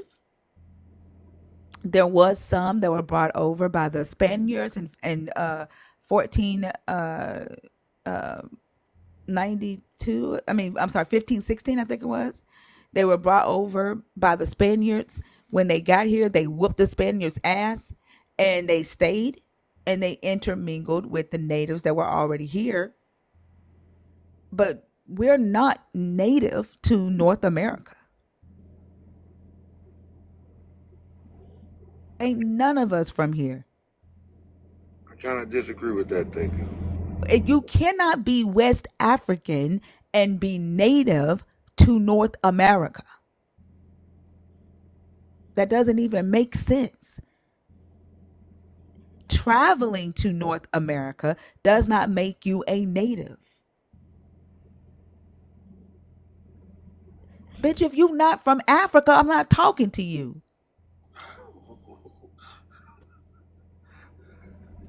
I'm talking to people who are descendants of the transatlantic slave trade, people who were taken from West Africa. I said West Africans, people who are descendants of the transatlantic slave trade. The descendants of the transatlantic slave trade came from West Africa. Okay, And so again, if you are a descendant of West Africans, then you are not native to North America.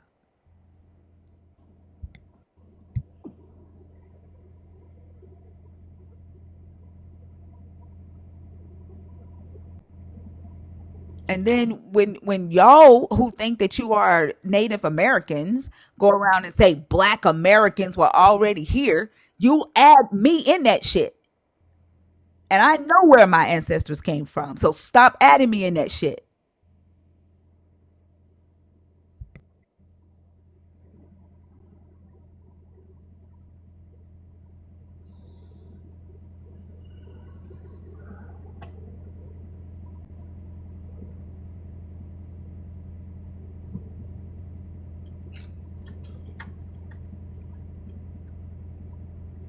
This is another example of how a feeling isn't a fact, you know, and in the same way that you quickly disagree with Thinker about what she said, or you not disagree with that based on what? Like, show us the data that refutes what she's saying. She's got her DNA to show where her family came from. A lot of people have done that. I And then understand. they go around and try to say the DNA ain't real. You can't trust DNA. But y'all just want to make shit up.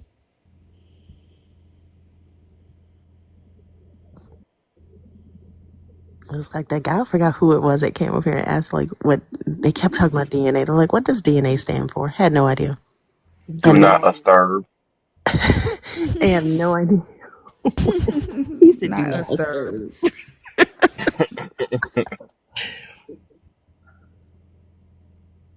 Do not ask. Better yet, I'm For just gonna real. say I'm native. that's That's what that's it that's stands good. for. Do not That's good. ask. And then just because somebody said it, that made it true. Just like forgiveness, apparently.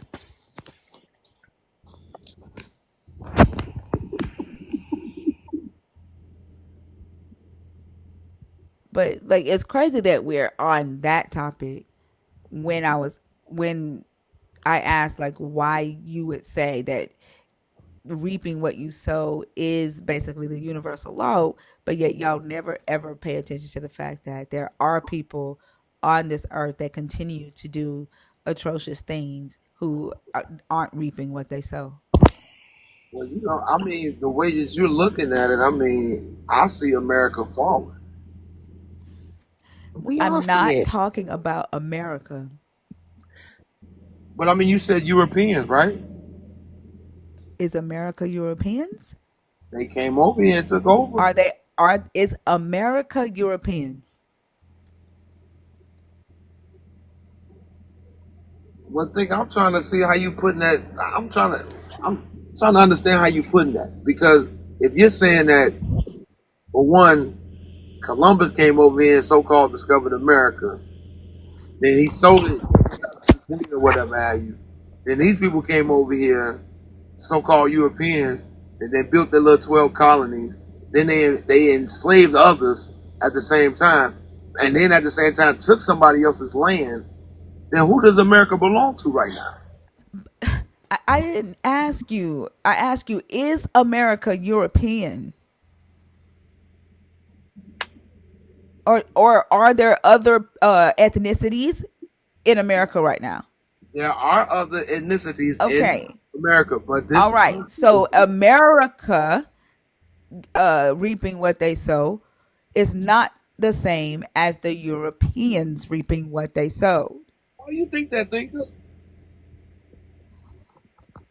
Do you realize like you saying America should reap it is you saying that you should reap it too? No, no, no, no, Yes. no, no, Are no, you in America? no. I'm confused. I am thinker. I am in America. This land that they call America. Yes, I am in this land that they He's call. in the land, but not of the land, so he don't count. No, at the same time, no, you can't. No, because what I'm saying is that those people who are in power, so-called power, or whatever that they call themselves being in power, I see that sense of America falling. That Even is still not Europeans. I'm not talking about a country reaping what they sow. I'm asking about the people. Europeans. Okay, but then think of, then you would have to say that those folks are back over in Europe. Is that what you're saying? Because if you're calling them Europeans, then they're Europeans, interstate. wait. Europeans are all over the world. They're all over the world. I Like got for I that. don't know why you want to like tie them to a land. I'm talking about the people. And it's so odd, right? Like y'all will say that you can't blame a god, right, for atrocities. It's the people, but for some odd reason you can't disconnect the people from the land as if the land can be responsible for what people did. Because these folks over here, so-called Americans, are still You what? are an American. Right, but what I'm saying to you, those that are in power are still flirting with so-called Europeans. I'm They not still talking about what they're doing.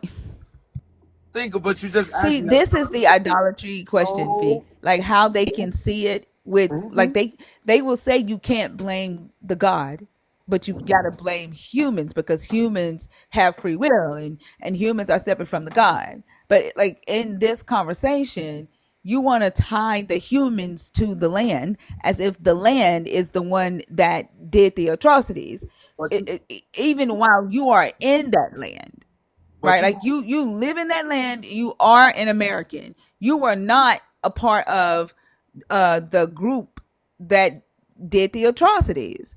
And right? then it's also crazy that y'all will say that, not y'all, but believers will say that the God allowed what the Europeans did to our ancestors because we disobeyed God. We left God. Like y'all would take the punishment, right? And then you'll also put yourself in position to take their punishment too, which is wild to me.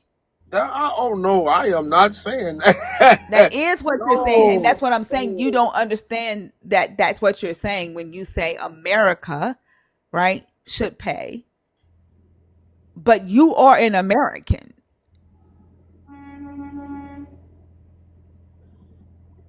I don't understand how come you can't see that. And this is what I was telling Bash. Like, how can they see it one place but not in the other and call a thing a thing? Like, I don't get it. It's amazing to me. especially when the parallels were so clear. Okay, so let Yeah. me. Why do you call yourself an American thinker if you saying that these so-called people, because our people were enslaved here, right? Right, Why do I call myself an American? Because I was born in America, but I'm not European. right. But our people were enslaved here. What's your They. point? So then, why would you, in a sense, say that you are part of a place that also did your people wrong? Because I live here, interstate. Does Where she else not would pay I say that taxes? I what? She pays taxes here. Why the fuck would she not be an American? You can pay taxes here. That don't mean they accept you as an American. That doesn't mean Her birth that mean certificate, that her you are social totally accepted security as an American. number, Wait a minute. the So insurance, the wait. school But I system mean, that be her real. kids were in, like all that would point to her being So an you American are citizen, though, right? right. Okay. So you believe that you are looked at as 100% American. I don't give a fuck how they look at me. I know that I'm an American. I have rights as an American. I don't care how anybody looks at me. People don't define me. I got that part, thinker. But our people still here don't even receive just. Don't receive what? Receive just. Why you leave ice off of there? Because Justice. you are you boycotting the word ice because of what's happening? I'm trying to figure out what Hey, no, my grandfather did that. My grandfather was a slave here. grandfather How did. old are What you? boycotted ice? No, I would. I don't mind. I How don't. old are you? Who, me? Yeah. I'm 47 also. How old was your grandpa? What year was he born in? Man, my granddaddy old. My granddaddy was a slave here in America. I didn't even You get Yeah. to. do realize slavery ended 187 years ago. Hey, I'm trying to tell you, my granddaddy, because people pick cotton here too. People think what?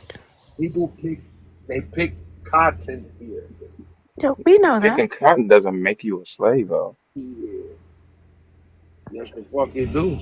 No, it doesn't. Picking cotton makes you a slave? Yes, it does. Do you know what slavery is? You know that there were white people who picked cotton. Yeah, I do know they was in what would they call them? Indentured servants.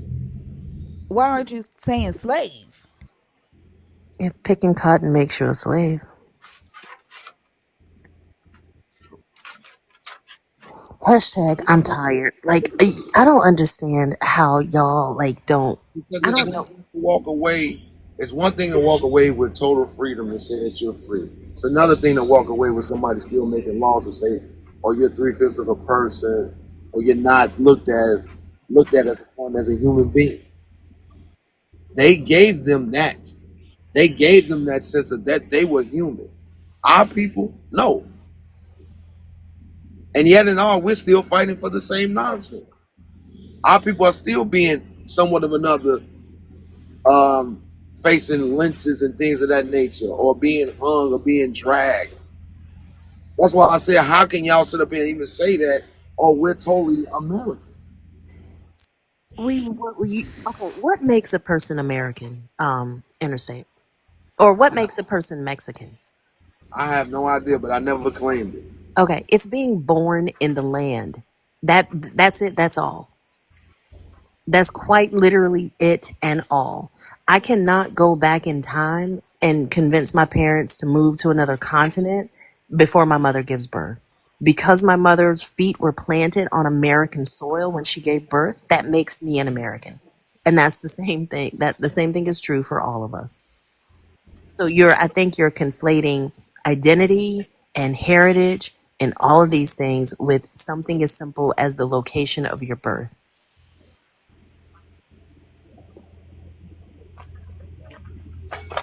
So let me ask you this, and you might laugh at do we live in space?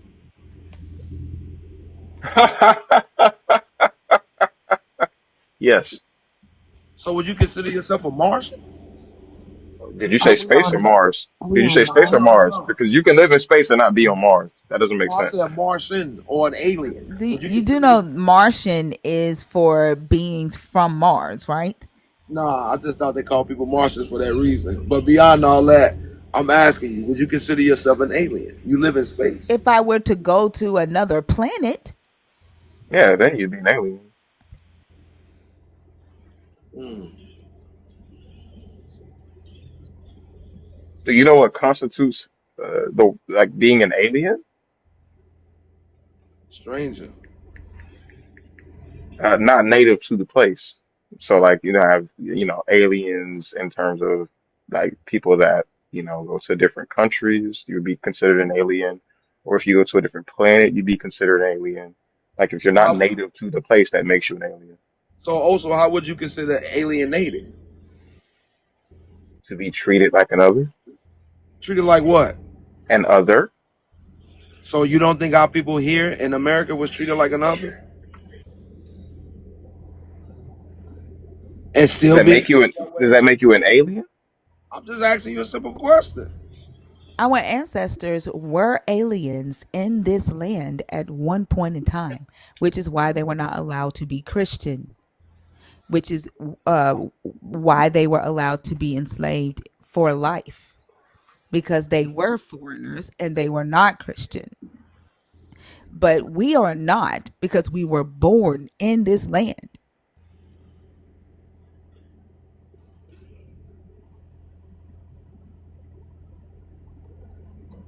Okay, so wait a minute, think. Let me ask you this. You said you're from the West Side. I mean, not the West Side, West Africa. I'm sorry. Okay, look. From my from my understanding, I was told that those men and women who were boarded those ships, somewhat of another, was being baptized before they got on those ships. That's not true. That's not true.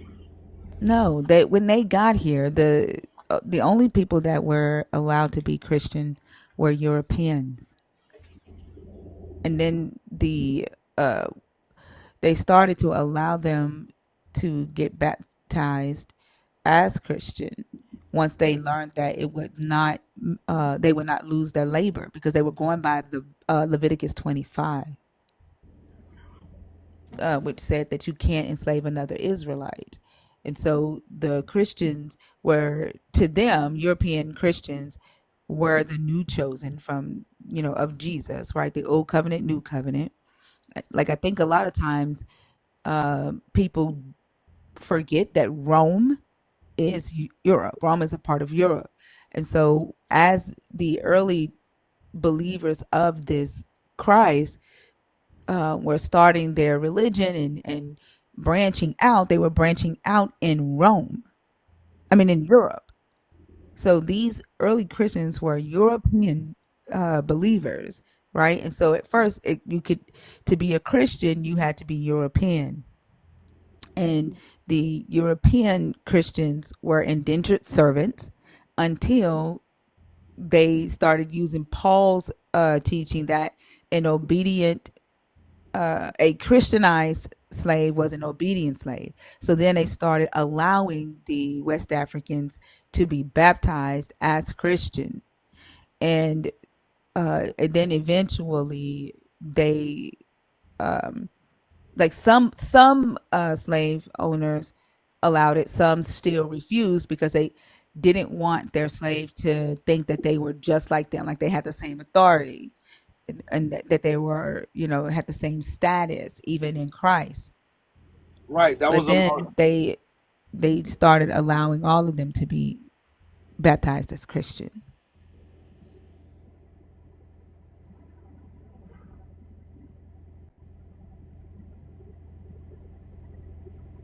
I'm really here trying to think about that lady. I don't know her name, but at one point in time, I thought they put in the law to the point that they were saying even if that child was born here, that they wouldn't allow them to have those same freedoms as other white men or white women.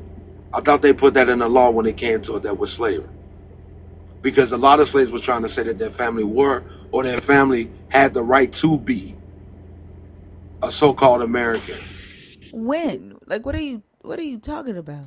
That was a. I'm trying to. I don't know the woman's name. It was a black woman. Are you talking about when it said that black people were 3/5 of a person? No, not at that point. He's Huh? talking about the woman that was like, the dad was a white man, and she was trying to argue for her freedom because of that. I know who you're talking Oh, about. I'm the trying to think of the what the it one was. that was responsible for why The black drop people were one allowed to drop or become whatever. Christian. Yeah, here, I'll pull it up. Give me just a second.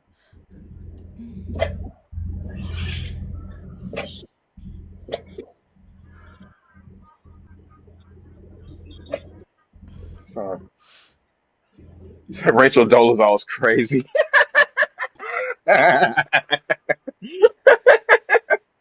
Block whoever says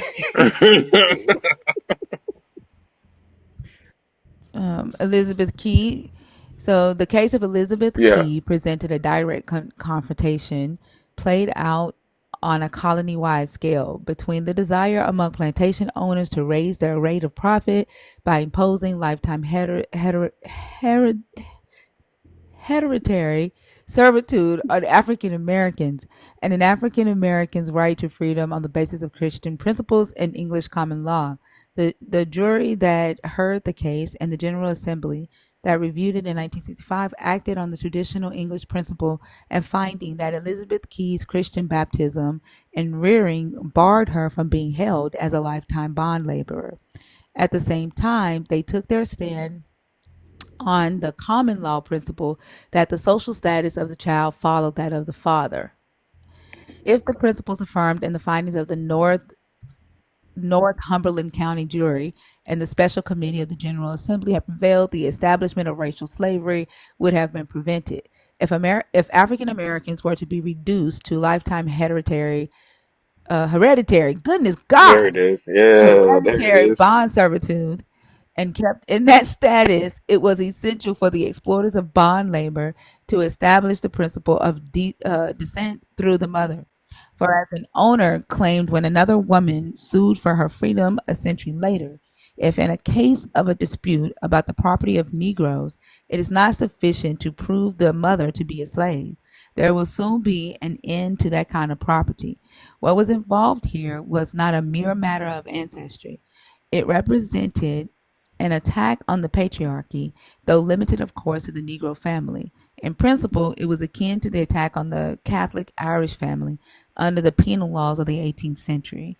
And as in the case of that aspect of the penal laws, it was not associated with the egalitarian impulse on the part of the ruling class.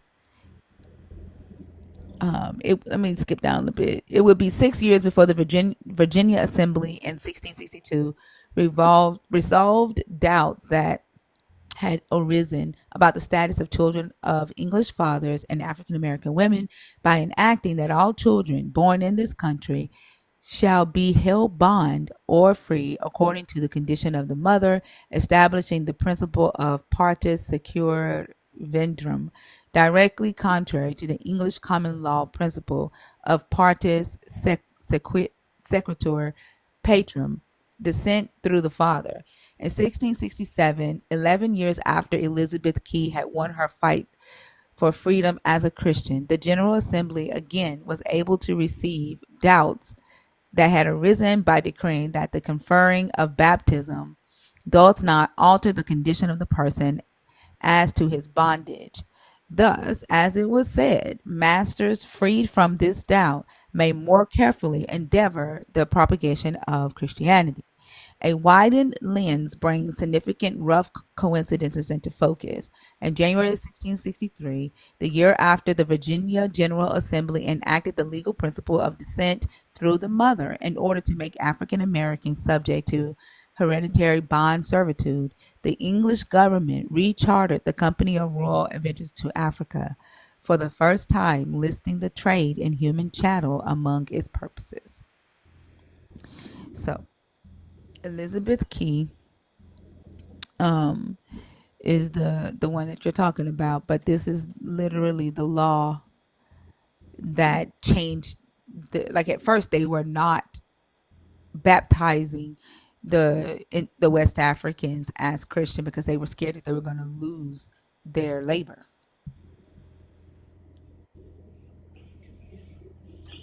I think you know that scripture in, I think it's Exodus, that talks about if a male indentured servant was given a wife and she bore him children. Once his indentured servitude was over, the wife and the children belonged to the master.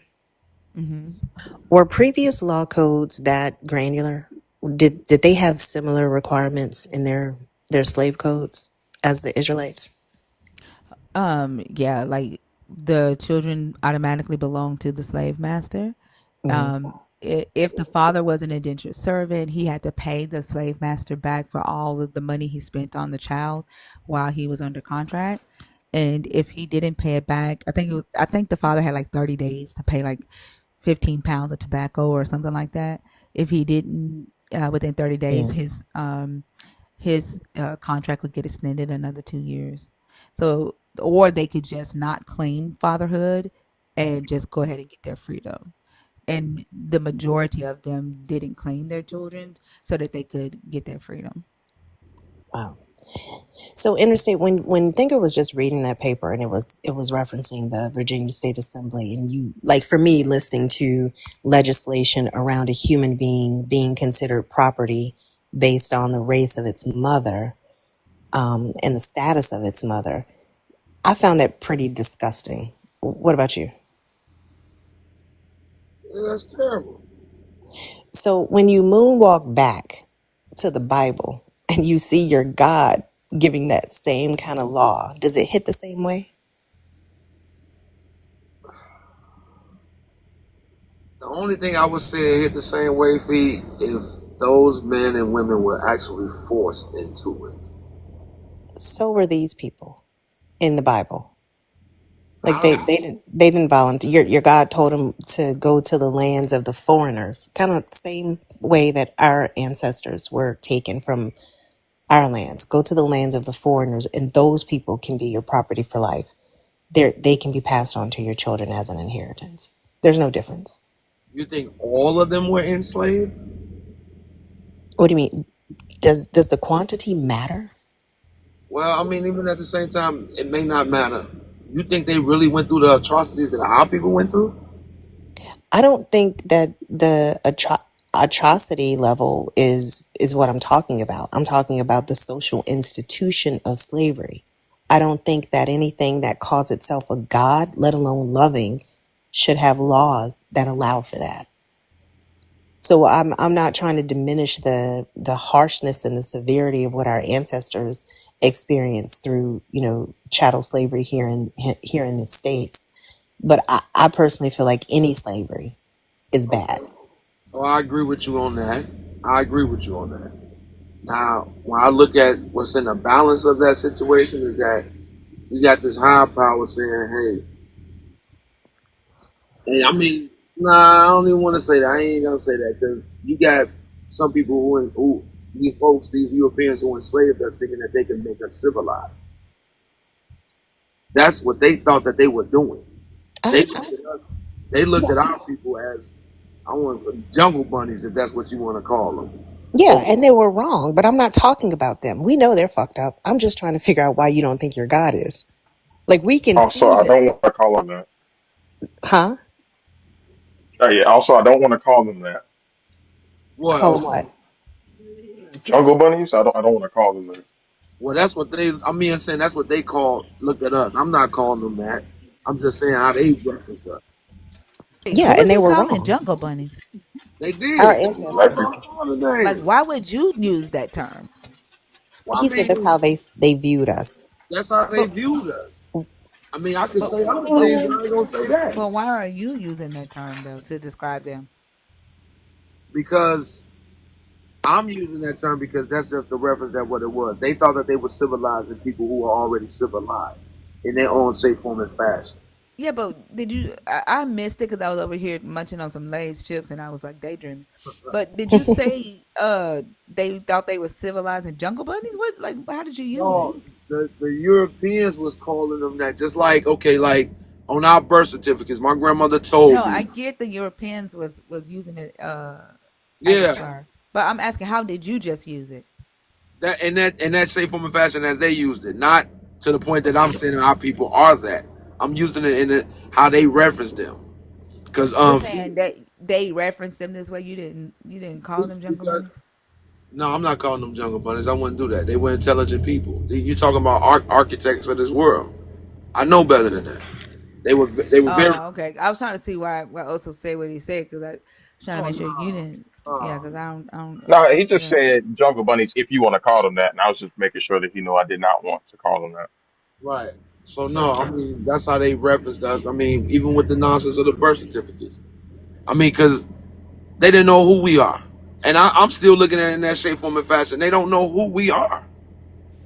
Interstate. I'm not talking about Europeans. I want to repeat. We Right. We're know talking that about God, toward I'm talking about why your God can do the same thing Europeans did in terms of upholding the social institution of slavery, legislating the social institution of slavery, writing laws that change the tracking of a child's heredity from its father to its mother, which we all know what that was for. So I mean, Why is it disgusting when Europeans do it, but it's forgiven when your God does? because Fee, my thing is this. I'm asking you. I mean, because I'm looking at it, you're comparing it. So my thing is this. I'm also asking, what are these families separated from each other? We're talking about the institution in and of itself. I don't care if they were treated like your play cousin that came over every second Saturday and y'all played hopscotch. It doesn't matter. We're talking about the fact that your God gave laws on how to own other human beings who were not Israelites. Full stop. Why is that okay for you? Because you said he also told them to go over there and take over the land, right? So that makes it okay that he tells them to go steal land and then enslave the people. So that balances it out somehow. Because he was trying to get them over toward the promised land. At the same time, these folks also have come from a place of slavery or being enslaved, trying to get them out of that. I mean, that's why I gotta look at it to the point where it's a step by step, a stepping stone, to get you away from certain things, certain Well, acts, or where your minds are to get you away from that.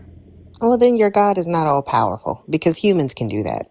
Humans did that. Like Wait, slavery wait, didn't wait, go away wait, Fee. instantly when it was abolished in the States, because humans have limited capacity to enact change immediately. Your God does not. Okay, Fee. So wait a minute. Wait a minute. You said that humans had done that, right? That there was a gradual change to to abolish slavery. Yeah. How did they come about doing that? What do you mean? How did they come about doing it? Okay, because look, if you're looking at past times, it wasn't abolished at all. It wasn't abolished at all. It was something that kept going and kept going, right? Yeah. Okay, so these people or certain people decide to come up with, hey, this really needs to stop totally. That's true, but interstate, can we start counting the number of times you go back to humans when I'm talking about your God? But I'm also putting God in place. Okay, where is he? Right. I'm not saying that granted, these humans did do that. But I'm also under the belief that they also got that from God. I am under the belief that they got that from God for that to stop. Oh, you're saying that God encouraged them to work towards abolishing slavery? Yes. Was he also encouraging the people who they were fighting against that were also Christian? Whose side was he on? Wait, repeat that again.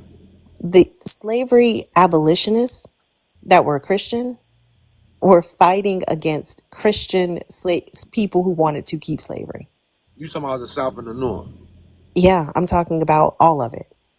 And I want to go back to the fact that we're not talking about people. We know how people operate. I'm trying to understand why a God needs to operate in a way that requires him to sanction chattel slavery and give you rules on how to do it. If ultimately he didn't like it, he abolished the things and he outlawed the things he didn't like. He didn't have to gradually wean them off of worshiping other gods. He didn't have to gradually wean them away from adultery or eating shrimp. He said, don't do that shit. But what makes you think that he had to wean them off of it? What does the law say?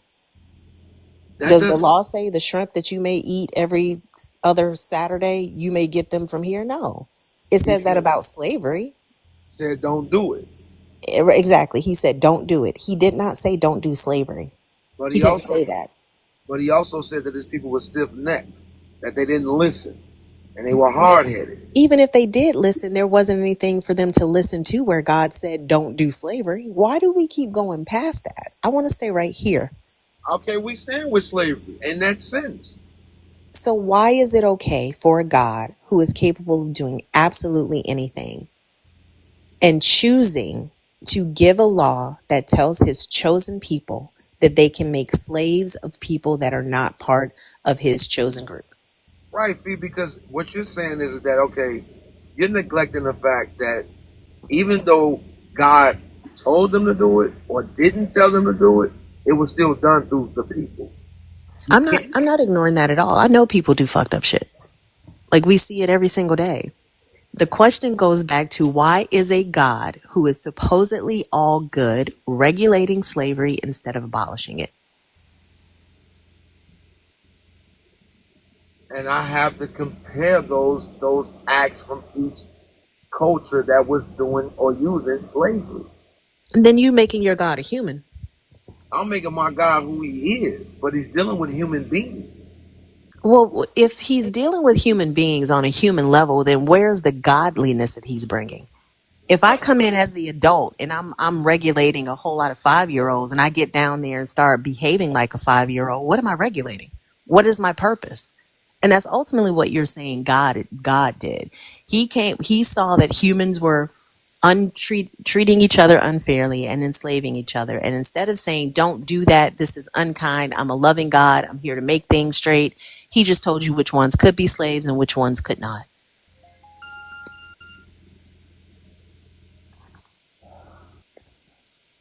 Regulating it, and that's why I said based upon certain cultures or what was before their time. Then your God is a human. He's not, Fee. Let, But let me it let me go ahead. Oh no, go ahead, thinker. No, I was gonna read like this is the address of the General Assembly um, on their argument on whether the Bible condemns slavery. Right. It says in answering this question as a church, let it and mind you, this was some abolitionists who were Christian arguing in the government on whether they should abolish slavery.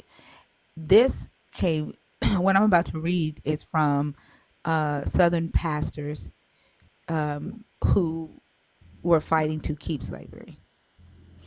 It says, in this question, as a church, let it be distinctly borne in mind that the the only rule of judgment is the written word of God. The church knows nothing of the institutions of reason or the deductions of philosophy except those reproduced in the sacred canon. She has a positive constitution in the Holy Scriptures and has no right to utter a single syllable upon any subject except as the Lord puts words in her mouth. She is founded, in other words, upon express revelation. Her creed is an authoritative testimony of God and not a speculation, and what she proclaims, she must proclaim with the infallible certitude of faith, and not with the hesitating assent of an opinion. The question, then, is brought within a narrow compass.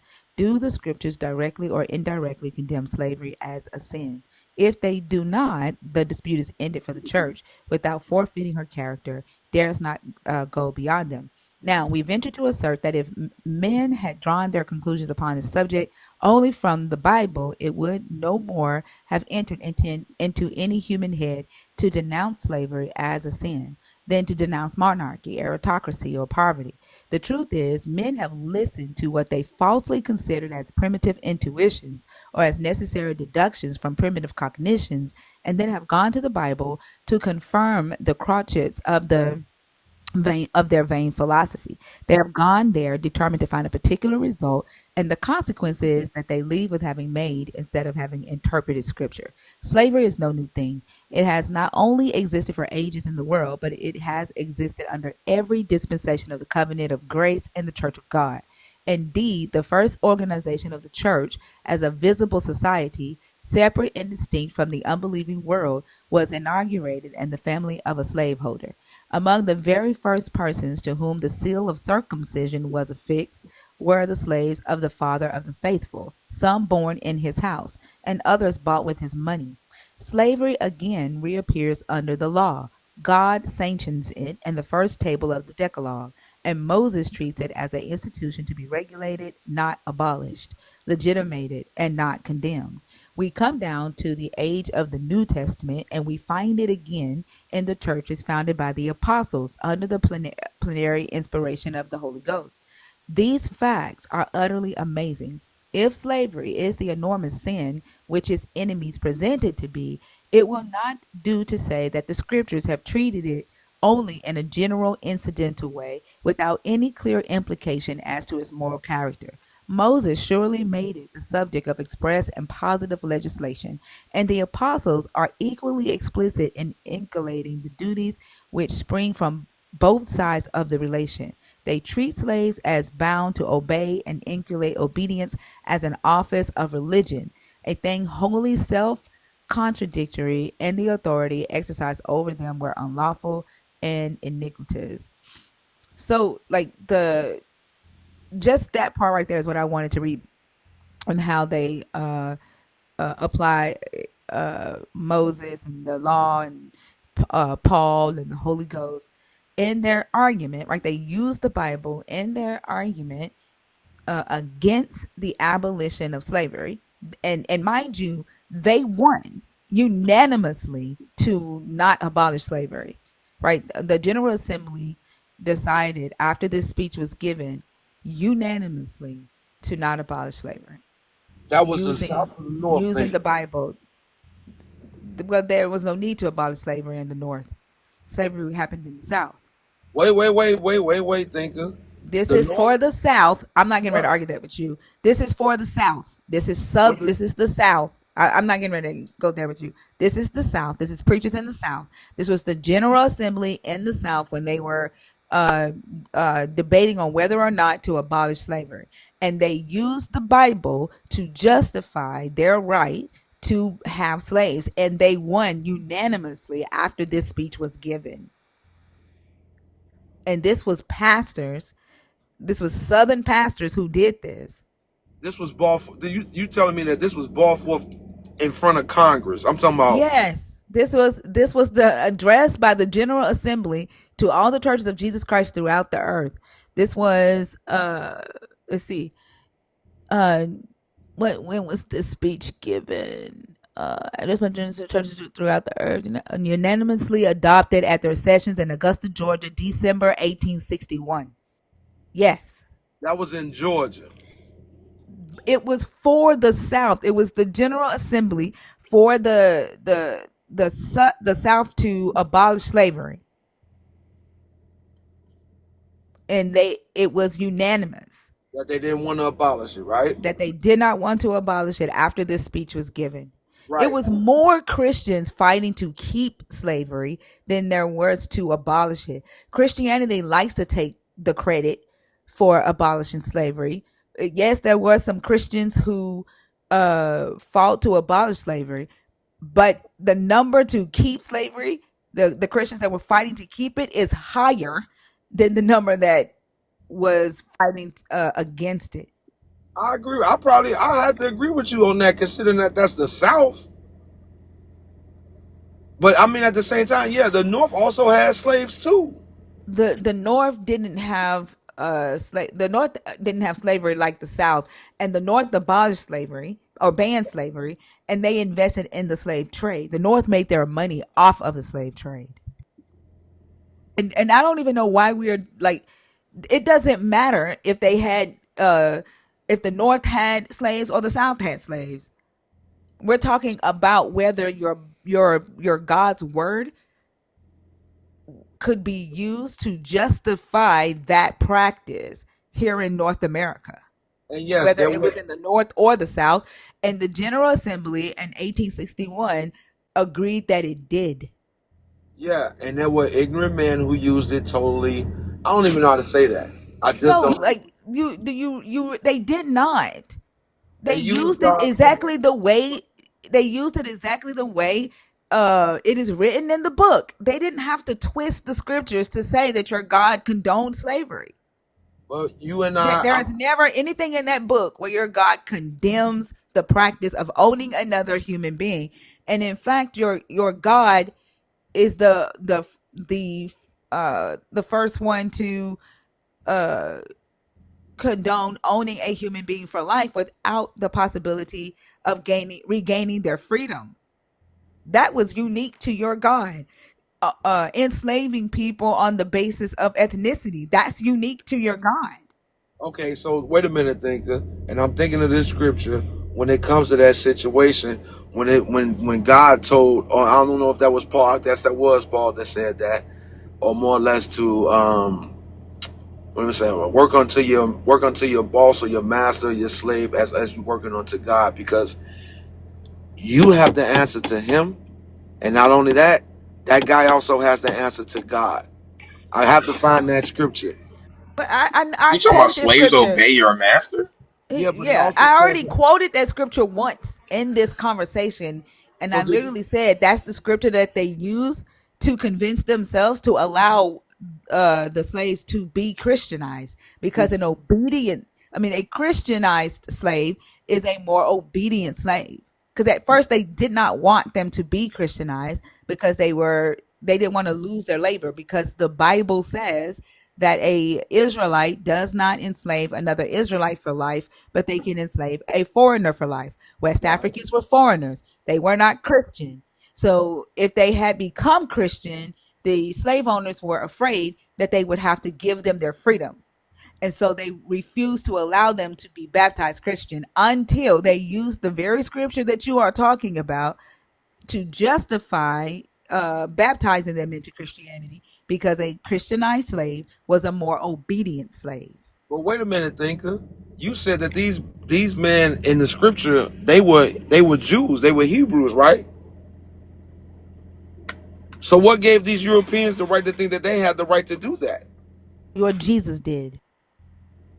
You When you that's like the that's same what. thing that y'all talk about, old covenant, new covenant. and this is why I said you all don't pay attention to the fact that Rome is Europe. Oh no, Paul I'm paying was attention in to. Rome. Paul was in Europe. Paul was preaching to Europeans. Paul was building his churches all throughout Europe.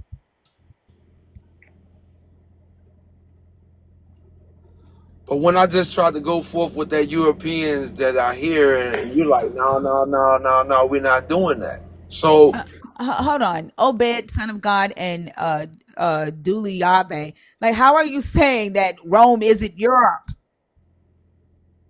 How are you saying Rome isn't Europe?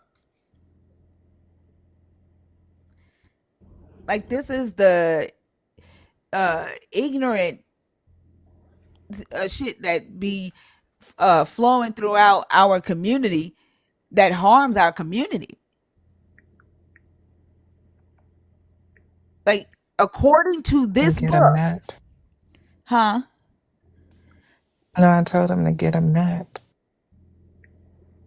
Yeah. According to this book, Paul was in Rome. Paul built his churches in Europe. He did not go and build churches in America. Well, then you come prove it. Come prove otherwise, Obed. Instead of you just saying "nuh-uh," come prove otherwise. Then come show your your source from the Bible. Come prove it otherwise. This is insane. How do we not know Rome is in Europe? Like, this is what I'm saying. Like, I don't understand. Like, and That's it's almost crazy. like black people don't realize that Rome is Europe, and the early Christians, the early Gentiles, were European believers. They were European followers of this Christ. I don't know how y'all don't put two and two together. Where's the Colosseum at, guys? Where do you think that is? I don't What think they subcontinent? I don't think they situate their belief in theology in this world we inhabit. Like, I had a conversation with somebody one day and I was like, well, what continent do you think the nation of Israel is on? And they had no idea. Like, they don't look at maps, they don't look at globes, they don't look at where these places are to actually learn how this bullshit spread. Like, and they just accept it as true. Where is Rome, Obed? What continent is Rome in on? Cause y'all turn the comments back on for me, please. Where is Rome, Obed?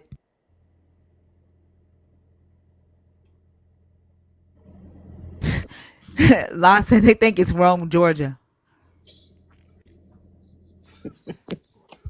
It's I've valid. been to Rome, New York.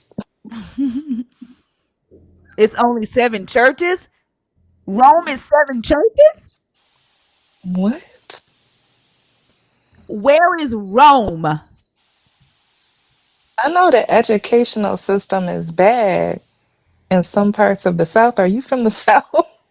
from the South. He ain't from the South. I'm from the I South said too, in Mo. some parts. Hell, I'm from Alabama and I know they, pretty, pretty bad. It's only where is Rome, Obed? If you're gonna keep saying no, where is Rome? Saying it's only 7 churches. Like, what? Like, this is. I bet you be going around preaching to people too. Where is Rome?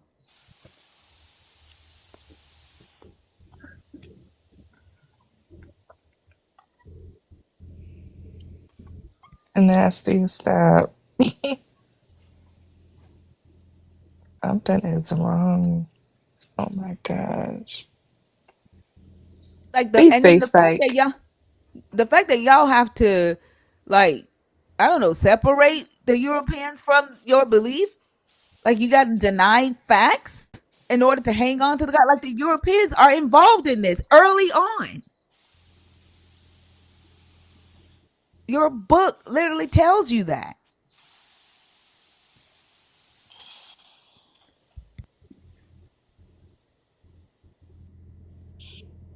Is he embarrassed?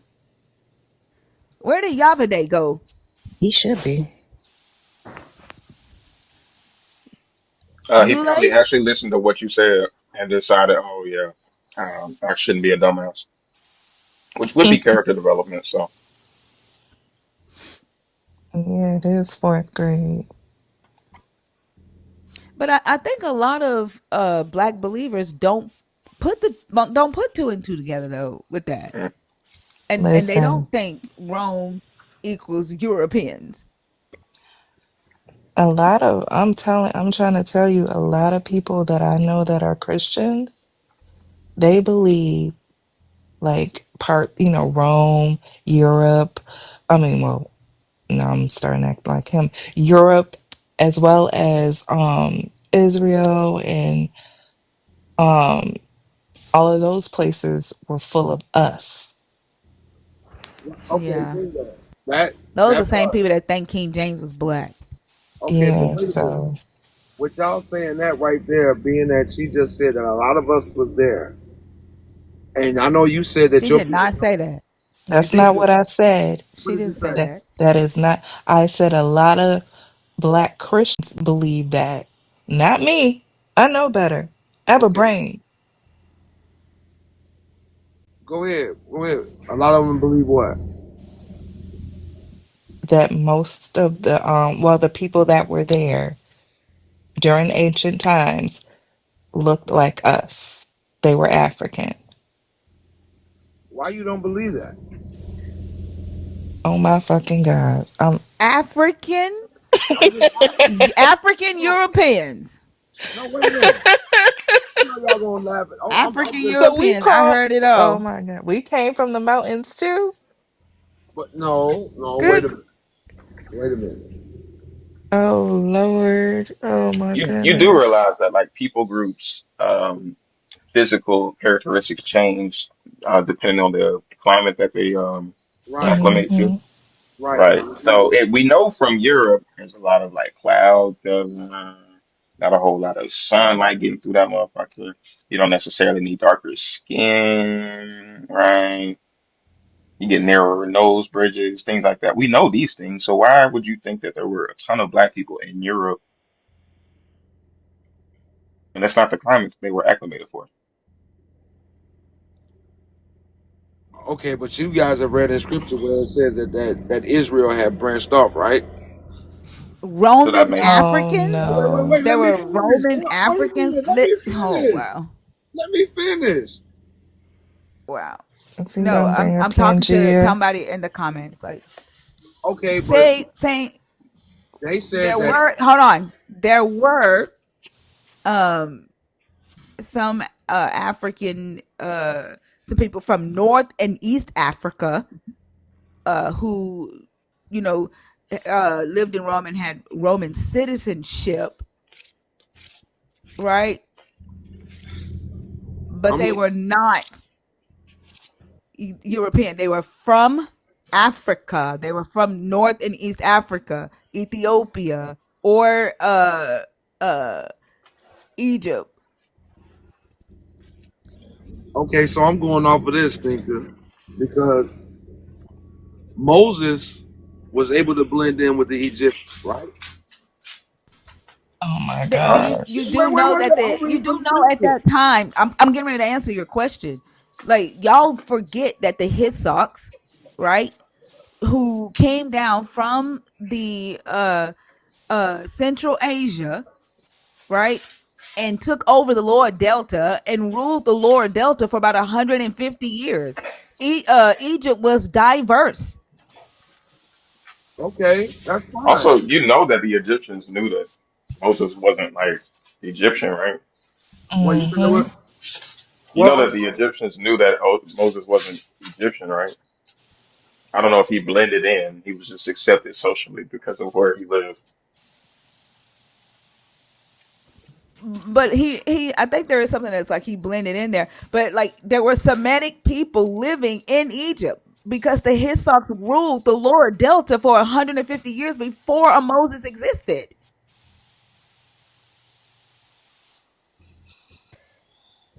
Egypt was not a homogenous land. It was diverse. And then by the time that the Israelites came back into the Levant area after they had been in Babylon, it was even more diverse because the Greeks had moved in there.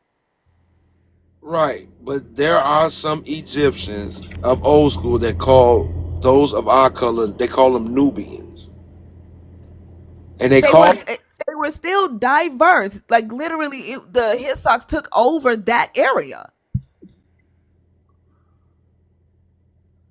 think I'm That's what not I'm saying saying. That the Hissox took over that area and ruled it for 150 years. They had already started to intermingle. And in fact, like if you read the Amarna tablets, you will see that the Pharaoh in Egypt was doing business with Hurrian kings and marrying their daughters prior to a Moses ever existing.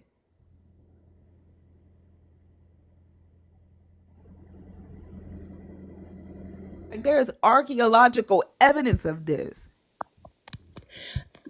I think there's just this massively, massively truncated understanding of human history and migration when it comes to Christians because y'all think that the Bible is a history book, and it's not.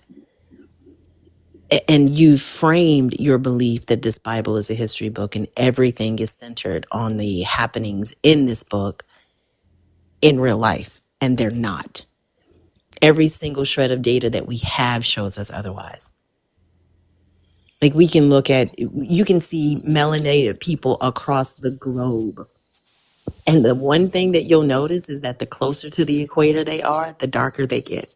It's not all African people. Having melanin does not make you automatically African. That's not how genetics work. And I think when you couple the fact that our history was erased because of the transatlantic slave trade, we are grasping at straws to find something to latch on to tether ourselves to our history. And this book, which was shoved down the throats of our ancestors as a belief system, is the reason we have so much confusion. When you put down that narrative and you follow the data where it goes, you find out who your people are, you find out where they come from. You don't have to have all these pretzels that you twist yourself into to put yourself in this book and in this story. Also, think a researcher thing. and you're saying that because some people can or found their sense of their heritage or where they come from, that all of us believe that we come from that, or we should. No, she said do the work to find out where your heritage comes from instead of making it up and then turning yourself into pretzels to try to defend. Like you haven't offered one resource for anything that you believe or have said. She's basically saying do the research, right? And genealogy is one way to do that, right? DNA is a way to do that instead of just putting yourself in the Native American family.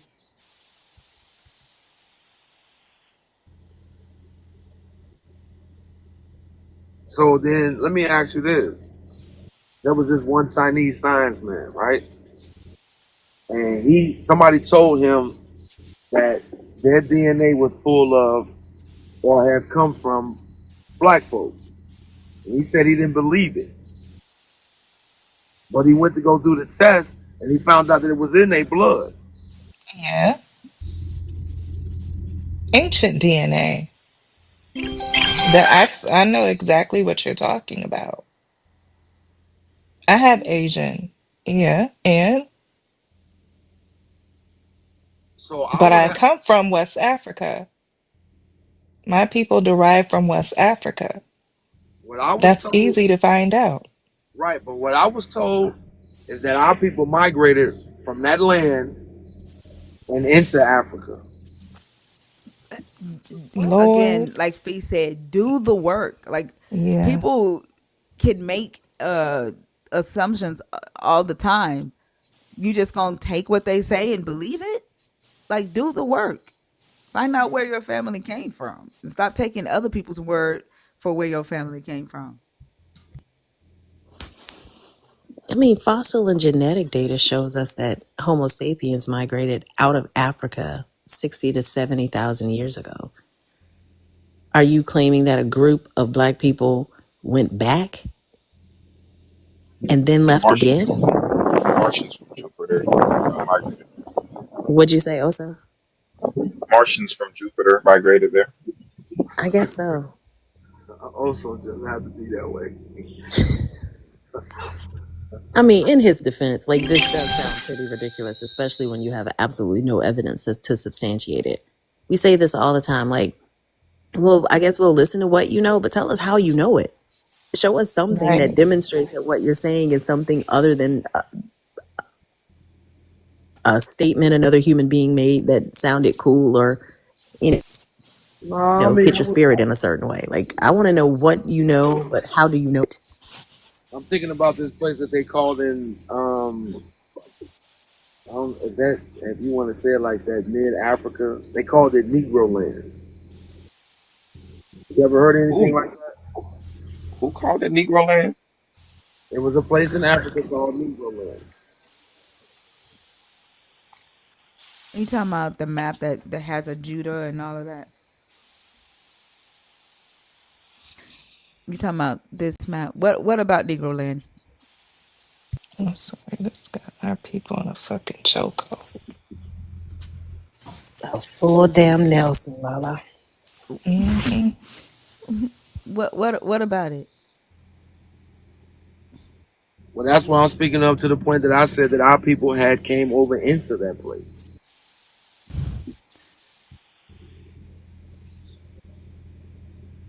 and that was that our people were separate from those who of that land. They wasn't the same. Mm-mm-mm. How do you know that, Interstate? How would you go about verifying that's true? I mean, I look at life as it is right now.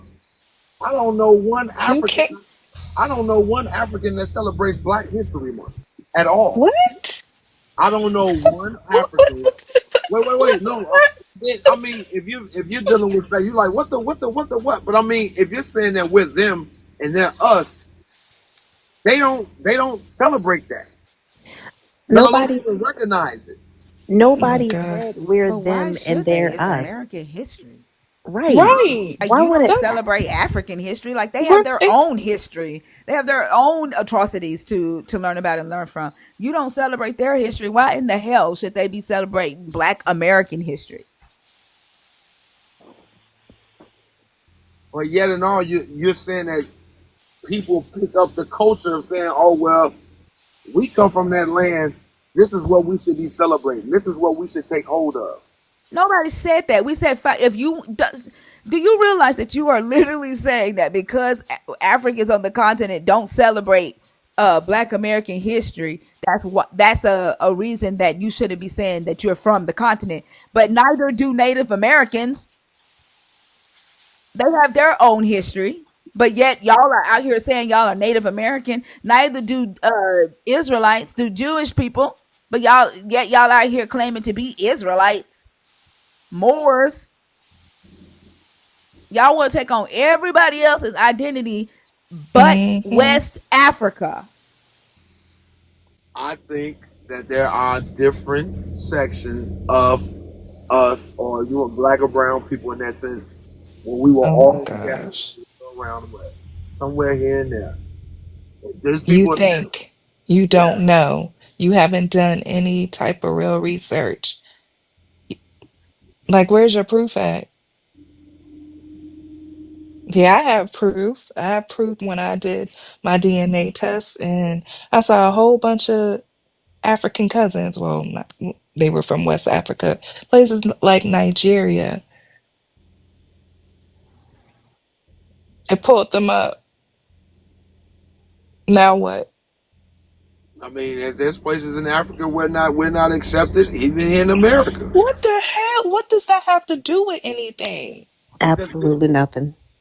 Quite literally nothing. That doesn't relate to this conversation in any way, shape, form, or fashion. But this reminds me of the conversation we had last motherfucking Monday with that last guy. what? the last guy who was like slavery, but slavery, but slavery, right? He couldn't get past the history of slavery. Like this don't sound like that last guy who was on panel with me. I don't know if I Also, remember him. They started to blend together. man, it made us late for Christina's live. Like, Oh, when was that? that was last Monday. 1 week I know who today. you're talking about. So Yeah, like y'all honestly think that people are just pulling this from the Bible? Do we honestly think what? You honestly think that people are just pulling this from the Bible? No, what we're saying is y'all don't read the Bible or any other book. You just listen to what people say and like, oh yeah, that sounds good. I'm going to accept that as true. That's not how you determine truth. You ever read You this have to book called? compare the Bible with actual history. Have you ever You'll read this see book? it doesn't line up at all.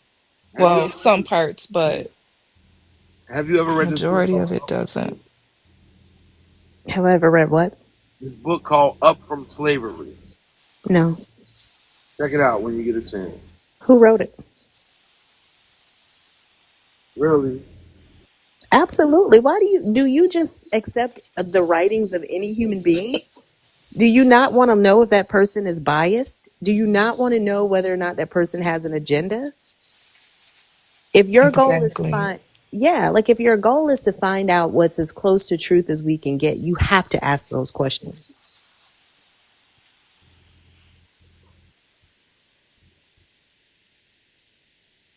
I mean, it's the same way that y'all have, I guess it kind of tracks because you don't know who wrote most of the Bible either, but you believe it to be true.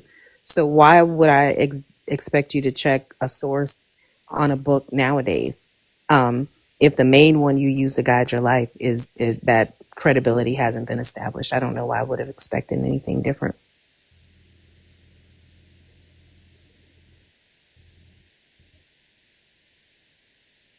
You check your resources based upon. I'm sorry? You check your resources on every book that you read. I absolutely do. I have to check my resources on any claims that I believe that I'm considering to see if it makes sense, if it comports with reality, if it matches what history says. Yeah. Right. And that book does match what history says. How do you know when you haven't read history? Interstate?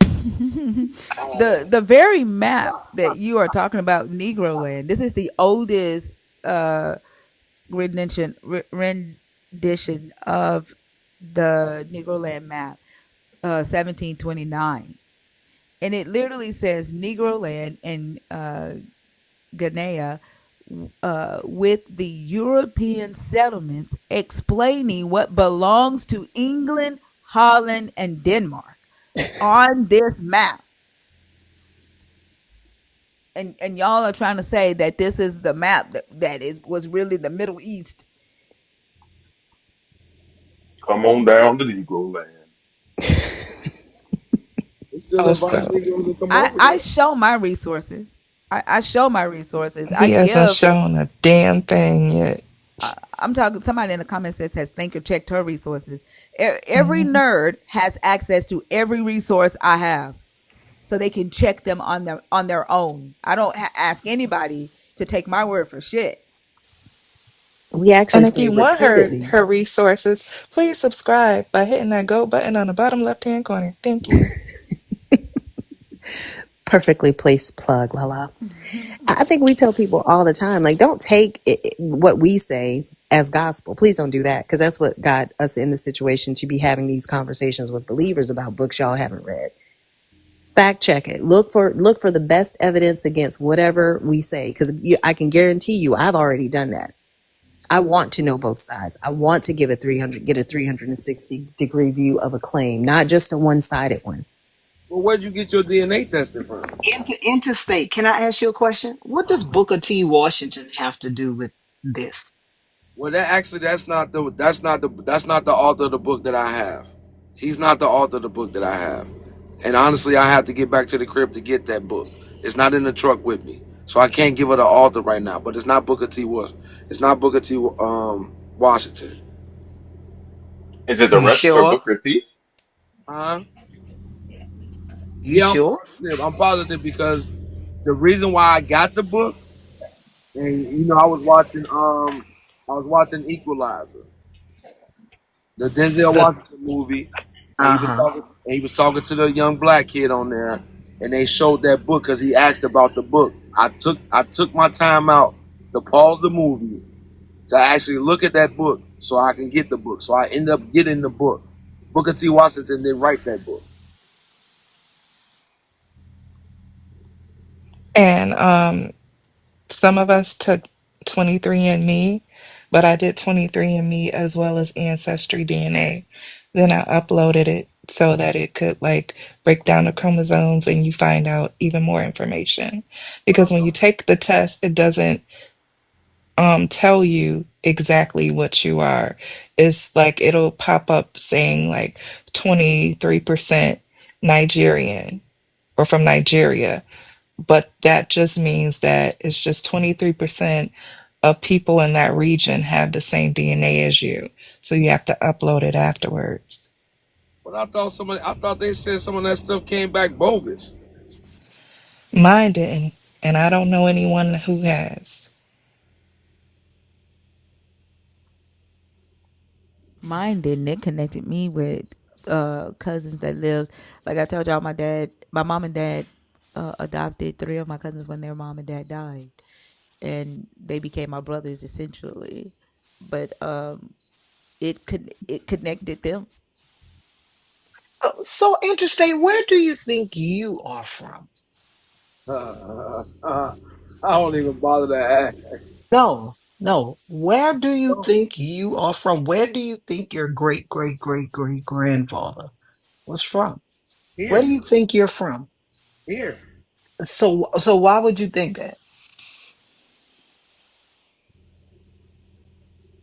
Why do you think that? because I don't have any link. I don't have any lineage. Or is that the word I'm looking for? Now, how do you know? I don't have any toward back toward Africa at How do all. you know? How do you know?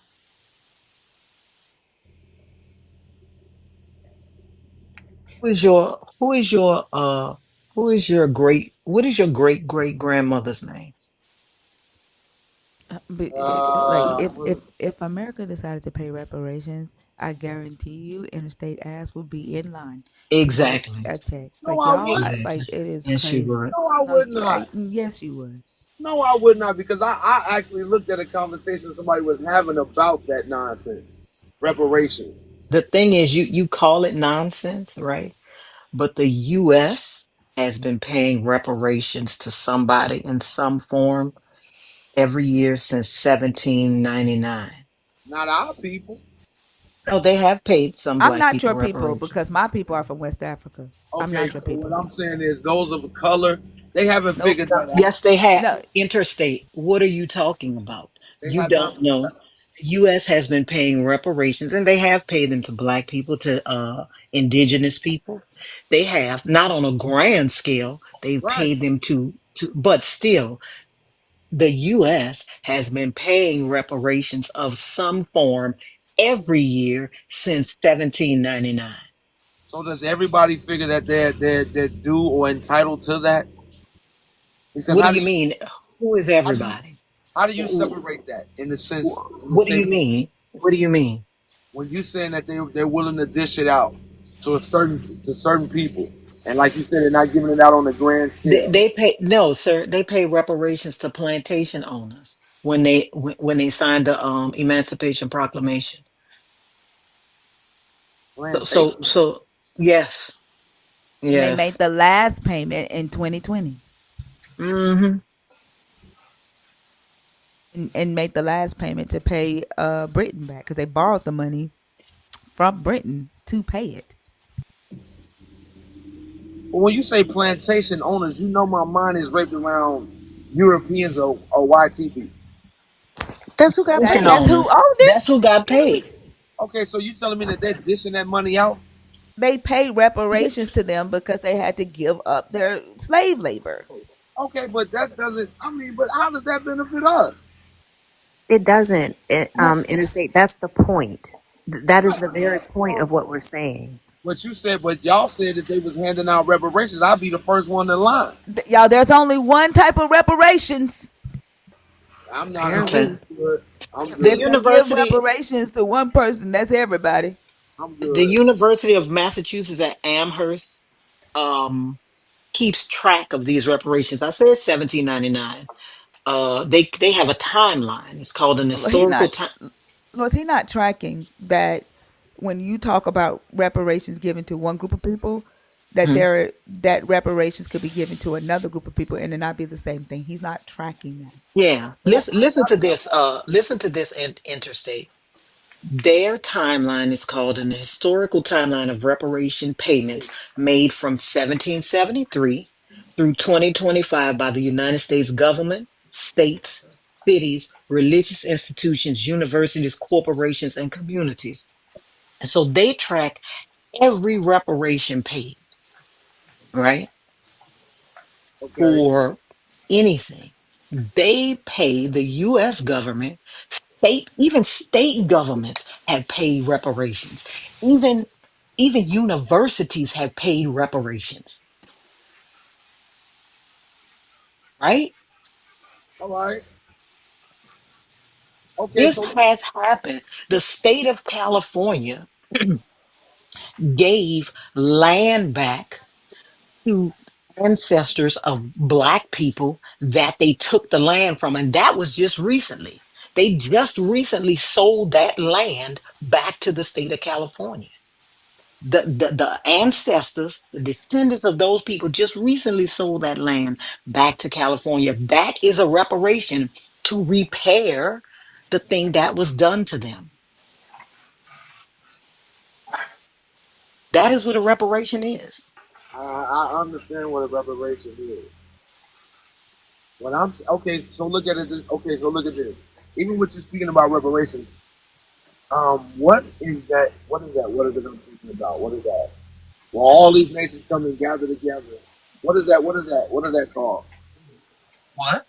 When they have the nations all gather together in one assembly. The All United Nations? yeah, the United Nations. Okay, the United Nations found America guilty of atrocities that were to us. Who went to jail for that? Who was found guilty for that? Who really went to jail for that? Yahweh. Nobody. But what does that have to do with reparations? Because I don't see them doing anything in that sense, shape, and form as a grant, as you said, as a grant to all the people. I don't see that happening. Do you know that in 1971, the U.S. paid around a $1 billion plus 44 million acres of land to the Alaska Native Claims Settlement through the Alaska Native Claims Settlement Act? But see, that's what I'm saying. But it's still going to everybody else. No, they've paid reparations to black people. But it doesn't matter because you said you wouldn't accept any, right? No, I wouldn't. Okay, so these reparations wouldn't be for you. I don't So even so like why would income you taxes. so why would you complain that indigenous people got reparations? Because you don't want any. You don't want any reparations from the tax dollars you pay. And if that's the case as Strange. well, then why complain about what happened? Why even have an issue with it? Is this a situation where you've internally forgiven them as well? Because to Lawrence's point, reparations is about repairing something that you broke. They broke the financial income and earning potential of slave earners, so they paid them reparations. And I'm absolutely baffled how you don't see that imbalance by saying that the idea of reparations paid to slaves is what, ridiculous or absurd. I'm not saying it's ridiculous. I What are don't. you saying? It's not going to solve. He's quoting he's regurgitating that bullshit that he saw on fucking Jubilee, it sound like. Mm. Solve everything. It's just not. Did you watch the Jubilee debates I've with seen some of it, not all yeah, of it. he's regurgitating that bullshit because he just quoted No, because that guy. actually I agreed with what's her name? Yeah, but yet you just quoted. that one guy who literally said that reparations wouldn't solve anything. Because she You're also not said that as quoting her, well. you're quoting them. But she also said that as well. No, she did not. Yes, she did, thinking. No, she didn't. She literally said that reparations would be used to build community, to build schools, to build hospitals. She did not say it wouldn't solve anything. And she also said that once we do that, they also find a way to tear everything down that we try to build or keep. She's not talking about our community. She's like y'all will. I cannot. Like I can't. Like and y'all don't realize how when y'all go and regurgitate misinformation, you misquote, mistranslate, and then you teach it as fact without doing your own research, without educating yourself, you are harming our community. They were And putting that's the, why I yell. That's why I curse because y'all don't take this shit seriously and y'all don't think about how much harm y'all cause. thinking they was putting the facts up right next to it. Whatever statements were made, they put the facts up there right next to it. Facts of what? So what fact did they put up to substantiate the claim that reparations won't do anything? That part they didn't put nothing up there Okay, that's a Then why did claim. you just state what you see what I'm saying? Like what that didn't even make any sense. You just threw out a random All right, statement okay, that had look, nothing to do with what we were talking about. because whatever issues that were brought up. Not about the reparation conversation, which is what we were talking about. Okay, And so you just threw out a random statement that had because to do like, oh, I was at the debate. what Lord just said, granted, what she's saying has taken place, and you guys went and found some cases, right? They didn't have enough facts to put up anything on that situation What because, situation, interstate? as far as the reparations, because people have been fighting for reparations. I don't know how long. But that still does not negate the fact that you lied and said that she agreed that reparations wouldn't solve anything. She did not say that. That's what he said. And then you said that you agree with her, but yet you're quoting him. Like you're just regurgitating Because stuff. both of them had a sense of truth and But you are just regurgitating stuff without understanding what you are reciting. well, I mean, if you're saying that I'm making a statement based upon him, that's cool. But I'm also looking at It's not life. a statement based on him. You are quoting him verbatim. But I'm looking at life itself as well. No, no, but you said that they had facts to back up everything they said. In And most then the cases, thing, they and then did the have the thing fact. that you ran with didn't have facts Hold to on for back a it second. up. To the if you are in my comment, if you are in my request box and you are white, I am not. Don't this conversation? It's not about you. Like your opinion on whether black people deserve reparations. So like, don't even think that. If you are in my request box because you want to come up here and talk about why you think black people don't deserve reparations, go ahead and remove your request because I could give less than a fuck what you think about it. Damn, he said that.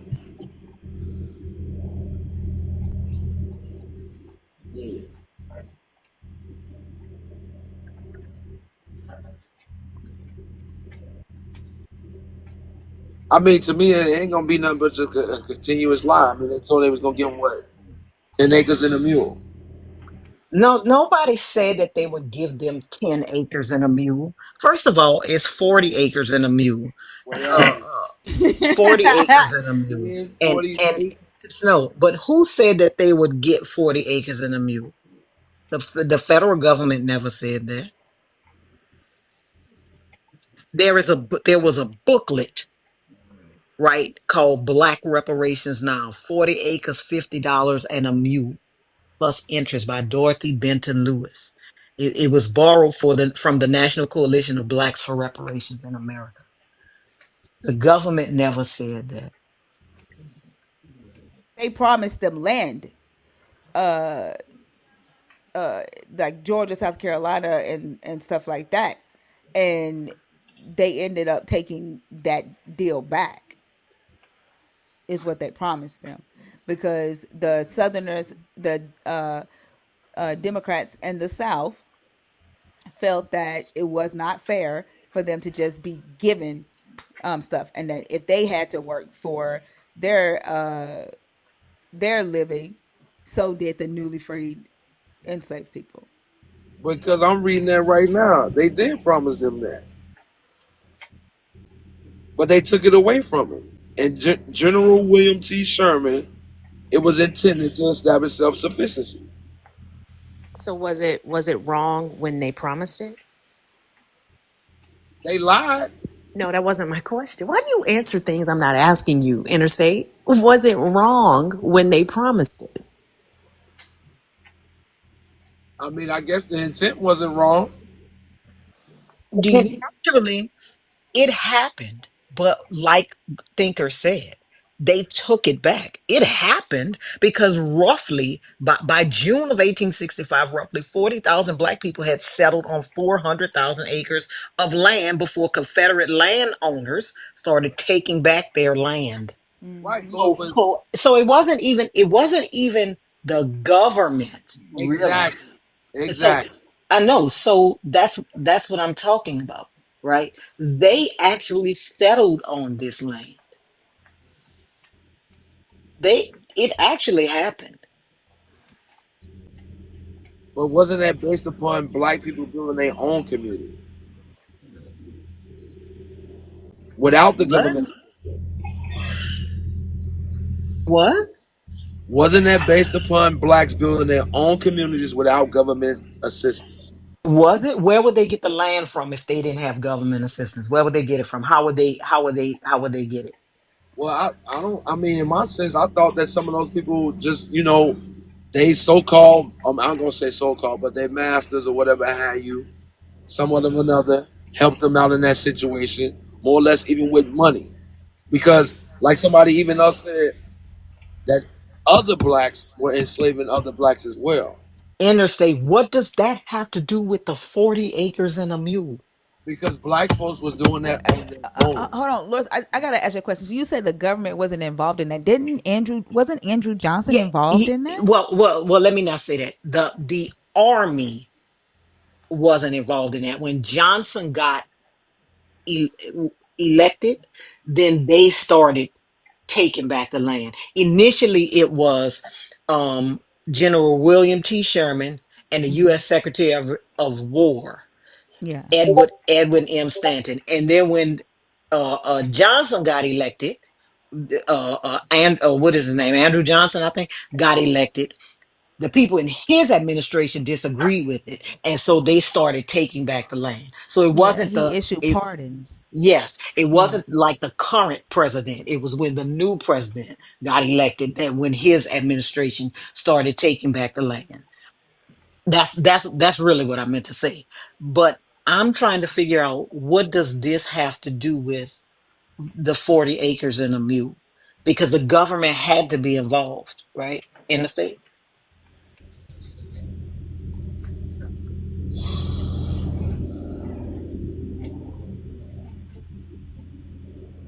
If they're buying up land, I mean, I don't. I mean, you can look at that from a state part or federal. Which one are we looking at?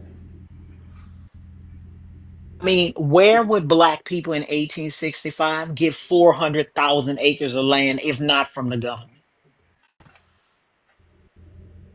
Could they have done it without government help? Do you think that the slave owners would have given them 400,000 acres of land?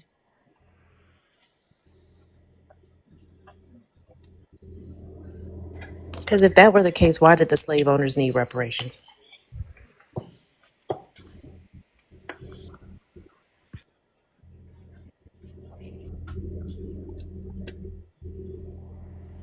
Trying to figure out how you a slave owner asking for reparations after you don't use people for They, free. well, No point well, in trying to figure that out. They already got the money. The last payment done been made. Again, Yeah, it don't even matter why it already happened. But what we trying to figure out is why you are saying that the descendants of enslaved people during that time don't deserve reparations or shouldn't get it. I guess honestly, it's a waste of time to try to figure out why they would ask for reparations when their last payment has already been made. but their reparations is based upon them asking for the 40 acres and a mule. It can you go back and change it?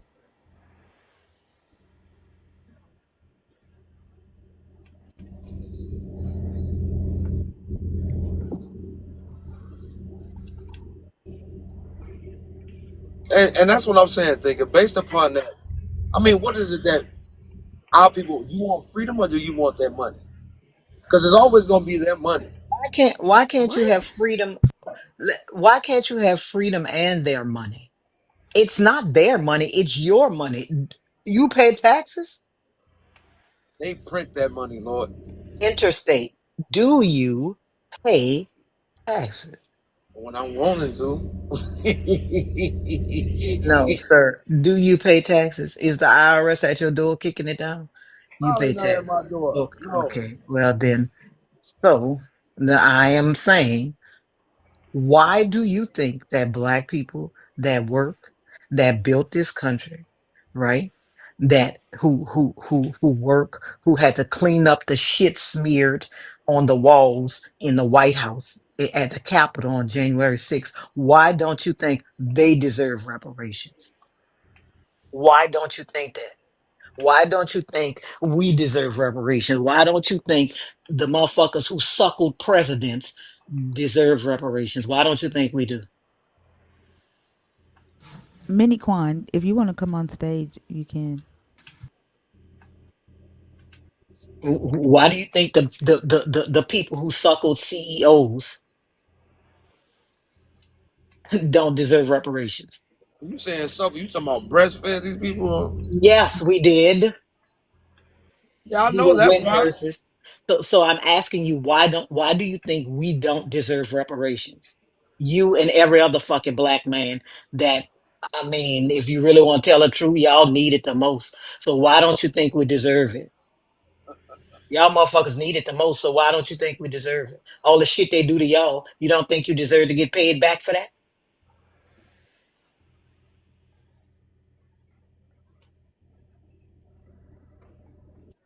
Hello.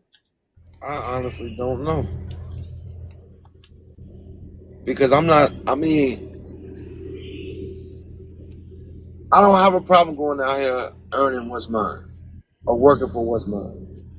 What does that have to do with reparations? What they got 100 and some years of labor for free. You don't think people should be paid for their labor? I honestly, yes, they should have been paid for their labor. Okay, so what's wrong with getting paid for it 200 years later? If I trusted them to do it, it would already I'm not, happen. no, I'm not, that's not what I'm talking about. You said you were against are you against it because you don't think they'll do it, or are you against it because you don't think we deserve it? I don't think that they will do it. So that's why you're against it. No, that's, I mean, that's So not a he good lied when reason. he said that if Mm. they did offer it, he wouldn't be in line to I get it. wouldn't get it. I wouldn't go for it. Think I'm not finna make up. No, I don't want You them just said that the reason why you are saying that is because you don't think they would do it. So make up your mind. Like because my you're mind is made contradicting up. yourself. No, you're. Do you realize that you are contradicting yourself? No, I am not thinker. Yes, you I, are. no, I said I would not accept it. I don't have a problem earning my own. You But said that. Oh my gosh, I I don't. I can't. honestly believe that they won't give it Like, to Are me. so you then if saying, somebody, like, honestly, if somebody leaves you some money after they pass away, don't fucking go get it. Give That's a it to the different government. story. Give it to the government. Like you, like That's not. basically, like you are saying that people don't deserve inheritance. People don't, like when someone does, their family member wrong and, uh, years go by and like their family member don't deserve the right to sue for it, like you are literally regurgitating ignorance, and honestly it sounds like some fucking Republican has been in your damn ear and you think that this sets you apart, and it does not. You just sound ignorant. Thinker. Because for one, you can't even articulate intellectually why you say the things you say. It'd be different if you had points, right? If you had research, if you had stats to back it up. You don't. You're just regurgitating somebody else's thoughts because But you think it sets you apart, and it does not. thinker, you're right there with a computer. looking up I things. don't need. I haven't have to use a computer to talk about any of the shit that I've talked to you about. I pulled that up because you brought up Negro. Asked me if I knew about Negro Land. Mind you, I already knew about it. I knew about it because I studied. I knew about it because I researched.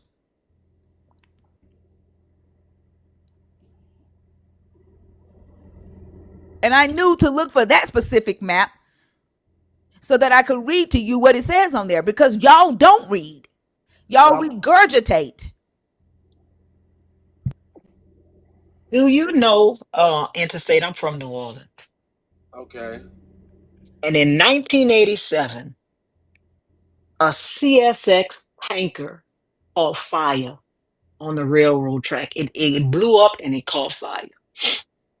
And it took them days to put that fire out. It took them days to put that fire out. Of course, there was a lawsuit. And in 1997, 10 years later, CSX, because of course they fought it, right? And they have money. So CSX and other people were ordered to pay $2.5 billion in damages. Some people, uh, uh, some people were unalived during that explosion. Some firefighters were unalived.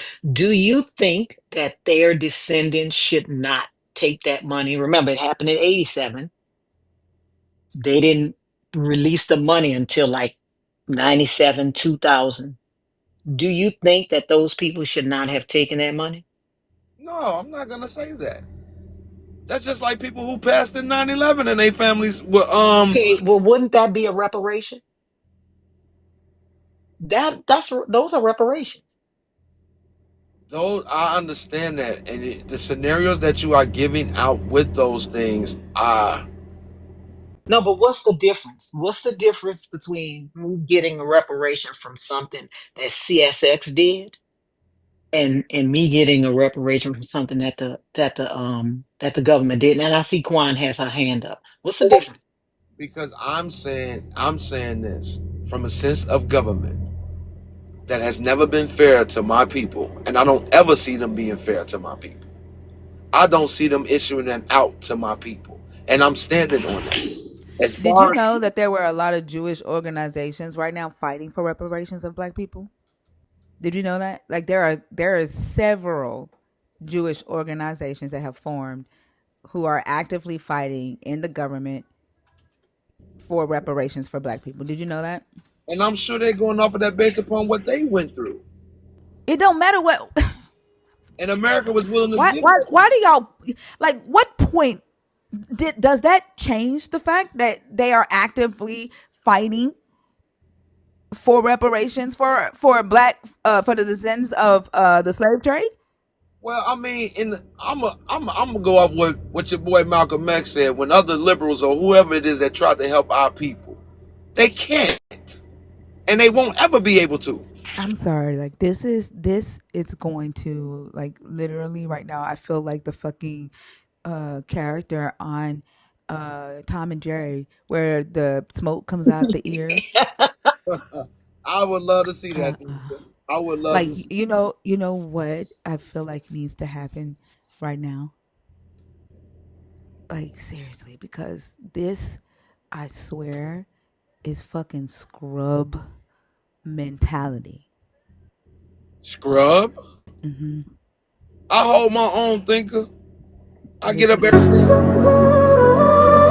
Yeah, uh-huh. Yeah, yeah, yeah, yeah, yeah. Scrub is a guy who thinks he's God. He's also known as a liar. Always preaching about the Holy Ghost, but he broke and still begging for tithes, bruh. So, no, no, I don't want your fruit word. And no, I don't wanna follow you. And no, I don't wanna get your number. And no, tell me, is your God outside of time? I don't want no scrub. Scrub is a guy that believes in magical trees, hanging out the passenger side in his chariot ride, trying to indoctrinate me. I don't want no scrub. Scrub is a guy who can think critically pride, but can't justify why his God stays ghosting me. So what if you read Paul, he gaslit y'all, now you gaslight me. Saying doubt is a sin, but questioning's where the truth begins. You just mad cause I broke free. Keep your altar calls, keep your guilt trips and your threats of fire. Cause the same old song, it's tired, it's played. And I ain't buying your eternal life flyer. Yeah, yeah. I don't want no scrub. Scrub is a guy that believes in magical trees, hanging out the passenger side in his chariot ride, trying to indoctrinate me. I don't want no scrub.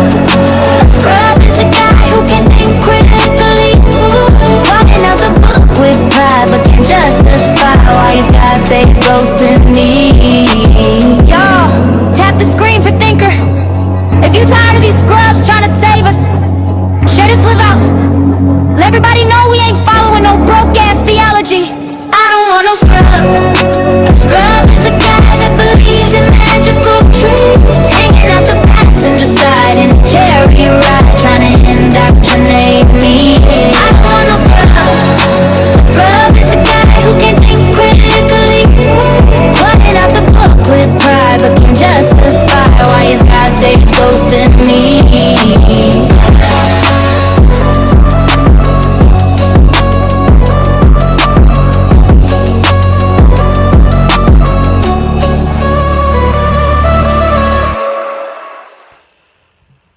I needed that break because I was about to like go the fuck off, and I'm trying my best to like calm down on the yelling and the screaming.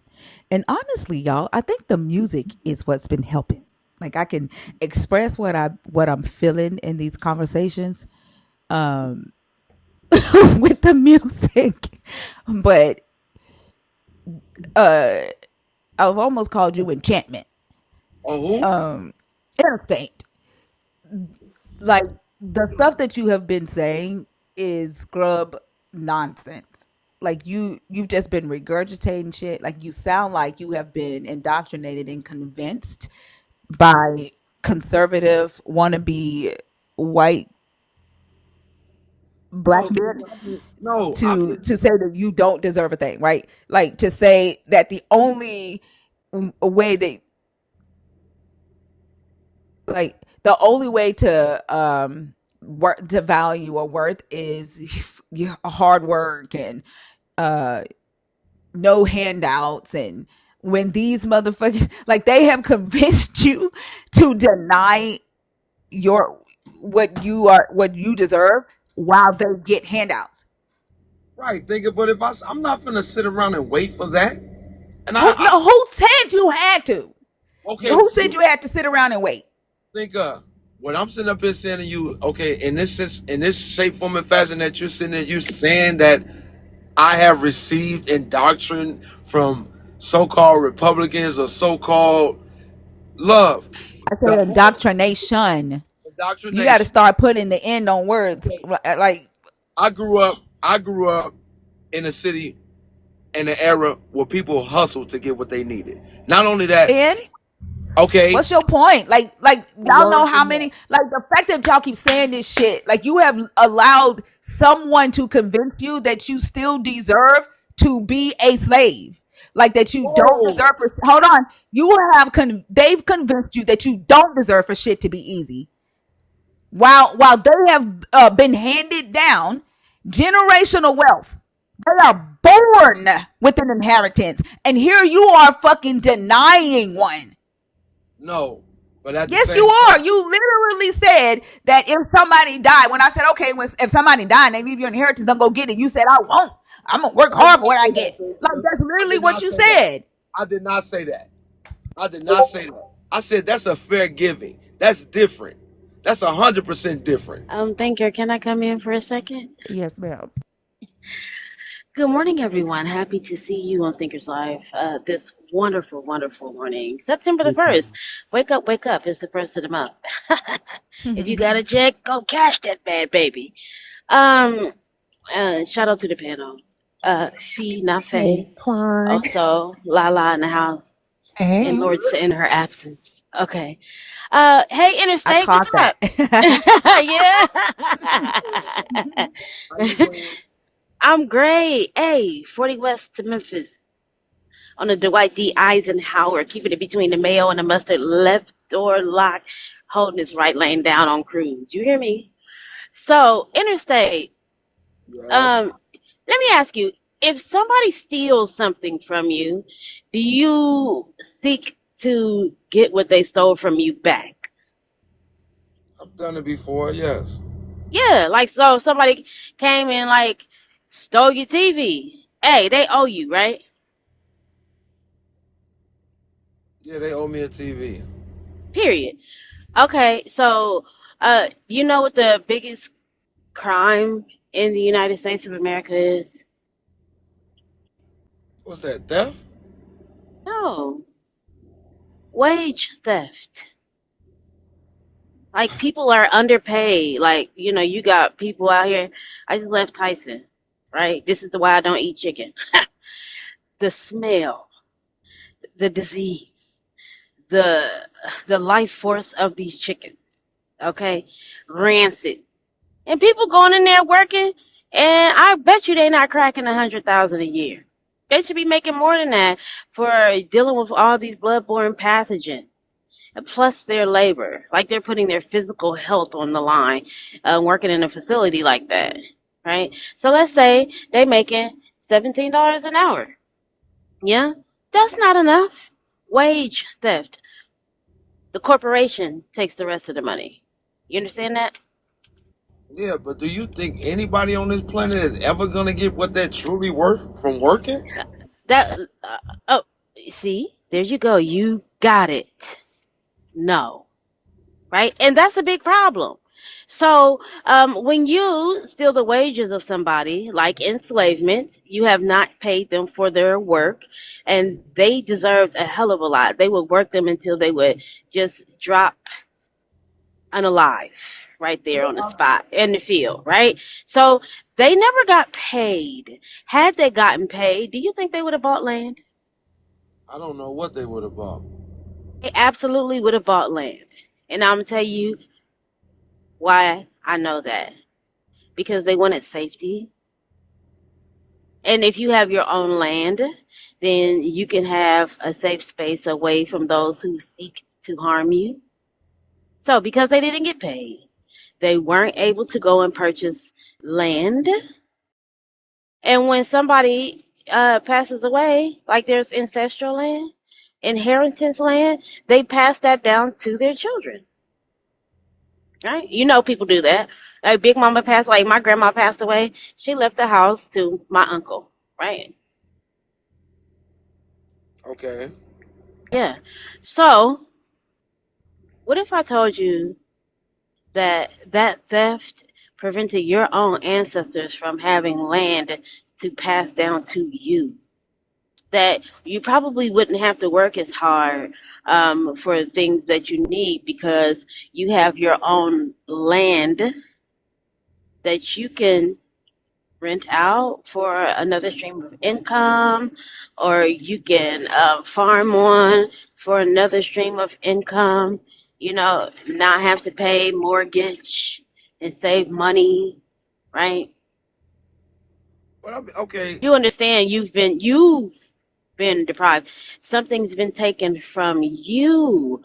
So I want to know why you don't want the thing back that was taken from you, which is your own- inheritance. ownership is not that easy. It doesn't matter if it's easy. The point is, it was yours and it was taken from you. When you put And it, whether they give it back or not is of no consolation. The point is, you owe me. So if that guy that doesn't give you a TV back, that's not, oh well, he never gonna give me my TV. No, I still want what's mine. You should want what is yours. I'm gonna get what's mine. Okay, how you gonna get your inherited land? Well, that's me working toward getting that land. And at the same time, No. I'm trying to tell Thinker, or what I was trying to say is that there's a saying: each one teach one, each one reach one. Our community doesn't do that in all shape, form, and fashion. But I'm thankful that I've had people in my life to drop down some gems to the point where I can get it. Now, what I choose to Get do, what? To the point where you can get what? well, I can get my bread and I can get my land. I can get what I want. And to You the just point hit that the nos and sped right past everything I just Exactly. said. I'm Yeah. not, no, I'm Like not. Look you, at what I'm you, you barely acknowledge me. I get you're on Thinkers Panel, but I am gee not, I am whiz. not, I am not doing that to you. What I'm sitting up here saying to you is that based upon some information that our people have learned, even in this system that we live in, that they could have trickled down that information to many of our people. And many of our people could have done something with that to the point where we went off to go build our own or have our own. Even, and I don't really deal with that guy, but I don't know the guy. I'm trying to think of the guy's name that came before Farrakhan. I can't think of his name. Ooh. Please don't. I'm never going to agree with a PDF now. Okay. Okay, so here's the thing. We're not talking about working to accumulate more. We're talking about getting what has been stolen from you. And the route to do that is to support legislation, support potential elected officials that agree with reparations, and then getting rid of the negative mindset to say, oh, they just going to take it back. Or remember Black Wall Street? Like we've heard all these talking points before, and it is that mindset, those talking points that hold us back. Well, I mean, Because you spread the rhetoric to other people who then become just as apathetic. but I mean, okay, when you're speaking on that, and I'm looking at the new wave that's going on, even with government, when you're saying that, hey, let's go forth and continue to fight for this. You do realize now that the government has moved on to a different people that's willing to take less. You know You, why? Because y'all didn't vote. Did you vote? I'm not, I don't Did mess you with vote? them. Did you vote? No, I ain't See, voted that's since. why. I have not voted since Bill Clinton was in office. Ew, ew. I'm That's all I sorry. said. Scrub activity. Scrub nonsense. Supposed to mean. So here's what's happening then, right? This is how the minority of people who want to see harm come to other groups of people are able to win, because those groups of people have internally accepted defeat and will not attempt to do anything to get us out of the hole that we in. You supposed to stand up and speak truth to power, black man. What you So you doing? don't Sitting believe? back? What you doing? Sitting back, letting those white supremacists sit around and vote and get a dictator in office So you don't. while there was a black woman that was up for vote that So was you more don't than believe, capable of doing the job. right, Why you but do that? so you don't believe that they put people in place that they want in place. You don't think that.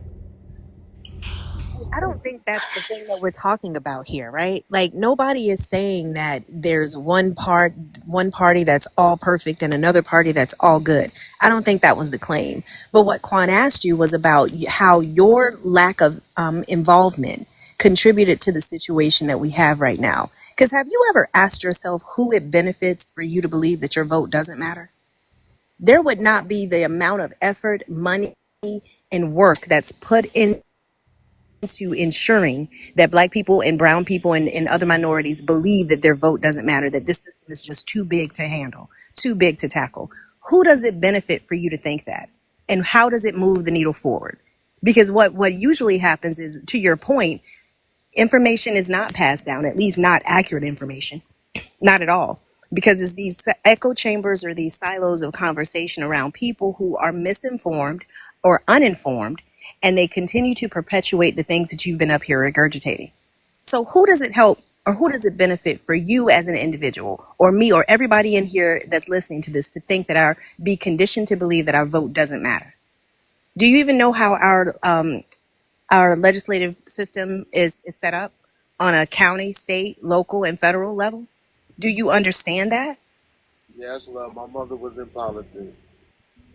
So for you to say your mother was in politics, then you know how it works. How are you saying that it doesn't matter? How is abstaining from being involved helping our people in any way, or helping any people in any way?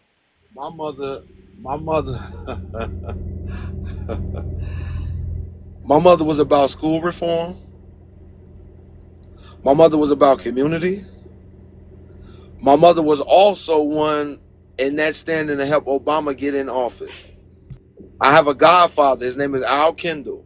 He has plenty of pictures with Barack Obama. They were helping him get in office.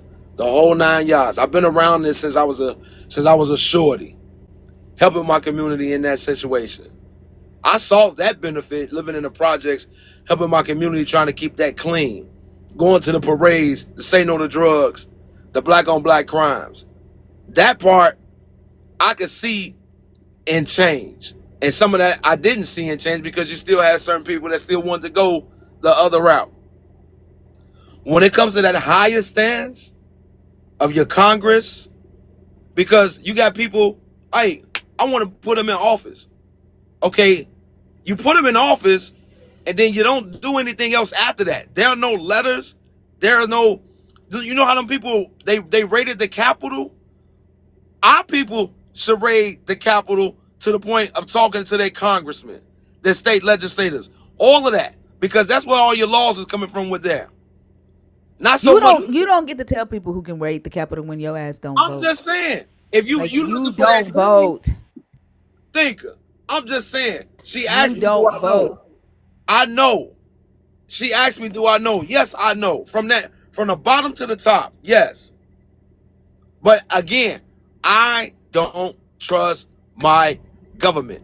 And I'm going to say this, and I'm going to say it again. Even when it comes... And even everything, I'm sorry, but I'm not gonna let you keep saying this stupid shit. Not from my panel.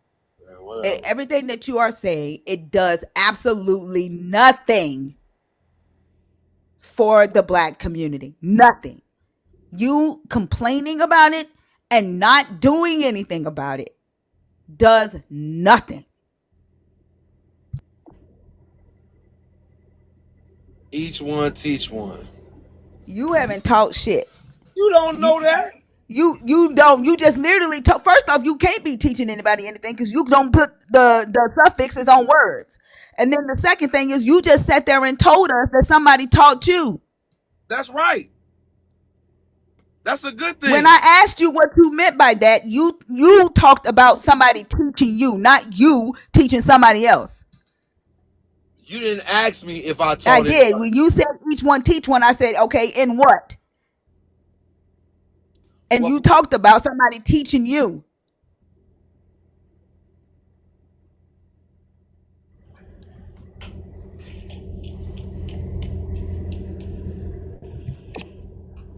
Like, y'all can gaslight other people, right? But you ain't gonna gaslight me. You can say all of these words that you done learned from somebody else and quote other people without an understanding, but you're not gonna be able to do that bullshit in here. When I go live, there is a goal, an intention set behind that, and it is to stop this shit.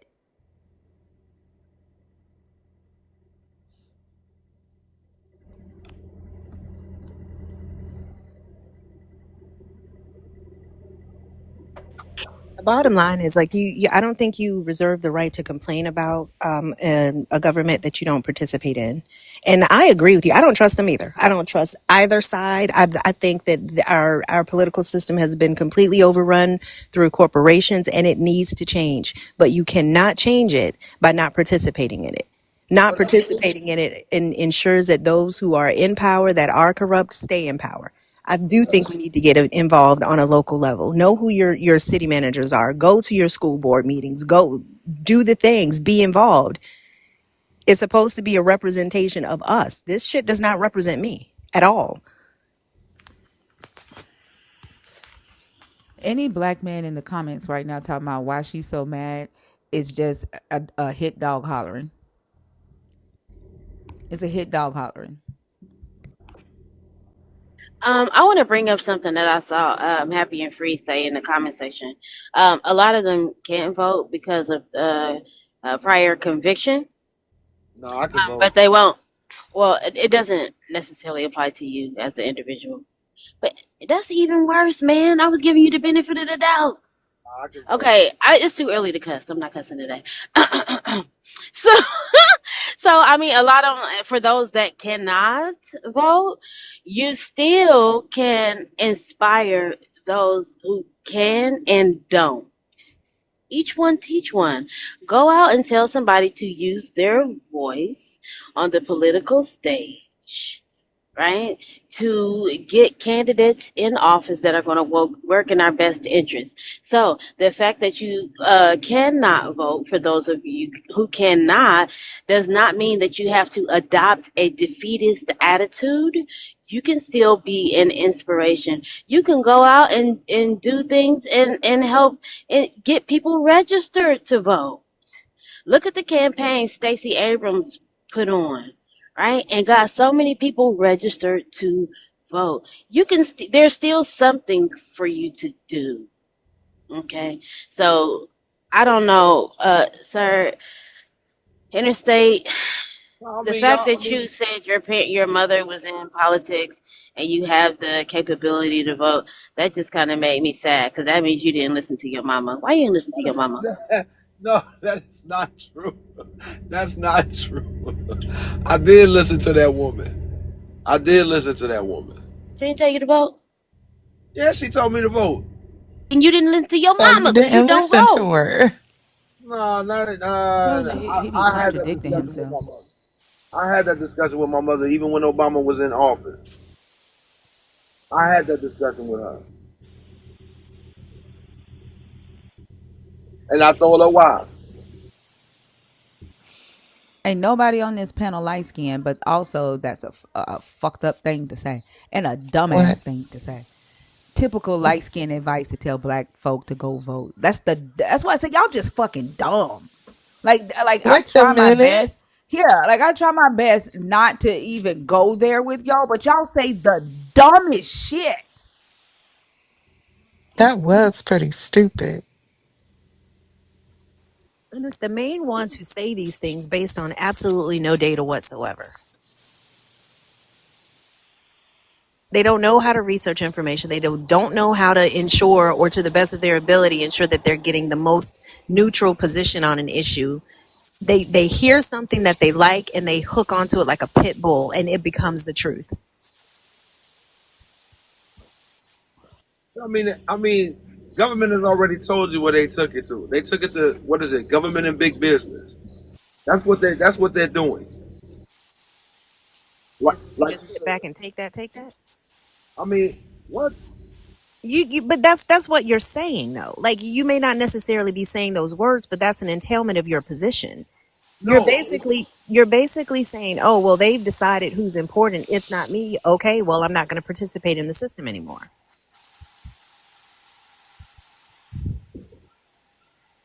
it's a capitalistic society based on the government. We know Let me that. ask you: are you? Do you think that you are? So I know you think that you are a native. Do you also think that you are a Hebrew Israelite? No, because at The one black point, people, the chosen.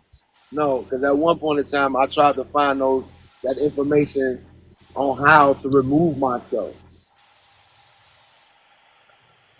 Remove yourself. What? What are you talking Where is about? your conversation happening? Because it ain't Citizenship. the one we having in here right now. Right, but I tried to find that information on how to remove myself under that citizenship. There's information on how to do What that. citizenship? Israel? No, I'm here, here. Why are you talking Oh about my here when I asked gosh. you about? I can't. I can't. Thank you. I Because gotta calm down. Let me calm down. Cause what?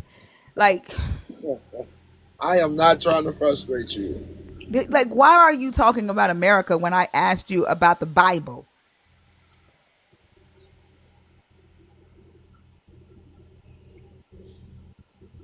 Huh? I asked you about Israel. Why are you talking about your American citizenship? Because y'all went into DNA and everything else. I asked. I asked you. Do you believe black people are the chosen of the God in the book? God that you believe in. Do you believe black people are his chosen people? I did at one point in time, but no. No. When did you stop? It had to been like 3-4 years ago. Okay, so you stopped believing that they were the chosen, but you kept believing in the God. Yeah, I still believe in God. Yes. Okay, who are his chosen? Jews, Hebrews.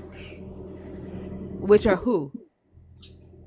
That I don't know, because what I've been learning is that Israel became, I don't know if they want to call that a state or whatever it was, but they became a state under what's his name, Rothschilds. But are they white, black? What are they? Native? What? They them dudes that walk around with them suits on with the hats and the little strings hanging from their clothes. Those dudes. Those dudes. So, a God that belongs to a different group of people. That's your God. That's what you're saying.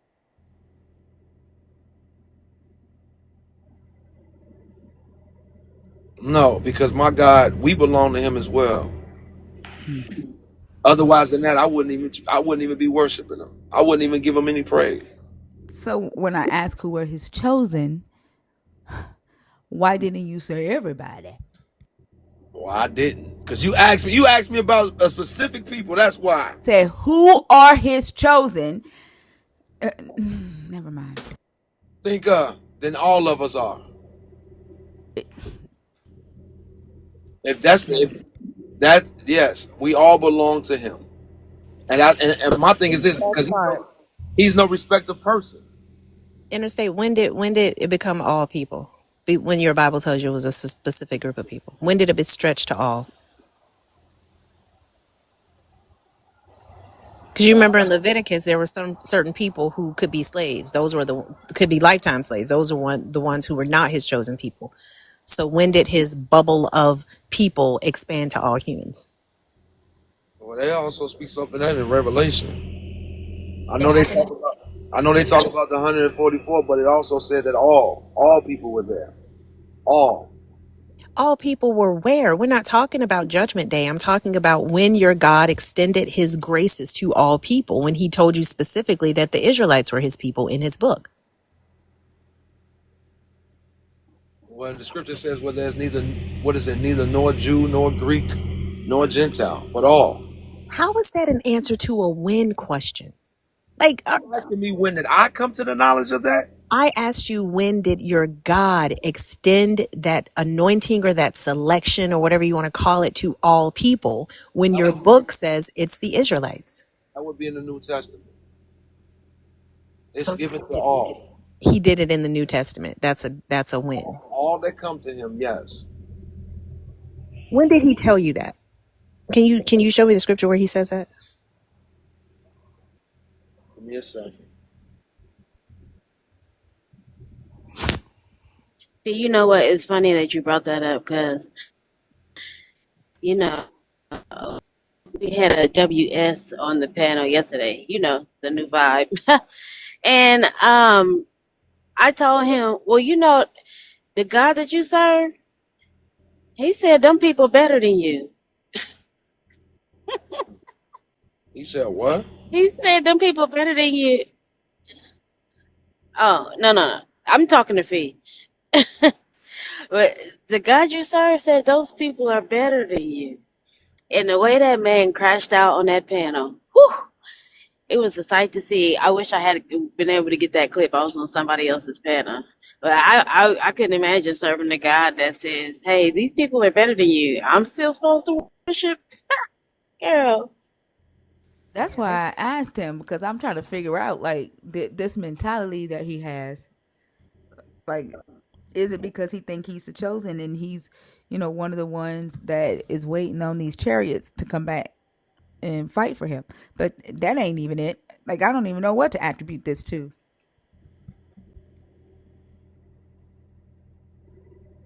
So I got that out of Ephesians 1:5 and Galatians 3:26. I know a lot of people's like, oh, well, he predestined your life, but the predestinate or predetermined based upon or through adoption through Christ. Through that, all are accepted. I don't care what anybody else says. Even the book, apparently. Hey yo, don't say it like that. I understand. Like I don't I know that y'all's relationship in proximity to truth and honesty is tenuous at best, but the book says what the book says. Y'all are sloppy seconds for this God. And I'm not telling you to not be okay with that. That's your choice. But this God's character doesn't even, I think, warrant a second look, let alone being a second choice. I just don't, I will never make sense of that. But I don't. Well, and even in life, with certain cases, I don't mind being a second choice in certain things. That's you, friend. And I So hope you when enjoy that. so Look, see, look, that mentality. Yep.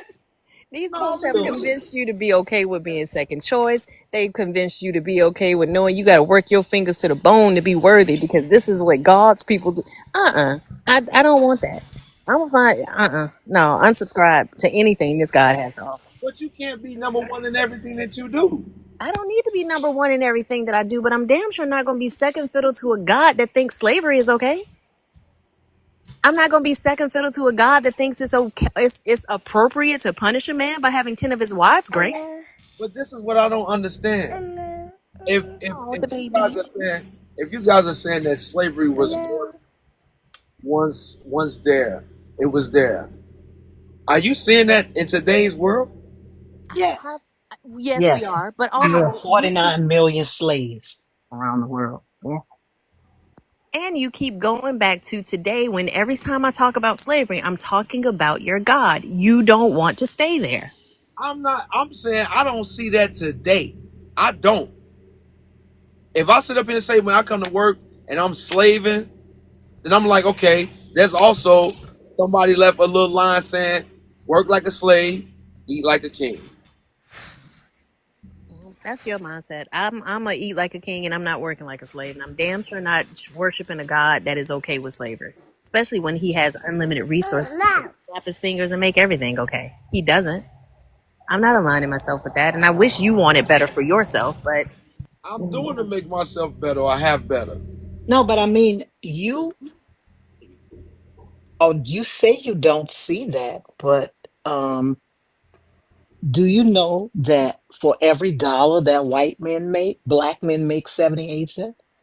I already know you got to get double. You got to work double to get what they have. But who said No, I but want what why? they? Why do you think that is? But who wants what they have? That's the issue.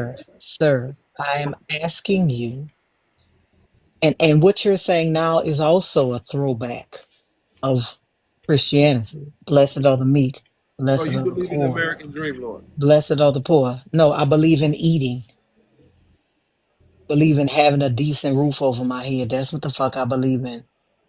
So you I believe in working? eating. So do you think if you're doing the same job as a white man with the same experience and that you should be paid 78 cents for every dollar that he's paid? Huh. I make more than some white man. No, sir. That's not what I asked you. That's What? not what I asked you. I asked you, do you think that you should be paid less than them with the same experience working the same job? Nah, I know better than Okay. that. Okay. So my question is, so me wanting the same thing they have as far as pay, yes, I do. If I'm doing the same thing, if we have the same experience, I want the same pay. Right? Right? Okay. Right? Okay. Yes. Okay. You don't want to eat? Sure. Yeah. Okay. Okay. Okay. So why are men getting paid for 78 cents on the dollar to white men? Can you tell me why? Yeah, because they don't want to empower you. It's always been a plot. They don't want you up there with them. No, sir. Why do you think that is? What is the impetus for that? Like y'all, what y'all is white supremacy. And where does that come from? Where does And supremacy come from? Guess they own ego. No. Who your God was a supremacist. Your God had chosen people. Had the same type of laws, right? Like your God told the Israelites that they could charge interest on foreigners, but not to another Israelite to make, so they can make a profit. That they could mark up products to foreigners, but not to an Israelite. That they could sell unclean food to foreigners, but not to an Israelite. Like Also, the same thing that society, the elite do today to marginalized communities or low income communities to make a profit. Exploitation. You're that's a part of supremacy ideology. man, so I'm wondering why we ain't picked that up. Why would you want to? No. Supremacist ideologies? What are Why we would talking you want about, to? No. man? Because I'm thinking about that in a sense, and I don't know who said that, but somebody did say that. I just don't know who it was, saying that some shape, form, and fashion, they think that black folks are gonna pick up that same mindset from No, that. one of your Black Hebrew Israelite friends said that probably. The people that you listen to I don't that think it was. Nah, I don't think it. that And no, y'all can't because y'all gonna try to be supremacists, like to just yourselves, and then y'all are gonna focus too much on trying to demonize and subjugate the women in your community. The same people who have outpaced y'all in education and entrepreneurship, like y'all wouldn't even know how to even like use your resources. Like y'all would literally kill and demonize the help that you have. Y'all wouldn't make it out the gate. I can't. I think I can't agree with you 100% on that because I've seen and I know black men who have their own. You just did exactly what I said y'all would do because I didn't say shit about black men not having their own. I said you don't respect your women. You don't know how to use the intellect and the skills of your women. You would focus on demonizing them and killing them in order to try to subjugate them so that you could make yourself superior. You Nah, I wouldn't wouldn't. make it out the gate with that mindset, and you literally only focused. Oh man, you didn't hear anything that I said in that except for man. Because you said that men would do that, and I said I know men that have their own and don't do that. You did not say that, I and didn't you're say not they going to don't. gaslight me into believing that's what you said. That is not what you said. And you again, you are literally showing that you don't have the mental capacity to do it. I find You that hard to believe. okay? Now, I have helped a lot of women believe that, whether you want to or not. what do you mean help them do what? I've helped them establish themselves. I've also helped them mentally. Mentally, what? Mentally. Whether it's stability. And I don't even Like do that. how? I don't even do that with my lady. I mean, no. I allow that What? woman to vent. I allow that woman to vent to me whatever problem she's What do you having mean you allow and her? encourage What her. does that mean? Listen to what Uh-huh. you just said. You allow her. Yeah, because some Mhm. people be like, I don't want to hear it. I don't want to hear it. I don't want to hear it. I ain't got time for that. I ain't got time for that. So yes, I take the time out. I already know you going through hell. So maybe say I make myself available because Well, the word okay. allow coming from a man has a specific I'm connotation. sorry to put it that way, but I do. Right. I I'm concerned with that situation because I want her. I want her to feel good about herself in all shape, form, and fashion, no matter where she's at.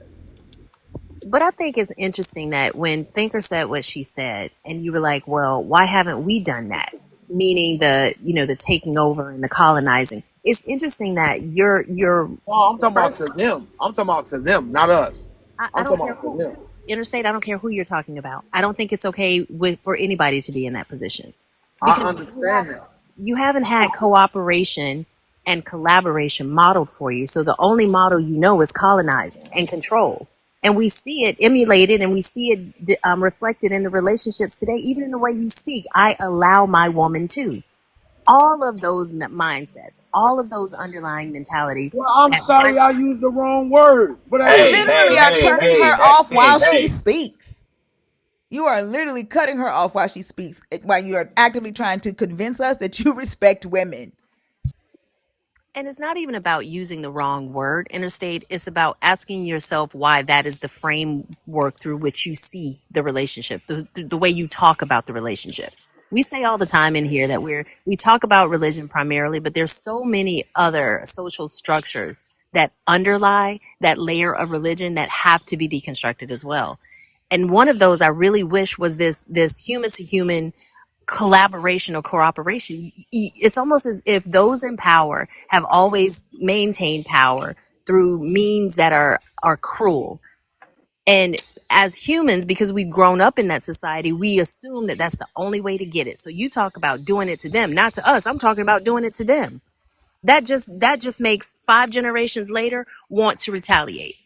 Like, at what point as humans do we stop and say, hey, wait a minute, there's got to be a better way to do this? Let's unpack why we do it this way and fix what we can and figure out a way to cooperate moving forward, as opposed to fighting and warring and pitting one group against the next, which is exactly what your God did in his Bible.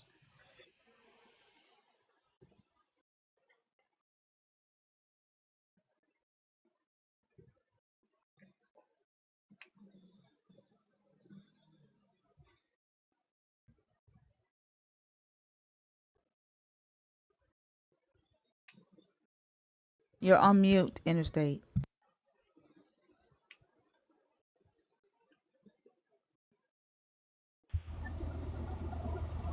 somebody, did I get muted?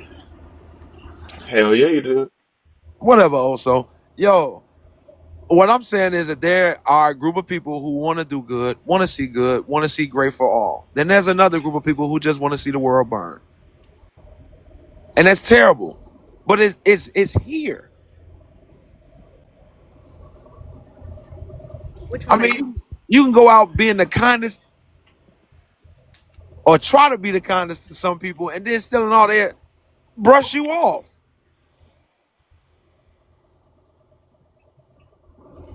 Because honestly, yes, the world needs healing. And I'm talking about people. If we get rid of the religion, I think we could do that. I think we could heal. We get rid of the religion. But you don't think that you don't think that there's people who are not under that and still have an evil attitude? I'm sure, but we can get rid of the religion and see, because people that believe in this God have given up their autonomy, right? And you are an example of that. You have given up your autonomy. You have given up. You're just like, well, oh well, this is just how it has to be. I guess until God comes to rescue me. No, because I still believe in humanity. And no, it doesn't sound like it. I don't think you do. Man, please, I do, Lord. You have I, no idea. I don't think you do. And let me tell you why. Because like I tell people all the time, the government, this eye of Sauron that everybody think is in the sky, is actually you.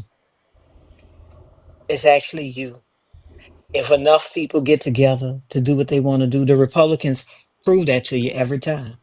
They get together and they move like a mountain toward their legislative goals, while you over here doing whatever. I don't vote, they do. They make sure they do in every fucking election. They do. Okay, so let me ask you this, Lord. Consider that you said that there's Republicans that are in office, right? No, no, I am just saying that this religion is you giving up on this life for the next one. That's what I'm saying. You've given up on this life for the next one. You're not the only Christian that we've talked to like this. Nah, I'm like Sam Cooke when it comes to that. I don't know what's up in the sky. Yeah, Sam Cooke didn't either. Sam Cooke, you know what happened to Sam Cooke? Yeah, he got popped. How he got popped? I'm trying to think. Let me make sure. Let me make sure. Let me make sure. Fucking with a woman in a hotel. He is not the motherfucker you ought to be taking advice from at all. I'm just saying, based upon what he said in his song. That's it. He didn't write that song. Um, uh, but and that's just a song, right? That's just a song. But he did try to make a movement, But and they knocked him for that. but listen, let me tell you something. Bobby Womack was fucking Sam Cooke wife, and he wore one of Sam Cooke's suits to his funeral. Yeah, I know. Sam Cooke is not a motherfucker that you don't tell me nothing about Sam Cooke. Okay? Don't tell me nothing about Sam Cooke. Anytime you got another man wearing your dead ass suit to a funeral, to your funeral, don't tell me nothing about Sam Cooke. Okay? I don't want to hear. I don't care. Sam got cooked. Yes, he got cooked. He got cooked. If you think you're lonely now, wait until I wear your suit to your own fucking funeral. Um, With your woman on my arm. It's with crazy. your woman on my arm. Okay, How wait. you blaming him for that? If you think you're lonely now, wait How until you I bl- wear your suit to your how you fucking funeral. blaming Sam Cooke for that, Lord? No, I'm just saying he a hoe. He wasn't nobody for you to be listening to. It was just a song. That's it. That's it. That was just a song. That's it. I'm just saying. Religion has y'all. Those words You have ever heard the saying? Wait a minute. You ever heard the saying? Y'all are so heavenly bound that you know earthly good. That's Christian. Y'all are so heavenly bound that y'all know earthly good. You ain't doing nothing to make your decades on this earth better. I gotta Your disagree decade. with that. No, I mean, listen. Do you look at the state of the country you live in now? Do you disagree with it? Look at the state of the country you live in now. Do you think that the government needs office of religion or whatever they call it, office of Christianity in it? Do you think? Do you think so? Do I think they have it in there? No, they have it. I'm asking, do you think they need it? They're supposed to be, according to the Constitution, the separation of church and state. Do you think they need one?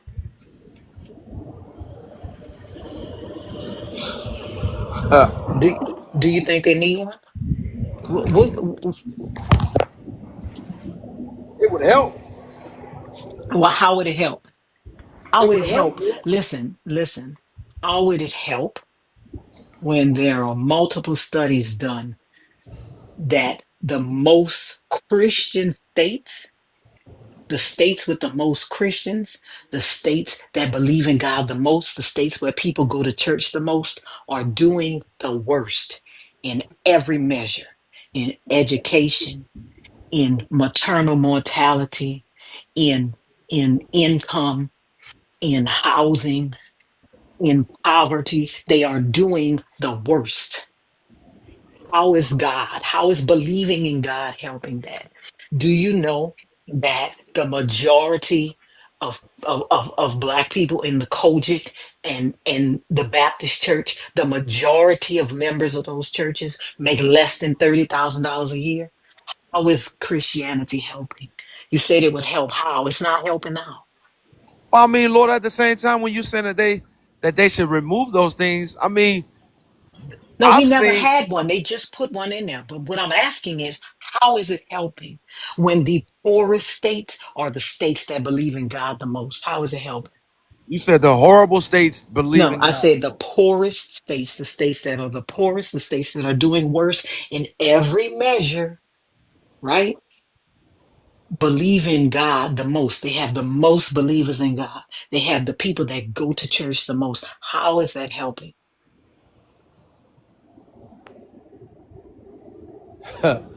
That I don't know.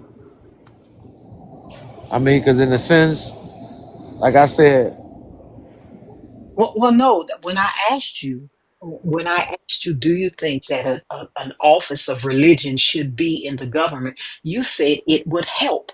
it would So help. how? Okay, so I'm asking you. I've given you the statistic that states that believe in God the most do the worst in every measure. If it would help the government, how is God helping these states? And you're saying they're the poorest. Yes, you look at states, and these states are mostly in the South: Alabama, Mississippi, right? Florida, Louisiana, Georgia, the Sun Belt. I am asking you, how is it helping them? These people been having God since since slavery, and really the reason why, right, the southern states economy is like they are because they never recovered from losing free labor. They were never able to recover from using free labor. That's the real reason why, right? But they believe in God, so the most out of everybody in the country. So tell me why God is not helping them.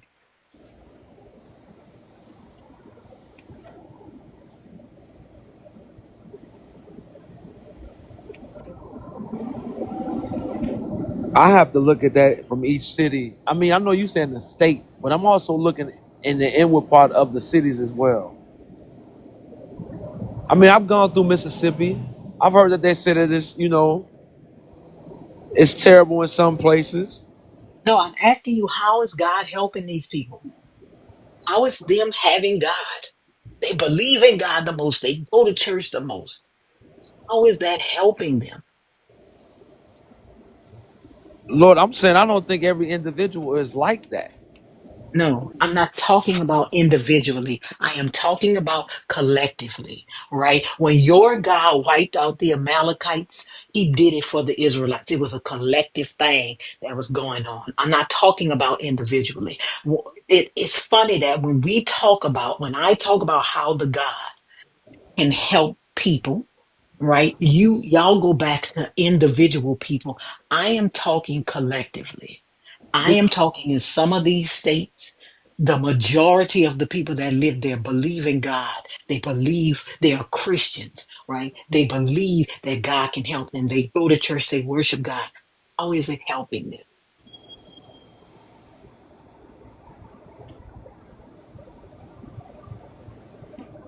And collectively, I've had to look. I mean, like I said, they holding on. Everybody's struggling in some I shape, mean, form, or fashion. listen, everybody is not struggling. They're not. A lot of people are, but everybody isn't. So what I'm asking you is, how is how is the God helping these states down here? I mean, because when you're looking at it, Lord, you're looking at it from a financial statement, right? Financial stance, right? Sir, let me ask you a question. Let's say I was homeless, right? Yeah. Mhm. And I said I believed in God. I believe in God. I'm calling on Jesus. And I do this every day for 10 years and I'm still homeless. What else could I measure it by? What else could I measure it by? Because my soul is housed in my body, which is not how, right? My soul is housed in a body that's freezing to death outside. My soul is housed in my body that's boiling because it's 99 degrees and I can't go anywhere to get in the air conditioner. I'm having a heat stroke, right? Finances, the state of your finances affects your mental health. That is why poor people die younger, because the state of your finances affects your mental health. If you don't have money, you can't go to the dentist. Good dental health helps your heart, right? If you don't have money, you can't go to the gym. If you don't have money, you can't buy better food. If you don't have money, you can't buy a car, right? Poor people die earlier, they die younger because being poor is detrimental to your health. So tell me how God is helping this. Tell me how God is helping it. Now, rich people have other problems, but they don't have the same. problems tied to money. Yes, they can be depressed, they can be that, but it's not a depression of, do I need to pay my light bill or do I need to buy my medicine this month? Yeah, Lord, but there, I mean, okay, when you speak on homelessness and then you speaking on when it comes to financial situations, I mean that's a sense of success as well, and people No, look at sir. that. I am asking you, how is God? How is the belief in God in some of these states? The percentage of people that believe in God is greater than the percentage of people that believe in God in the country, right? How is this belief? How is this God helping these people? And I mean, like you said, that's based upon when you okay, look, based upon their belief and based upon what it is that they do with their belief, that has a lot to do with it as well. And what What they do you do mean? without their belief. No, what do you mean with? What do you mean what they do with their Okay, belief? Or because do you mean to tell me that humans have to, for this belief in God to have any effect? I mean, you don't have to believe in God or not to get up off of your behind and do something. No, sir. That's not what I'm talking about. There are people He that can't work get every past day. that. Yeah. There are people that work every day that are still poor. Have you ever heard of the working poor? Yeah, Lord, but at the same time, Okay. what I'm sitting up here saying to you is that there are some people, and I'm not saying that they settled, but there are some people that are content with some of the things that they may not have and some of the things that they do have, whether they No, be poor sir. or not. Nobody is content being poor. That's not That's a true. fucking listen. That is true. That's a fucking white supremacist lie that you That is learned from not some true. white. I Listen, told you he from the regurgitating. No, that's no, a white no, supremacist no. lie that you learned from the white people that you worship. That is not That true. No Or way. the nobody is black or content. the black conservatives who want proximity. No. Yes. That is no. Listen, listen, listen. No one is content being poor. That is a fucking lie. That is a lie. No one is content being poor. Let me ask you a question. How come you're not a billionaire? How come you're not on the Forbes 400 list? Because I don't have enough information to get there yet. What you mean you don't have enough information to get there yet? What is yet? What does yet mean? Well, What for it, one, in order for me to get there to be a billionaire, I first had to be a millionaire. no, but why aren't you? Are you content being where you are? Why aren't you? Why don't you make more money? Oh, I Why don't make you make six. more? I make six, but I mean, I would like to Why make don't eight. that ain't shit in today's that I ain't made shit in six figures today's when I was 26. It that's what I'm depends on talking about. it depends Listen, on, but it that depends ain't on shit. it. It depends on where. On what? On where you live. No, it So also if you live depends. in broke ass Mississippi, it's a lot. Lord, wait a minute. It depends on, like my grandfather taught me.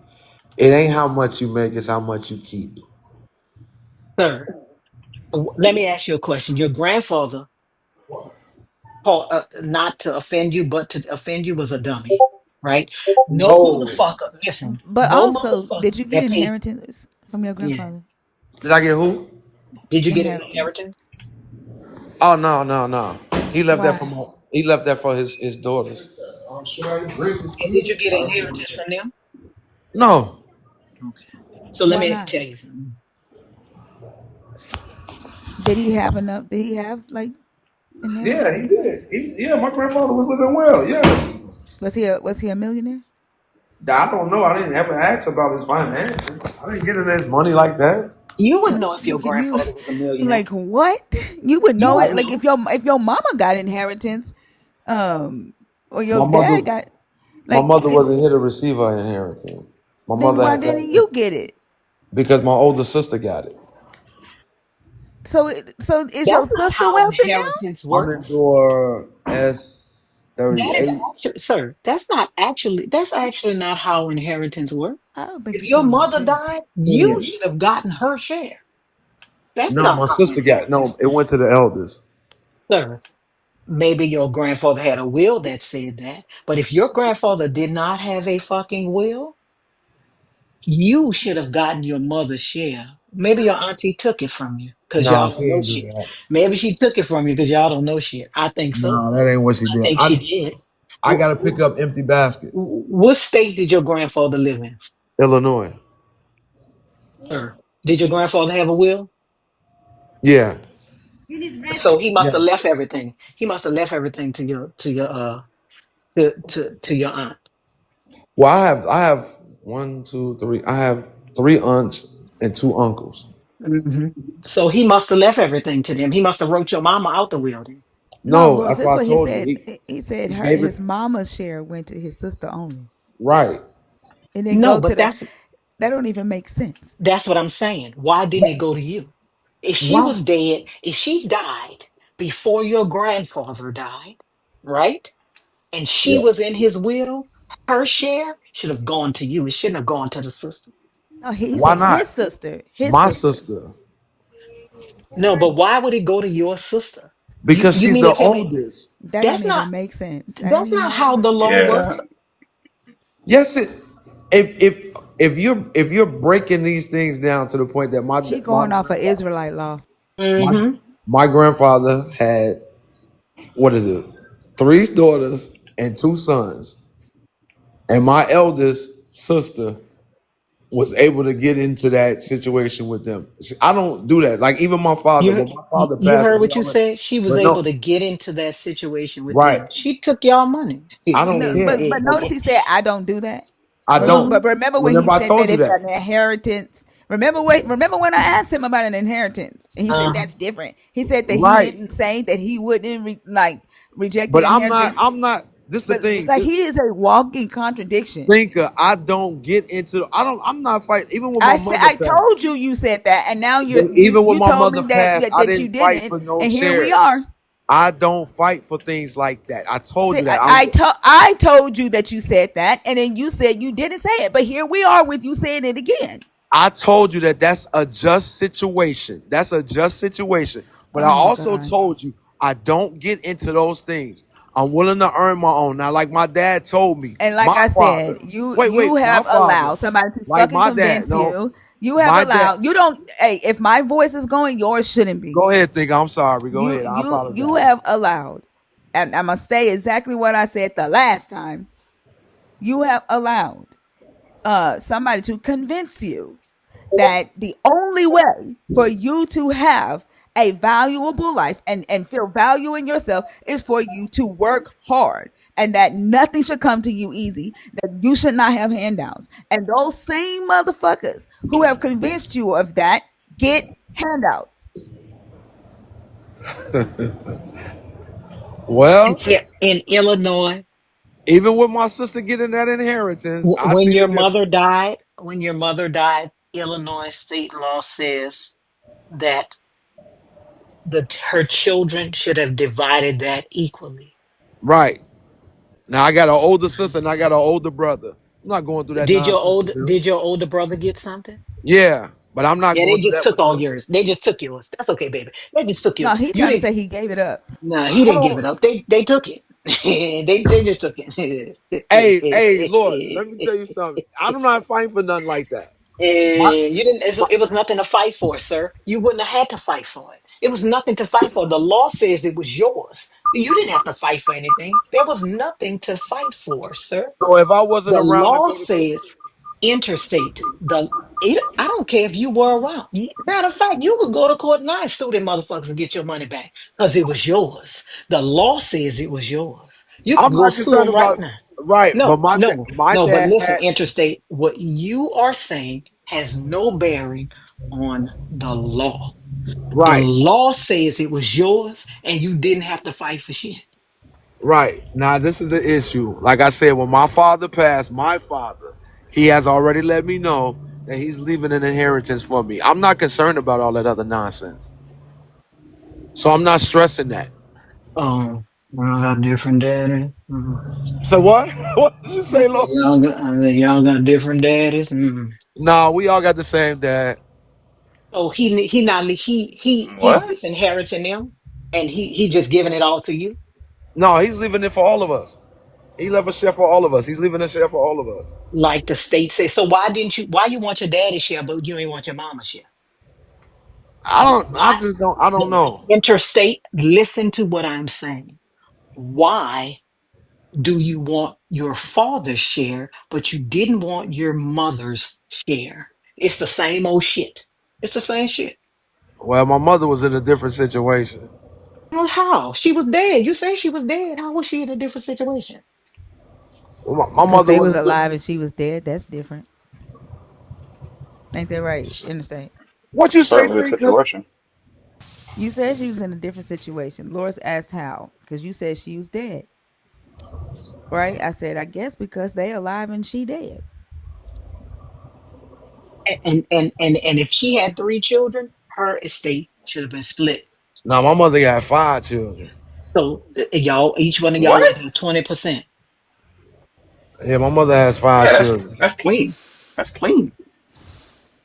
20% to each one of y'all. Boop, boop, boop, boop, boop. Smooth 20%. That's a such a Yeah, round smooth. number Yeah, to well, do you with. can't. Like I told you, you can't. Hey, you got some greedy people out here. I ain't going through all that with my sister. I don't. No, I know. That's That's why. that I sibling see. nonsense. I'm not doing Listen, that. didn't I say that? She took Yeah, it from you. I'm She not took doing it that. from you, and you And scared to there, get so it back. I know it. and there's no way there was a will, because if you got to fight for it, you wasn't in that will. Yeah.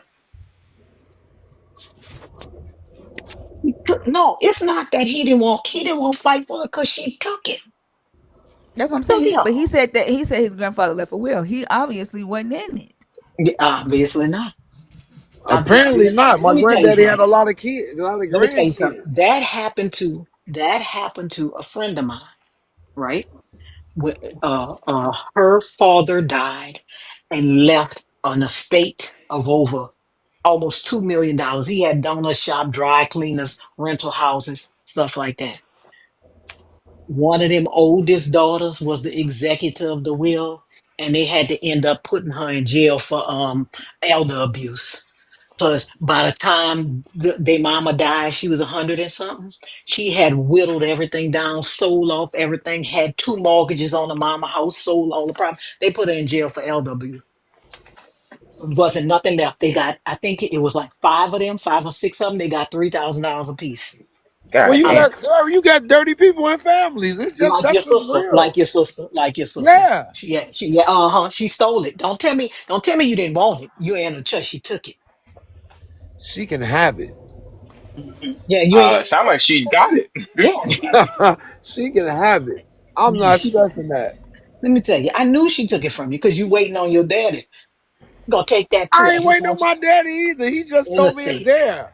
But In I'm the not state. waiting I'm on him just to letting you grow. know she gonna take that too, baby. Oh You nah, I weak. doubt that. You weak. She gonna take that too, sweetie. I doubt that. How you doubt that? I doubt that very Her and your seriously. brother gonna take that too. Now my brother done passed on, Lord. No. Bet his children got his. Huh? I bet his children got his. Nah, actually no. Cause actually I'm still my nephew just what how you say that? He just got to college. He's going to the University of Illinois. So I'm helping him with his room and board because he got a free ride. Only thing he got to pay for is room and board. But my brother done passed on. I'm not like my family. I mean, I love my family. I am like them in certain ways, but there's certain things I just won't do. My You nephew doesn't tell have us the that support of because his your father. brother didn't leave your nephew any inheritance. You said what? I said, did you tell us that story about you helping your nephew with his room and board because the No, brother didn't no, leave any inheritance? no. Did This what'd is you who I tell us am. that for? Because we still don't know if your brother left the nephew inheritance. Because he didn't, but I'm still saying it's me. That's me. My But we nephew weren't is my asking about you. right. What? Hey, you know what? Think I'm just saying. My nephew doesn't have that support from his dad. Well, his dad is Well, yeah, deceased. his dad's And dead. what we Yeah, were I trying to know figure that. out is if his dad left him an inheritance and you talked about what you do. No, he just. I'm saying he doesn't have a male figure in his life. That's all. We didn't ask you that. I Yo, you got you, getting further thinker. away from it, dog. Whatever. But when did your mom pass away? My mom passed like what, 12 years ago. When did your brother pass away? My brother passed away 5 years ago.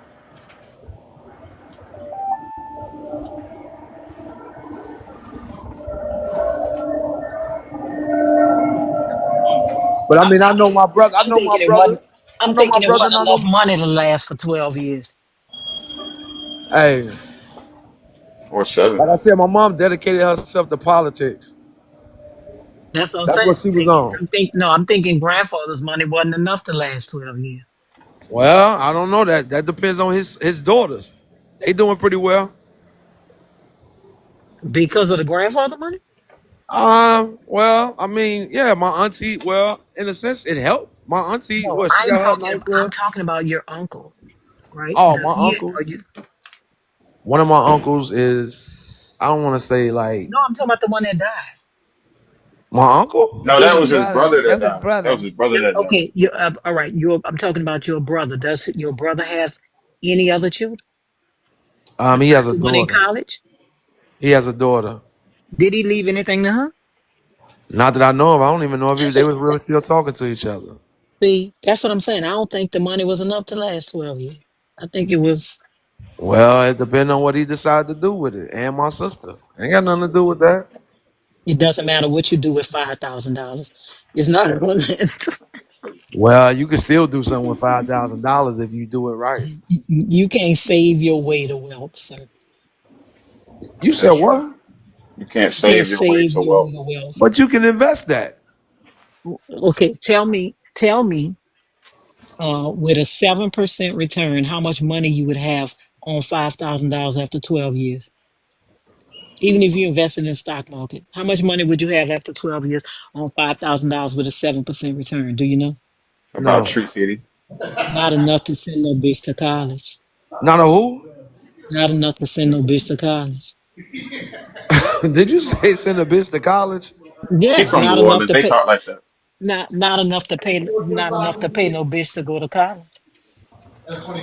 Not enough to pay for no housing because housing costs more than the tuition. Well, that's why I'm helping my nephew. Housing costs more than the tuition. I'm just trying to figure out how much you think it'll be. That's what I want to know. How much do you think it'll be You said over a 7 year term? over 12 years? He been having it for 12 years. I say it was 10,000. How much do you think it'll be at a 7% return? I don't know, Lord. Tell me. What?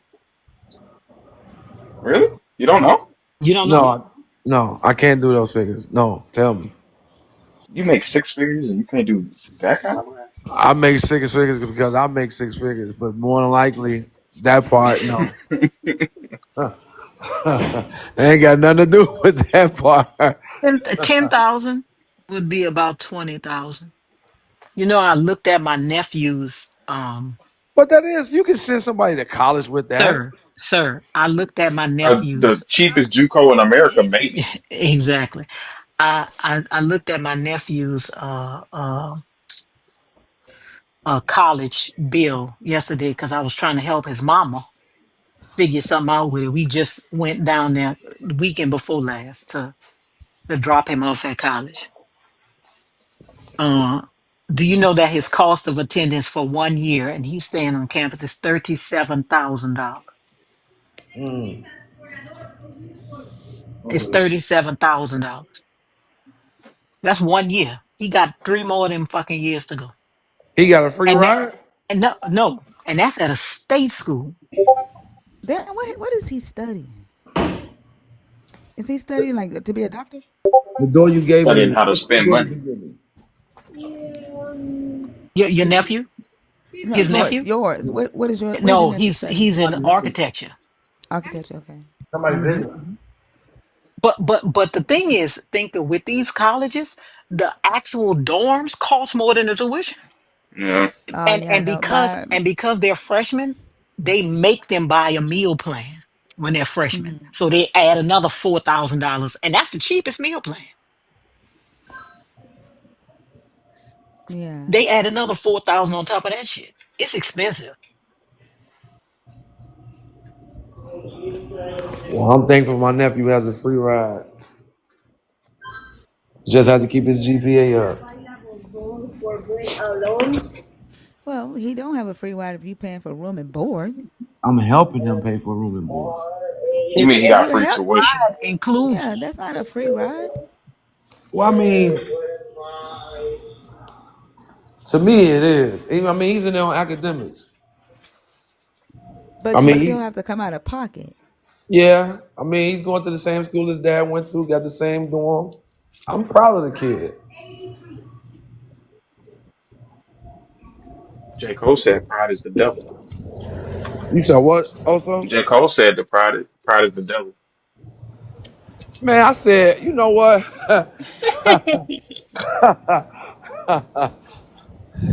That's a beautiful thing, man, for that kid, man. It really is. Now I'm giving you shit. I do like seeing black people getting higher education. I mean, I like it, but I'm just saying, tuition is high as giraffe pussy. I graduated. Wait, Uh, Lawrence. uh-huh. Wait. It's high as It's what? giraffe pussy, and you know a giraffe pussy Oh is high my off the ground. god. I'm That's just why I saying, was gonna ask her what she you said, but know, I heard what giraffe she pussy is said. very Oh high my off the god. ground. I'm just saying, it's high as giraffe pussy. Uh, uh, I'm just saying, I graduated from Johns Hopkins University in 2020, right? I was going online. I still paid the same tuition as a motherfucker that went to Johns Hopkins did.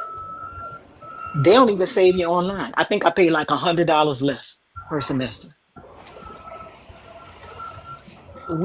School is high as a motherfucker, and $20,000 might get you 1 year on the dome. Might. That's it. $20,000 will get you 1 year in a dorm. That's it. Because with the dorm and a meal plan, his was $10,000 this semester to live in a dorm and to get the meal plan. The meal plan was like $4,200, and that was the cheapest one. That's all I'm saying. Hey, somebody need to pay for their items. They need to pay for what? Their items. Christina live. She should. Let me check real quick. So I'm just saying that little $10,000 for 12 years, that ain't enough.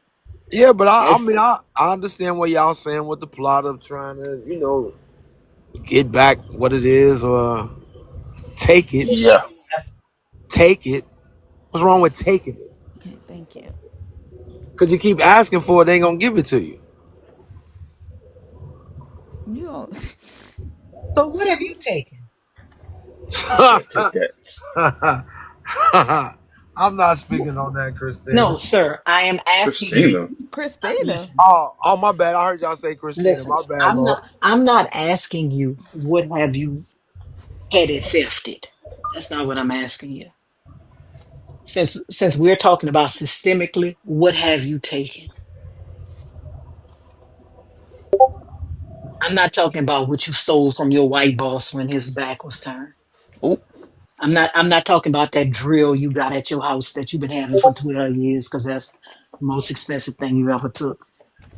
I'm asking you, what have you taken? Because we talking about systemics here.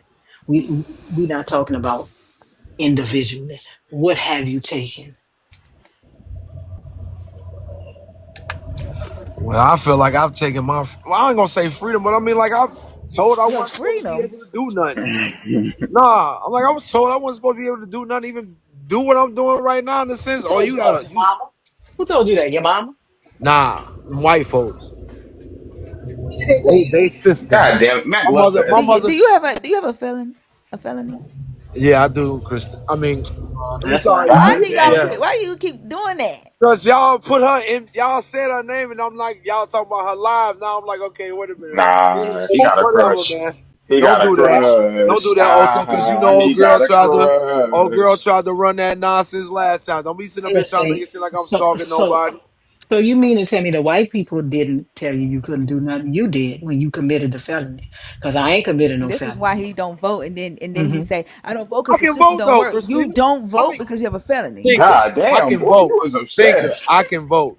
Like we say her name one time, now this nigga he can't stop saying Christina. Thinker. I can vote. Oh, Nah, don't try to right that wrong now, nigga. Hey, Ain't no also state. stop playing, man. Wait a minute, Y'all, Interstate. y'all gonna have that girl cursing me out for no Wait a reason. minute, Don't do that. Interstate. But the white people didn't tell you you couldn't do anything. You did when you committed the No, felony. no, Loaf. No, I no, no, no. Interstate. Listen to what I'm saying. You did when you committed the felony. Because I don't have no felony. I don't have no felony. Nah. I don't have no felony. Well, I mean, How is it that you can vote with a felony? don't ask me, but I've been able to You he haven't using voted, so how do you know you've been able to? because I've been able to register to vote. I registered to vote, and I got okay to vote. he using the don't ask, don't tell method. Ain't no You said fucking way. what? Hey, Ain't no way. The DNA method. I am not. I am not. I am not a CI. I am none of that. Stop playing with me. I'm just saying. I'm just saying. It's not the white folks that told you can't do nothing. It's you when you No, committed Loaf. that I've been felony. told. No, I've been told by white folks that I couldn't do things. When you after you committed that felony. No, But no. so let me ask you a question. How many white folks you been around My life? that would tell you that? Because I grew up in New Orleans, right? New Orleans had a lot of black. Never been around no white people enough for them to tell me what I can and can't do. I don't even have them conversations with white people. Why? What you Why mean? would you? Why would I? See, Why would I let a fucking white person tell me what I can and can't do? So let me ask you a question. How does that conversation go? Do you walk up to them? Do they walk up to you? well, I mean, at one point in time, let me see this. I was working in the downtown area of Chicago, like right across the street from Mayor Daily Center. I was working in the purchasing office. I mean, I was just a little, like summer job doing type nonsense. I told you my mother had like connections. My godfather did as well. So yeah, working in there, I worked around a lot of white people, especially a lot of grown white men. I work in energy in Texas. I work around a lot of white people, a lot of grown white men. Go ahead. And yes, they found their way to talk down to me in certain situations. What you doing in here? I don't Why know. you Maybe here? because I got a resting bitch face. You got a what? I don't know. It seems Maybe because like the white men tend to engage with black women differently in corporate America I than they think do so. black men. Like a lot of my help. It's gonna sound like my help coming from the Lord, but a lot of my Oh, my my help came from white men. In corporate America. and that's why she got white Jesus on that background. Wow, it all makes sense. Most of That's the what I'm saying. investors in my company are white men.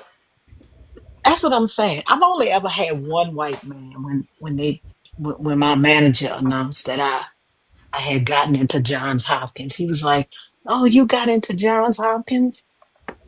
And I'm like, "Yeah, why? Is it hard?" I did a Legally Blonde on his ass. I said, "Yeah, why? Is it only been a couple of years later?"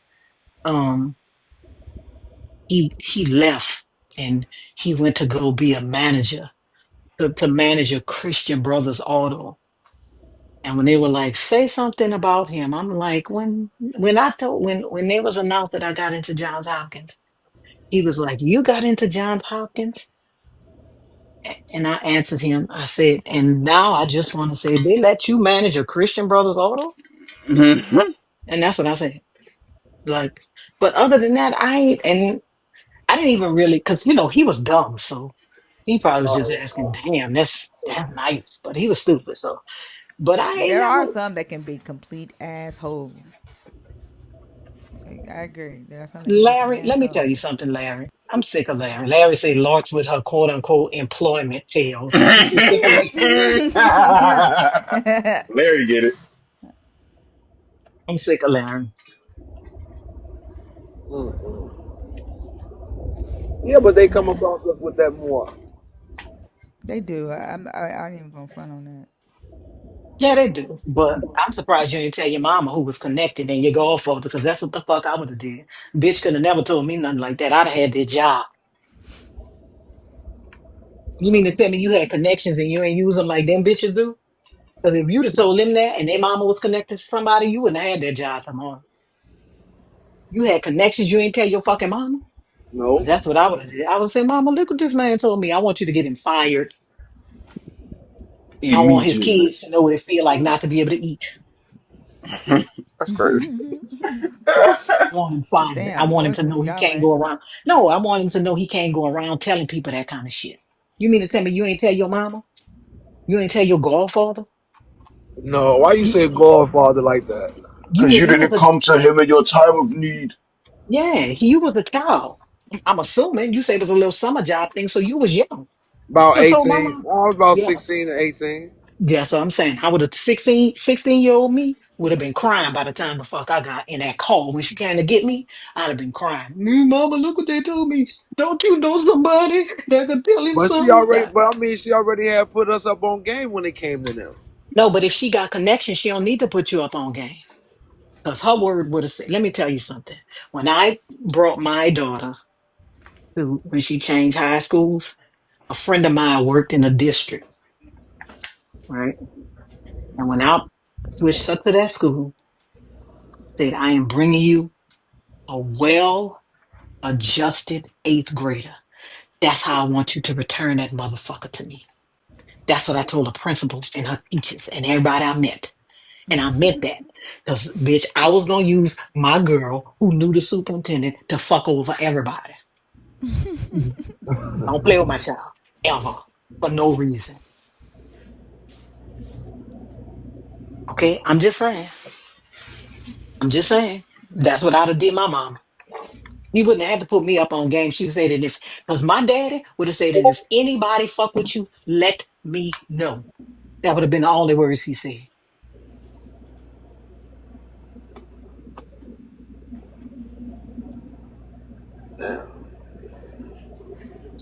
And that's on that. Y'all, it is time to say goodbye. I will see y'all tonight at 11 p.m. Central. We had some good conversations today, some moments where we had to moments of silence and beg people to come on stage, but we made it through. I appreciate y'all. Thank y'all for the likes, the shares, the likes, the shares, the comments, the gifts, the super chat. Oh, hold on. I got a couple of super chats that I need to go through and read. Give me just a second. Appreciate y'all for these super chats as well. Apologies for being late on reading them. Black atheist black woman said, "My mother tried her best to indoctrinate me. I didn't fall for the bullshit. I'm grateful. I think she low key don't like me because of it. Oh, I'm glad that you stood up for yourself, and I hope that y'all are able to get boundaries set where y'all can have some type of relationship.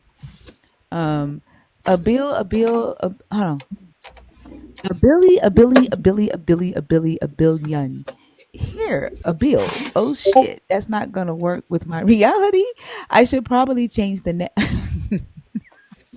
This is to billion on stage. Thank you, JMR. Um, Thinker, guess what? At Joe's Claire taught me he should be added to LGBT. H should be added to the LGBTQ acronym. And yes, it's a het. Maybe we add a het hero H. What Hetero? JMR? Hetero. Maybe huh? The hetero? Oh, Yeah, add hetero hetero to H. LB. Yeah. Oh, and yes, it's the the hetero H. Maybe we add it in front of L and get this being vegan the same as me being gay. Wondering if you had a take. Add H to the. I feel like that would be a decision that non-H's would have to make. Well, Non heteros? yeah, yeah, Yeah, I hate to would have to because make. otherwise we just colonizing their shit. You feel me? So, Oh, that Or we can this do, yeah, JMR is or we gay. can do like they do for vowels. It can be LGBTQIA and sometimes H. mm,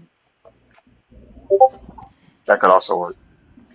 What does veganism have to do with it, JMR?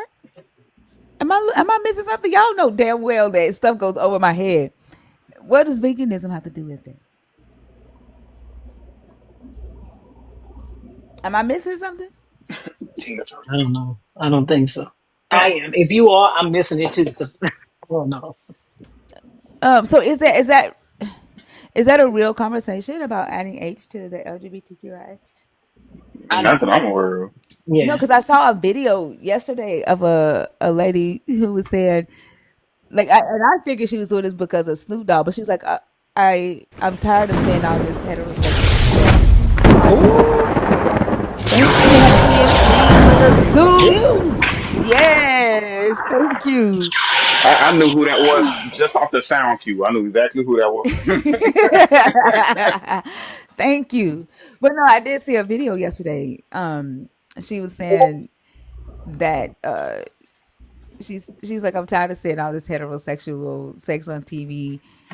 Yeah, she was talking about the H letter being added to the LGBTQIA, and so like that's why I'm asking, like, is this a real conversation that's been had? Because I took her No, video you know to be what? parody. I saw that video. I thought it was parody too. But Yeah, yeah.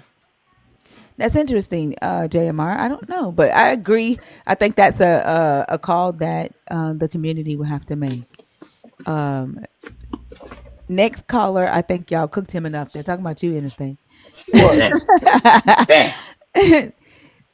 This is unbaptized. They're showing appreciation. I know this gets frustrating, especially with people like him. You you are moving the needle. Thank you so much, unbaptized. I appreciate you. It does get frustrating, but the conversations are valuable. I hope everybody are, people are listening and learning. Oh, he was joking. Oh, okay, Jeremiah. I didn't know. Um, but I hope people are learning, getting value from the conversations. Thank you, F Booth, yeah, F F F F B I didn't see Youth. that comment. These are Oh super God, chats from the YouTube. She's reading YouTube comments. Oh you thought I was just sitting here making shit up? no, That would be really yeah, funny.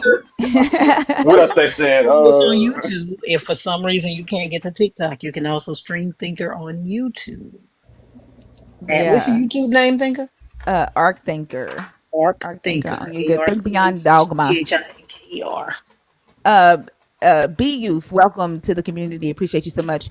Um yeah, we're gonna go ahead and hop over to Christina's live. I'm gonna hop in my bed for a couple of hours before I gotta get back up. Interstate. yeah.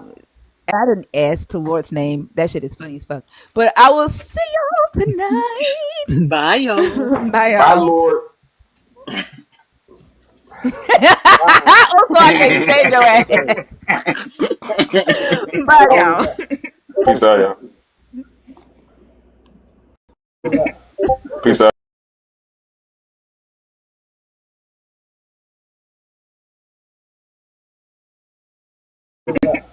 Peace out.